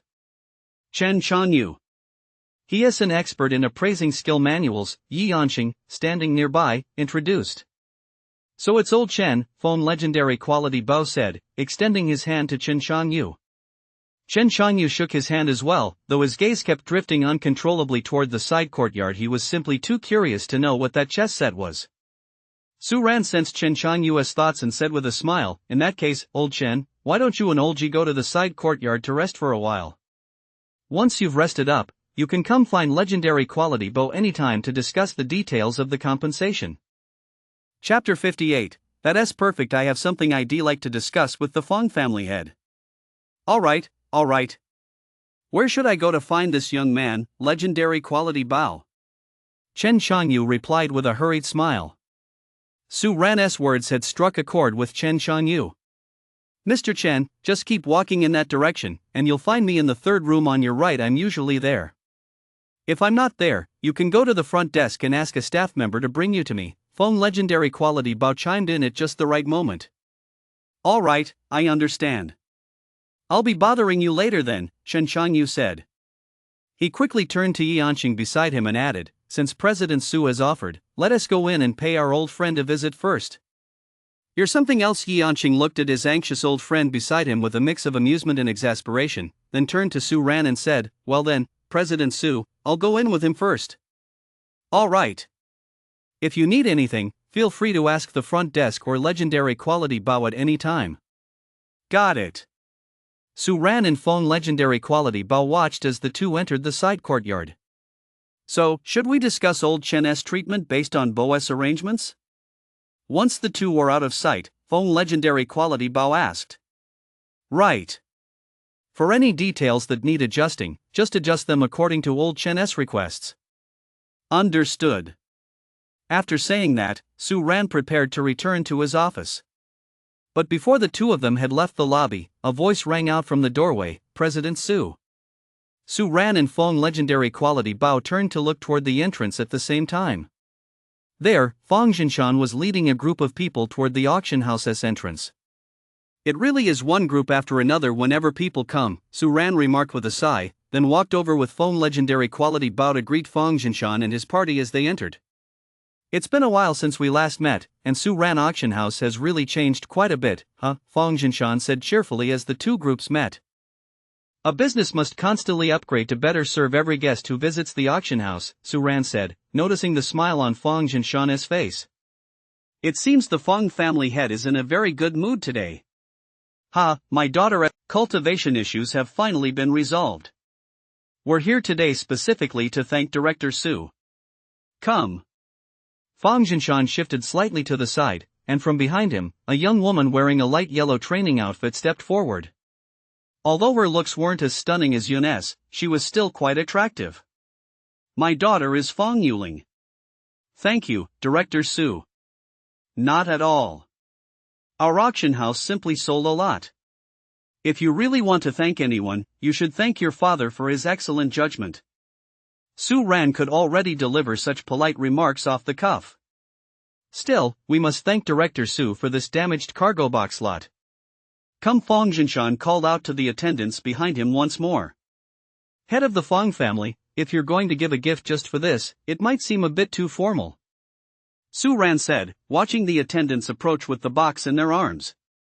"No, it's nothing valuable, just some local fruits from Tianqing City, along with some special varieties brought back by our Fang family expedition team. We brought them over for President Su to try," Fang Jinshan said with a smile. "Director Su is my friend, Fang Jinshan. Giving my friend some fruit to eat that can't be considered going too far, can it?" Unless Director Su thinks I, old Fong, am no good and doesn't want to be friends with me. Head of the Fong family, how could you say that? In that case, I'll accept them. Hearing this, Fong legendary quality Bao, standing nearby, had someone take the gift boxes from Fong Jinshan's attendants. That's more like it, Fong Jinshan chuckled. A flash of light appeared in his palm, and a storage ring landed there. He continued. I wonder when Su Ran's next auction will be. When the time comes, I'll come again to show my support for President Su, and as for that member, could you top up your account with 100 top-grade spirit crystals for now? Of course, legendary quality Bao. Right away. Very well. I'll leave it to you, President Su. If President Su appreciates our Fong family's mechanical technology, I can make the decision on my own to select 1 or 2 mechanical devices to present to you that won't be a problem. However, when it comes to a partnership, after all, this concerns our family's business. Fong Jinshan looked at Su Ran, who was slowly rising to his feet, and said, I cannot make this decision on my own. I'll need to return and discuss it with the family council before we can decide whether to proceed with this partnership. I hope President Su understands. I understand. Thank you for your understanding, Director Su. Fong Jinshan picked up the 2 documents and said, Rest assured, Director Su, regardless of the outcome, I will inform you immediately. And as I mentioned earlier, I will definitely be there to support you at the next auction. Fong Jinshan added, offering his assurance. Very well. I hope that by then, head of the Fong family will once again return home with a treasure acquired at our auction house. I'll take that as a good omen, President Su. We won't keep you any longer, we'll be on our way now. Fong Jinshan made a move to head for the door. Wait a moment. Su Ran called out to Fong Jinshan, handing him the membership card and saying, I almost forgot this. Wow, this membership card is really exquisitely crafted. Fong Jinshan couldn't help but praise it. As he took the card, a faint glow emanated from its surface. Combined with the design on the card, it looked exceptionally refined, and it felt quite nice to the touch. One could truly sense the meticulous craftsmanship. Looking at the exquisite card in his hand, Fong Jinshan's expression shifted slightly. Of course, we at Su Ran Auction House have always strived to be the best. We do our very best. Su Ran smiled as she boasted, noticing Fong Jinshan was slightly lost in thought. Alright, I hope this membership card brings me good luck the next time I visit. Fong Jinshan stowed the card in his storage ring and smiled at Su Ran.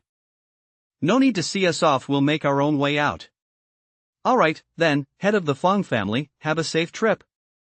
Su Ran remained standing where she was. Fong legendary quality Bao, standing nearby, followed them out, seeing the Fong family off all the way to the entrance before turning back. President Su, I have a question, Fong legendary quality Bao said as he caught up with Su Ran, who was heading back to her office. Go ahead. It's just, if head of the Fong family had insisted on you answering that question earlier, how would you have responded? Fong legendary quality Bao looked completely serious. He had been thinking about this question for a long time just now, but still couldn't come up with a suitable answer for Fong Jinshan.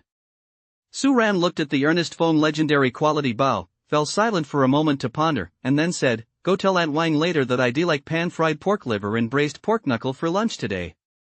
Oh, and a bowl of spicy pork brain soup, too. After saying this, Su Ran left Fong legendary quality Bao standing there looking bewildered and walked toward the office. Is there some special connection between that answer and the question? The next day at noon. At lunchtime, most people on the streets head home to prepare the most important meal of the day. Those who don't want to cook for themselves head out to spend a coin or two on a steaming bowl of noodles, wolf it down in a couple of bites, and call it a meal. If you're looking for something a bit fancier, head to the street where the Su Ran auction house is located. Across from the auction house, many new shops had opened, offering all kinds of exquisite pastries and snacks. If you wanted something more down to earth, you could walk another 100 or 200 meters further in, where there were also some small food stalls. Did I take a wrong turn, Shaolin? We've only been gone for a short while. How come this street has changed so much? At the end of the street, a small group of people, looking somewhat disheveled, emerged. People on the surrounding streets couldn't help but glance at the group, and some lecherous onlookers fixed their gaze intently on the woman in her 30s leading the group. Although she looked a bit disheveled, her tight-fitting outfit accentuated her stunning figure. Far from appearing sloppy, it actually added a touch of wildness to her appearance. As if oblivious to the winter chill, her wheat-colored, toned abdomen and arms were completely exposed. This set men's blood boiling with lust until their gaze fell upon her waist, at which point the lust was instantly extinguished. A sudden chill washed over them, and their eyes grew clear and innocent. There was a pendant hanging there, and engraved on it was a design, the emblem of Su Ran auction house. That's right, Sister Sanhong. I even saw US Clear soup noodles at South right on this street. US Clear soup noodles? The woman in the front paused and turned to look at the shop. Just then, the shop owner stepped out. The moment their eyes met, the woman spoke up. So it's old you. You better not shortchange me on the noodles. Remember the last time I came here to eat? You skimped a full 2 liang on me. If I catch you doing that again, I'll break every finger on your hand. I wouldn't dare. Hearing her voice echoing down the entire street, the shop owner felt a headache coming on and quickly replied, next time Sister Sanhong comes by, I'll treat you to a bowl. No need to treat me to a bowl. I, Sister Sanhong, don't like taking advantage of others. After all, doing business is all about honesty. My mouth is my scale, I can tell just by tasting if you're shortchanging me or not, the woman warned once more. Once again, her voice echoed down the entire street. Yes, the shop owner stammered, feeling so embarrassed he wanted to sink into the ground. This lady, let us just get out of here. Fortunately, after speaking, the woman continued walking ahead without any intention of saying more, and the owner of US shop finally let out a long sigh of relief. Sister Sanhong, your voice is a bit too loud, a younger man in the group spoke up. What, starting to look down on your Sister Sanhong already? Captain Sure is back, but the changes at the auction house right now are all thanks to President Su, the guard explained. President Su, huh? I knew President Su was sharp, he'd definitely be able to lead Su Ran out of this slump. When he mentioned Su Ran, Su Sanhong's eyes sparkled with amusement, and he asked again. Old Sure's back too, so, did he score anything good? This time, before the guard could even open his mouth, a exasperated voice rang out from the side, if his answer is no, you're just waiting to make fun of me, aren't you? Su Sanhong turned to look inside the auction house and saw 3 figures walking out. So, is it really nothing? Su Sanhong looked at Houching, unable to suppress the urge to let the corners of her mouth curl upward. Nope. Ahaha, never mind. I'll make fun of you properly over drinks tonight. Su Sanhong turned to Su Ran standing nearby and said with concern, let your red sister take a look, you've lost weight after all these days. Now that the auction house is doing well again, why aren't you eating more? No, Sister Hong. This is what you call lean and muscular, it's all solid muscle, Su Ran replied, patting his arm. You still need to eat more. This time, Sister Hong has really found you a treasure. When the time comes, put it all up for auction and use the proceeds to buy some tonics. Su Sanhong removed a storage ring from her finger and handed it to Foam legendary quality Bao, who had stepped forward. Okay, Su Ran replied with a smile. Su Sanhong was arguably one of the kindest people to him at the auction house. As far as he could remember, especially after his parents passed away, she had treated him as if he were her own child. Su Ran could clearly sense Su Sanhong's unabashed favoritism and concern for him. During Su Ran's most difficult times, Su Sanhong was always the one who went all out. Whenever there was a treasure to be found in the rift, no matter how dangerous it was, he would always be the first to charge in, doing everything in his power to keep Su Ran alive. Upon returning, he would always hunt some wild spirit beasts to provide Su Ran with extra meals. This time was no exception. Look what a nice treat I brought you. Su Sanhong's palm flashed, and she grabbed a chicken with an entirely orange-red plumage. Showing it off as if it were a treasure, she said. A crimson flame chicken, this is a real gem. The meat is tender, and it helps boost your spiritual energy. Have Aunt Wang prepare it properly tonight so you can really build up your strength. Okay, thanks, Sister Hong. Su Ran stepped forward and took the crimson flame chicken from her own hands. Alright, then I'm going to take a shower and get some sleep. I'll wake up tonight for a proper meal. Su Sanhong stretched lazily and looked at Su Ran, saying, If there's anything that needs to be done, you can just tell me tonight. Now that Su Ran is back on her feet, I'm sure there's plenty I'll want to do. No rush, Su Ran shook his head. Sister Hong, you've been gone for so long you should rest properly for a while first. That's not necessary. A good night's sleep will do, Su Sanhong said, rolling her shoulders. You know me, I can't sit still. Just let me know if there's any work to be done. If you don't tell me during dinner tonight. Su Ran didn't respond to Su Sanhong's remark in his memory. Just a few years ago, Su Sanhong had been the one who hated trouble the most. Hao Cheng led Sister Hong's entire squad away, while Feng legendary quality Bo approached Su Ran holding the ring Sister Hong had handed him earlier. Director, Sister Hong really brought back quite a few good things this time. Feng legendary quality Bo handed the ring to Su Ran. Su Ran probed his consciousness into the storage ring.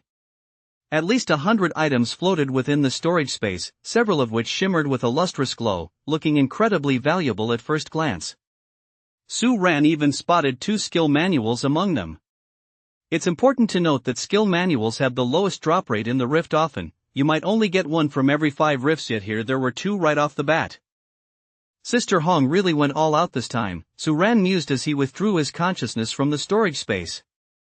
He handed the ring to Feng legendary quality Bao and said, Take this ring to the appraisal department later and have them appraise the treasures inside. After Qin Changdal confirmed yesterday that he would join the auction house, Su Ran and Feng legendary quality Bao decided to establish an appraisal department for the Su Ran auction house, which is currently under the full responsibility of the 3 elders. Got it. Feng legendary quality Bao nodded in agreement and asked, So after these treasures are appraised, are we going to auction them off ourselves? Right. For the time being, we'll put the damaged cargo box auctions on hold.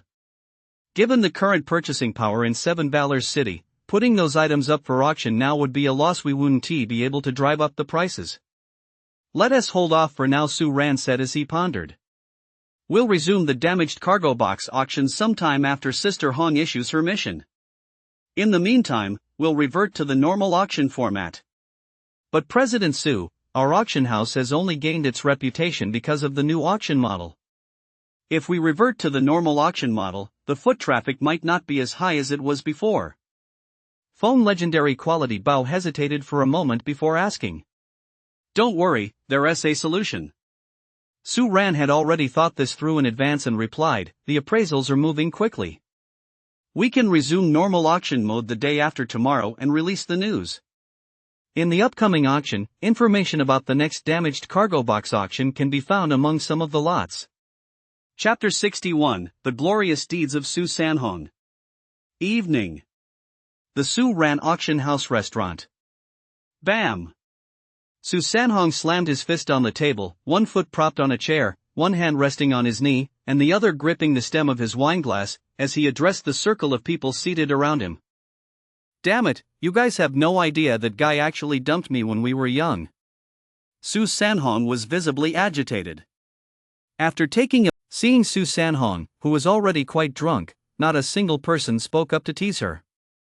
That's because she drunk more on her own than all of them combined.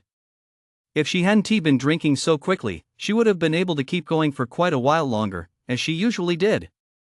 Sister Hong is talking about your glorious exploits again, Su Ran's voice rang out from the restaurant entrance. Su Sanhong turned her head toward the door, her vision still a bit hazy. It looked like 3 or maybe 30 people were walking in. It wasn't until Su Ran reached her side that Su Sanhong's eyes finally managed to focus.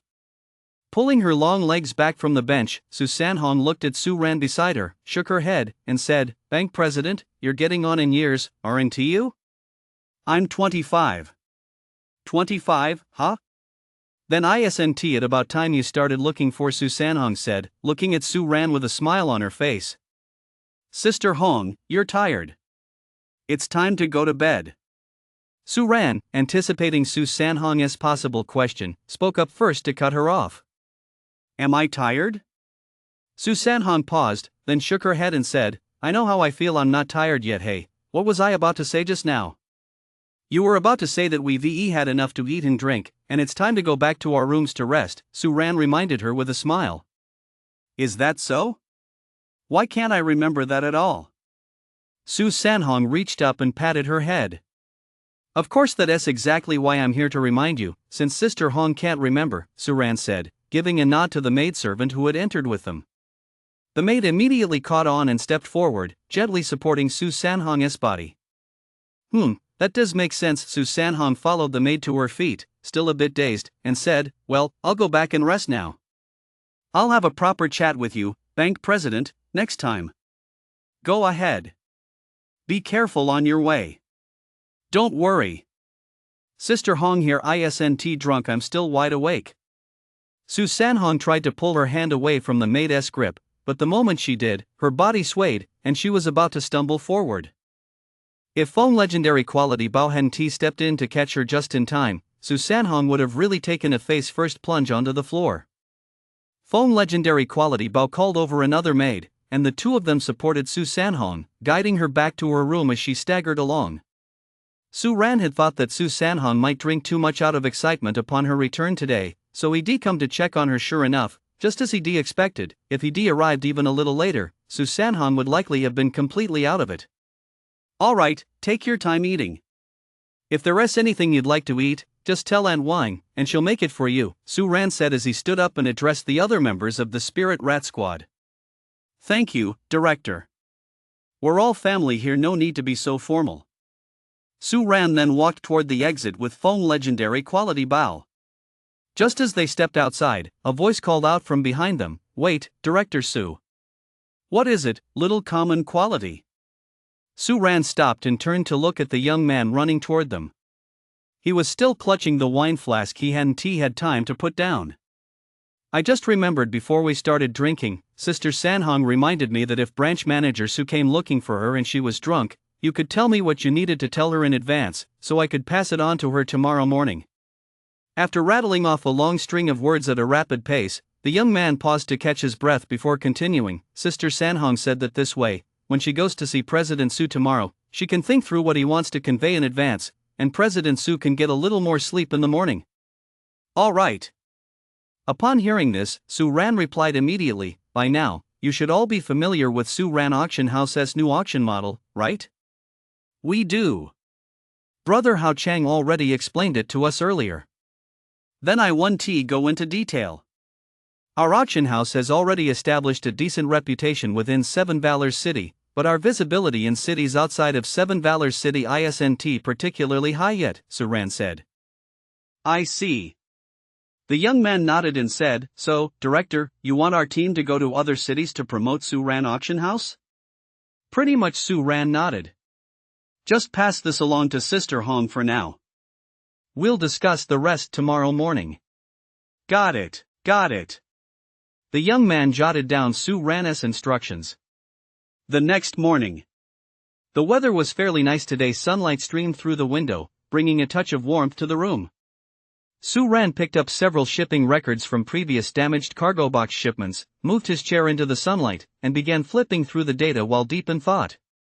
About half an hour later, there was a knock at the door. Come in.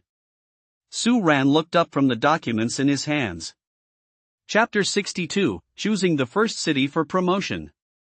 President Su, we have news from the Feng family.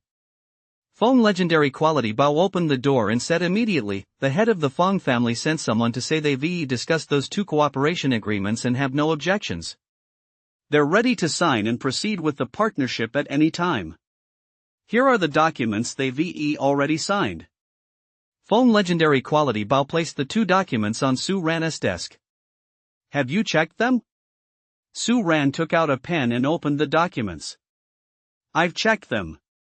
They're definitely the same as our original draft. I also asked the representative from the Feng family, and they confirmed there are no issues with these documents. We can proceed according to the terms outlined here. Feng legendary quality Bao thought for a moment and added. They also said that once they receive the signed documents, they'll send someone over for an on-site inspection to ensure the renovations and upgrades are carried out using the systems best suited for our auction house. All right. Su Ran signed both documents, put one away, and handed the other to phone legendary quality Bao, saying, "When you go to deliver it, remember to bring a small gift. It doesn't have to be too expensive, something roughly equivalent in value to the fruit the head of the Fong family brought last time will do. What matters is the thought." Got it. Phone legendary quality Bao took the documents and turned to go. Just as he opened the door, Su Sanhong arrived at the entrance. After exchanging a nod, phone legendary quality Bao continued on his way to make the arrangements, while Su Sanhong entered the office. "Good morning, Sister Hong. How did you sleep last night?"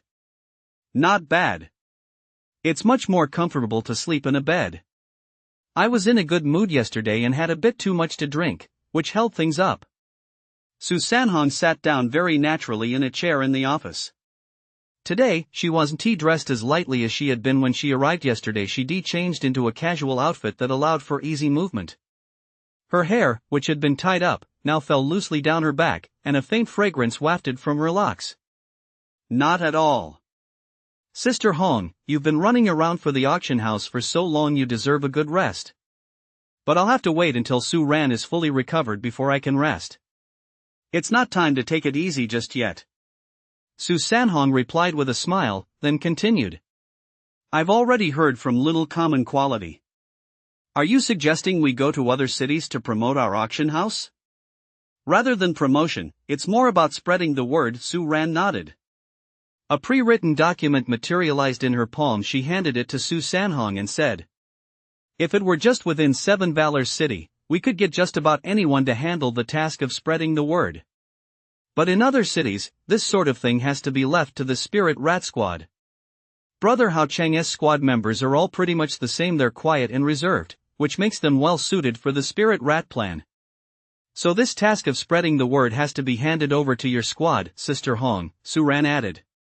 As she listened, Su Sanhong looked at the document Su Ran had handed her. It contained phrases like legendary quality item found in 7 Valor's city. The whole city is talking. Sacred beast spotted in 7 Valor's city, and unsealed spells have appeared in 7 Valor's city. What does this portend? Which city are you planning to start with? Su Sanhong asked after finishing the documents. In recent years, I've been mostly busy with Su Ran's affairs in 7 Valor's city. It's been quite a while since I've visited the surrounding cities, so I don't know them very well. That's why I'd like to hear your advice, Sister Hong, Su Ran said earnestly, looking at Su Sanhong. Su Sanhong didn't rush to answer. After thought, she said, "President Su, are you planning to expand into just one city, or?" "Our current goal is the entire Qingyu Kingdom.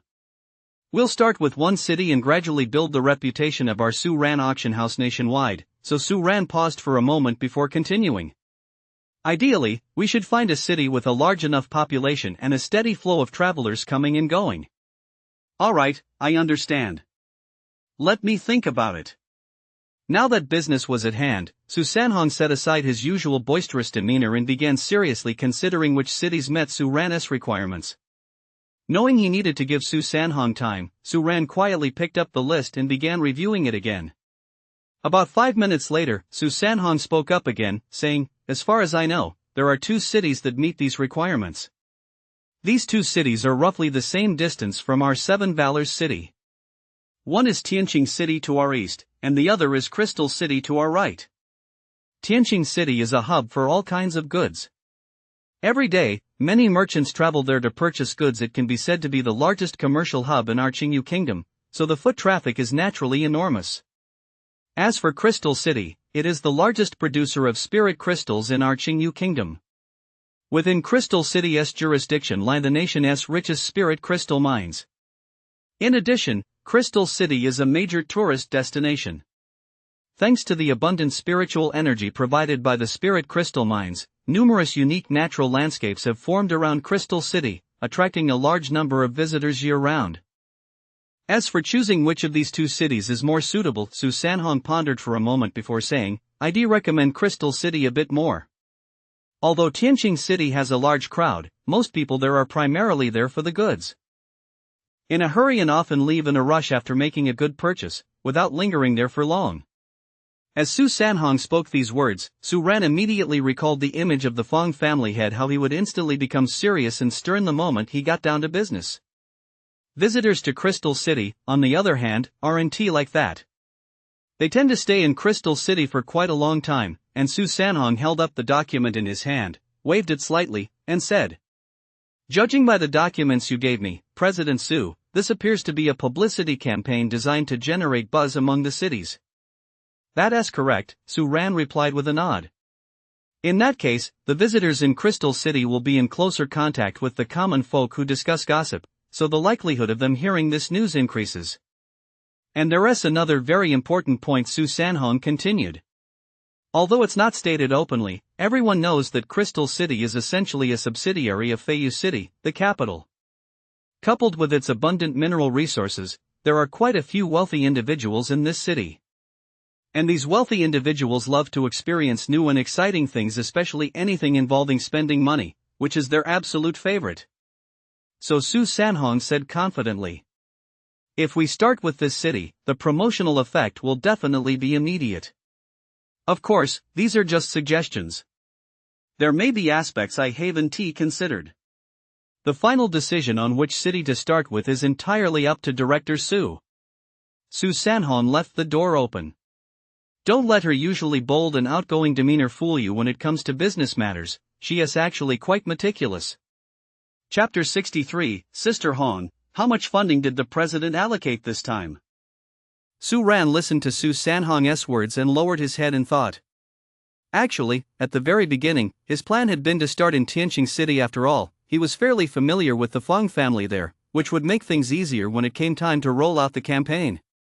However, judging from the information he just heard, starting in Crystal City was clearly a much better option. "Let us start with Crystal City," Su Ran decided, speaking directly. "Whether our Su Ran auction house can expand nationwide depends entirely on how well Sister Hong's team performs.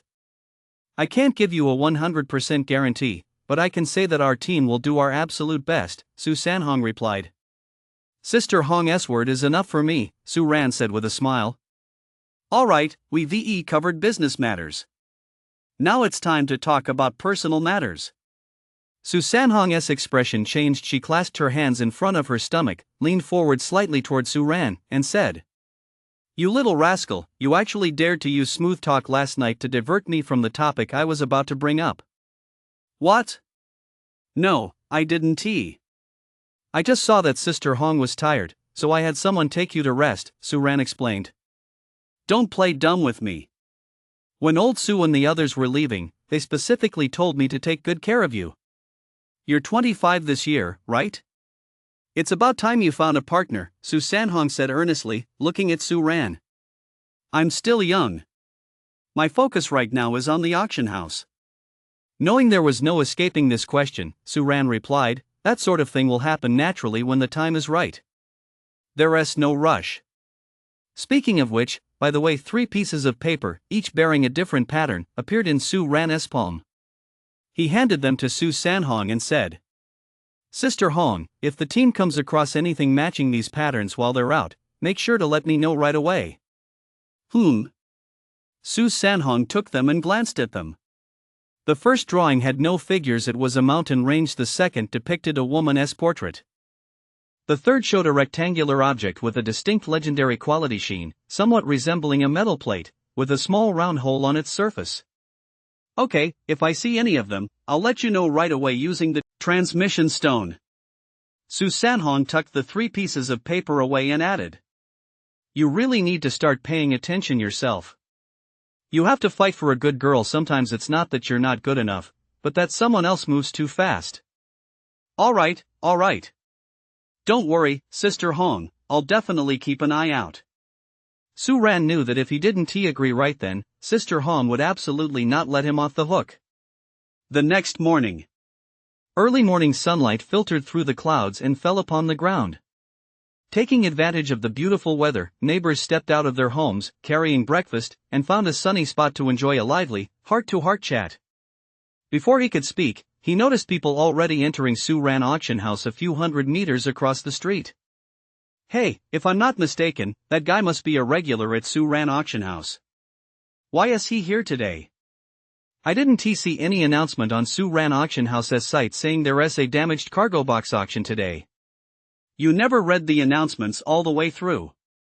Even though there isn't a damaged cargo box auction today, there is still an auction taking place. A regular auction? What's the point of that compared to the damaged cargo box auction? I see there's quite a crowd today, it even seems a bit bigger than usual. I don't know about that. I know. A man with a steamed bun in his mouth leaned in, and the two who had been chatting naturally made room for him. In the world of street chatter, there is an unwritten rule: whenever someone who knows the inside scoop on Su Ran Auction House joins the conversation, everyone should proactively make room for them. Especially those with insider information they're held in the highest regard. Although this looks like a simple auction, some rumors started circulating yesterday. The man swallowed the steamed bun in his mouth with a mumbling sound before speaking. In the upcoming regular auctions, you'll be able to find clues about the next damaged cargo box theme, which is why there are so many people at Su Ran Auction House today. So, as how it is. Hearing this, the two men beside him had a light bulb moment. They smacked their lips and said, "That's Su Ran Auction House for you." They can even make a regular auction exciting. The back door of Su Ran Auction House. Since Su Ran didn't need to open the damaged cargo box during a regular auction, he didn't have to stay in the hidden room the whole time. At that moment, he was standing at the back door with phone legendary quality Bao, seeing off Su Sanhong and the others. Su Sanhong's entire spirit rat squad had assembled. Each member carried a small bundle of clothes, some slung over their shoulders, others held in their hands. "Alright, this is as far as I'll take you. Head back now. Just remember what I told you yesterday," Su Sanhong said to Su Ran. "I'll remember, I'll definitely remember. How could I possibly forget something Sister Hong specifically told me?" Su Ran replied with a smile.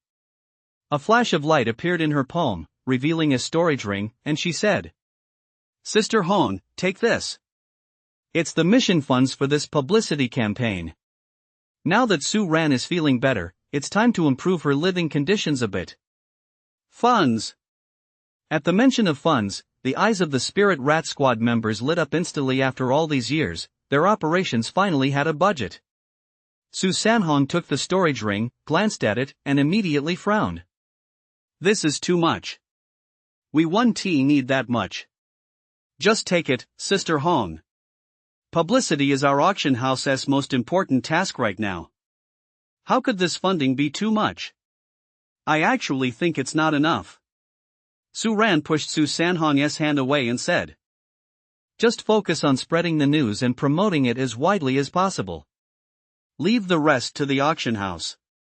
"Alright, it looks like we have no choice but to pull this off this time." Seeing Su Ran's determination, Su Sanhong slipped the storage ring onto her finger and said earnestly, "I have faith in Sister Hong's team." After offering her praise, Su Ran added, "By the way, Sister Hong, you don't need to be too discreet about your movements when leaving the city this time. It's fine if some people inside the city see you." "Alright, that's no big deal." "No problem." Su Sanhong agreed. After a brief exchange of pleasantries, the squad set off toward Crystal City. Once they passed through the gates of Seven Valors City, someone finally couldn't hold back any longer and asked Su Sanhong, "Sister Hong, how much operational funding did the branch manager allocate for this mission?" "You're that curious?" Su Sanhong raised an eyebrow and said, "If I tell you, don't blame me later." "Of course not, Sister Hong. You're such a nice person, just let us know." Looking at the group, whose faces were brimming with curiosity, Su Sanhong spoke slowly, 15 top-grade spirit crystals. 3/4 of the spirit crystals that our Su Ran auction house currently has at our disposal are in our hands. The crowd fell silent. They finally understood what Su Sanhong meant by "don't blame me later." Bank managers who had essentially staked the entire fortune of Su Ran on them. "The pressure's really piling up all at once," someone in the group remarked. "Pressure is a good thing, it gives us the drive to get things done." Su Sanhong picked up her pace and continued walking, saying, "Let us go. Director Su has placed such trust in us, we can't let her down." Chapter 64, You haven't been possessed by some evil cultist, have you? Su Ran Auction House, Su Ran's office. Director Su, here is the auction schedule for the coming period. Phone legendary quality bow placed a schedule on Su Ran's desk. There are 2 auctions each day, one in the morning and one in the afternoon, with about 5 lots per session. As Su Ran picked up the schedule to review it, Phone legendary quality bow explained from the side. Those 2 skill manuals are scheduled toward the middle of the lineup. As per your instructions, we VE spaced them out by a few auctions instead of placing them back to back. After Phone legendary quality bow finished speaking, he noticed Su Ran's slightly furrowed, and hurriedly asked, "Is something wrong, President Su?" "The schedule is fine." Su Ran set the schedule down and said, "But such a dense and high-intensity auction schedule, you won't be able to handle it." "Don't worry, Director Su. I've already gone to the treasure market and retrieved a few lists." As Phone legendary quality bow spoke, he took several documents out of his storage ring and placed them on Su Ran's desk. The treasure market is a market unique to Seven Valors City. Due to the large number of auction houses in Seven Valors City, this market specifically designed to serve them was established. Anything related to auction houses, whether items or personnel, can be purchased or recruited at this treasure market. I've screened everyone on these lists myself. They're pretty good. They should be fine for a short-term emergency, but as for the long-term, Phone legendary quality bow didn't finish his sentence. "We won't be looking for long-term candidates on the treasure market this time." Su Ran selected 3 documents from the pile and handed them to Phone legendary quality bow, saying, "Sign temporary contracts with these candidates and have them come in this afternoon to take over for Yun. As for future long-term auctioneers, this time Su Ran Auction House will handle their training ourselves. There is only one core criterion for selection: absolute loyalty to Su Ran Auction House, just like the Spirit Rat Squad." "Understood." Phone legendary quality bow took the documents from Su Ran's hand and nodded in agreement. "Wait a moment." Just as Phone legendary quality bow was about to leave, Su Ran called out to him and said, "When you have a chance, please arrange for someone to let Yun know after her auction ends that she should come see me. I need to brief her on the tasks she'll be handling next." "Got it." An hour later, there was a knock on the door of Su Ran's office. "Come in. Mr. Su, you wanted to see me." Yun closed the door behind her and stepped inside. "Yes, I need to go over what you need to do next." Su Ran's gaze fell on Yun, who was dressed rather lightly, and he said, "I had bow from legendary quality order a new batch of clothes using the latest thin layer heating technology. They feel just like regular clothes, but they heat up from the inside. They arrive this afternoon. After that, you should switch to these new clothes. They keep you a bit warmer." Yun paused, a hint of delight flitting across his eyes, and smiled gently. "Thank you for your concern, young Master Su." Su Ran Auction House had underfloor heating, so the indoor temperature wasn't actually that low. But after all, no one would mind a little extra care from others. "You're welcome. You're the face of our Su Ran Auction House, so you need to make sure to stay warm. We can't have you catching a chill." Su Ran steered the conversation back to business and said, "You need to host the upcoming auction. The legendary quality team over at the treasure market has recruited a group of auctioneers. They'll be back this afternoon. Just leave this auction to them." "Is this just a short-term arrangement?" Yun asked. "Yes, short-term. We're not considering long-term candidates from the treasure market this time." Su Ran nodded and continued, "That's actually the first reason I asked you to come here. Su Ran plans to train a group of our own auctioneers in the near future, and I intend to entrust this training task to you. Of course, you're the lead. If you need any support along the way, I'll have legendary quality assist you. If there is anything you need, you can speak directly to legendary quality. She'll cooperate with you," Su Ran added. "Got it," Yun nodded earnestly in agreement. She also understood just how important it was for Su Ran Auction House to have a team of auctioneers that truly belonged to them. She was capable of hosting auctions well, but people inevitably get tired.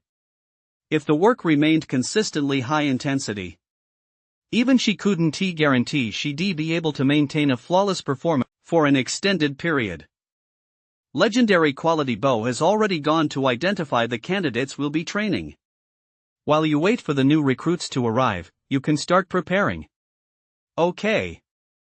That's the first task. The second is the upcoming damaged cargo box auction, Su Ran continued. Sister Hong's Spirit Rat Squad has already headed to Crystal City to promote the event and spread the word.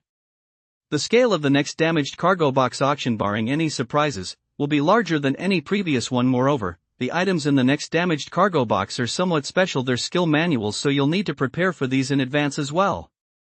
I'll let old Chen know. If there's anything you're unclear about, you can ask him directly. And if you need anything, feel free to talk to Bao from Legendary Quality at any time, Su Ran added at the end. Got it, Yin said, her delicate face full of concentration as she carefully jotted down every detail Su Ran had given her. 2 days later. Over the past few days, Su Ran Auction House had held nothing but routine auctions. Aside from a minor commotion caused by a skill manual appearing at one of the auctions, there had been no other major incidents. Of course, this didn't dampen the lively discussions about Su Ran Auction House in Seven Valors City. Aside from Loser Guy, the hottest topic of discussion in the city right now was which of the current auction items might hold a clue to the next damaged cargo box. You jerk, usually when we meet, you're practically ready to tear me apart, yet today you're actually inviting me for tea? Luo Fan walked into the elegantly decorated private room, peered out the window, and said, "The sun hasn't come up in the west today, has it? Or is it that?" Luo Fan suddenly looked at Shurha with a hint of nervousness, stopped in his tracks, then quickly took a few steps back, exclaiming in terror, "You haven't been possessed by some evil cultivator, have you? And that evil cultivator thinks your body is too trashy, so they're using you to lure me here to take over my body, right?" Get lost. Shurha shot Luo Fan an exasperated glare and said, "Is my body really worse than yours, that body that's been hollowed out and drained dry? What a joke. Hey. You can eat whatever you want, but you can't just say whatever comes to mind. You're the one whose body has been drained dry." Luo Fan walked over to his seat. As he sat down, a hint of resentment crept onto his face, and he sighed. "I'd love to be drained dry, but my sister keeps a tight rein on me." "My dad's the same." Shurha fell silent for a moment, then sighed as well. "Sigh, my sister says I have to find a proper girlfriend before she'll let me do those things.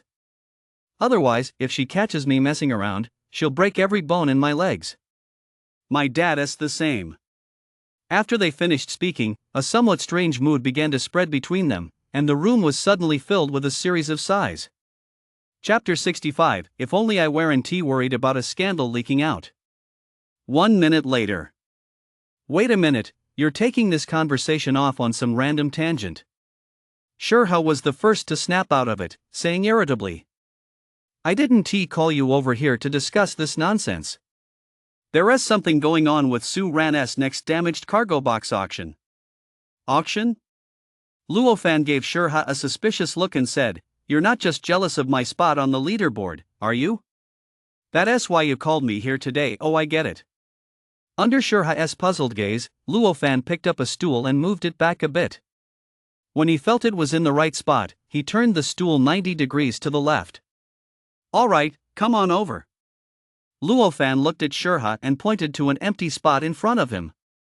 "Come over for what?" Shurha asked, looking completely confused. "Come beg me," Luo Fan said. "You want a spot on the Su Ran auction house rankings, right?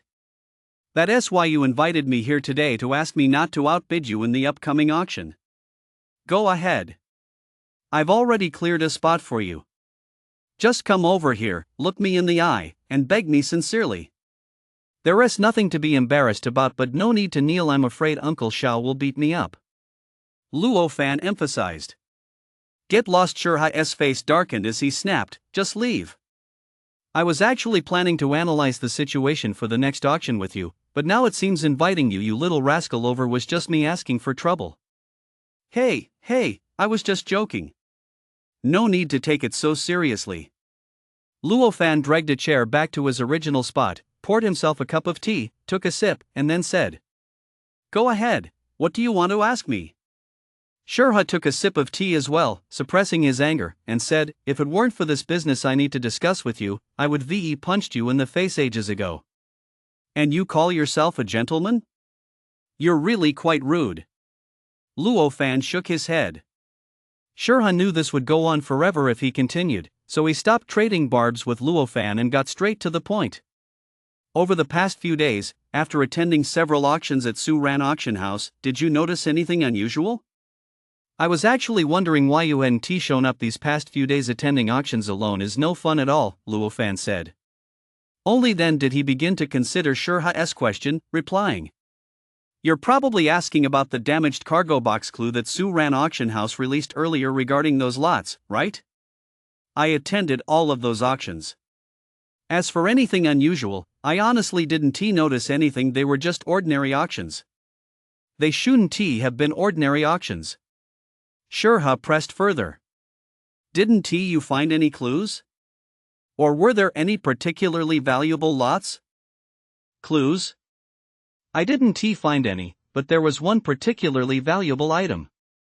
At yesterday afternoon's auction, a skill manual went for 7 top-grade spirit crystals. A skill manual?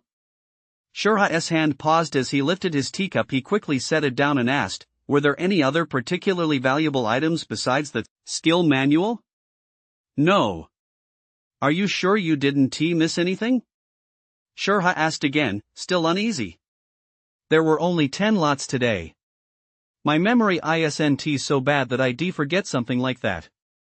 Watching Shurha frown in thought, Luofan asked, you don't happen to think the next item in the damaged cargo box will be a skill manual, do you? Yes, and it's highly likely. Even if it isn't a skill manual, it can only be something even more valuable than a skill manual. You didn't even go. How can you be so certain? You don't need to go directly to the auction house to make inferences. You can gather information even from outside it. A few days ago, a spirit rat squad from Suran Auction House left 7 Valor City. My people spotted them, and they were heading toward Crystal City, the city with the highest concentration of wealthy people in the entire Jade Kingdom. What does that prove? Luofan casually picked up his teacup, took a sip, and said nonchalantly, so what if a squad left? As an auction house, Suran does need to constantly scour for goods to sell to us, after all. You're so stupid, Shurha said exasperatedly. What kind of treasures could Crystal City possibly have for a spirit rat squad to search for? Aside from spirit crystals, there is nothing but spirit crystals. The city is desperately short on valuable resources. Do you even realize what you're saying? Luofan looked up at Shurha and asked, aren't spirit crystal mines treasures? Spirit crystal mines are definitely treasures. No, wait, I'm getting off track. Don't interrupt me.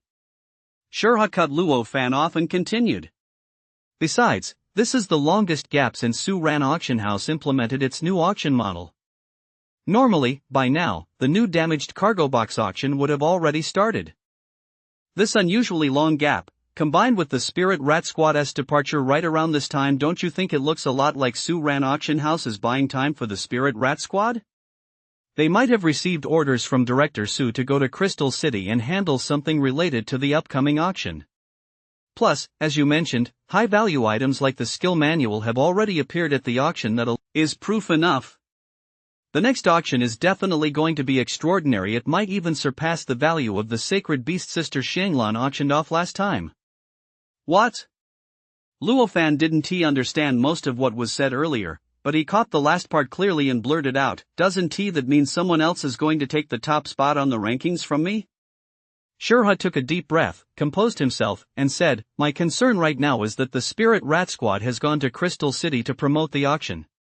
If those wealthy tycoons come to 7 Valor's City, and if Bank President Su really brings out something truly extraordinary, I'm afraid my entire Shao family won't be able to handle it alone. I've already discussed this with my father via a transmission stone. For the next damaged cargo box auction, we decided to partner with your Luo family. Oh, and after hearing about this, the head of the Gua family has also decided to join us. In other words, it'll be a collaboration among the 3 major families. You're making such a big deal out of this. You're not trying to pull a fast one on me, are you? Luofan still didn't fully believe what Shurha was saying. If it's a collaboration between the 3 families, why didn't you go to my sister? Only she has the authority to make decisions on matters like this, okay? If I weren't worried that going straight to your Luo family to see your sister would spark rumors, Would I be going through all this trouble to talk to a moron like you? Shurha said with utter disdain. Wait, a scandal? What the hell are you talking about? That's all the kid from the Shao family asked me to tell you, Sister Luo Fan complained to Luo Shanglan, who was reading the note in front of him. Sister, you have no idea just how outrageously narcissistic that Shurha kid is. Even someone as tolerant as me can't stand it. Luo Shanglan looked up at her younger brother and let out a soft sigh. Sis, you think that guy is a bit too self-absorbed too, right? Seeing his sister sigh, Luo Fan quickly added, that guy is so self-absorbed that. Don't you know what I was sighing about? Luo Shanglan interrupted. Wasn't he it because that kid is so self-absorbed? It can't possibly be that I'm sighing because your little brother here isn't as good as that Shao kid, can it? Luo Fan looked at Luo Shanglan, who was staring at him without saying a word, and fell silent. After a moment, he murmured, your little brother here I can't be that bad, can I? What do you think should our Luo family partner with the other two families this time?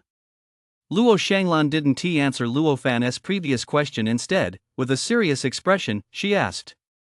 Looking at his sister, who had suddenly turned serious, Luo Fan had a premonition that if he didn't answer this question properly, things might get ugly later.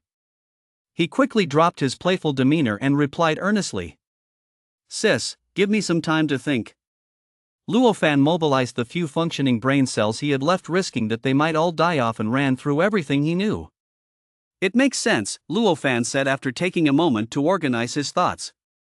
Based on what we know so far, the interval between this auction and the previous ones at Su Ran Auction House is unusually long. Previously, there was always an interval of about 3 days, but this time, there has been no word for ages. Based on my many years of hanging around, participating in auctions, there are unwritten rules in the auction world that everyone knows. Sometimes it looks like we bidders are making a profit, but in reality, the auction house isn't losing anything at all. They have a built-in minimum price, and the auctioneer is the key to ensuring that minimum price is met. Saran's current damaged cargo box auction is certainly following this unwritten rule as well. The likely situation is that President Su wants to put up some damaged cargo boxes that might contain valuable goods, but our bidding power in Seven Valors City isn't enough to handle them, so they need to expand to attract new bidders from outside. Of course, it's also possible that Saran Auction House is planning to expand its operations. Both scenarios are plausible. However, one thing is certain, Su Ran is definitely making a move this time, and the next auction will surely feature high-quality goods. Another factor is the Spirit Rat Squad. If they really do promote the event, people from Crystal City will come, and they'll inevitably compete with us here in Seven Valors City. After all, those guys actually have spirit crystals, so cooperation among our 3 major houses is essential. Even if they don't go to promote it and no one shows up, we'll just hold our own auctions. We won't lose out. This partnership offers a high degree of flexibility, so we should go ahead with it. After rattling off a long string of arguments, Luo Fan picked up a teapot and poured himself a cup of tea to moisten his throat before turning to Luo Shanglan and saying, What do you think, sis? Was my analysis decent? I didn't embarrass you, did I? Luo Shanglan didn't reply. She withdrew one hand from the crimson flame tiger cub nestled in her arms. A flash of light appeared in her palm, and a jade token inscribed with the character Luo materialized there. She handed it to Luo Fan. Sis, what's this? Luo Fan looked at the jade token placed in his hand, feeling both flattered and a bit overwhelmed. The next auction of Su Ran's damaged cargo box is entirely your responsibility. If there's anything you don't understand, you can ask the butler. Luo Shanglan's arm returned to the crimson flame tiger cub. Whether you choose to collaborate or go it alone is entirely up to you. I won't interfere this time. As for what happens afterward, it depends on your performance. Luo Fan's gaze fell on the jade token in the palm of his hand. To him now, this was no longer just a light, airy jade token. What he held in his hand weighed 10,000 jin, the entire Luo family estate. He instinctively straightened his back a little, looked at Luo Shanglan, and said with an unprecedented seriousness, Don't worry, sister. I'll definitely handle this well. Go on, I still need to play with the cat. You're in the way here, Luo Shanglan's voice rang out, still tinged with a hint of disdain. Luo Fan didn't mind. He walked away, muttering to himself with a smile, I really should go see the steward first. I need to arrange for some people to keep an eye out for anyone from other cities entering town over the next few days. I'll also need to sit down with the heads of the Xiaoangua families to discuss the partnership arrangements. This sort of thing needs to be settled in advance. I'm really getting busy all of a sudden. Luo Shanglan shifted her gaze from the cub in her arms to the doorway, where Luo Fan was no longer visible, and shook her head with a soft chuckle. Thank goodness, he is not hopelessly clueless after all. Su Ran Auction House, Office. Director, the screening for the auctioneer trainee candidates is complete. Pushing open the door, Feng Legendary Quality Bao placed a list on Su Ran's desk and said, They've already completed the purification ritual. Once you confirm, we can proceed with the level 2 contract signing. Su Ran flipped through the list on her desk as she asked, Has Yun reviewed it? Yun is aware. The screening of these candidates was conducted in collaboration with Yun, and all candidates were selected according to the standards Yun established, Feng Legendary Quality Bao explained. Good. After going through the entire list, Su Ran said, No problems. We can proceed with signing the contracts. Just make sure to clearly explain the terms of the contract to them during the signing. Once the contract is finalized, there is no turning back. Understood, President Ning. Common Quality, Feng Legendary Quality Bao replied, nodding as he put the list away. What about Sister Hong? Any news from her? Chapter 67, Strengths and Weaknesses. Yes, Sister Hong just sent a message via the transmission stone this morning. Feng Legendary Quality Bao nodded. After summarizing and distilling the information he heard that morning, he said. The promotional campaign for Crystal City has been underway for some time now. Based on the feedback, quite a few people in the city have already shown interest in the damaged cargo box auction. Several mine owners are now preparing to set off for Seven Valors City and should arrive the day after tomorrow. As for other cities, the news hasn't spread that quickly yet. It'll take some time to gain traction. According to Sister Hong, it'll be most effective to launch the second wave of promotion after the people from Crystal City arrive to participate in the auction. Alright, let us go with Sister Hong's plan. Su Ran nodded and said, Let Sister Hong know that if we run short on spirit crystals, we can request more at any time. Promotion is a major undertaking. We can't cut corners. We'll give it our full support. Understood, Common Quality. Also, Su Ran continued, his voice gradually growing colder.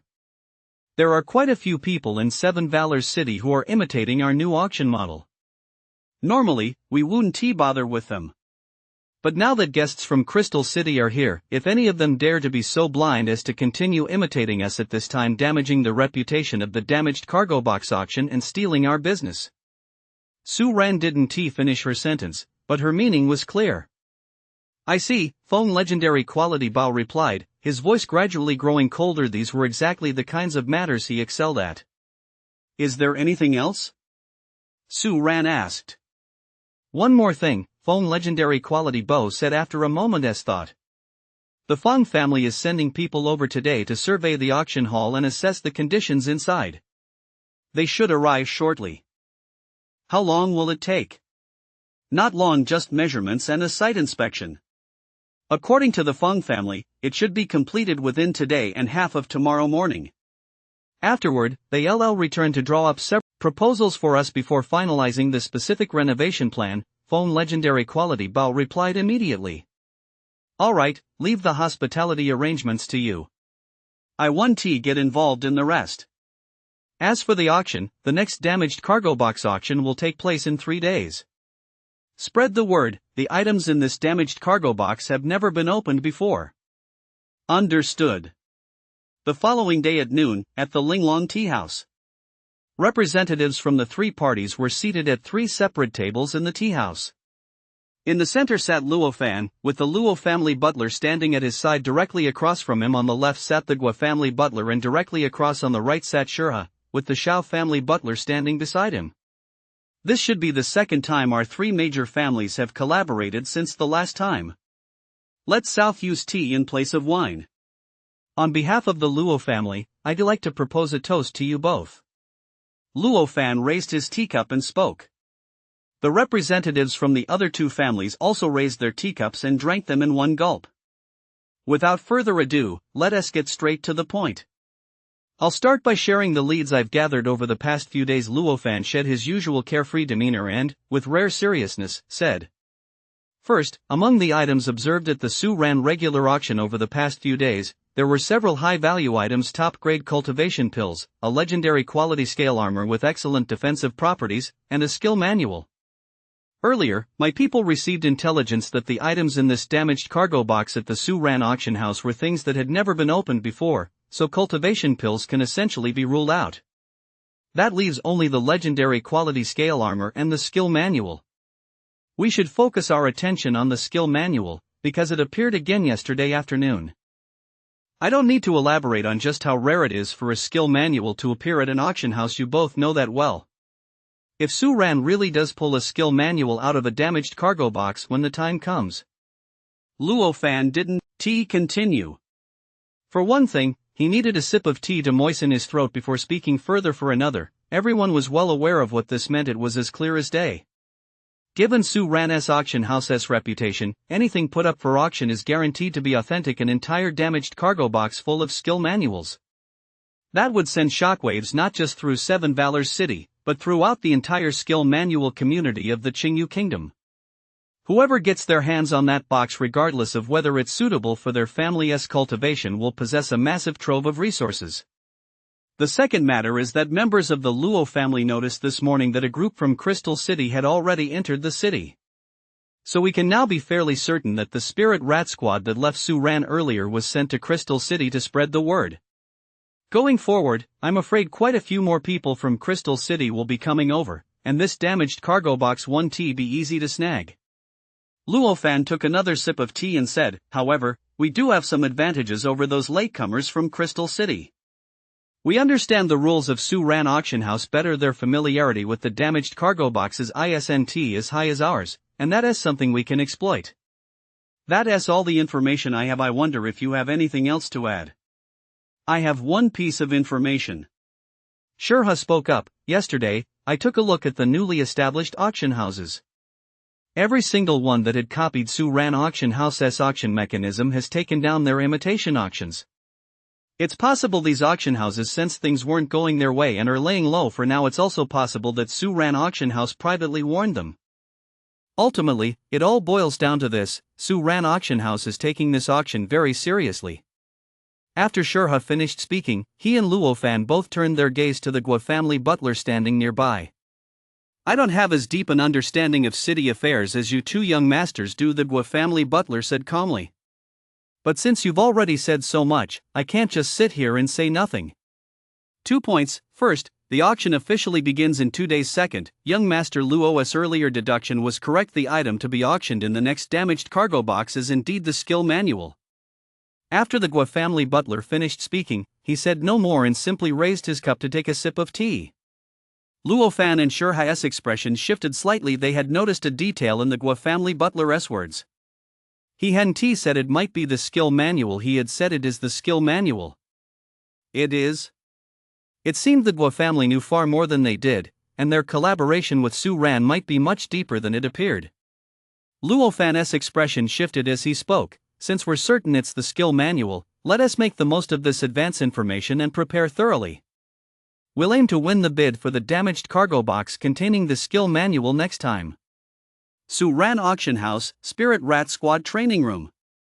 At that moment, Haoqing was the only one in the training room, sitting at the desk at the very front, marking exams with a pen, circling, crossing out, and underlining answers. After finishing all the exams, Haoqing took out a report card from the side that already had some data written on it, filled in the scores for these exams, and finally ranked the students. Haoqing was so focused on the entire process that he didn't even notice the two people standing beside him. Director Su, when did you arrive? It wasn't until he looked up to stretch his neck that Haoqing noticed the two people beside him, and he hurriedly tried to stand up. Chapter 68, Where have you been making your fortune? No need. Take a break. Proctoring is hard work. Su-Ran gently pushed Haoqing back into his chair, picked up the sorted list from the side, and asked, Have all the test sessions been completed? Yes, President Su, Houching nodded. Thanks to the focus charms procured by Vice President Fong, all prospective trainees have completed their coursework and tests. The pass rate reached 100%. Several of the trainees show exceptional aptitude. If we continue to train them according to the full Spirit Rat program, it won't be long before they become qualified Spirit Rats. Very good. You've all worked hard these past few days. Su Ran placed the list back on the table and turned to Fong Legendary Quality Bao, who was standing nearby, saying, "Tonight, let us have a good talk with Aunt Wine about preparing a special meal and setting aside some fine wine to properly reward the team. Let us give everyone a good boost." "Yes, sir," Fong Legendary Quality Bao replied. "Thank you, President Su," Houching said, then asked, "By the way, President Su, I'm wondering about the training plan moving forward. Will we continue to train Spirit Rats specifically for the auction house, or will we resume training them as fully developed Spirit Rats? How many Spirit Rats were trained in this batch?" "A total of 50, with 16 showing outstanding results," Houching replied without a moment's hesitation. "That's enough for now," Su Ran nodded. "Keep one person to continue training Spirit Rats specifically for the auction house, and have the rest focus on cultivating full-fledged Spirit Rats. If you need Spirit Crystals, don't hesitate to ask. Legendary Quality Bao. The auction house is about to pull off a major deal, so there is plenty of Spirit Crystals to go around." "Got it. Later, make a copy of this list and give it to Legendary Quality Bao." After giving Houching his instructions, Su Ran turned to Fong Legendary Quality Bao standing nearby, took out a piece of paper with writing on it, handed it over, and said, "Arrange this batch of Spirit Rats according to the instructions on this paper. Have the front desk staff practice their sales pitch first. When the damaged cargo box auction begins, there can be no mishaps." "Understood." Fong Legendary Quality Bao solemnly accepted the paper from Su Ran's hand. For Su Ran Auction House, the significance of this auction was on par with the one that had turned their fortunes around before. Whether they could make a name for Su Ran beyond Seven Valors City depended entirely on this auction. The next morning, perhaps as a sign that something good was about to happen, the weather had been quite pleasant these past few mornings.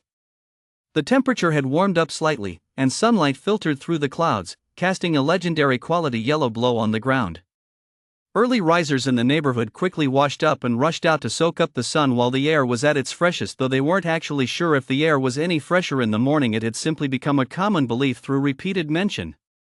Scooping up a bowl of soy milk and grabbing a steamed bun, they gathered in small groups, ready to start the day as first round of chatter. "Boss, give me a bowl of hot soy milk with a scrambled egg." Suddenly, a somewhat boisterous voice rang out in front of the small stall, billowing with common quality smoke, as if he were calling for a legendary quality flour rather than a scrambled egg. A stranger might have just glanced and moved on, but those who knew him were immediately taken aback. The man calling out was known in the neighborhood for being a penny pincher. He'd usually haggle for ages just to buy a bowl of soy milk. Yet today, he ordered so decisively, even adding a scrambled egg to his soy milk. It was truly baffling. A few acquaintances, their curiosity piqued, immediately gathered around and asked, "Did you strike it rich somewhere? We usually see you wince at the cost of a bowl of soy milk. How come you're being so generous today, adding egg flours to it?" The man didn't respond right away. Instead, he took the bowl of soy milk with egg flours, blew gently on the surface, and took a careful sip. Slurp. The tender smoothness of the egg and the rich flavor of the soy milk exploded in his mouth.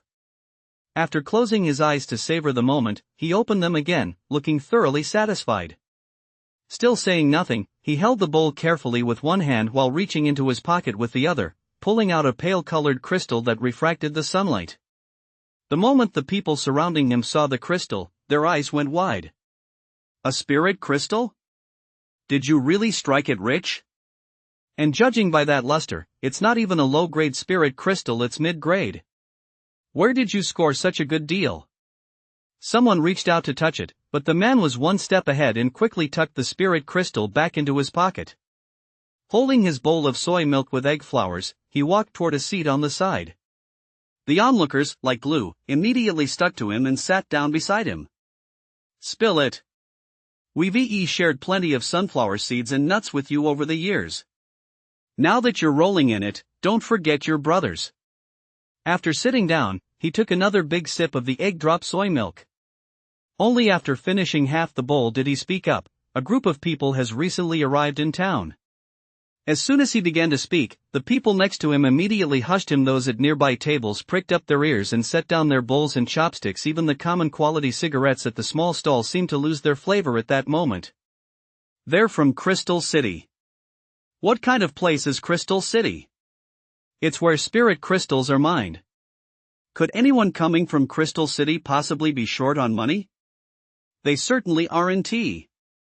ID originally planned to head out of town to gather some epic quality vines to brew tea, but on the way, I happened to overhear a few guards asking about the damaged cargo box auction. As soon as I asked that, I knew they were guests from Crystal City, so I told those guards what I knew about the damaged cargo box. Guess what happened? As he spoke, he took out that mid-grade spirit crystal again to show it off. Hearing this, the people around him stared at the mid-grade spirit crystal with such envy that they didn't linger any longer. They hurriedly got up and headed toward the city gate in search of their own luck. Even the street vendor neglected his little, leaving the soy milk to bubble away in the pot. The once bustling market stall was now empty except for the speaker, who, as if he were an immortal who had already attained enlightenment and ascended while everyone else was still toiling away at their cultivation, happily lifted his porcelain bowl. This short chapter isn't over yet. Please click the next page to continue reading the exciting content that follows. It's got to be soy milk with scrambled egg. That's the real flavor. 1 hour later, at Linglong Tea House. This after hearing the servant recount what had happened at the city gate that morning, Luo Fan's expression froze, then he let out a wry chuckle. What's wrong? It's rare to see you being so serious for a while. You've only been in charge for a short while, and you're already feeling tired? Shurha, who had just returned from the restroom, pushed open the private room door, walked over to the tea table, sat down, and said, But it's true, even this one small matter is incredibly tedious. I wonder when my father will be back. Things were much better when they were as carefree as before. After muttering to himself, Shurha picked up the tea from the table and remarked with a sigh, Nothing beats the tea at Linglong Tea House, so fragrant and sweet. At that moment, Luofan spoke up. We've received word that some residents of Seven Valors City have approached the group from Crystal City. They've told the Crystal City folks everything they know about the Su Ran auction house. To get more spirit crystals, some have even put together a Su Ran auction house guide. It covers everything from which appraisers in the city are the best and most suitable to bring. Half an hour later, the office door swung open once more, and a man in formal attire entered, saying, Director, you wanted to see me. Go ahead, the operations director said, setting down what he was holding and looking at the visitor. Yes, Director. A while back, the Spirit Rat Squad from Su Ran Auction House returned. One team remained at the auction house and hasn't been seen since, while the other set out immediately after returning just 2 days later and left Seven Valors City. Su Xing had anticipated that the director would ask these questions when he summoned him, so he had distilled the information his squad had gathered over the past few days and relayed it. This included the extended auction period for the damaged cargo box, the teams that had gone out on missions, the situation regarding the people from Crystal City who had come to town, and the performance of the major auction houses within the city. That's about it. I think it's likely that Su Ran Auction House is no longer content with just Seven Valors City and wants to start promoting itself to increase its visibility.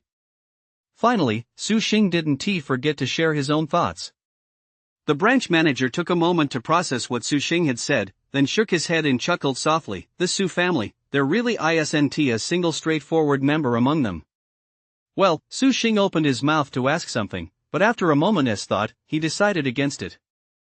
However, the branch manager noticed his peculiar expression and laughed. What's the matter? Interested in the Su family? Yes.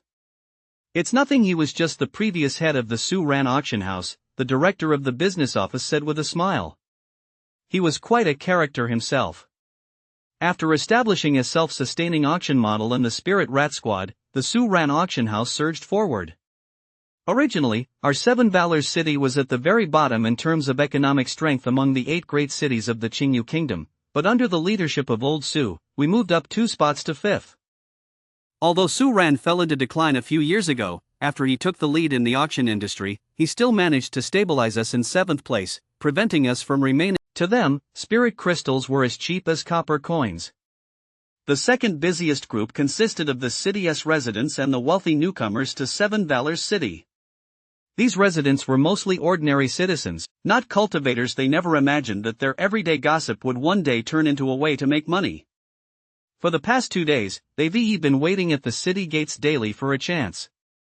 If it weren't for the city management office stationing personnel at the gates to maintain order, they'd have rushed straight toward every caravan that arrived. As for the wealthy from Crystal City, they came here purely for a bit of novelty. Life in Crystal City is just too boring. All they see day in and day out are spirit crystals, nothing but spirit crystals. So as soon as they heard that Seven Valors City had something this interesting, they couldn't resist coming over to take a look. They were like gamers who'd been playing Tetris for years and suddenly heard that Super Mario was about to be released. They showed up at the entrance of the Su-Ran auction house first thing in the morning. This was the first time the crowd outside Su-Ran auction house had outnumbered the people across the street before the auction house even opened. There were a lot of people, but fortunately, they maintained some order as they entered, so they didn't cause too much trouble for the auction house. In the crowd, a young girl also from Crystal City looked somewhat exasperated at the man ahead of her, who was surrounded by a circle of bodyguards. "Bro, I'm an adult now. This is way over the top. Everyone's staring at me. This auction house looks pretty big. It can't possibly be dangerous, right? No way. You've never left the city your whole life. You have no idea just how treacherous the world outside common quality is," the man said, carefully scanning the surroundings with his guards. "Don't you think we're drawing too much attention?" Looking at the stubborn man, the girl said helplessly, "Even if there really are bad guys, we'll definitely be the first ones they notice." Chapter 70, Not Bad, I'm Satisfied. The man paused upon hearing this, but he still didn't immediately break up the protective formation, seeming to be wrestling with his decision. With no other choice, the girl had to pull out her ultimate move. "If you keep this up, I won't speak to you once we get back." Those words seemed to hit a nerve with the man. A hint of panic flashed across his face. He glanced at the guards around him, and they immediately scattered, blending into the crowd. With far fewer people paying attention to them now, the girl let out a sigh of relief, while the man continued to watch his surroundings with a look of vigilance on his face. "Now you need to stay close to me," he said. "Don't leave my line of sight." The girl didn't take the man's words to heart. Her eyes darted about, and in a flash, she darted off. "Hey! Common quality SUCHO. Slow down." The man hurried after her. Not far away, Luo Fan and the others from the Three Family Alliance had also witnessed everything that had just happened. "It's really bustling here at Su-Ran today. More than half the crowd is from Crystal City. I never would have thought that the sister-obsessed guy from the Common Quality family would show up here today," Luo Fan remarked, watching the man chase after the girl. "I say, rather than focusing on this, sure his gaze fell on the Common Quality jade tablet behind the front desk, and he said, we'd be better off checking out what's new at Su-Ran this time." On the Common Quality jade tablet, where the Common Quality logo had once been, several new lines of text were written in ink with a brush. At the very top was a promotional slogan in somewhat exaggerated, bold calligraphy: "Damaged Cargo Box's strongest auction support team, the Spirit Rat Squad. Here to help you all. At the Damaged Cargo Box auction, sniff out the scent of treasures even better." Below the tagline was a description of the Spirit Mouse Squad. The Spirit Mouse Squad Su-Ran auction house's strongest rift exploration team possesses an extremely keen sense for treasures. They can sniff out the scent of treasures hidden beneath the traces of time. They have previously brought back for Su-Ran auction house, Spirit Lake cultivation pills, 8th transformation Shilin armor. A list of treasure names followed, and below that were the rental prices for these spirit rats, categorized by quality in a manner very much in line with Su-Ran's style. With the launch of this Spirit Rat Assistant, the so-called information gap between "You idiot, what do you know?" Common Quality Yuchio, her face full of curiosity as she examined the two square objects wrapped in red cloth ahead of her. "Just ignore him," Common Quality Yuchio said irritably. "Just stay right here, it's south, not too close." After speaking to the Spirit Rat member, Common Quality Yuchio turned back and looked sternly at Common Quality Ufone. I'm talking to someone here, you're not allowed to interrupt again. But. There's no but about it. Tell him to stand farther back. Do you want everyone us to know when he's analyzing things for me? If you interrupt again, I want to speak to you when we get back. After sternly warning Common Quality Yufeng, Common Quality Yuchio turned to the spirit rat members and said, "Ignore him. Let us continue, young man."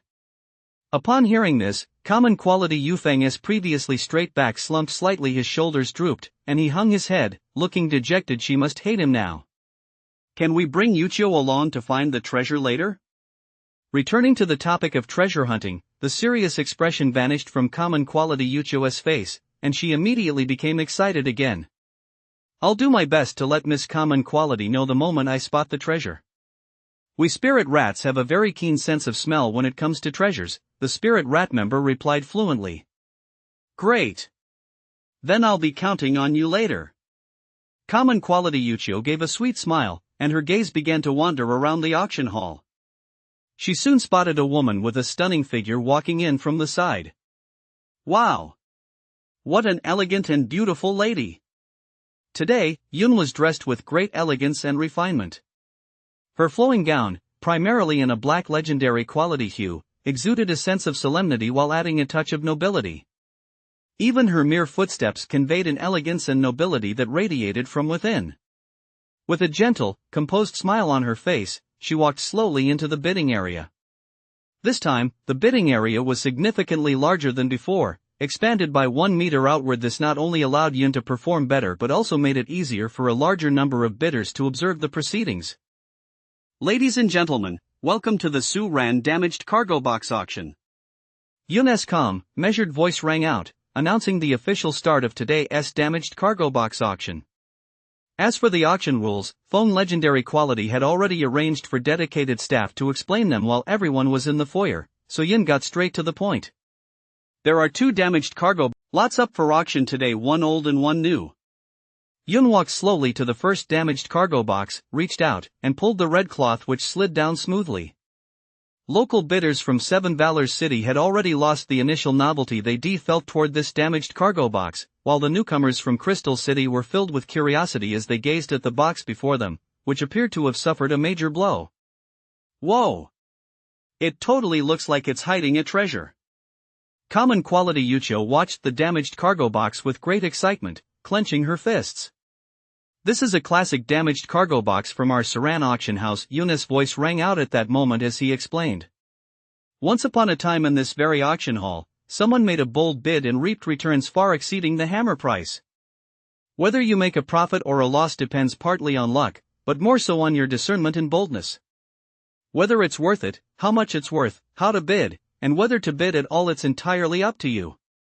As soon as Yun finished speaking, the people from Seven Valors City immediately began to retreat in unison. Meanwhile, the newcomers from Crystal City continued to gaze at the damaged cargo box with great enthusiasm. Some noticed the retreating crowd and were still puzzled when, suddenly, the scent of dust filled the air.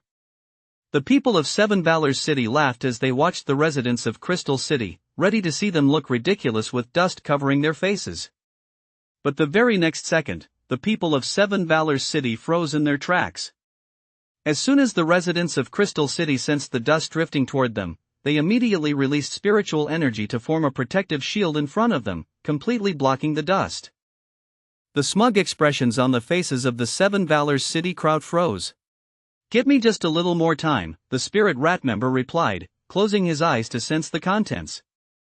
Their method of treasure hunting differed from that of ordinary appraisers. After cultivating a special skill manual from Su Ran Auction House, their sense of smell had become hundreds of times more acute than that of an average person.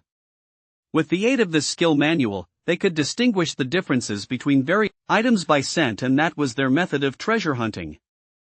At that moment, virtually all spirit rat members in the auction hall were in the same state, eyes closed, using their sense of smell to distinguish the subtle differences and variations among the items inside the damaged cargo box. A moment later, the spirit rat member standing next to Common Quality Yuchio was the first to open his eyes. "Did you find anything?" Common Quality Yuchio's eyes immediately lit up as she asked. The spirit rat member nodded and spoke in a voice only Common Quality Yucho could hear. Miss Common Quality, are you familiar with our auction house's item quality classification rules? Of course, Common Quality. Yesterday I bought a copy of your auction house's guide to everything, which lists the classifications: Common Quality, Green, Blue, Epic Quality, and Legendary Quality, right? Correct. Since you're aware of that, Miss Common Quality, I won't go into detail, I'll just get straight to the point. Inside this damaged cargo box, there is a 90% chance of obtaining an epic quality item, and a 60% chance of obtaining 2 epic quality items. Chapter 72, Bidding begins. Whoa!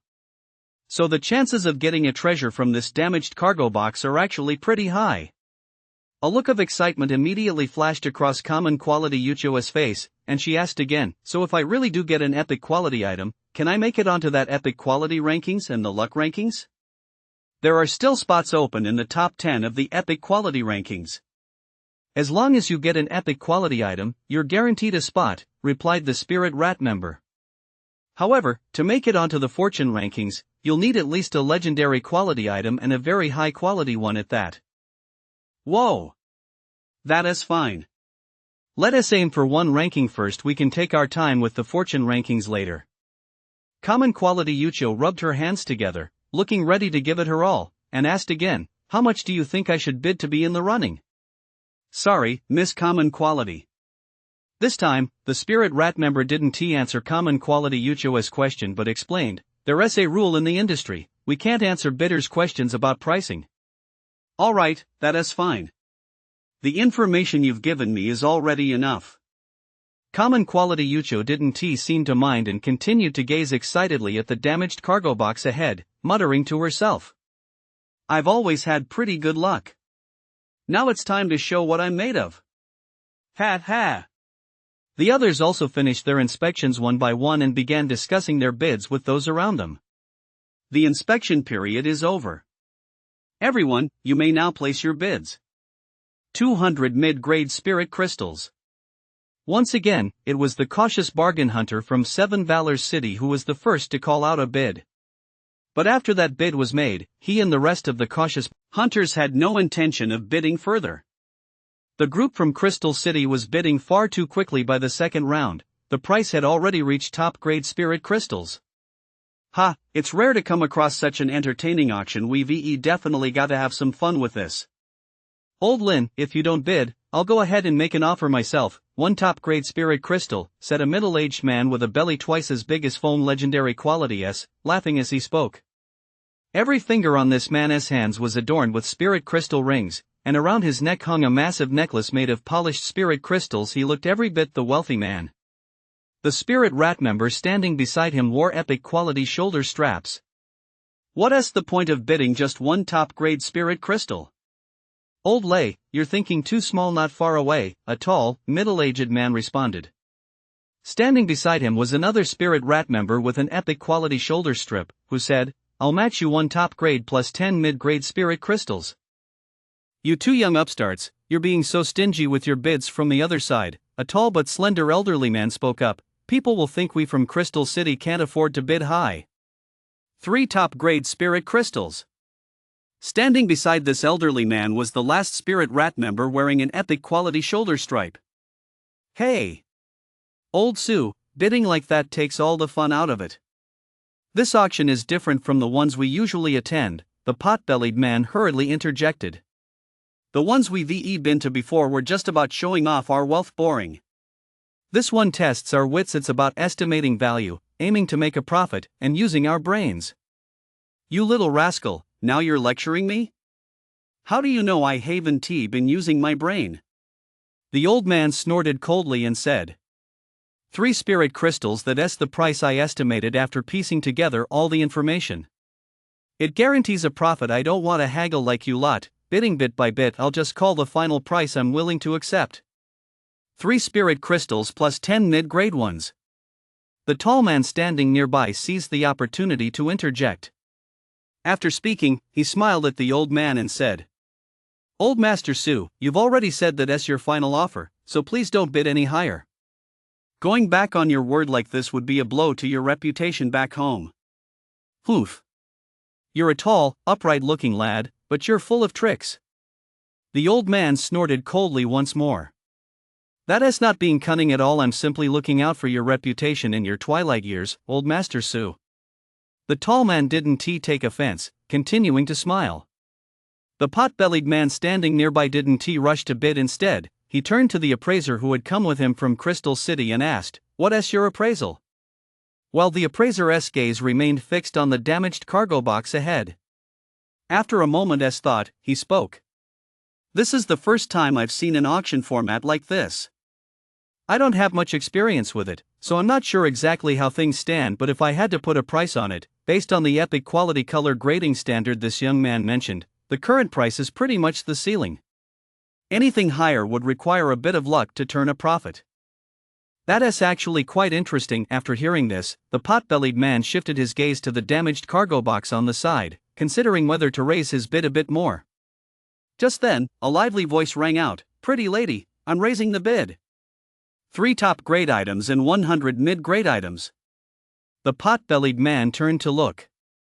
Recognizing the familiar voice, he feigned surprise. "I thought you looked familiar earlier and was wondering if it was you, the girl from Common Quality.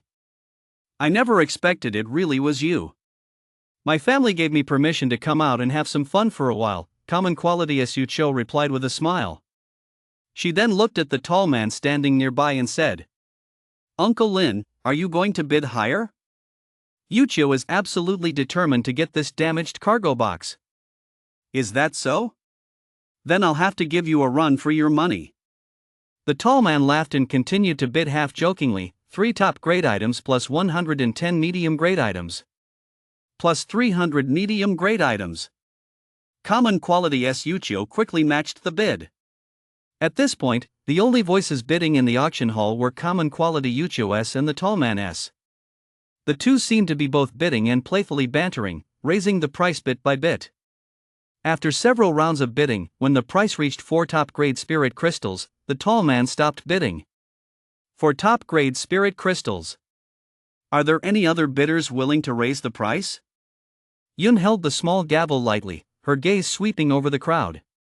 Most of those without spirit rats by their side didn't even consider it. For top-grade spirit crystals after all, last time they lost money even at 700 or 800 medium-grade spirit crystals, this price was simply too risky. As for those with spirit rats by their side, they were still debating whether to bid a little higher. After all, according to their spirit rats, there was a chance this box could yield epic quality loot. However, they dithered until the very end without reaching a decision. Ultimately, the damaged cargo box was snapped up by Common Quality Yuchio for 4 top-grade spirit crystals. This time, Yun didn't rush over to the next damaged cargo box, but instead waited in place for Yi Anqing to emerge from the side. According to the usual procedure, Yi Anqing was supposed to come out only after all the damaged cargo boxes had been auctioned off. But considering that there were so many newcomers at the auction house today, Su Ran and Phone Legendary Quality Bao discussed the matter and decided to appraise each item as it was auctioned off during this session. This would allow the new bidders to familiarize themselves with the overall auction process while also better stimulating their bidding enthusiasm, preparing them in advance for the auction of the second damaged cargo box later on. Chapter 73, Swapping Talents, Heaven-Defying Talent. I didn't expect it to be old Master Yi conducting the appraisal. Yi Anqing's reputation had spread far and wide, and people from Crystal City quickly recognized him. As usual, he slipped on his common quality silk gloves. Yi Anqing first glanced at the items inside the damaged cargo box, then directed the staff to carefully carry out the first few large wooden crates in their original condition. Amid a swirl of dust, all the large wooden crates were carried out, 6 in total. Only 2 of them were roughly the same size, the others varied in dimensions. Of the 6 sides of the crates, aside from the bottom one which was hidden from view, the other 5 didn't appear to differ significantly, though this might have been due to the layer of dust covering them. Yi Anqing first approached the 2 wooden crates of similar overall size. After running his hands over them to get a feel for them, he said, "The sensation under my fingertips is quite smooth, there aren't any particularly noticeable protrusions. The surface grain forms concentric rings radiating outward, with some irregular small rings interspersed among them. Combined with the texture, I can confirm that this wood is rejuvenating blue wood. Boxes made from this wood are typically used to store special materials and medicinal herbs. They have the ability to extend the shelf life of the contents and preserve the herb's medicinal properties. Yanqing took a specially crafted small feather brush from his storage ring and gently brushed along the edge of the wooden box. Soon, the dust on the surface was brushed away, revealing the brown wood beneath. What a pity! Some in the crowd sighed upon seeing the brown wood exposed. Before anyone could ask, Yanqing immediately offered an explanation. Rejuvenating greenwood is naturally a warm, emerald green. When crafted into a box, the color is uniform throughout. If one spot fades, the entire box fades. Brown indicates that the vitality originally contained within the rejuvenating greenwood has been completely lost. As Yanqing spoke, he walked over to the edges of the nearby chests and began brushing them. As the dust was brushed away, all 6 wooden chests revealed a clean, small corner without exception. They were all made of rejuvenating greenwood, and all appeared brown. As Yanqing stood up and returned to the first crate, he said, "A jade green rejuvenating greenwood crate can fetch around 100 mid-grade spirit crystals. A light green rejuvenating greenwood crate can fetch around 10 mid-grade spirit crystals. As for the brown ones, since they've completely lost their efficacy, they're just ordinary wooden crates. You can buy many of them for a single low-grade spirit crystal. Grade doesn't matter." After finishing his explanation, Yanqing bent down and looked at the wooden box in front of him. He didn't rush to open it. Instead, he first placed both hands on either side of the box, lifting it slightly off the ground. After sensing it for a moment, he set it back down. Judging by its appearance alone, it seemed the box had been crafted with no intention of ever being opened. It fit together perfectly, with no opening or gap anywhere to be seen. Just as everyone was wondering if they would have to pry it open, Yanqing reached for the joint between the 2 upper right planks. His palm, covered with a thin, the Compendium of 100 Medicines describes it as a material that transforms innate talent and defies heaven. This spirit-elevating silver grass can enhance a cultivator's spiritual energy quality, which means it can boost one's innate talent and potential. Given its effects, the price at auction houses is always high. The last time I saw this herb at the auction house, that specimen of spirit-elevating silvergrass sold for 10 top-grade spirit crystals.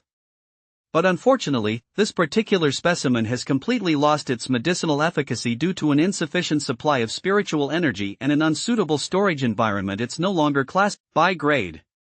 Hearing this, the crowd let out a collective sigh of regret. An item worth 10 top-grade spirit crystals had simply gone to waste. Common quality Yucho also pursed her lips, a hint of disappointment on her face. She'd been so close to making a huge profit. "Miss Common Quality, don't be too upset." A member of the Spirit Rat faction standing nearby spoke up, gesturing for Common Quality Yucho to look at another chest roughly the same size as this wooden one, and said, "The surprise is yet to come." "Really?" The disappointment on Common Quality Yucho's face vanished instantly, and she looked excitedly at the chest Yanqing was walking toward. Yanqing approached the chest, which was exactly the same size, and using the same technique, tapped the seam of the box lightly a few times. A crack immediately appeared. This time, the moment the gap appeared, a delightful, refreshing fragrance wafted out from inside the crate and quickly spread throughout the room. Everyone who caught a whiff of the scent felt their breathing become lighter, and their perception of the spiritual energy within their bodies grew sharper. "What a treasure!" someone from Crystal City exclaimed immediately. The people from Seven Valors City, however, were much more reserved. The scent was indeed pleasant, and its effects were certainly astonishing, but past experience had taught them that this could also be a fleeting phenomenon caused by the accumulation of lost medicinal properties.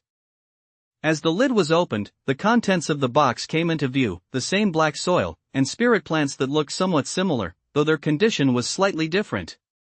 Although the surface of this spiritual plant had also turned slightly yellow, at least it wasn't lying flat on the ground like the previous one. Chapter 74, Is this another major find? Once the box was opened, the spiritual plant reacted like someone who'd been in a dark room for a long time and suddenly saw the light. It instinctively went limp at the stem, its leaves curling inward as it prepared to collapse onto the black soil. Yanqing wasn't about to give it a chance to wilt. A strand of spiritual energy rapidly condensed at his fingertip, and he tapped it toward the wooden box. The spiritual energy shifted form, transforming into a pale common quality colored shield that enveloped the spirit plant. As if sensing the protection of the surrounding shield, the spirit plant's body, which had been about to collapse, straightened up once more. Whether it was a collective illusion or not, they felt the color on the spirit plant's surface grow noticeably more emerald green at that moment. "This one is also spirit rising silver grass," Yanqing said as he withdrew his finger. "This spirit rising silver grass naturally grows upward if its leaves touch the ground, its medicinal properties will rapidly dissipate.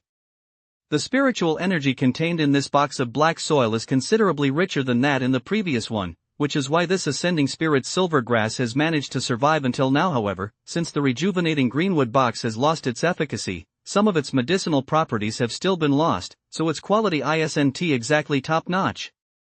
Fortunately, the root system hasn't been damaged." Yanqing took out paper and a pen, quickly jotted down a few lines, put the pen away, placed the paper on the edge of the box, and said, "Follow the method written here to nurture it.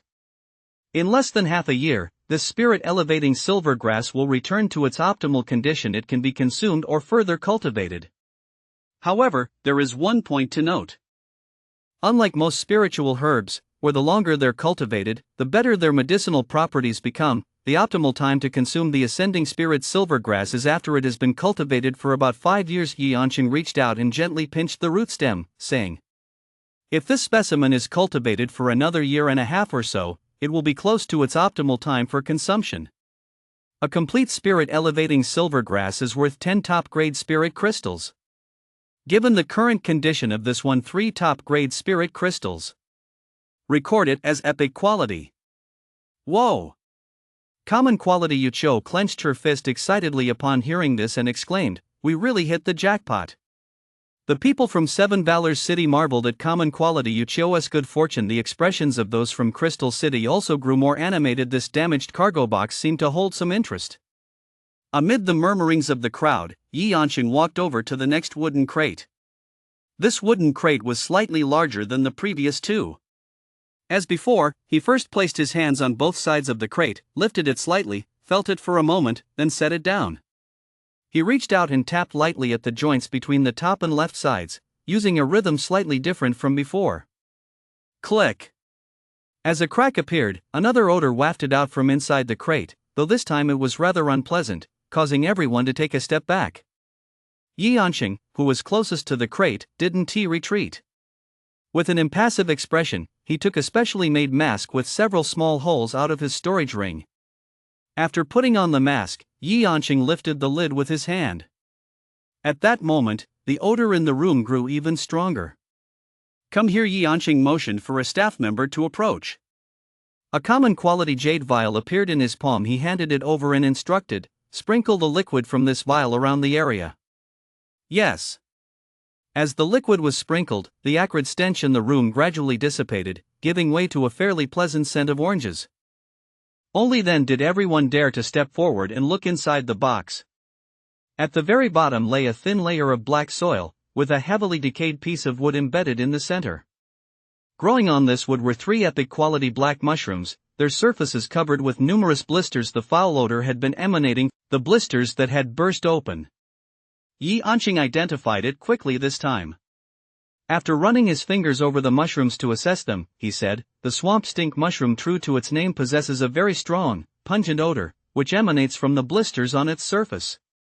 The swamp stink mushroom is a raw material used to craft certain special elixirs, such as the bone-penetrating elixir and the heart-piercing elixir. These elixirs can boost combat power in a short time, but the side effect is that they contaminate the user's spiritual energy, which takes a very long time to completely purge. It's not very common, but it's not exactly rare either. You can still find it in some remote swamplands. The total value of these 3 is around 200 mid-grade spirit crystals. Record them as green grade." After finishing his explanation, Yanqing casually closed the box and walked toward the next one, lifting it lightly with both hands.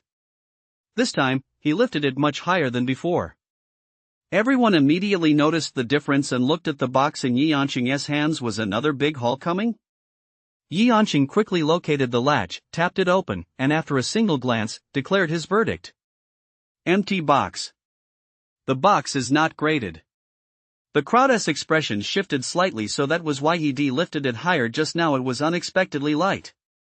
The appraisal of the remaining 2 boxes was also quick. Although the boxes were large and had some weight to them, due to the rejuvenating greenwood box having lost its efficacy. All the spiritual plants inside had withered and died, turning dry and black. It was impossible to even identify what they were, so none were counted as items. After completing the appraisal of the boxes, Yi Anqing turned his gaze to the 3 coat racks set aside. 2 hangers held clothes, 4 pieces in total. On the 3rd hanger, a single chain hung all alone. The chain had ring-shaped clasps at both ends, which were locked shut. Yi Anqing first approached the hanger with the chain, running his hand over the hanger itself before turning his attention to the chain. After feeling it with her hand, she leaned in to sniff the scent and said, "The hangers are fairly common paulownia wood ones, coated with some anti-corrosive varnish. They're worth less than 1 mid-grade spirit crystal and RNT classified by grade. This chain is an ordinary iron chain, but its surface has been coated with the juice of the jangma fruit, giving it a mild numbing effect. It's effective against cultivators below the 6th rank and is worth 10 mid-grade spirit crystals. It's classified as common quality." After finishing his assessment, Yi Anqing walked over to the other 2 hangers, using both his hands and eyes to continue his examination. These 2 hangers are also made of paulownia wood. They are not classified by grade. All 4 garments are made of iceheart silk. This fabric feels slightly cool to the touch and helps calm the mind during cultivation. Each garment is worth roughly 10 mid-grade spirit crystals. The 4 together total 40 mid-grade spirit crystals. Classified as common quality. Now quite a few people nodded slightly. Some of them were wearing iceheart silk themselves, and it wasn't too much different from what Yi Anqing had described. As Yi Anqing moved forward, everyone's gaze shifted to the last cabinet inside the damaged cargo box that hadn't been removed yet. With the outer items taken out, the full view of the innermost cabinet was revealed to everyone. The lower half of the cabinet appeared to have sustained some kind of impact, with a large gaping hole in the lower right corner. Through the gap in the transparent glass on the cabinet door, they could see a somewhat haphazard arrangement of small boxes inside. Chapter 75, The Real Deal. The hard kind. Yi Anqing walked over to the cabinet and ran his hand over its surface to feel it out. This cabinet is also made of paulownia wood, but I can sense a faint trace of an array on its surface. There are signs that the spiritual energy in the surrounding air is being subtly drawn toward the cabinet. This array could be a spirit convergence array, or perhaps a minor spirit gathering array. These 2 formations serve a similar purpose. They're used to gather spiritual energy around small objects, ensuring the interior remains saturated with spiritual energy. However, Yi Anqing's gaze fell on the crack in the lower right corner of the cabinet, and he said, "Since the formation is damaged, it's no longer functional. A cabinet with an intact formation can be worth around 300 mid-grade spirit crystals. Now that the formation is so severely damaged, its value is 5 mid-grade spirit crystals recorded as common quality." After appraising the cabinet, Yi Anqing placed his hand on the handle, slightly curled his fingers, and gave it a gentle tug. Only after confirming that the cabinet was unlocked did he pull open the upper door. Although there was quite a bit of dust on the cabinet's surface, the items inside were relatively clean, with very little dust accumulated on them. The cabinet was divided into 3 tiers. In the upper left corner of the first tier were 3 small boxes arranged side by side, each no more than a finger's length in width. In the upper right corner was a folded fan resting on a small stand. The second tier was somewhat cluttered, with small items, rattles, wooden animal figurines, and the like arranged haphazardly. It looked as though it had been used to store children's toys. The third tier held an empty, elongated shelf. Yi Anqing reached up and removed the 3 small boxes arranged side by side on the top shelf. The surfaces of the boxes were adorned with pink and common quality colored lotus embroidery, making them quite exquisite. Lotus embroidered boxes are commonly used by the 100 Herbs Spirit sect to store elixirs and jewelry. They have a certain ability to preserve the properties of the items inside. In terms of collectible value, these lotus embroidered boxes are very common on the market. One box is worth around 50 mid-grade spirit crystals. Remember, common quality. After saying this, Yi Anqing gently opened one of the boxes. As the lid lifted, a pill with a slightly yellowed surface came into view. The common quality silk gloves on Yi Anqing's hands glowed faintly with a hint of fluorescence as his fingertips touched the surface of the elixir. After pausing for a few seconds, he lifted his hand and gently waved it to disperse the scent before taking a whiff. This is a cultivation elixir specially formulated by the 100 Herbs Spirit sect. When taken in conjunction with the spiritual herbs cultivated by the sect, they mutually enhance each other, boosting both the elixir's potency and the herb's efficacy. A complete 100 Herbs Spirit sect cultivation pill should display a pure common quality color, as pristine as common quality jade. Its market value is roughly 300 mid-grade spirit crystals, but this one here. Its surface has a slight yellowish tint, indicating that some of its medicinal potency has already been lost. Its price will be slightly lower, around 250 mid-grade spirit crystals. Grade, green. After Yi Anqing finished speaking, he opened the remaining 2 boxes one after another. They were also filled with these cultivation pills, but unfortunately, the surfaces of all the pills had a yellowish tint to varying degrees. The total price for the 3 pills was 700 mid-grade spirit crystals, all classified as green grade. Common quality Yuchio was quite pleased now, because with these pills included, even if she valued the spirit-enhancing silver grass from earlier at the absolute lowest price, she had already recouped her initial investment. Whatever comes up next is pure profit. And there's still one epic quality item I haven't opened yet. I can make quite a bit more. Yuchio thought excitedly. The appraisal continued. Yi Anqing shifted his gaze to the folding fan lying nearby and reached out to pick it up. The moment the folding fan was in his hand, Yi Anqing's expression shifted slightly, and his other free hand condensed a strand of spiritual energy. The next second, a pull emerged from the fan's surface out of nowhere, drawing in the spiritual energy Yi Anqing had condensed. As the spiritual energy was absorbed, Yi Anqing seemed to have confirmed something. He took a small, round wooden ball from his storage ring. The surface of the sphere was covered with numerous tiny circular holes. As he held the sphere close to the folding fan, it expanded slightly outward, splitting into 2 halves that rotated in opposite directions, while blue light began to flicker from within the tiny holes. "Old Master Yi has actually brought this out," exclaimed a connoisseur in the crowd. "What is that?" "It's an array detection sphere. Old Master Yi possesses several extremely famous artifacts for appraising treasures, and this detection sphere is one of them. It helps Old Master Yi quickly identify and determine the type of array. The fact that he has brought it out now indicates there is an array inside that folding fan, and its level is likely quite high. There really are quite a few valuable items in this damaged cargo box." As time passed, the small wooden sphere finally stopped spinning and came to a halt, with 2 small dots on its surface still flickering with light. Yi Anqing glanced at the sphere's current state, compared it with the image in his mind, and then put it away. Holding the fan's handle in one hand, he slowly unfolded the fan with the other. The fan paper was a pale yellow, and the surface was adorned with an inkwash landscape painting full of poetic charm and truly beautiful. With an inkwash landscape on the fan surface and a frame made entirely of top-grade spirit crystals, this is a folding fan specially crafted by the 100 Herbs Spirit sect, the Jade Bone Fan. This folding fan cannot unleash powerful attacks like other weapons, but it possesses a unique feature that no other weapon can match: the ability to contain multiple formations. When I first acquired it, I could sense various extraordinary abilities within the fan, but unfortunately, upon inspection with the formation detection sphere, only 1 formation remained intact. The rest were either damaged or functioned at less than 1/1000th of their original potency.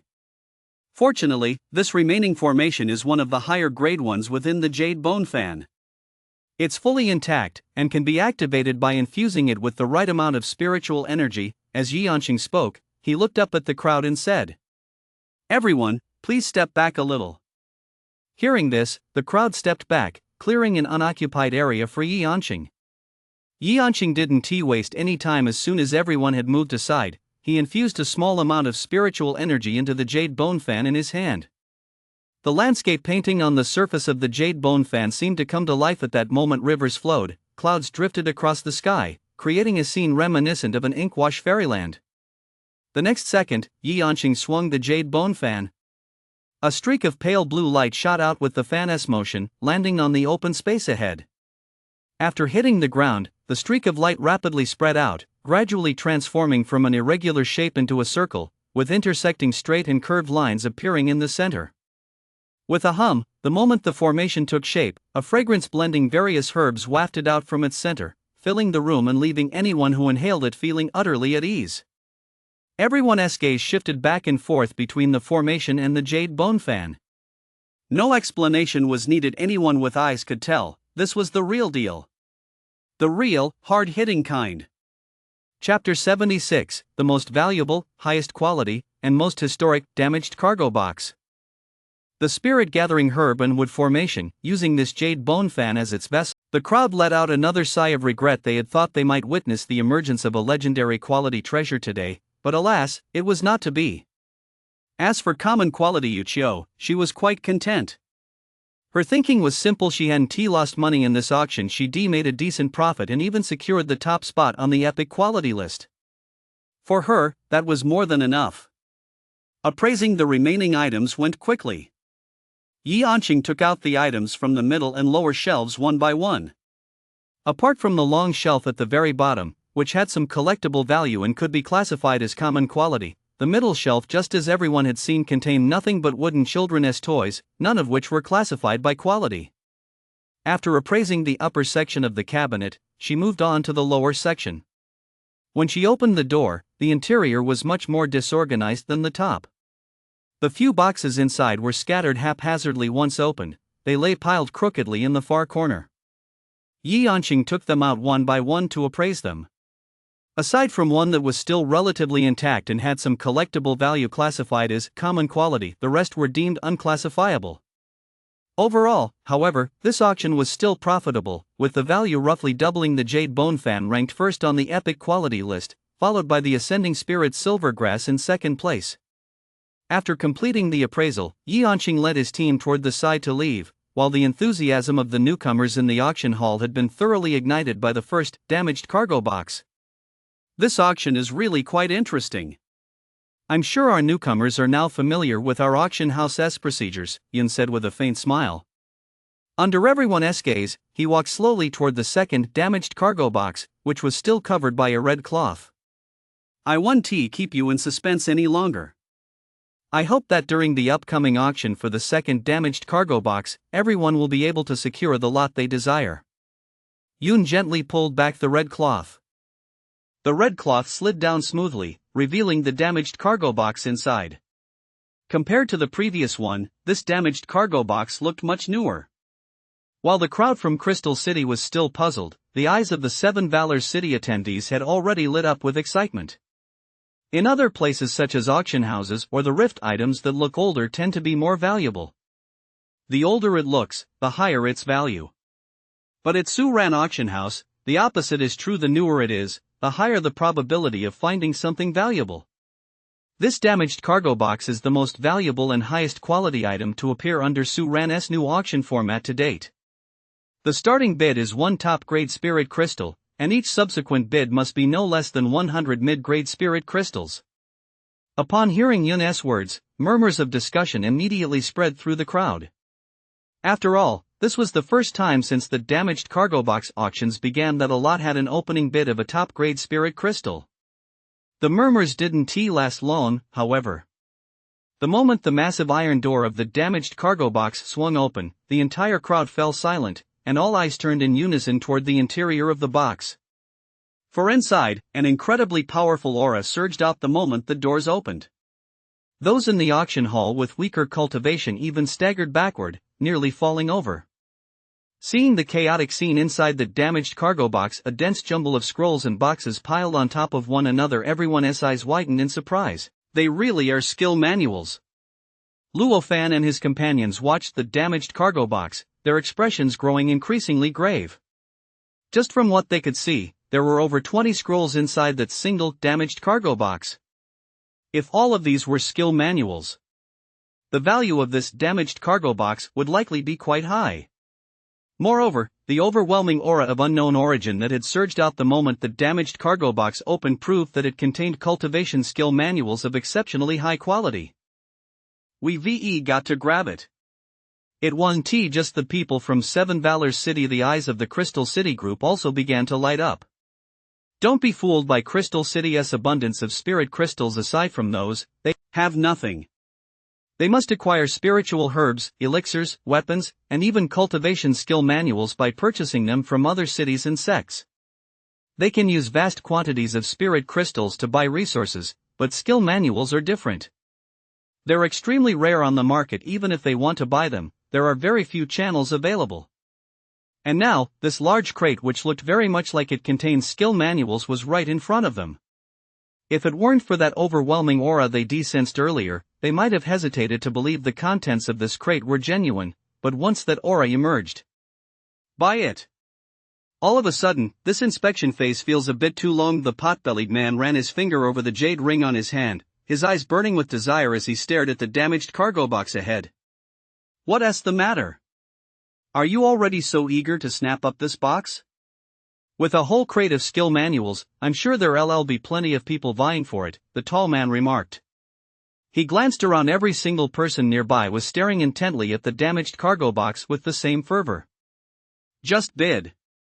At worst, we'll all drive the price up together, the pot-bellied man said boldly.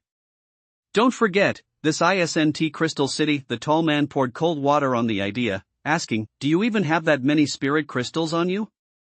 The pot-bellied man paused. He really hadn't thought of that. He'd originally come to Seven Valors City just for fun, never imagining he'd actually stumble upon an entire crate, and a massive one at that, of skill manuals. It wasn't just the pot-bellied man. Many people who had come from Crystal City were regretting not having brought more spirit crystals with them. Chapter 77, Collaborative Bidding. Brother, do we have enough spirit crystals? Common quality. I'm old and don't have much blood to begin with, and now I have to waste it on this. The old man sealed the cut on his fingertip with spiritual energy and muttered a complaint, though it was unclear to whom he was speaking. It's for the sake of fairness for everyone, isn't it? The pot-bellied man laughed as he gathered spiritual energy, pricked his finger, and pressed it onto the parchment. The tall man followed suit. Common quality Yuchio was about to prick his finger as well. Common quality Yufeng beat into it just as he intercepted common quality Yuchio's movement. He had already pricked his finger and pressed it onto the parchment. The contract is sealed. As for what happens next, you all know what's in store. The old man tucked away the parchment bearing their fingerprints and added, I won't be getting involved in the auction. Just call me when it's time to divide the spoils. I'm getting on in years and don't care for too much commotion.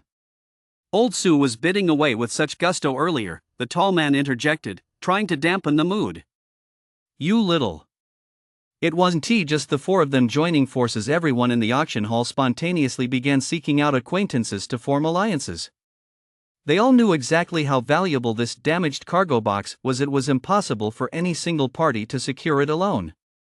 They also knew that only by joining forces would they stand a chance of competing.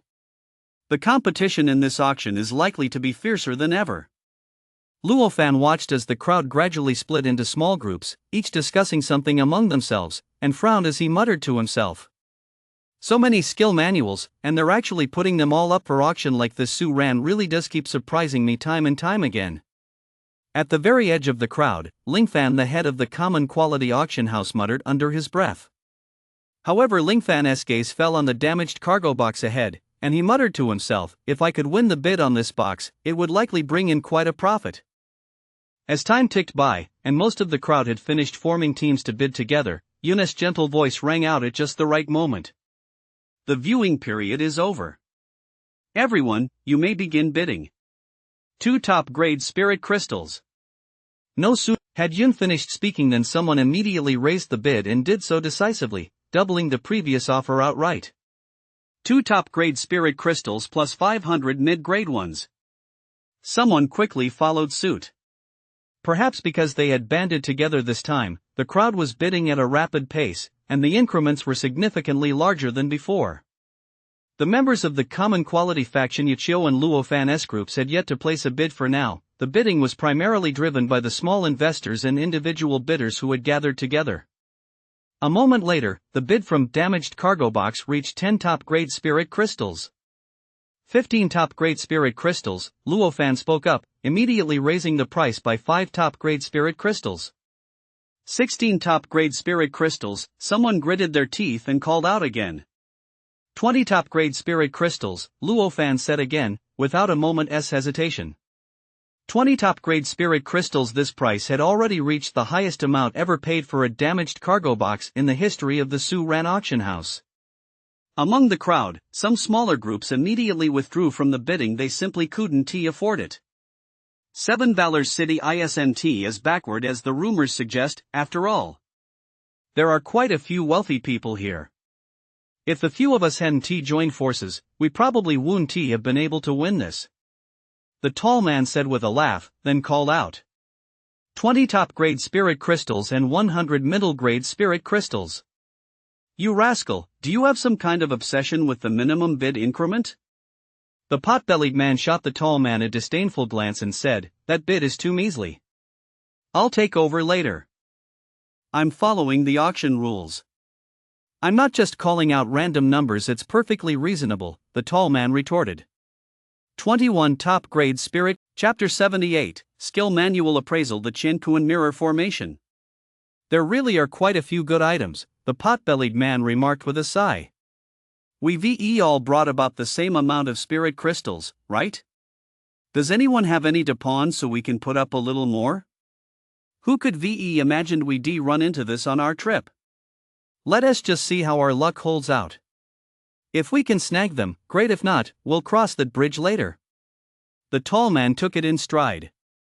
Too bad we're not in Crystal City, the pot-bellied man muttered under his breath before speaking up. 150 top-grade spirit crystals. The bid has gone down. Luofan's expression changed as he realized something, and he called out, 165 top-grade spirit crystals. Looks like they're determined to get this, too. The pot-bellied man glanced at Luofan not far away and said, 180 top-grade spirit crystals. Hearing this, Luofan furrowed his brow slightly and glanced back at the two people beside him.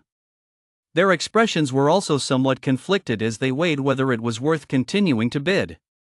A few seconds later, the three exchanged glances. Let us bid one more time. If we still can't win it next time, we'll just let it go. Luofan turned back and called out, 200 top-grade spirit crystals. After speaking, his eyes fixed intently on the portly man who had been bidding against him the entire time. At that moment, the tall man also looked at Luofan. After a moment's thought, he smiled and called out his bid. 200 top-grade spirit crystals, plus 100 mid-grade ones.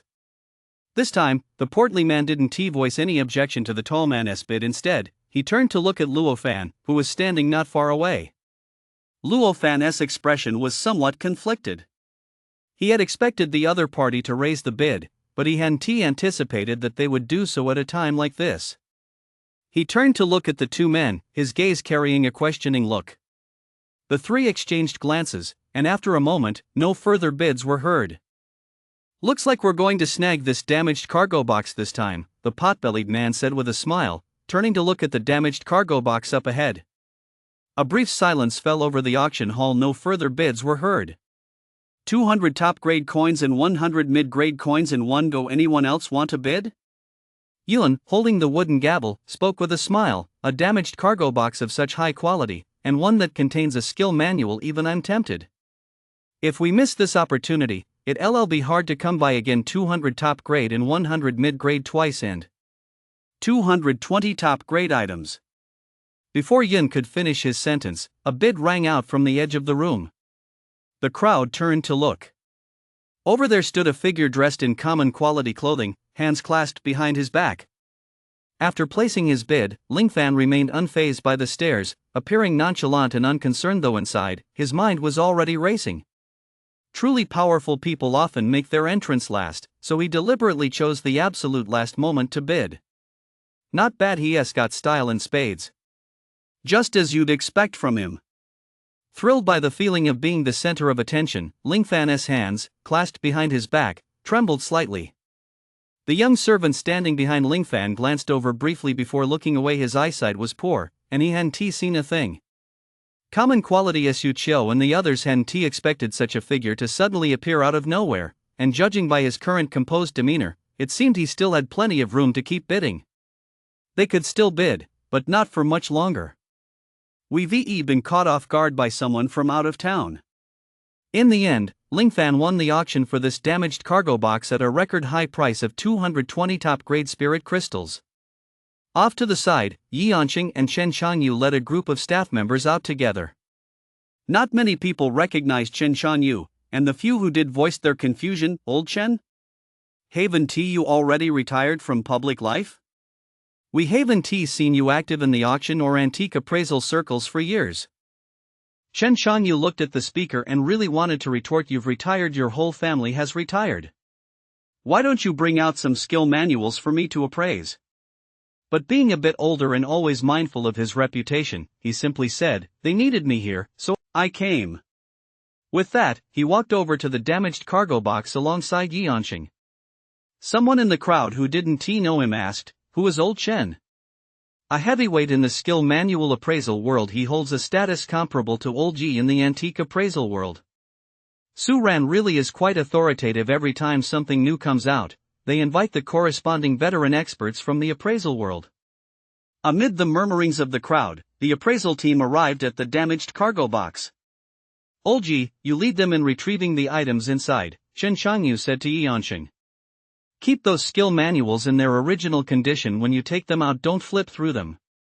That'll make it easier for me to appraise them later. Upon hearing this, Yi Yanqing led the staff in carefully sorting and removing the scrolls from the damaged cargo box while keeping the box in its original state. Not a single thread or page was disturbed. Chen Changyu, meanwhile, moved to one side of the damaged cargo box and sat down cross-legged. Streams of spiritual energy gathered in his palms, flowing onto the ground and forming intricate patterns. Some of these patterns were straight, others curved. Every time a new line appeared, the brightness of the patterns increased slightly. What is this? The process of appraising skill manuals was quite rare, and many in the room weren't quite sure what Chen Changyu, a common quality expert, was doing. After observing for a moment, someone in the know spoke up. This is a special formation used to appraise skill manuals. I believe it's called the Chen Kuan appraisal formation. Once it's set up, you simply place the skill manual within the formation and use a specific method of channeling spiritual energy to view its operational status and certain effects. Appraising a skill manual is quite different from appraising ordinary treasures. There is plenty of reference material in ancient texts for those treasures, but with skill manuals, if they could be passed down, they would have been. If not, well, there is nothing. Hearing this, the people around him shook their heads, looking as if they half understood, then turned their gaze back to Chen Changyu, who was still drawing the formation. It sounded a bit complicated, they might as well just watch. After Chen Changyu finished drawing and setting up the formation, Yi Yanqing, standing nearby, led a group of staff members in removing all the piled-up skill manuals and boxes from the damaged cargo box. The empty boxes were placed on the far left, while the skill manuals were arranged in 3 rows to the right of the boxes. Because they were laid out neatly, everyone could see them clearly. There were quite a few skill manual scrolls and books, numbering well over 40. Unfortunately, more than half of them were damaged. Everyone's gaze lingered on a black scroll placed right in the center. It was the best preserved item among all those retrieved, with a strand of common quality silk tied around its surface. The black common quality silk complemented it well, giving it a very high-end appearance. You may retrieve it now, Chen Changyu said after completing the array's setup. A staff member standing nearby immediately understood and retrieved the last skill manual from the 3rd row, handing it to Chen Changyu. Chen Changyu accepted it. Unlike Yi Yanqing earlier, who had examined it meticulously starting with the material, he didn't even open the skill manual. Instead, he placed it directly onto the array in front of him. A transparent barrier seemed to separate the book from the ground, causing it to float above the formation. The formation sensed the object's presence, and the patterns on its surface began to glow and shift constantly. These patterns moved toward the book, adhering to its surface, slowly flowing and enveloping it. Chapter 79, There shouldn't be a but this time. Chen Changyu closed his eyes and pressed one hand against the formation in front of him. A portion of the patterns within the formation branched off, enveloping his palm as they slowly swirled. After about 3 seconds, the light of the formation suddenly brightened. Tiny specks of gray glow, like fireflies, drifted out, gathered above, and eventually coalesced into 2 human figures. It was just like watching an anime. Once the figures had solidified to a certain extent, one of them suddenly charged forward, a dagger clenched in its hand, slashing toward the neck of the figure opposite it. Just as the attack was launched, an identical double suddenly appeared beside the attacking figure, performing the exact same motion as it swung the dagger forward. Both daggers struck simultaneously, severing the figure's neck. The animation abruptly ended there, dissolving into a streak of light that returned to the formation. Meanwhile, a translucent sphere coalesced above the skill manual, and streams of fluorescent light emerged from within the manual, sinking into the sphere. A liquid appeared inside the sphere, rising until it filled about 1/3 of the space before stopping. At that very moment, Chen Chanyu opened his eyes and spoke. A combat-type skill manual, mid-rank Xian grade, Spirit Shadow Illusion Body Technique. Those who cultivate this skill manual can project multiple shadow clones. These clones can assist in battle by launching feint attacks or perfectly mimic the user's movements to deliver multiple strikes. The clones possess a portion of the main body's strength and will dissipate after a certain period of time or upon receiving a severe blow. Mid-grade Xian, that's already quite high, the group thought to themselves upon hearing this. Among the currently known classification systems for skill manuals, the most authoritative is the Heaven, Earth, Xian, Huang system, with each category further subdivided into upper, middle, and lower grades. Xian grade is currently the most mainstream category for cultivation skill manuals, and many of the cultivation techniques or combat-type skill manuals practiced by those present were all of Xian grade quality. However, Qin Changyu's gaze fell on the small transparent orb of the skill manual, and he spoke. This is an incomplete scroll, containing only about 1/3 of a complete skill manual. It allows the creation of a clone, but only one. Moreover, the clone's defensive capabilities are halved, and it will vanish upon receiving a standard attack. Its estimated value is 1 top-grade coin and 500 medium-grade coins. It's rated as green grade.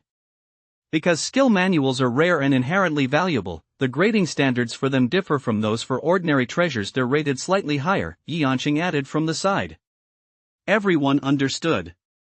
Some had been wondering earlier, if this was worth a single top-grade coin, how could it still be rated as green grade? Once one was finished, they moved on to appraising the next one. After the scroll, which was quite heavily damaged, was placed within the formation, the same procedure was carried out. However, this time there was no glow, and only a very small amount of liquid appeared in the translucent sphere above the scroll. It's too damaged, less than 1/10 of a complete skill manual. It cannot be appraised or cultivated, so it won't be graded. The third one appeared to be in better condition. Shortly after it was placed in the formation, a glow drifted out, coalescing into 2 human figures above it. This time, the ground beneath them also materialized. Once fully formed, one of the figures channeled spiritual energy into the palm of their hand and sent it cascading toward the surrounding ground. The next second, the ground cracked open, and strands resembling thorns burst forth from the fissures, charging toward the figure on the opposite side, binding, tearing, and strangling it to death.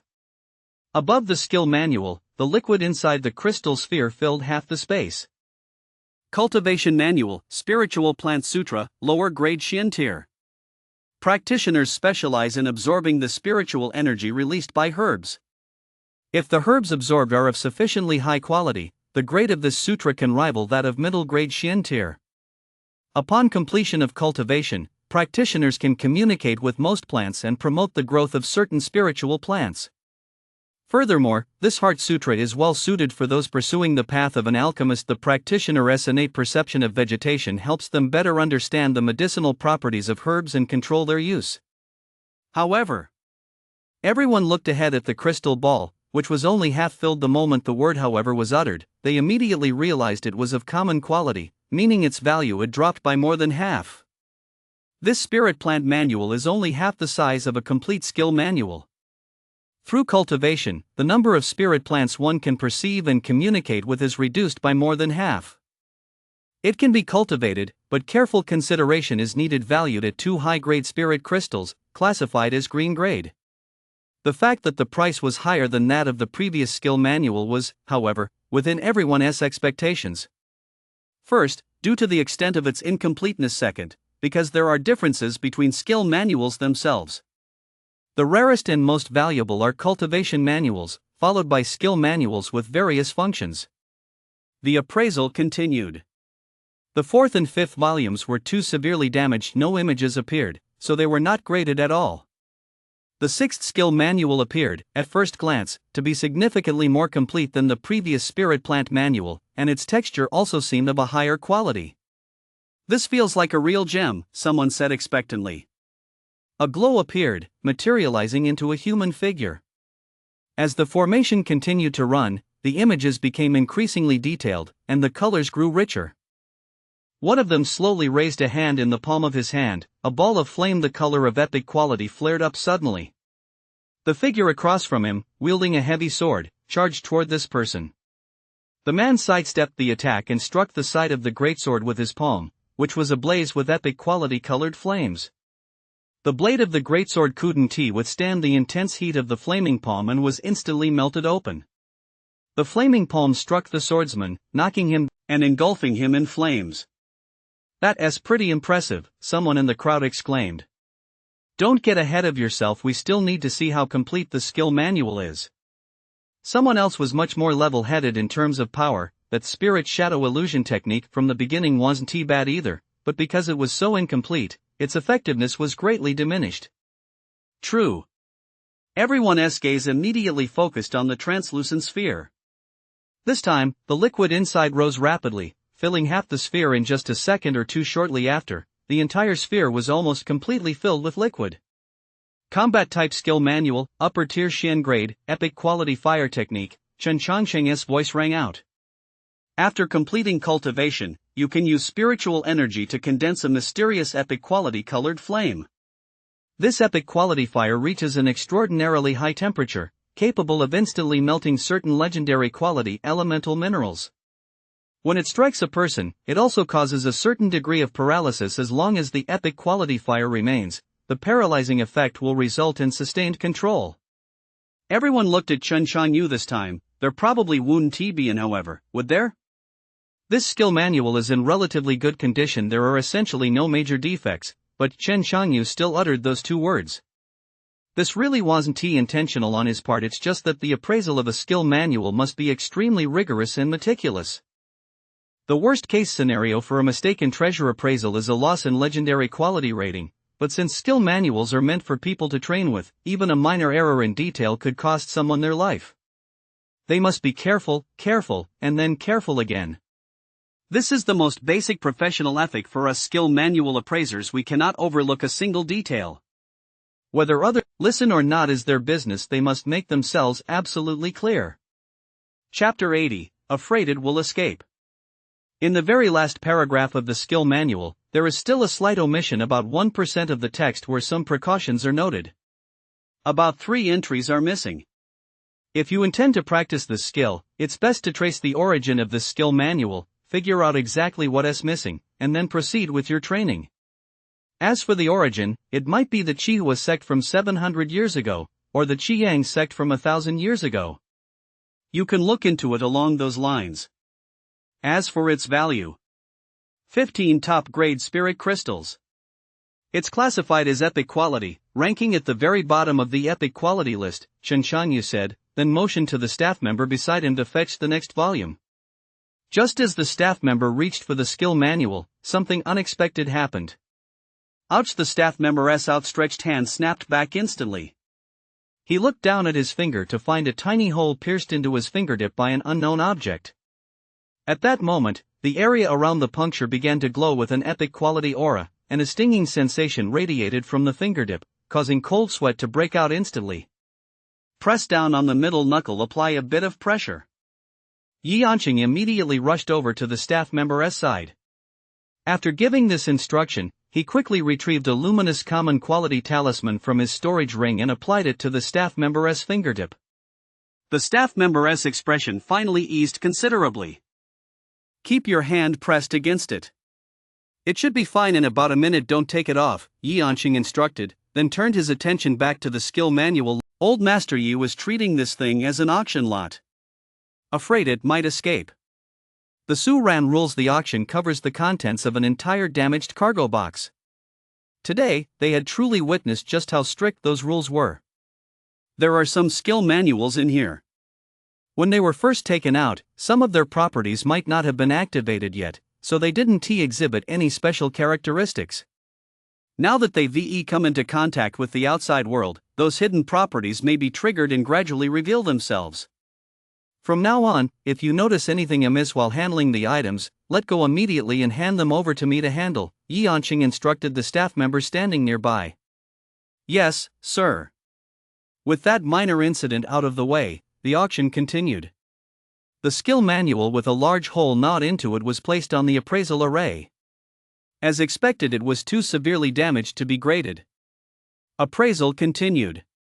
The next skill manual scroll was rather large, with a diameter of about 20 centimeters at the base and a length of approximately 1 meter.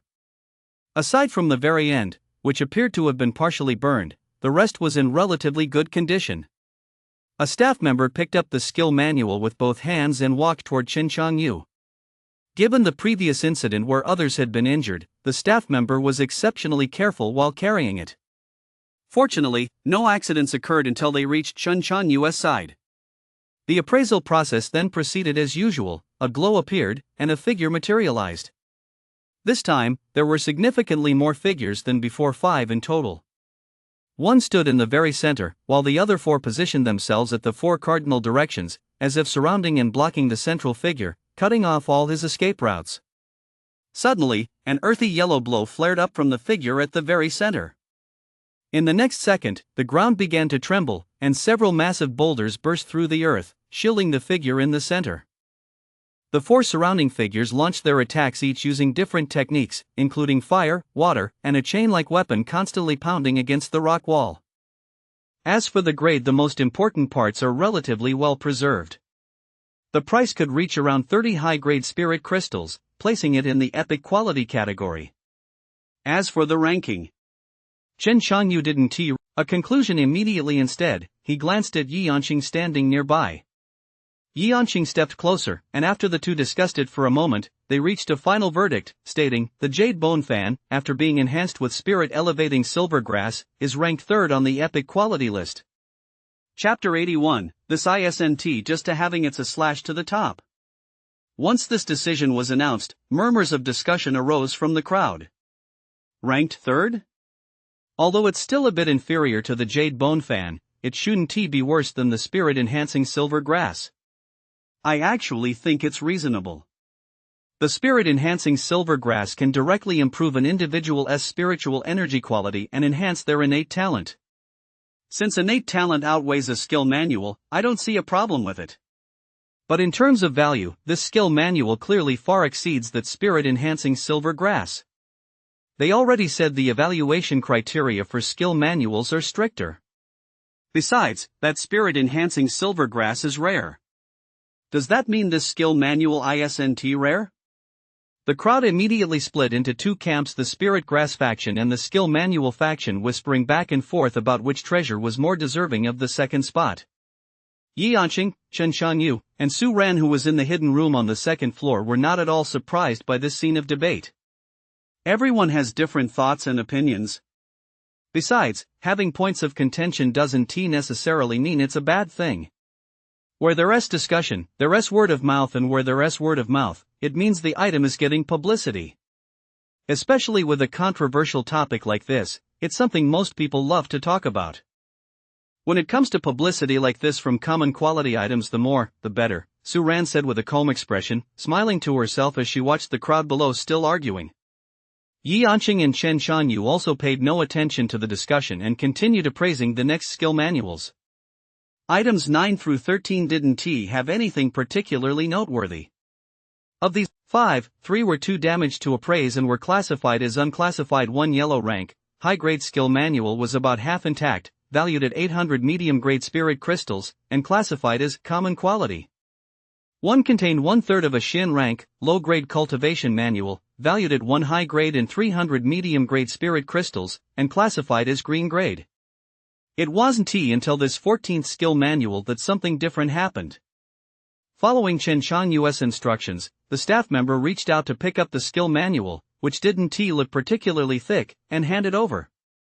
But the moment his hand touched it, the skill manual reacted like a startled animal, and black mist immediately seeped out from within. The staff member, keeping Yanqing's earlier warning firmly in mind, quickly withdrew his hand the moment he sensed something was wrong. At that very moment, a strand of spiritual energy descended upon the skill manual, emitting the black mist, forming a spiritual energy shield that sealed both the black mist and the book inside. Yanqing turned his gaze once more toward Chen Shangyu, who was seated to one side. Chen Shangyu, seated in the lotus position within the formation, fixed his gaze on the skill manual enveloped in spiritual energy in Yanqing's palm. After examining it for a moment, he said, "Bring it over along with the spiritual energy shield." The black mist and the skill manual are one and the same. All right. Yanqing held the spiritual energy shield and walked over to the edge of Chen Shangyu's formation, asking, "Should I just set it down?" "Wait a moment." Chen Shangyu shook his head and spoke, raising his hand to trace two patterns on the ground formation before saying, "It's ready now." Upon hearing this, Yanqing placed the spiritual energy shield in his hand at the spot within the formation designated for the skill manual. The instant it touched the formation, the spiritual energy shield vanished, and the black mist, like a bird breaking free its bonds, tried to burst out of the formation. "Seal it." Chen Shangyu had anticipated this with a cold command. The light emanating from the formation immediately intensified. The black mist, as if encountering a natural enemy, halted its expansion.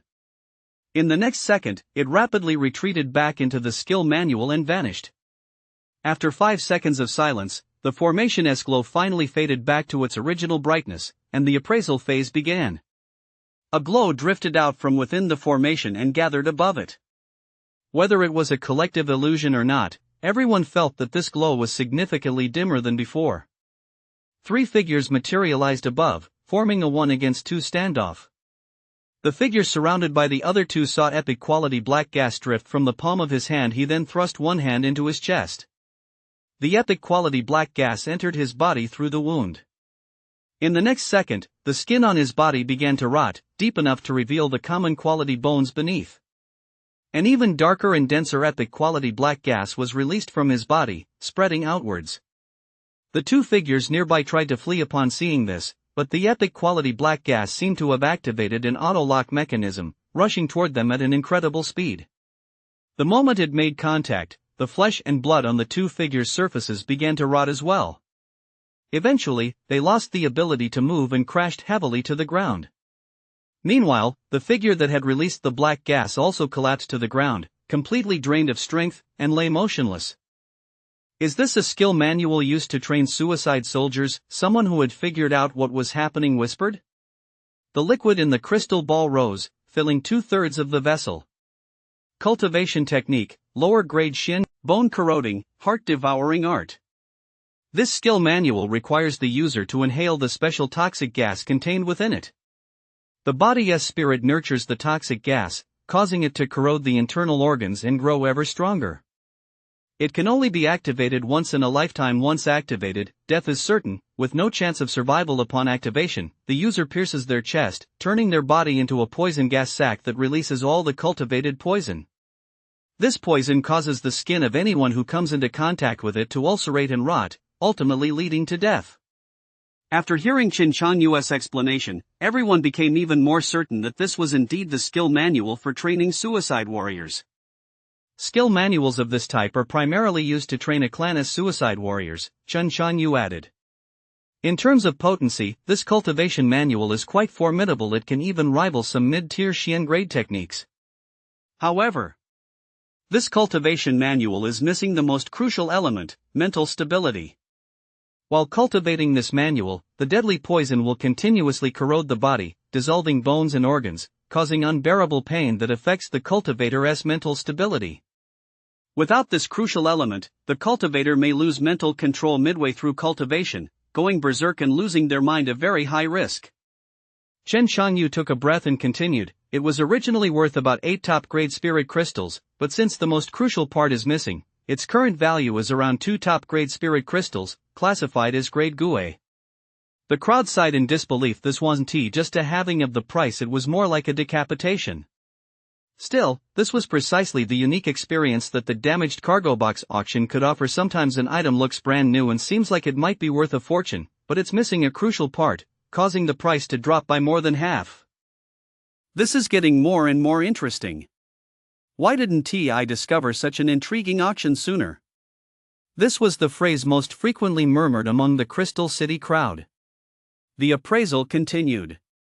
The next 5 martial arts techniques were mediocre. Although all could be appraised, they were either more than half missing or of only yellow-grade quality, with a total value of no more than 6 high-grade spirit crystals, all classified as green-grade. But this did nothing to dampen the crowd's enthusiasm, because the next item, the skill manual, was the very scroll they had their eyes on from the very beginning. Placed right in the center, the scroll was entirely black, bound with a common quality colored silk ribbon. It was in excellent condition and looked quite high grade. Chapter 82: The Excited State Chin-Kuan Mirror Formation. A staff member stepped forward, lifting the scroll by both ends and carrying it to the designated spot within the formation for the skill manual.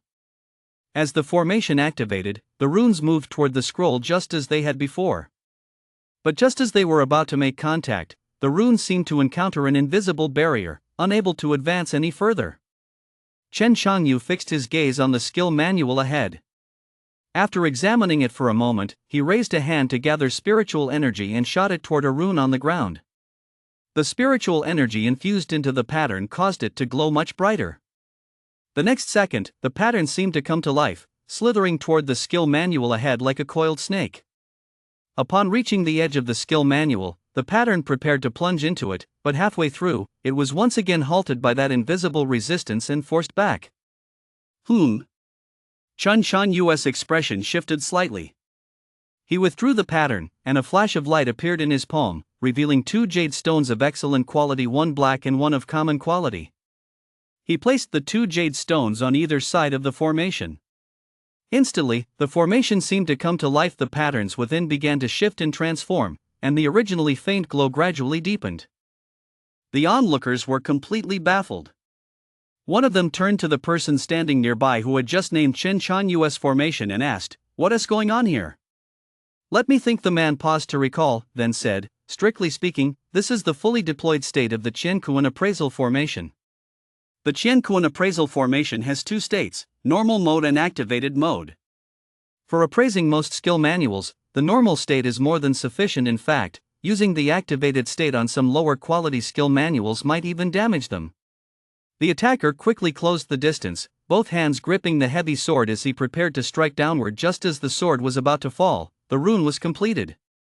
The moment it took shape, a terrifying gust of wind and turbulence sent the figure in front along with the heavy sword flying backward. The seated figure hadn't so much as glanced at the attacker once. After finishing the rune, he nonchalantly picked up a pebble lying nearby and began channeling spiritual energy into it once more to inscribe another rune. This time, the process was swift. Upon completion, the figure immediately hurled the pebble, which landed above the figure lying on the ground across from him. The ground seemed to sense the power of the rune on the pebble, trembling incessantly as walls of earth mixed with rocks rose up, trapping the figure within. The seated figure picked up the last long sword lying nearby and began to trace a different rune. A few seconds later, the runes were complete. The seated figure brought his index and middle fingers together and flicked them, and the longsword miraculously floated up from the ground, then transformed into dozens of identical longswords, which plunged into the mounds of earth where the walls met. The scene ended there. Inside the crystal ball, no liquid surged out this time. Instead, the entire sphere immediately glowed with a light of common quality. Before those around him could ask any questions, the person who knew the most about such matters exclaimed in surprise. "A complete skill manual! A functional skill manual, Earth Tier, Middle Grade, Art of Inscribing Runes into the World." Chen Changyu's explanatory voice immediately rang out, saying, "Those who cultivate this skill manual will find that the spiritual energy within their bodies gradually undergoes a transformation over time, becoming a special form of spiritual energy capable of condensing runes. This special spiritual energy can be used to inscribe runes in the void or on tangible objects. The difficulty and effects of different runes vary. According to the records in this skill manual, there are a total of 175 types of runes that can be drawn from thin air, covering 3 categories: attack, defense, and special functions. There are a total of 67 types of runes that can be inscribed on objects, covering 3 categories: enhancement, transformation, and special functions. After reaching the Great Perfection realm, some runes can be cast instantaneously, and their power is quite formidable. The skill manual is not incomplete, it is a complete copy. Chen Xiangyu's gaze fell on the crystal ball at the edge, which emanated a glow of common quality, and he said, moreover, some of the extremely difficult runes can unleash power comparable to that of some high-grade Earth-tier skill manuals. Their value. Out of 1,000 skill manuals, perhaps 100 are Xin tier, while Earth tier ones number only a mere 10, and among those 10, Earth tier upper grade skill manuals likely account for only 3. 20 years ago, I saw an Earth tier lower grade skill manual being auctioned at an auction house. At that time, it sold for the price of 86 upper grade and 500 middle grade skill manuals. This one.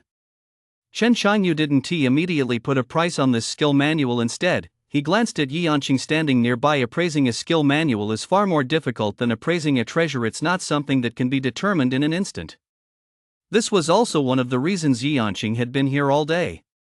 Please wait a moment, everyone. Yi Anqing understood what Chen Xiangyu meant. After addressing the crowd, he walked over to the formation and began discussing the matter with him. The people around them also began discussing the value of this Earth rank, middle grade skill manual. I'm afraid this might reach legendary quality, said Zhu Qiu, looking at Yu Feng and asking, brother, how high do you think the price will go? Common quality. Yu Feng pondered for a moment and said, the lower grade Earth tier skill manuals that you and I practice with were purchased by grandfather when he was young for around 100 high grade spirit crystals. According to grandfather, the quality of ours is already among the very best in the lower grade Earth tier category, comparable to a typical middle grade Earth tier manual. I can't be certain of the exact price, but I'd estimate it would definitely start at 100 high-grade spirit crystals. Common quality. As Yu Feng finished speaking, the two elders' discussion had nearly reached a conclusion. The crowd fell silent, their gazes fixed on the two elders. Chapter 83, Why is this old fart putting on such a show? The estimated value of this Earth tier mid-grade scroll. Yi Anqing straightened up beside the formation and spoke. At auction houses, the typical price for Earth tier mid-grade items fluctuates around 120 top-grade spirit crystals. However, this copy of the Spirit Pattern World Drawing Manual is of slightly higher quality than a standard Earth tier mid-grade item, and its condition is also excellent. The estimated price is 140 top-grade spirit crystals. Moreover, if it falls into the hands of a cultivator specializing in talismans, the value of this art of spirit patterns could rise even further. As for quality, it's top-tier legendary quality, ranking first on the legendary quality list. It's legendary quality. What's more, it even knocked the Crimson Flame Tiger Cub, which had long held the top spot on the legendary quality rankings, off the top spot. When everyone heard Yi Anqing announce this result, they couldn't help but feel a bit emotional. Conversely, Lingfan seemed the calmest of them all. His seemingly nonchalant demeanor made it appear as though he hadn't been the one to bid on the damaged cargo box, as if it had nothing to do with him at all, at least from the outside. That's how it looked. It's worth at least 140. Add that to the scattered skill manuals we've opened earlier, and we've already recouped most of our costs. The Crystal City group, especially the pot-bellied man and his companions, had truly experienced the thrill of unsealing a legendary quality item. Unsealing just one had already covered most of their costs for this round. With half of the skill manuals still to be appraised, as long as they kept unsealing epic quality items, it would essentially be pure profit. This is way faster than making money from mining. This auction is getting more and more interesting. After this legendary quality skill manual was opened, things settled back into a lull for a while. The next 10 weren't particularly impressive. 2 skill manuals were too damaged to appraise. 3 were classified as common quality, with a combined value of no more than 1 top-grade spirit crystal. 3 were decent in themselves but had too many missing parts, so they were classified as green grade, with a combined value of 5 top-grade and 300 middle-grade spirit crystals. The final 2 were classified as blue grade. They were reasonably well preserved, but were only lower-grade Shen tier, with final values of 5 top-grade and 7 top-grade spirit crystals, respectively. After the appraisal, only the final 11 volumes of skill manuals remained laid out on the ground. Let us continue. Having expended a great deal of spiritual energy maintaining the formation, Chen Xiangyu rested for a moment. After taking a spiritual fruit prepared in advance by Su Ran, which was remarkably effective at restoring spiritual energy and stamina, he addressed the staff members standing nearby. Soon, a new skill manual scroll was placed in the center of the formation. As usual, Chen Changyu channeled the formation S runes toward the skill manual.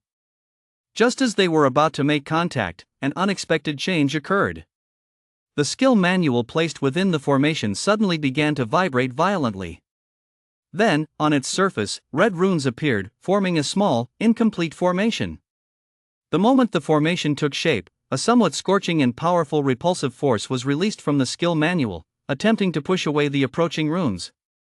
Sensing this aura, the group paused for a moment, then exclaimed in surprise, "This aura isn't it the same one we felt when we first opened the damaged cargo box?" They had originally assumed that the art of spirit runes they'd seen earlier was the skill manual responsible for that aura, but now it seemed. No way are we getting a double drop? The formation on the skill manual took shape rapidly. By the time Chen Changyu had processed what was happening, the skill manual had already forced the approaching runes away. Is this a skill manual protection formation? Chen Changyu glanced at the patterns flickering with red light on the skill manual, then retrieved 2 black common quality jade stones from his storage ring once more, putting the Qiankuan mirror formation into an activated state. As if sensing the increasingly powerful aura around it, the formation on the skill manual began to glow brighter, and a faint flicker of fire seemed to appear, preparing to descend upon the manual. This is my first official appearance in Saran. If you manage to self-destruct, my reputation be ruined. Chen Changyu muttered to himself, then barked coldly. Just a flawed formation, and it actually dares to think it can self-destruct in my hands. Yanqing, standing nearby, was startled by Chen Changyu's sudden outburst and shot him a scornful glare. This old coot sure knows how to put on a show. Under Chen Changyu's control, the runes within the Qiankuan mirror formation surged rapidly toward the skill manual, intertwining with the red runes. About a minute passed, and the red rune formation was gradually dismantled. The light on its surface dimmed from its original brilliance, eventually vanishing along with the faint, flickering flames. When he re-entered the appraisal mode, beads of sweat had already formed on the corner of Chen Changyu's forehead. He hadn't appraised many skill manuals in over a decade, and suddenly being hit with such a massive batch, including a few oddities, was really taking its toll. Fortunately, though, he hadn't let the shop's reputation down. A glow emerged from the formation, coalescing into an image above. One figure, clad in battle armor, attacked, while another, wielding a shield, defended. The attacker swung his palm, and crimson flames suddenly ignited across various parts of his body. His originally silver common quality battle armor gradually turned red under the flames, making him look like a fiery war god. The flames on his body burned ever more fiercely. Drawn by an unknown force, they converged above him, eventually forming a crimson firebird made of flame. With a wave of his hand, the crimson firebird instantly roared toward his opponent. Tongue of fire surged, reducing both the shield and its bearer to ashes. The scene froze, and the crystal ball lit up a complete skill manual. Seeing this, the crowd couldn't help but grow excited once more. Could it be? Was a legendary quality item really about to appear again? The skill manual protection formation is relatively common in some major sects. Its purpose is to prevent outsiders from stealing their sect's skill manuals, Chen Changyu explained. That formation earlier was the protective cultivation self-immolation formation, a type of protective formation commonly used by the Qiyang sect 1,000 years ago. As soon as the formation detects someone who isn't practicing our sect's core teachings attempting to open this skill manual, it triggers the formation to self-immolate. Fortunately, this formation was incomplete, so there was a chance to salvage it. If it had been a complete formation, the skill manual would have self-immolated and vanished the moment it was removed.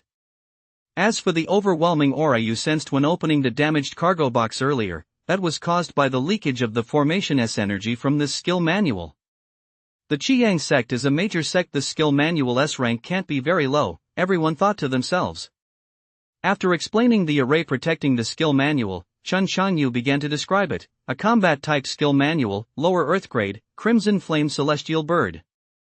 Upon completing the cultivation of this skill manual, one can channel spiritual energy into an extremely high-temperature red flame, condensing it into a crimson firebird. This firebird reaches such high temperatures that it can melt numerous legendary quality elemental ores in a short time. Moreover, it can be controlled from a distance, leaving scorched earth in its wake. however. Chapter 84, I'm warning you, don't go crazing around here. Chen Shan-yu's gaze fell on the glowing crystal ball not far away as he said, although this is a complete skill manual, there is a prerequisite for cultivating it, and it's one that cannot be substituted. Namely, the practitioner must first master the inner sect cultivation techniques of the Red Sun sect. No other fire attribute cultivation techniques can serve as a substitute. Attempting to cultivate it by force would be like setting oneself ablaze, leading to irreparable ruin. Lower grade earth tier, and a highly potent one at that. Normally, the price should be at least 80 top-grade spirit crystals, and it could even be classified as legendary quality, but now, Chen Shanyu turned to look at Jianqing beside him. The two immediately began discussing the matter. This time, the discussion proceeded much more quickly than before. Jianqing soon spoke up. For cultivators practicing the Red Sun sect's inner sect cultivation techniques, the value of this scarlet flame celestial bird is definitely over 80 high-grade spirit crystals. It could even reach over 100. For the average cultivator, this skill manual doesn't hold much value for cultivation. Taking its collectible value into account, it's worth around 30 high-grade spirit crystals. As for its classification, although there are numerous restrictions on cultivation that prevent most from practicing it, judging by its quality and rarity it should be classified as epic quality, ranking at the very bottom of the epic quality list. And so, the ranking of the Scarlet Flame Celestial Bird was settled. Although the crowd debated the matter, few actually raised objections to the final ranking of the Scarlet Flame Celestial Bird. It's indeed difficult to evaluate a skill manual and treasure with such stringent prerequisites. Is it valuable? It doesn't seem worth that much. Do you think it's not valuable? Well, it does seem to have some value. Unlike the spirit-elevating silver grass and the rock soul self-protection technique, the supporters of these two factions got into another heated argument over the Skybird's ranking. As for why it was the Skybird, who cares? Anyway, the spirit-elevating silver grass and the rock soul self-protection technique should be second. The appraisal of the remaining 10 skill manuals went relatively uneventfully, with nothing particularly eye-catching turning up. 5 skill manuals were too damaged to appraise, 3 were classified as common quality, yielding a total of 1 high-grade item, 2 were classified as green grade, yielding a total of 3 high-grade items and 400 medium-grade items. Jianqing also appraised the boxes nearby on a whim. They were just ordinary wooden boxes, so their quality wasn't recorded. The final tally for this damaged cargo box was 41 appraised skill manuals, 1 centipede, and several boxes, with a total value of approximately 247 high-grade spirit crystals and 302 medium-grade spirit crystals. For an investment of 220 spirit crystals, he obtained a mid-grade earth-tier skill manual and made a tidy profit in spirit crystals. Quite a few people turned to look at Lingfan. Lingfan, however, maintained his usual nonchalant demeanor. After the staff confirmed whether he would participate under his real name or anonymously, he waved his feather fan and walked toward the exit of the auction house.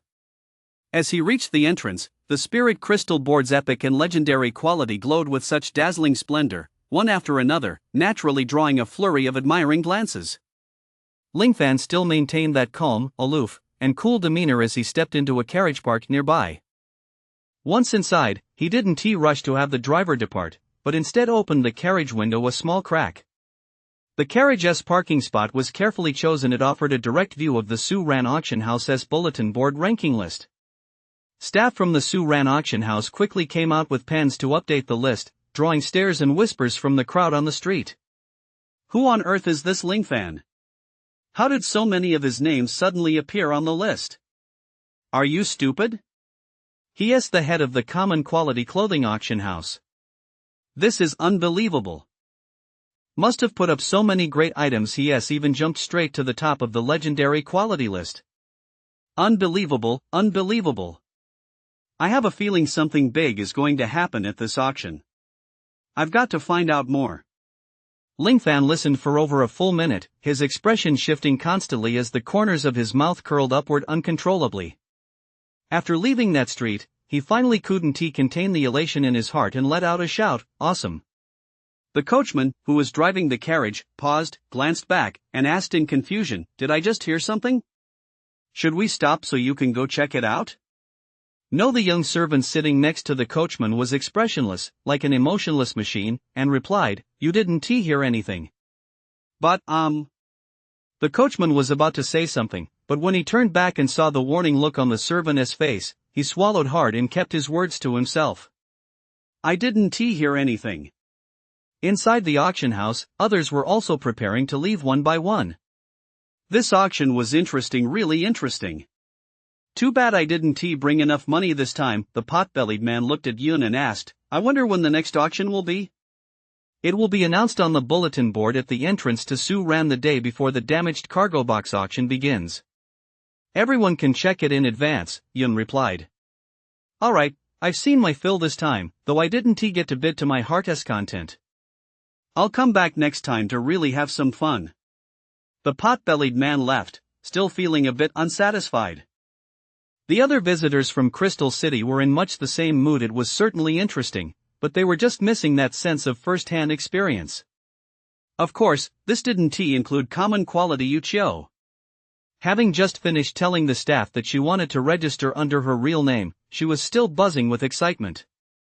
"Hee, I also won first place, that's really great. I'll be back next time." After muttering excitedly to herself, common quality Yuchio turned to common quality Yufeng beside her and said, "Bro, that guy up front with the spirit rat is pretty cool. Go book an appointment with him for me. I want him to appraise my treasures next time I come." Only after she finished speaking did common quality Yuchio notice the slightly resentful expression on common quality Yufeng's face. She asked in confusion, "What is with that look on your face?" "Because of that guy, you barely paid any attention to me during the whole auction just now," common quality Yufeng said wistfully. "I'm warning you, don't start acting up here." Common quality Yuchio snapped. "If you could figure out the ins and outs of those damaged cargo boxes, I'd definitely be talking to you."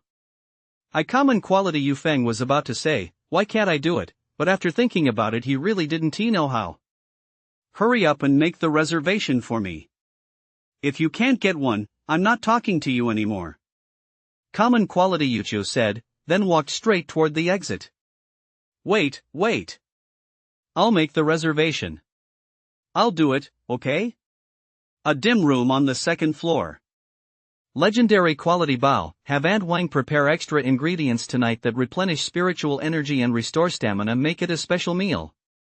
Su Ran pulled her gaze away from the exhausted-looking Chin Shanyu below and turned to Phone legendary quality Bao beside her. "Yes."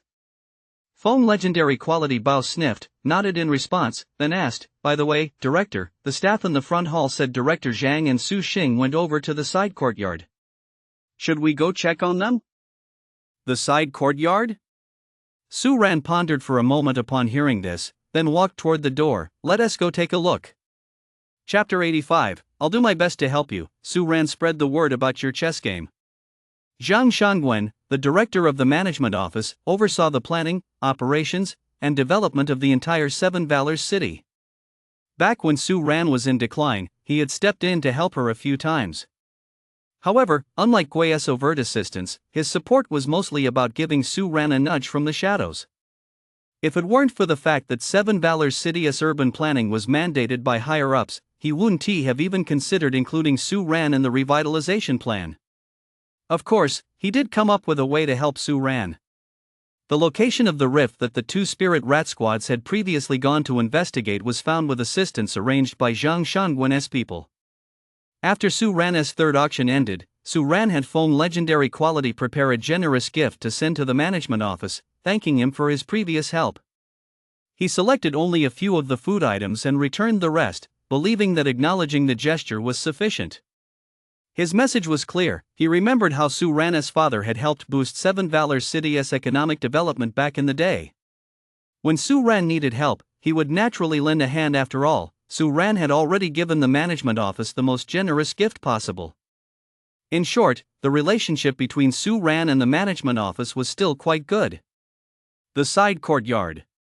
When Su Ran and Phone legendary quality Bao arrived at the side courtyard, Zhang Shangwen appeared quite naturally directly across from Boa's position, while Su Xing stood by Zhang Shangwen's side, waiting. Su Ran and Phone legendary quality Bao showed no change in expression at this, as if it were exactly as it should be. Seeing the two enter, Su Xing opened his mouth to call out to Zhang Shangwen, but Su Ran stopped him.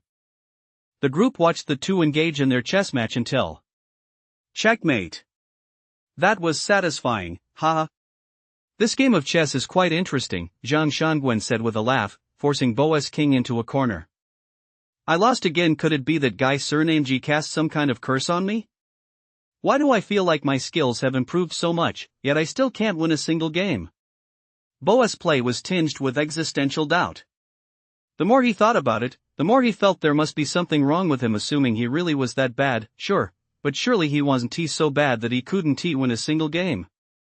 Do you like it, Director Zhang? I'll have someone custom make another set and send it to the management office. Seeing that the game had ended, Su Ran's voice rang out from the side at just the right moment. Sure, I really do like this chess set, so I won't say no. Zhang Shangwen stood up and said with a smile, go ahead and have a dozen or so more custom made for me. I'll have Su Xing send you the payment later. There's no need for that. Hey, I don't mind if you don't charge me for the set you gave me, but these are ones I asked you to have custom made. Zhang Shangwen interjected, you business people are the ones who insist on keeping things strictly separate, aren't you? Pushing this any further will only strain our relationship. All right. Since Zhang Shangwen had put it that way, Su Ran didn't press the matter further. It's been so long, and Su Ran is finally back on its feet again, Zhang Shangwen said, looking at the Su Ran auction house with a sudden sense of emotion. Back then, I watched old Su build Su Ran up bit by bit, and in doing so, he helped Seven Valor's city thrive as well. If it had really disappeared, I'm afraid we wouldn't even have a place to reminisce. But thankfully Zhang Shangwen looked at Su Ran, his eyes full of satisfaction. The disciple has surpassed the master. If you ever need help maintaining order in the future, just talk to Su Xing. He'll let me know. Got it, Su Ran replied with a smile. Actually, there is one thing I'd like to ask Director Zhang. Regarding the outer city construction around Seven Valor's city, I was wondering if there are any open bids left. One reason I came today was to see how you're doing now, Su Ran, and the other was that I anticipated you might have this need. A flash of light appeared in Zhang Shangwen's palm, revealing a layout diagram, which he handed to Su Ran, saying, take a look at the area circled here. What do you think? Su Ran took it and let his gaze fall on the layout diagram.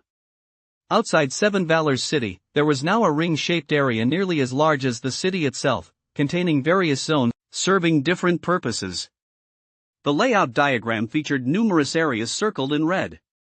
While each zone wasn't particularly large, there were many of them, all located at street intersections or the junctions between different zones, places with the heaviest foot traffic. Su Ran's eyes lit up slightly. He didn't want the new land to open a branch office. He had to open all those damaged cargo boxes himself and didn't have the energy to run around everywhere, so he hadn't considered that for the time being. For an auction house, it was essential to constantly gather information on market trends and intelligence. In many cases, this could prove extremely valuable. He needed the land to build tea houses, inns, restaurants, and so on to expand the auction house's intelligence network, and the location requirements for these establishments were precisely at regional intersections with high foot traffic. The areas Zhang Shangwen had prepared for Su Ran met all these requirements perfectly. I can offer you these plots at the lowest possible price. Seeing that Su Ran had looked over them thoroughly, Zhang Shangwen spoke up, in half a year, the national treasure competition will begin. Director Zhang, are you planning to secure a spot? Su Ran started, but upon seeing Zhang Shangwen's expression, he corrected himself. Are you planning to secure the hosting rights for this national treasure competition? Yes. Zhang Shangwen nodded directly and said, if we can secure this treasure competition, it will be an excellent publicity opportunity for both the Seven Warriors and Su Ran. In addition to our own Qingyu Kingdom, we'll also be inviting foreign guests from other countries at that time. Zhang Shangwen left it at that and didn't elaborate further. He knew full well that Su Ran certainly understood the value this treasure competition could bring. Su Ran pondered for a moment before asking, so? Leave the bid for the hosting rights to me. I came here specifically to confirm one thing with you. Zhang Shangwen voiced the question he'd already thought through. Afterward, will you be able to produce a damaged cargo box just like the one we have today, or even one of higher quality? For Seven Valors City, such an opportunity was simply too important. Of course, even if they successfully secured the hosting rights, it would still be futile without a treasure capable of commanding the stage. He could use every means at his disposal to secure the hosting rights. But as for the treasure that would command the stage during the event that depended on Su Ran. Su Ran didn't give Zheng Shangwen an immediate answer. Instead, he lowered his head in deep thought. In half a year, he estimated he could raise the quality of the damaged cargo box to the blue tier, and even higher tiers weren't out of the question. Director Zhang. If we really want to secure the hosting rights, preparing just a dozen or so sets probably won't be enough, Su Ran said with a smile. Zhang Shangwen paused, then laughed as well. Then let us prepare a few dozen more sets. I'll do my best to promote your Su Ran chess set. Chapter 86, Explanation of Customizable Box Types. The Luo family residence. How long has he been gone? Luo Shanglan sat in the front courtyard, a smokeless charcoal fire burning beside her, gazing at the night sky as she asked the maid standing next to her. Almost 2 hours. I reckon young master is already on his way back, the maid replied. Just as the maid finished speaking, a figure appeared at the front gate. Unlike his usual mischievous demeanor, Luo Fan looked slightly serious as he returned today, his brow slightly furrowed as if deep in thought. Luo Shanglan glanced at the maid standing beside her. The maid immediately understood and retreated into the house along with the others. Sis, Luo Fan glanced at Luo Shanglan and greeted her, his voice sounding somewhat dejected. I didn't manage to snatch it. Come sit down. Seeing Luo Fan's dejected expression, Luo Shanglan smiled and motioned for him to take the chair that had been prepared in advance. Luo Fan had originally planned to go straight back to his room, but after a moment's thought, he walked over to the chair.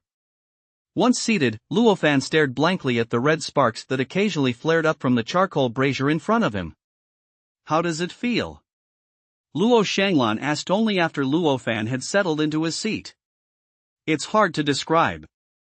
After pondering for a moment, Luo Fan said, under the pressure of an auction for such high-quality legendary items, I can't remain as calm and composed as before. There are so many things to consider that I've become hesitant to make decisions. And there's another thing, back in Seven Valors City, I could basically buy anything I wanted, but after this group from Crystal City arrived, they're actually much wealthier than we are.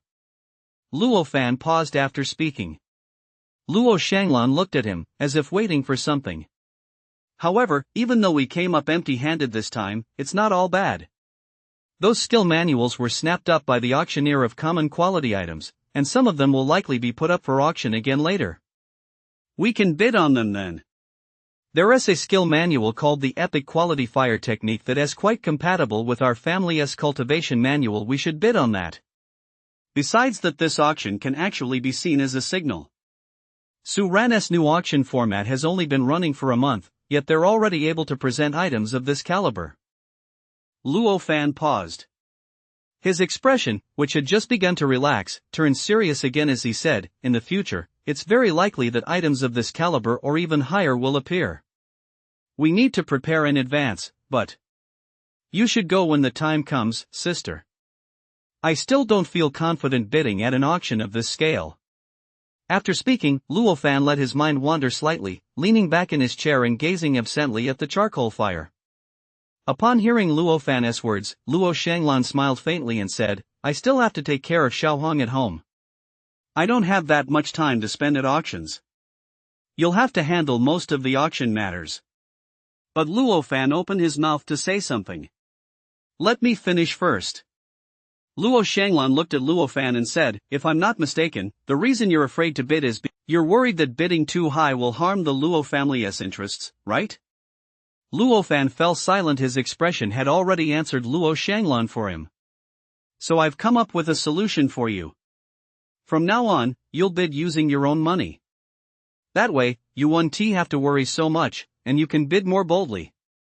Luo Shanglan didn't beat around the bush. She cut straight to the point. I invested a top-grade spirit crystal in a business venture at legendary quality in Lincheng. The business is still in its early stages, and I'd like to transfer it to you. Whatever you earn or lose will be entirely your own responsibility. It won't be counted as part of the Luo family's accounts. From now on, all the money you use to bid at the auction house should come from what you've earned yourself. Sis, why all of a sudden? Luo Fan paused upon hearing this. Luo Shanglan's move wasn't simply about having him use his own money to bid. She was preparing to gradually transfer the Luo family's actual power to him. Sis Luo Fan stared at Luo Shanglan, thought it over carefully, and then said, "You aren't seeing someone else on the side, are you? Now that you don't want to manage the Luo family anymore, you're just trying to dump it on me." Get lost! Luo Shanglan shot Luo Fan an exasperated glare. Seeing Luo Shanglan's slight anger, Luo Fan realized he'd said the wrong thing and quickly forced a smile. "This time, I just want to really test your abilities. You've always been so carefree. What will happen to the Luo family after I get married?" Luo Shanglan regained her composure and said, "Just a moment ago, I thought you were actually considering things quite well this time, but now it seems." No, sis." The lethargy that had been weighing on Luo Fan vanished instantly. Said, "You've been so tired for so long. Leave the rest to me. I'll definitely handle it well. I can learn step by step." Luo Fan couldn't possibly let such an opportunity slip away. Partly, he truly wanted Luo Shanglan to rest. After all, ever since their parents passed away, it had been Luo Shanglan who had built up the Luo family bit by bit to where it was today. But there was another, lesser reason. By then, his status would be on par with that guy Shirha's father. By then, even that Xiao kid would have to address him respectfully as head of the Luo family. "I was thinking the same thing just now," but now Luo Shanglan snorted and said, "Judging by your attitude." "My attitude is definitely sincere." Luo Fan pounded his chest until it thumped loudly. "I want to eat jade flower cake tomorrow morning. I'll make them. I'll definitely make them for you, sis. This time, I want them made by your own hands." "No problem. I promise I'll make them myself this time." "So you lied to me last time?" Luo Shanglan changed the subject abruptly. Luo Fan froze. Seeing the spiritual energy gathering in Luo Shanglan's hand, he quickly hugged his head and crouched down. I'm sorry, sis. Please go easy on me." Su Ran Auction House. The invitations for the feedback meeting can be sent out now. This time, there is no need to follow the same format as last time, just stick to the standard template. Yes. After clearly explaining the matter to Foam Legendary Quality Bao, Su Ran returned to her room, freshened up briefly, and went to bed. It's been so long. The auction house's reserves have finally grown a bit, Su Ran mused, then probed her consciousness into the storage world within the ring on her fingertip. Upon entering the space, she found that the 2 damaged cargo boxes shrouded in gray mist had already been appraised. The quality should have improved this time, Su Ran said as he approached the common quality damaged cargo box and tapped the blue fluorescent text with his finger. The fluorescent text broke down and transformed. Su Ran had been waiting to see the new damaged cargo box's information, but a new line of text popped up first. Can change, box type, description. Current description is status 1. Do you wish to change to status 2? Below this line of glowing text were 2 glowing options, yes and no. Chapter 87, The Street was demolished. Change the description as status? What does that even mean? Give me a proper explanation, will you? Su Ran stared at the shifting fluorescent text and grumbled. That was the one downside to this ring. Many features lacked specific instructions, forcing him to figure things out on his own. After waiting a while longer and confirming that the fluorescent text wasn't going to provide any further explanation, Su Ran decided to go ahead and select change to see what happened. The text flickered again, and this time it displayed the information about the damaged cargo box. Name, moderately damaged cargo box. Source, belongings of the Kamikaze sect's deputy leader. Quality, green. Current status, sellable. So status 1 is, box type, and status 2 is changed to, source. Su Ran noticed the difference in the glowing text and muttered to himself. As for the rest, there weren't many other changes, and the damage level matched the standard for moderate damage. Withdrawing his gaze from this green quality damaged cargo box, Su Ran guided his consciousness toward another damaged cargo box nearby. When his finger touched the question mark-shaped light sphere, the glow shifted, splitting into two waves before coalescing again. On the left was Status 1, and on the right was Status 2. If this were someone with a bit less comprehension, these two options suddenly popping up out of nowhere would give them pause for thought, Suran said as she tapped her finger on Status 2. The fluorescent text changed, and the gray screen covering the damaged cargo box slowly lowered. Name, slightly damaged cargo box. Source, belongings of a beastman chieftain. Quality, blue. Current status, sellable. Beastmen? Are there such beings in this world? Mermaids? Mighty minotaurs? Or catgirls? Suran looked at the text on the damaged cargo box, furrowing his brow slightly as he seriously pondered a question. If it were mermaids, the items inside the damaged cargo box would most likely be from the ocean, and who knows how long ago this damaged cargo box was retrieved. If the contents had rotted by then, wouldn't there be a stench of dead fish and seafood? Suran thought about it for a moment but decided not to dwell on the matter. First, it was all pure speculation with no basis in fact. Second, if he thought about it any further, he'd probably end up throwing up the dinner he'd eaten that night. However, Suran's gaze fell on the text in front of the two damaged cargo boxes, and he said, since we have new content, we can spread the word in advance before the next auction and give it a good promotion. As for the specific message to spread, why not call it a clash of local classics and exotic flavors? Not bad, that's a good theme. The next morning. Since quite a few things had happened at yesterday's auction, the neighbors who spent the whole night gathering gossip got up early, ready to head to their usual spot to share the news with their chit-chat buddies. But when they stepped out, intending to head to the street across from Suran to grab breakfast and start their chat, they discovered the street had been torn down. Strictly speaking, the original buildings lining the street had been demolished. It was unclear how long the construction crew had been there, but the framework for most of the buildings had already been erected, and they were now steadily filling in the spaces and building upward. The neighbors stood there staring blankly ahead, their feelings roughly akin to waking up from a nap to find their homes had been burglarized. "What is going on here?" someone who arrived later asked. Someone who arrived earlier and was already in the know explained, "They're building a tea house.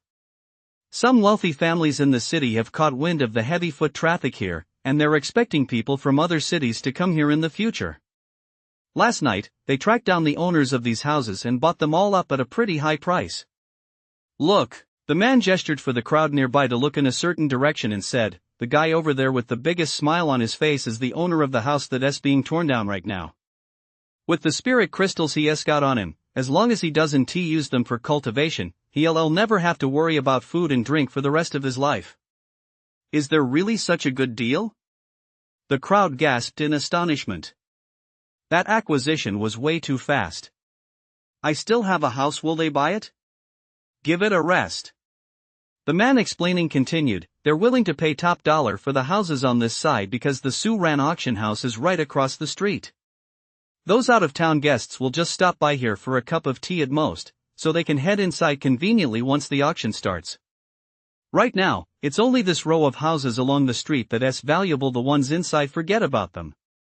The crowd let out another round of sighs, but soon returned to their gossiping. Judging by the speed and quality of construction, they must be using the best construction crew in town. That is for sure. It's right across from Suran auction house. They can't afford to let the property lose value. The people who go to Suran auction house are all big shots. This construction crew is the same one that handled Suran auction house's renovation and upgrade. They start today, finish tomorrow, and it'll be ready for use the day after. No wonder it's a construction team made up of cultivators. The speed is incredible. It must be costing a fortune in spirit crystals. Wait a minute, the speaker suddenly realized something and said, "If this whole area is being renovated, doesn't that mean it'll be a bit inconvenient for us to hang out here and chat afterward?" "Don't worry about that." The person who had explained earlier pointed to a cleared-out open space on the street in front of Suran auction house and said, "Do you see that open space over there? So what about it? The city administration office has the documents. That area over there will be specifically converted into a rest plaza. They're coming over this afternoon, the same construction crew, and they'll start work today, finish tomorrow, and it'll be ready for use the day after tomorrow. It's not just that rest plaza, the man continued. Rumor has it that the city management office is also planning a series of renovations around Suran. A commercial street and a food street are already on the agenda. As soon as the follow-up paperwork is finalized, the renovations will begin immediately. Oh, right, the man added. Those small street vendors will be incorporated into the food street and standardized and upgraded. After that, the quality of breakfast options will improve. That's great. You're right. I once found a fingernail 2 centimeters long in the soy milk at Lao Hi's place. I almost swallowed it. Someone immediately chimed in agreement. But is this info reliable? Someone else questioned. Don't be like that insider guy from before, who tells a different story to everyone he meets. Not far away, a person silently walked a little further away. Believe it or not, that's up to you. After leaving those words, the person turned and walked away. I was just asking, he really is aloof. Don't worry about that. Look over there, that group of people. Who's in the middle? Why does he have so many bandaged wounds? Judging by the direction, it looks like he is heading towards Suran. Why do I feel like he looks a bit like the head of the Guo family? Chapter 88, off to an interesting place. Suran Auction House, office. Have all the invitations for the feedback meeting been sent out?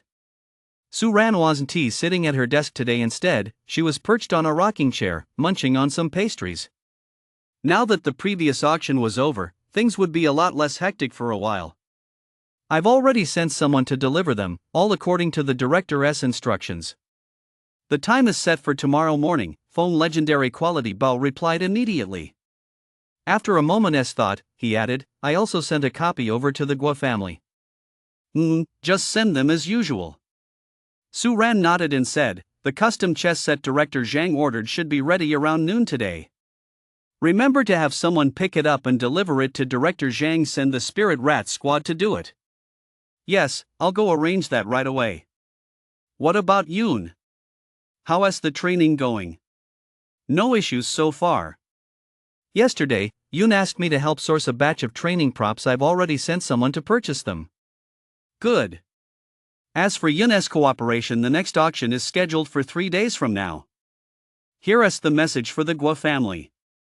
Suran took a written note from her storage ring and handed it to Phone Legendary Quality Bao, saying, as for the information to be released publicly, the theme of this damaged cargo box auction is a clash of local classics and exotic flavors. Just put that out there. Got it? Although it sounded a bit awkward and strange, after spending so much time with Suran, Phone Legendary Quality Bao had become much more accepting of these kinds of things. Why bother asking for details? Just do it. Just as Phone Legendary Quality Bao had jotted everything down and was about to leave, there was a knock on the door. Come in. The door opened, and the front desk clerk stepped in and said, President Su, Mr. Gui is waiting for you in the lobby. Gua. He is back already? Suran popped the pastry into his mouth, then stood up and walked toward the door. Upon reaching the front desk, the first thing Suran saw was the group of men in military uniforms. And standing out most prominently among them was a figure completely wrapped in bandages. His face had been treated as well, though slightly swollen. One could still vaguely make out Guo's features. Guo, what happened to you? Suran exclaimed in surprise as he approached Guo. This was the first time Suran had ever seen Guo looking so battered. Just a minor injury. How could I not get hurt while fighting on the battlefield? Guo laughed twice upon seeing Suran emerge, patted Suran on the shoulder, and said, Su, thanks to the items from your auction, I was able to come back alive to see you. What happened? Suran asked, discreetly moving his shoulder, which had gone numb from Guo's pat. Judging by the force of that pat, Guo's injuries weren't as severe as they appeared on the surface. At first, old Xiao and I figured it was just some gang of hotheads who didn't know their place, so we planned to take some men over and settle it right away. But we never expected those cowards to actually launch a sneak attack. Guo slammed his fist on the table in anger, apparently recalling the scene of the ambush, and continued. On top of that, they'd somehow gotten their hands on a secret technique that drastically boosted their cultivation levels. Old Xiao and I were under a lot of pressure dealing with them, we nearly lost our lives. Thank goodness I had that life and death talisman ID made here with you on me at the time. That's the only reason I managed to cut those guys down. Come to think of it, Old Xiao had it a bit worse than me. He nearly had one of his arms torn right off. He has been sent to Feiyu City for treatment and hasn't he come back yet. I came over this time to bring you something. As Gua spoke, he took 2 storage rings out of his own storage ring and said, "We ran into a rift on the way, so the 2 of us went in to loot it. There was quite a bit of loot, so Old Xiao and I each took half. It's all right here. You can't refuse this life-saving money. If it weren't for that talisman from your auction house this time, the 2 of us would ve been done for." Old Xiao also said that if there's ever anything the Xiao family can help with in the future, just ask. Guo rattled off a long string of words, and combined with his injuries and dehydration, his mouth was now parched. Fortunately, Feng legendary quality Bao, who was standing nearby, had someone bring water over in advance. Guo grabbed the cup and drained it in one gulp. Since Guo has gone this far, I certainly have no reason to refuse. Su Ran reached out and took the storage ring Guo had placed on the table, saying, "Thank goodness everyone's okay." "We really did get lucky this time," Guo agreed, adding, "By the way, I heard you pulled out a big right when I was leaving. That's not very fair, picking the exact moment I was gone to do that." "Don't worry, Guo. There's more good stuff coming." Su Ran didn't directly address Guo's remark but replied in a different way. "Alright, then I'll come back later to support you." Guo had only meant it half in jest to begin with, so he didn't dwell on the topic, adding, "But I might not make it to the next game, I need to rest. We'll talk about the one after that. I'm off now, I'm actually pretty tired this time. I'm going home to rest. No need to walk me out, you go ahead and take care of your business." With that, Guo finished the water that had been refilled in his glass on the table, turned, and left. Su Ran watched Guo's slightly shivering legs and exchanged a glance with Feng legendary quality Bao, who was sitting next to him. Feng legendary quality Bao immediately caught on and followed him out. Only after the group had completely disappeared from view did Su Ran extend his consciousness into the 2 storage rings in his hand. The contents of these 2 rings were roughly equivalent to the resources Su Sanhong had brought back last time, quite valuable. "It seems the situation we encountered this time was truly quite perilous," Su Ran remarked with a sigh a moment later, withdrawing his consciousness. The following afternoon. "Come on, Brother Zhou, I'll take you to an interesting place." After lunch, common quality Yuchio ran out of the room, looking somewhat excited. The 2 of them didn't return to Crystal City but continued to stay at an inn in Seven Valors City. Most people from Crystal City who had come here chose to stay, and they all tacitly agreed to send people back to Crystal City to fetch spirit crystals just in case such a large shipment appeared again at the upcoming auction. "We just finished eating, don't run so fast." Common quality Yufeng led a group of guards as they chased after common quality Yuchio. "Brother, I'm a cultivator, that little bit of food will be digested in no time." Common quality Yuchio ignored him and kept running at full speed. Once they stepped out of the inn, the group headed toward the Su Ran auction house, though their actual destination wasn't Su Ran itself, but the street directly across from it. By the time they arrived, a crowd had already gathered across the street, chatting among themselves. Common quality Yuchio excitedly found a spot where she could hear their conversation without being noticed, looking fully prepared. "What are you doing?" Faced with common quality Yuchio's actions, common quality Yufeng was a bit confused. "Listening in on important intel, of course," common quality Yuchio said with a serious expression. "I've had it confirmed by a specialist. There are some people in Seven Valors City who are exceptionally skilled at gathering information about the Su Ran auction house. By listening in, I can learn a lot in advance, and here." Common quality Yuchio looked at the group chatting ahead and said, "That's where the gossip is thickest, you can pick up quite a few interesting tidbits there." Chapter 89, Feng Jinshan's Visit. "Then I'll go over there and ask for you." Upon hearing this, common quality Yufeng reached for his spirit crystals and started walking forward. Hey, what are you doing?" Common quality Yuchio hurriedly grabbed common quality Yufeng and said irritably, "Don't you think the intel feels more authentic when you hear it this way?" Don't bother me, I want to listen on my own. Common quality Yufeng was pulled back. Although he didn't quite understand what exactly made it feel more authentic, he thought about it for a moment and then settled down next to common quality Yucho. The crowd had been chatting for a while, and their excitement was now reaching a fever pitch. You guys have no idea how fierce the competition was at the last auction. It was a bloodbath. The major clans joined forces to bid, and in the end, it went for a sky-high price of 220 top-grade spirit crystals. As he spoke, the man scanned the crowd around him and exclaimed with exaggerated expression, 220 top-grade spirit crystals. Can you imagine what that means? That's enough to buy 11 Crimson Flame Tiger Cubs. Which family won the bid? Asking that question makes you sound out of the loop. The Su Ran rankings have already been released. Lingfan, the head of the common quality auction house. The man took a breath and continued. You guys have no idea that day, head Lingfan was like a god descending from the heavens. Single-handedly, he outshone all the major clans. Bidding 220 top-grade spirit crystals in a single go, that was pure decisiveness and nonchalance. He acted the whole time as if he were spending 220 copper coins. That's just the class of the rich, it's on another level.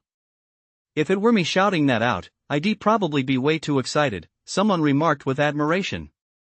Hey, forget about the last auction. I heard the damaged cargo box at the next one is supposed to be pretty unique, someone else asked. Absolutely. Rumor has it that the next auction will feature a clash of modern classics and exotic flair. Apparently, the major clans are all a bit baffled by this announcement and are currently seeking out specialized Su Ran researchers to figure out what it actually means. Su Ran researchers? What on earth are those?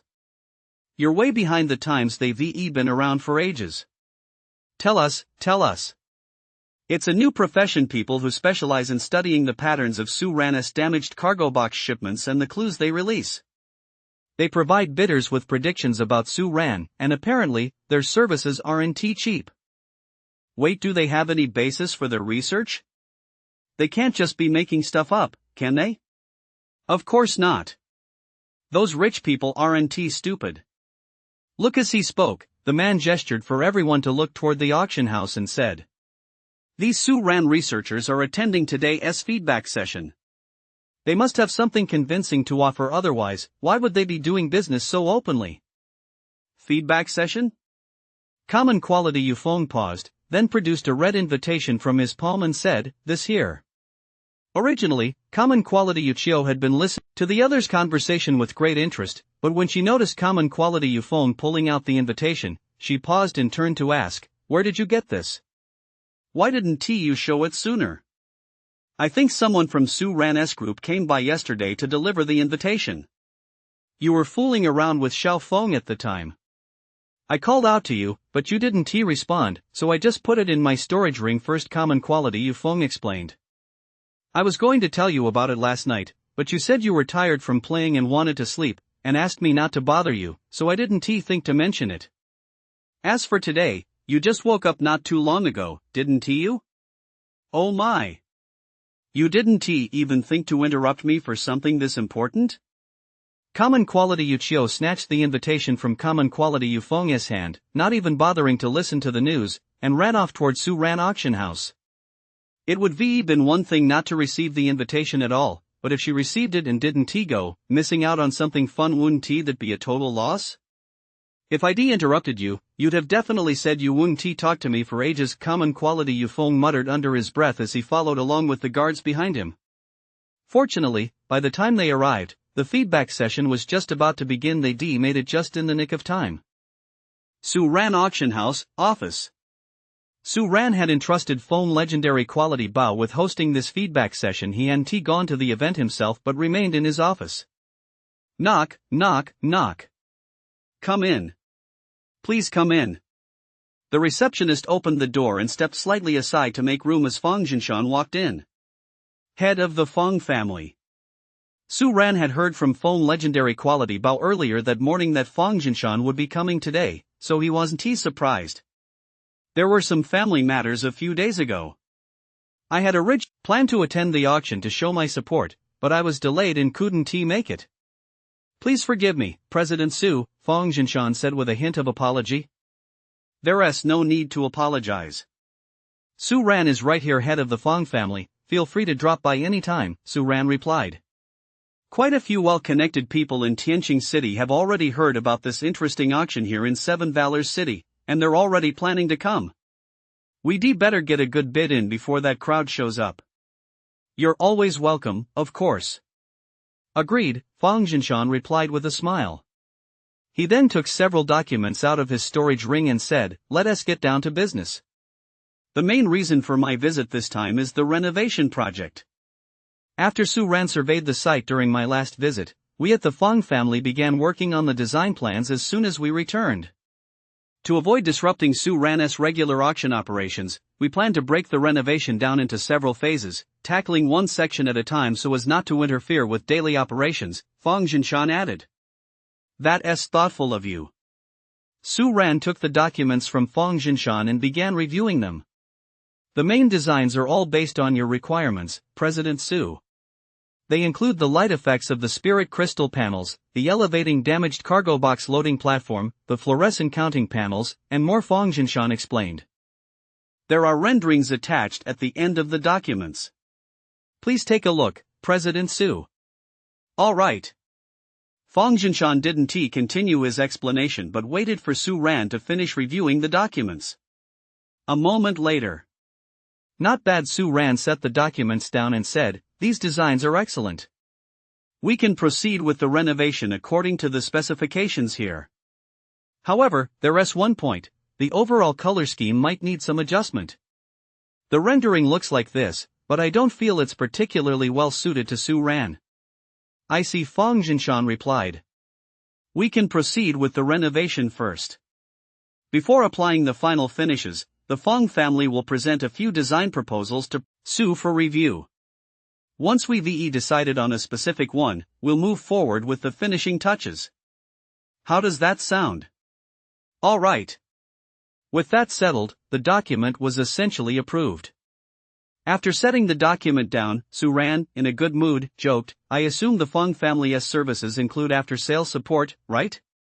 Don't worry. If even the slightest problem arises, we'll take care of it immediately. Common quality.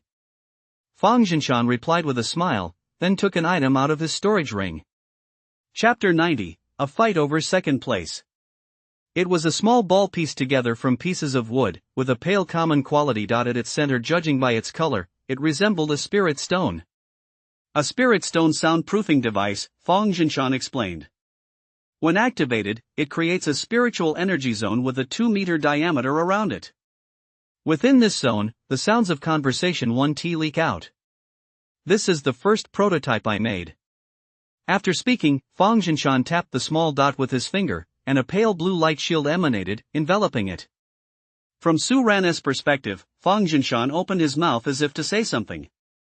The sound was very unclear. He could only make out a few scattered, disjointed notes. We're currently only at the first generation of development, so we can't completely block out sound yet.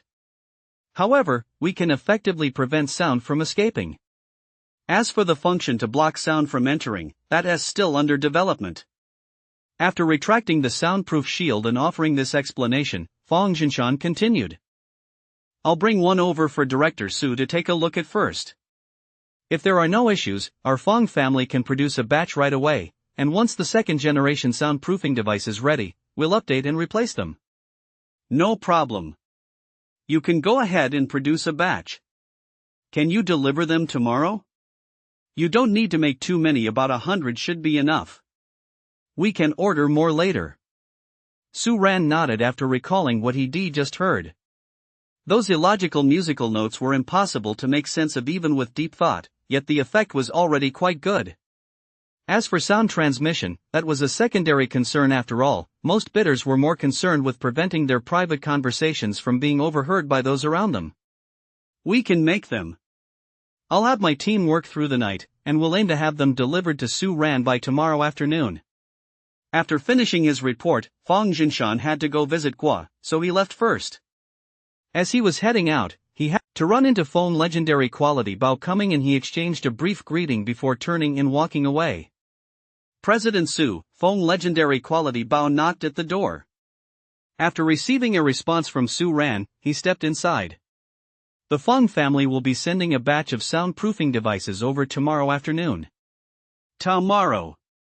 How did the feedback session go? Su Ran asked. Quite a few people offered suggestions.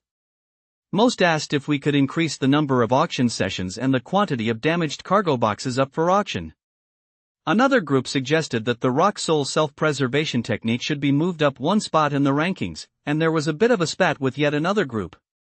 Recalling the scene, Feng legendary quality Bao couldn't help but feel both amused and exasperated.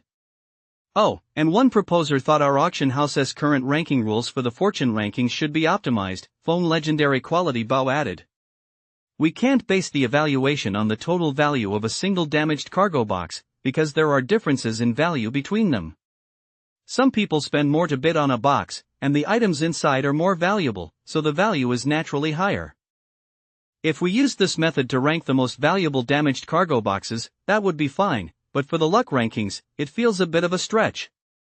Since this suggestion was put forward, quite a few people have agreed with it, Feng legendary quality Bao added. After giving it some thought, Su Ran spoke up, this suggestion makes sense. Let us adjust the rules for the luck rankings. The criteria for making the list will be changed to, the higher the value of spirit crystals obtained by subtracting the auction price from the total value of the items inside the damaged cargo box, the higher one ranks on the list, that is, the amount of profit. In addition to changing the rules, we'll split the fortune rankings into two lists. One is the overall fortune rankings, which records the person with the highest fortune from the start of the new auction model to the present. The other will be the real-time fortune rankings, which will be reset once a month to record the person with the highest fortune for that month. Understood. Feng legendary quality Bao jotted down Su Ran's instructions. Are there any other issues to address? None at the moment. Alright, that's it for now. After saying this, Su Ran paused for a moment and added, oh, right, didn't you tell me a few days ago that you wanted to eat roasted chicken drumsticks? Go tell Aunt Wang to prepare some for dinner tonight. Oh, iPhone legendary quality Bao paused. Seeing Su Ran's earnest expression, he immediately realized what was meant and replied, yes, I'll go tell Aunt Wang right away. It's been a while since I've had some, and I'm really craving it. The day of the auction. The area around Su Ran's entrance had undergone quite a transformation over the past couple of days. Not only had the Rest Plaza been built, but rows of elegantly designed tea houses, each with its own unique style, had sprung up alongside it, occasionally wafting the scent of tea. Breathing in this tea aroma, sometimes I really feel like my whole sense of style has been elevated. If you'd put down that half-eaten bowl of sour and spicy noodles you're holding, that statement might actually have some credibility, someone nearby remarked ruthlessly. So what? This is what I call appealing to both the refined and the common folk. It's a higher form of artistry. You just don't get it. Unfazed, the person continued to hold the takeout box of sour and spicy noodles in one hand, inhaling the tea aroma while slurping away. Stop fretting over this classy or not classy nonsense, I've got some major news. Just then, someone joined the conversation and spoke up. The people around him immediately gathered close. I heard there was a fight last night up in the northern part of the city and it was pretty intense. A fight? Another clan feud? No, it was over second place. Second place? Second in a clan? No, I said it wasn't a clan. The man shot a disdainful glance at the person next to him and explained, it's about Su Ran Auction House, specifically, the second and third spots on the epic quality rankings. Those people weren't too happy about it, so they split into two factions. Yesterday, while they were drinking, the topic just happened to come up. As they talked, tempers flared, and before long, a fight broke out. I thought it was something big. A murmur of disapproval rippled through the crowd. If this had happened in the past, they might have found it outrageous, but as long as it involved Su Ran, it wasn't really a big deal. Not long ago, there was even someone who borrowed spirit crystals to end it all, only to be saved by their creditor in the end. Compared to that, I'm more curious about what the clash between local classics and exotic flair will actually be like. It wasn't just the crowd resting in the square, ready to watch the spectacle, who wanted to know. The bidders about to enter the auction house were also curious about this question. Pretty lady, can't you really give me a little hint beforehand? Common quality Yuchio batted her beautiful big eyes and looked at the front desk staff with a pitiful expression. I'm afraid not, little sister. Those are the rules, the front desk staff member replied politely. Okay then, I'll just go in and see for myself later. Common quality Yuchio didn't press the issue further and changed the subject. Is that young man from last time still here? Of course. Since an appointment had been made, the receptionist retrieved the communication stone and asked legendary quality to bring out the spirit rat. While waiting for it to appear, the receptionist offered a recommendation. Would you like to use a spirit stone soundproofing device, little sister? Members get free access to them. Chapter 91, no need to open it. Oh? What is that? Common quality Yuchio asked curiously. It's this. The front desk clerk gestured for common quality Yuchio to look at the common quality display board to the side. Only then did common quality Yuchio notice that some new items had been added, including a diagram of a circular object. The Spirit Stone soundproofing device. Once activated, it forms a soundproof barrier around you, effectively blocking sound from escaping. It costs only 100 mid-grade spirit crystals per session, and members get free trial sessions. Common quality Yuchio read it out word for word, then turned back and said, Great. Then with this, we have to go out of our way to keep our voices down later. This is great, could you please give me one, pretty lady? Sure, the front desk clerk replied with a smile. It wasn't just common quality Yuchio at that moment. Virtually everyone in the auction house was holding a spirit stone soundproofing device. Having already witnessed the previous auction where items went for 200 high-grade spirit crystals, this one at 100 mid-grade spirit crystals didn't seem like a big deal now. Besides, if everyone else was using one and they weren't, wouldn't that make them seem out of place? That was what most people were thinking. The price isn't high, but the real value lies in the number of people using them. By the end of the auction, you can at least make a few top-grade spirit crystals, Lingfan muttered to himself as he looked at the spirit stone noise-canceling device in his hand, then glanced at the people around him. When he noticed someone staring at him, he immediately adopted his usual cold, impassive expression. To continue his soliloquy, Lingfan casually activated the spirit stone sound-canceling device and said, This thing is actually quite useful. The free trial is meant to let everyone get used to having this device around in advance. Add to that the herd mentality and the desire to save face. Once they see everyone around them using it, they'll definitely use it too. Basically, that means a steady profit at every auction. And with the spirit rats we launched earlier, and the spirit crystals, we can make money this way too. I really hadn't thought of that before. It's no wonder it's Su Ran, she actually came up with this method. Lingfan couldn't help but marvel, his hands trembling slightly behind his back as he added. Only an auction house this full of charm, one that showcases such ingenuity in the finer details, is worth my time and befits my taste and status. Expectations for this auction were running high. Partly because of the damaged cargo box auction itself, and partly because the information Su Ran had released was rather vague, so they were eager to find out exactly what the box contained. After a long wait, the auction finally began. Today, Yun wore a light green sheer maxi dress. Her accessories and the veil she was wearing for the first time gave her an exotic charm that was quite eye-catching. Miss Yun, what exactly is inside the damaged cargo box today? Someone couldn't contain their curiosity and asked as soon as Yun came to a stop. It seems you're all very excited about today's auction item, Yun said with a smile. Well then, I won't keep you waiting any longer. Let us get started. Walking slowly to the first damaged cargo box, Yun gently placed her hand on the red cloth. With a slight tug, the red cloth slid aside, and Yun's voice rang out as she introduced the item. This damaged cargo box comes from the Divine Wind sect, and its contents are the personal belongings left behind by the sect's deputy leader. The Divine Wind sect? You mean the Divine Wind sect, one of the 8 great sects from 2,300 years ago? Someone immediately exclaimed in surprise. Anyone who could come here would have at least some knowledge of the sects throughout history. Because of the great passage of time and the scarcity of ruin rifts, items from the Divine Wind sect are extremely rare in the auction world.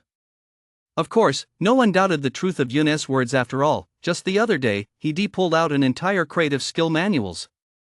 The 8 great sects had immense resources. Back in those days, each one dominated its own region. If this really is a relic left behind by the deputy sect master of the Shinfeng sect, the chances of hitting the jackpot aren't small. Many people's minds were already racing with excitement. I just sent people to take a look at the Shinfeng sect's ruins, the rift, not long ago. I never expected to come across a damaged cargo box like this right here, the pot-bellied man muttered to himself with a smile. Amid the chatter, the iron door of the damaged cargo box slowly swung open. In perfect unison, everyone activated their spiritual energy shields to block the dust while simultaneously turning on their spirit stone sound suppressors. There were also a few who hadn't activated their sound suppressors. Their reasoning was simple: if everyone else had theirs on, being the only one without one would still provide sufficient sound insulation, so there was no need to turn theirs on. The starting bid for this damaged cargo box is 500 mid-grade spirit crystals. Each bid must be increased by no less than 50 mid-grade spirit crystals. You may now begin your inspection. Everyone's gaze turned toward the interior of the damaged cargo box. As expected, the contents were once again in utter disarray. All sorts of items were piled haphazardly on top of one another. On top lay an open robe, spread over the pile of clutter and obscuring a large portion of the contents, making it impossible to see exactly what was inside. Beneath this pile, the items were a veritable hodgepodge: a meditation cushion, a tilted chair wedged in the middle, and numerous small boxes scattered among them. There were many, and they were all jumbled together. Peering through a gap in the items at the lower left corner, one could faintly make out a sizable wooden chest taking up a large portion of the space. Looking through a gap at the lower right corner revealed nothing in particular, though a smooth, rounded object was partially visible, wedged at the very bottom. It's precisely this kind of chaotic mess that makes it interesting to look through. It really puts one's eye for detail to the test. Far from finding the sheer volume of items a hassle, everyone actually found it fun. That's what makes a treasure hunt, and that's the thrill of discovering unexpected surprises. Many people's eyes were fixed on that chest inside. Whether it was actually valuable or contained any real treasures was unclear, but it was huge. Large objects always give people the feeling that they can't possibly be all that bad. Whoa! There's quite a lot here this time. Let me take a look. Common quality Yucho narrowed her eyes, craned her neck slightly forward, and peered into the damaged cargo box. A chair, a box, a robe, a mirror. After taking a quick look around, common quality Yucho furrowed her brow slightly, looking as if she were deep in thought. A moment later, she turned to the spirit rat member standing nearby and asked, "Little brother, is there anything good in here?" This time, the spirit rat assessed the items very quickly. He opened his eyes in an instant and, upon hearing common quality Yucho's question, replied immediately. There's definitely one epic quality item. The other one fluctuates between the top end of blue quality and the bottom end of epic quality. As for the specifics, we'll have to wait and see what old Yi decides. Oh, really? Then I'd better start thinking about how I'm going to bid on this later. Common quality Yucho turned back and began to ponder. Chapter 92, Tired of seeing spirit crystals? What a niche comment. The other spirit rats also shared their perceptions of the items inside the damaged cargo box with those around them. Basically, they all confirmed at least one epic quality item. While everyone was discussing the contents of the damaged cargo box, one person in the room seemed somewhat distracted. Where did that kid Luo Fan run off to? He didn't even show up today? Shurha looked around in surprise, scanning the room over and over, but saw no sign of Luo Fan. It wasn't just this auction. Luo Fan hadn't shown up at the feedback session the day before either. The rarity of such an occurrence was no less than finding 10 legendary quality items in a row from a heavily damaged cargo box. Some were lost in thought, others were observing, while time marched on relentlessly until Yun's voice rang out. Ladies and gentlemen, the viewing period is over. Bidding is now open. No sooner had Yun finished speaking than someone immediately removed their soundproofing hood and called out, 550 mid-grade spirit crystals. 600 mid-grade spirit crystals. The second bid followed immediately. At the very beginning of the bidding, the increments weren't particularly large, but the frequency was high, so the price still rose quite rapidly. Old Lay, didn't you tell me over tea yesterday that you were definitely going to bid on a damaged cargo box today just for fun? How come half the day has passed and you still haven't made a bid? Lin Liangchen said with a smile, looking at the pot-bellied man not far away. You tall guy are up to no good. If I bid later, you'll probably use your minimum bid increment to annoy everyone again. Lei Timing looked at the tall, smiling man nearby with an expression that said, I know exactly what you're thinking. How could that be? ID never. Lin Liangchen stopped mid-sentence and turned around, because the voice that had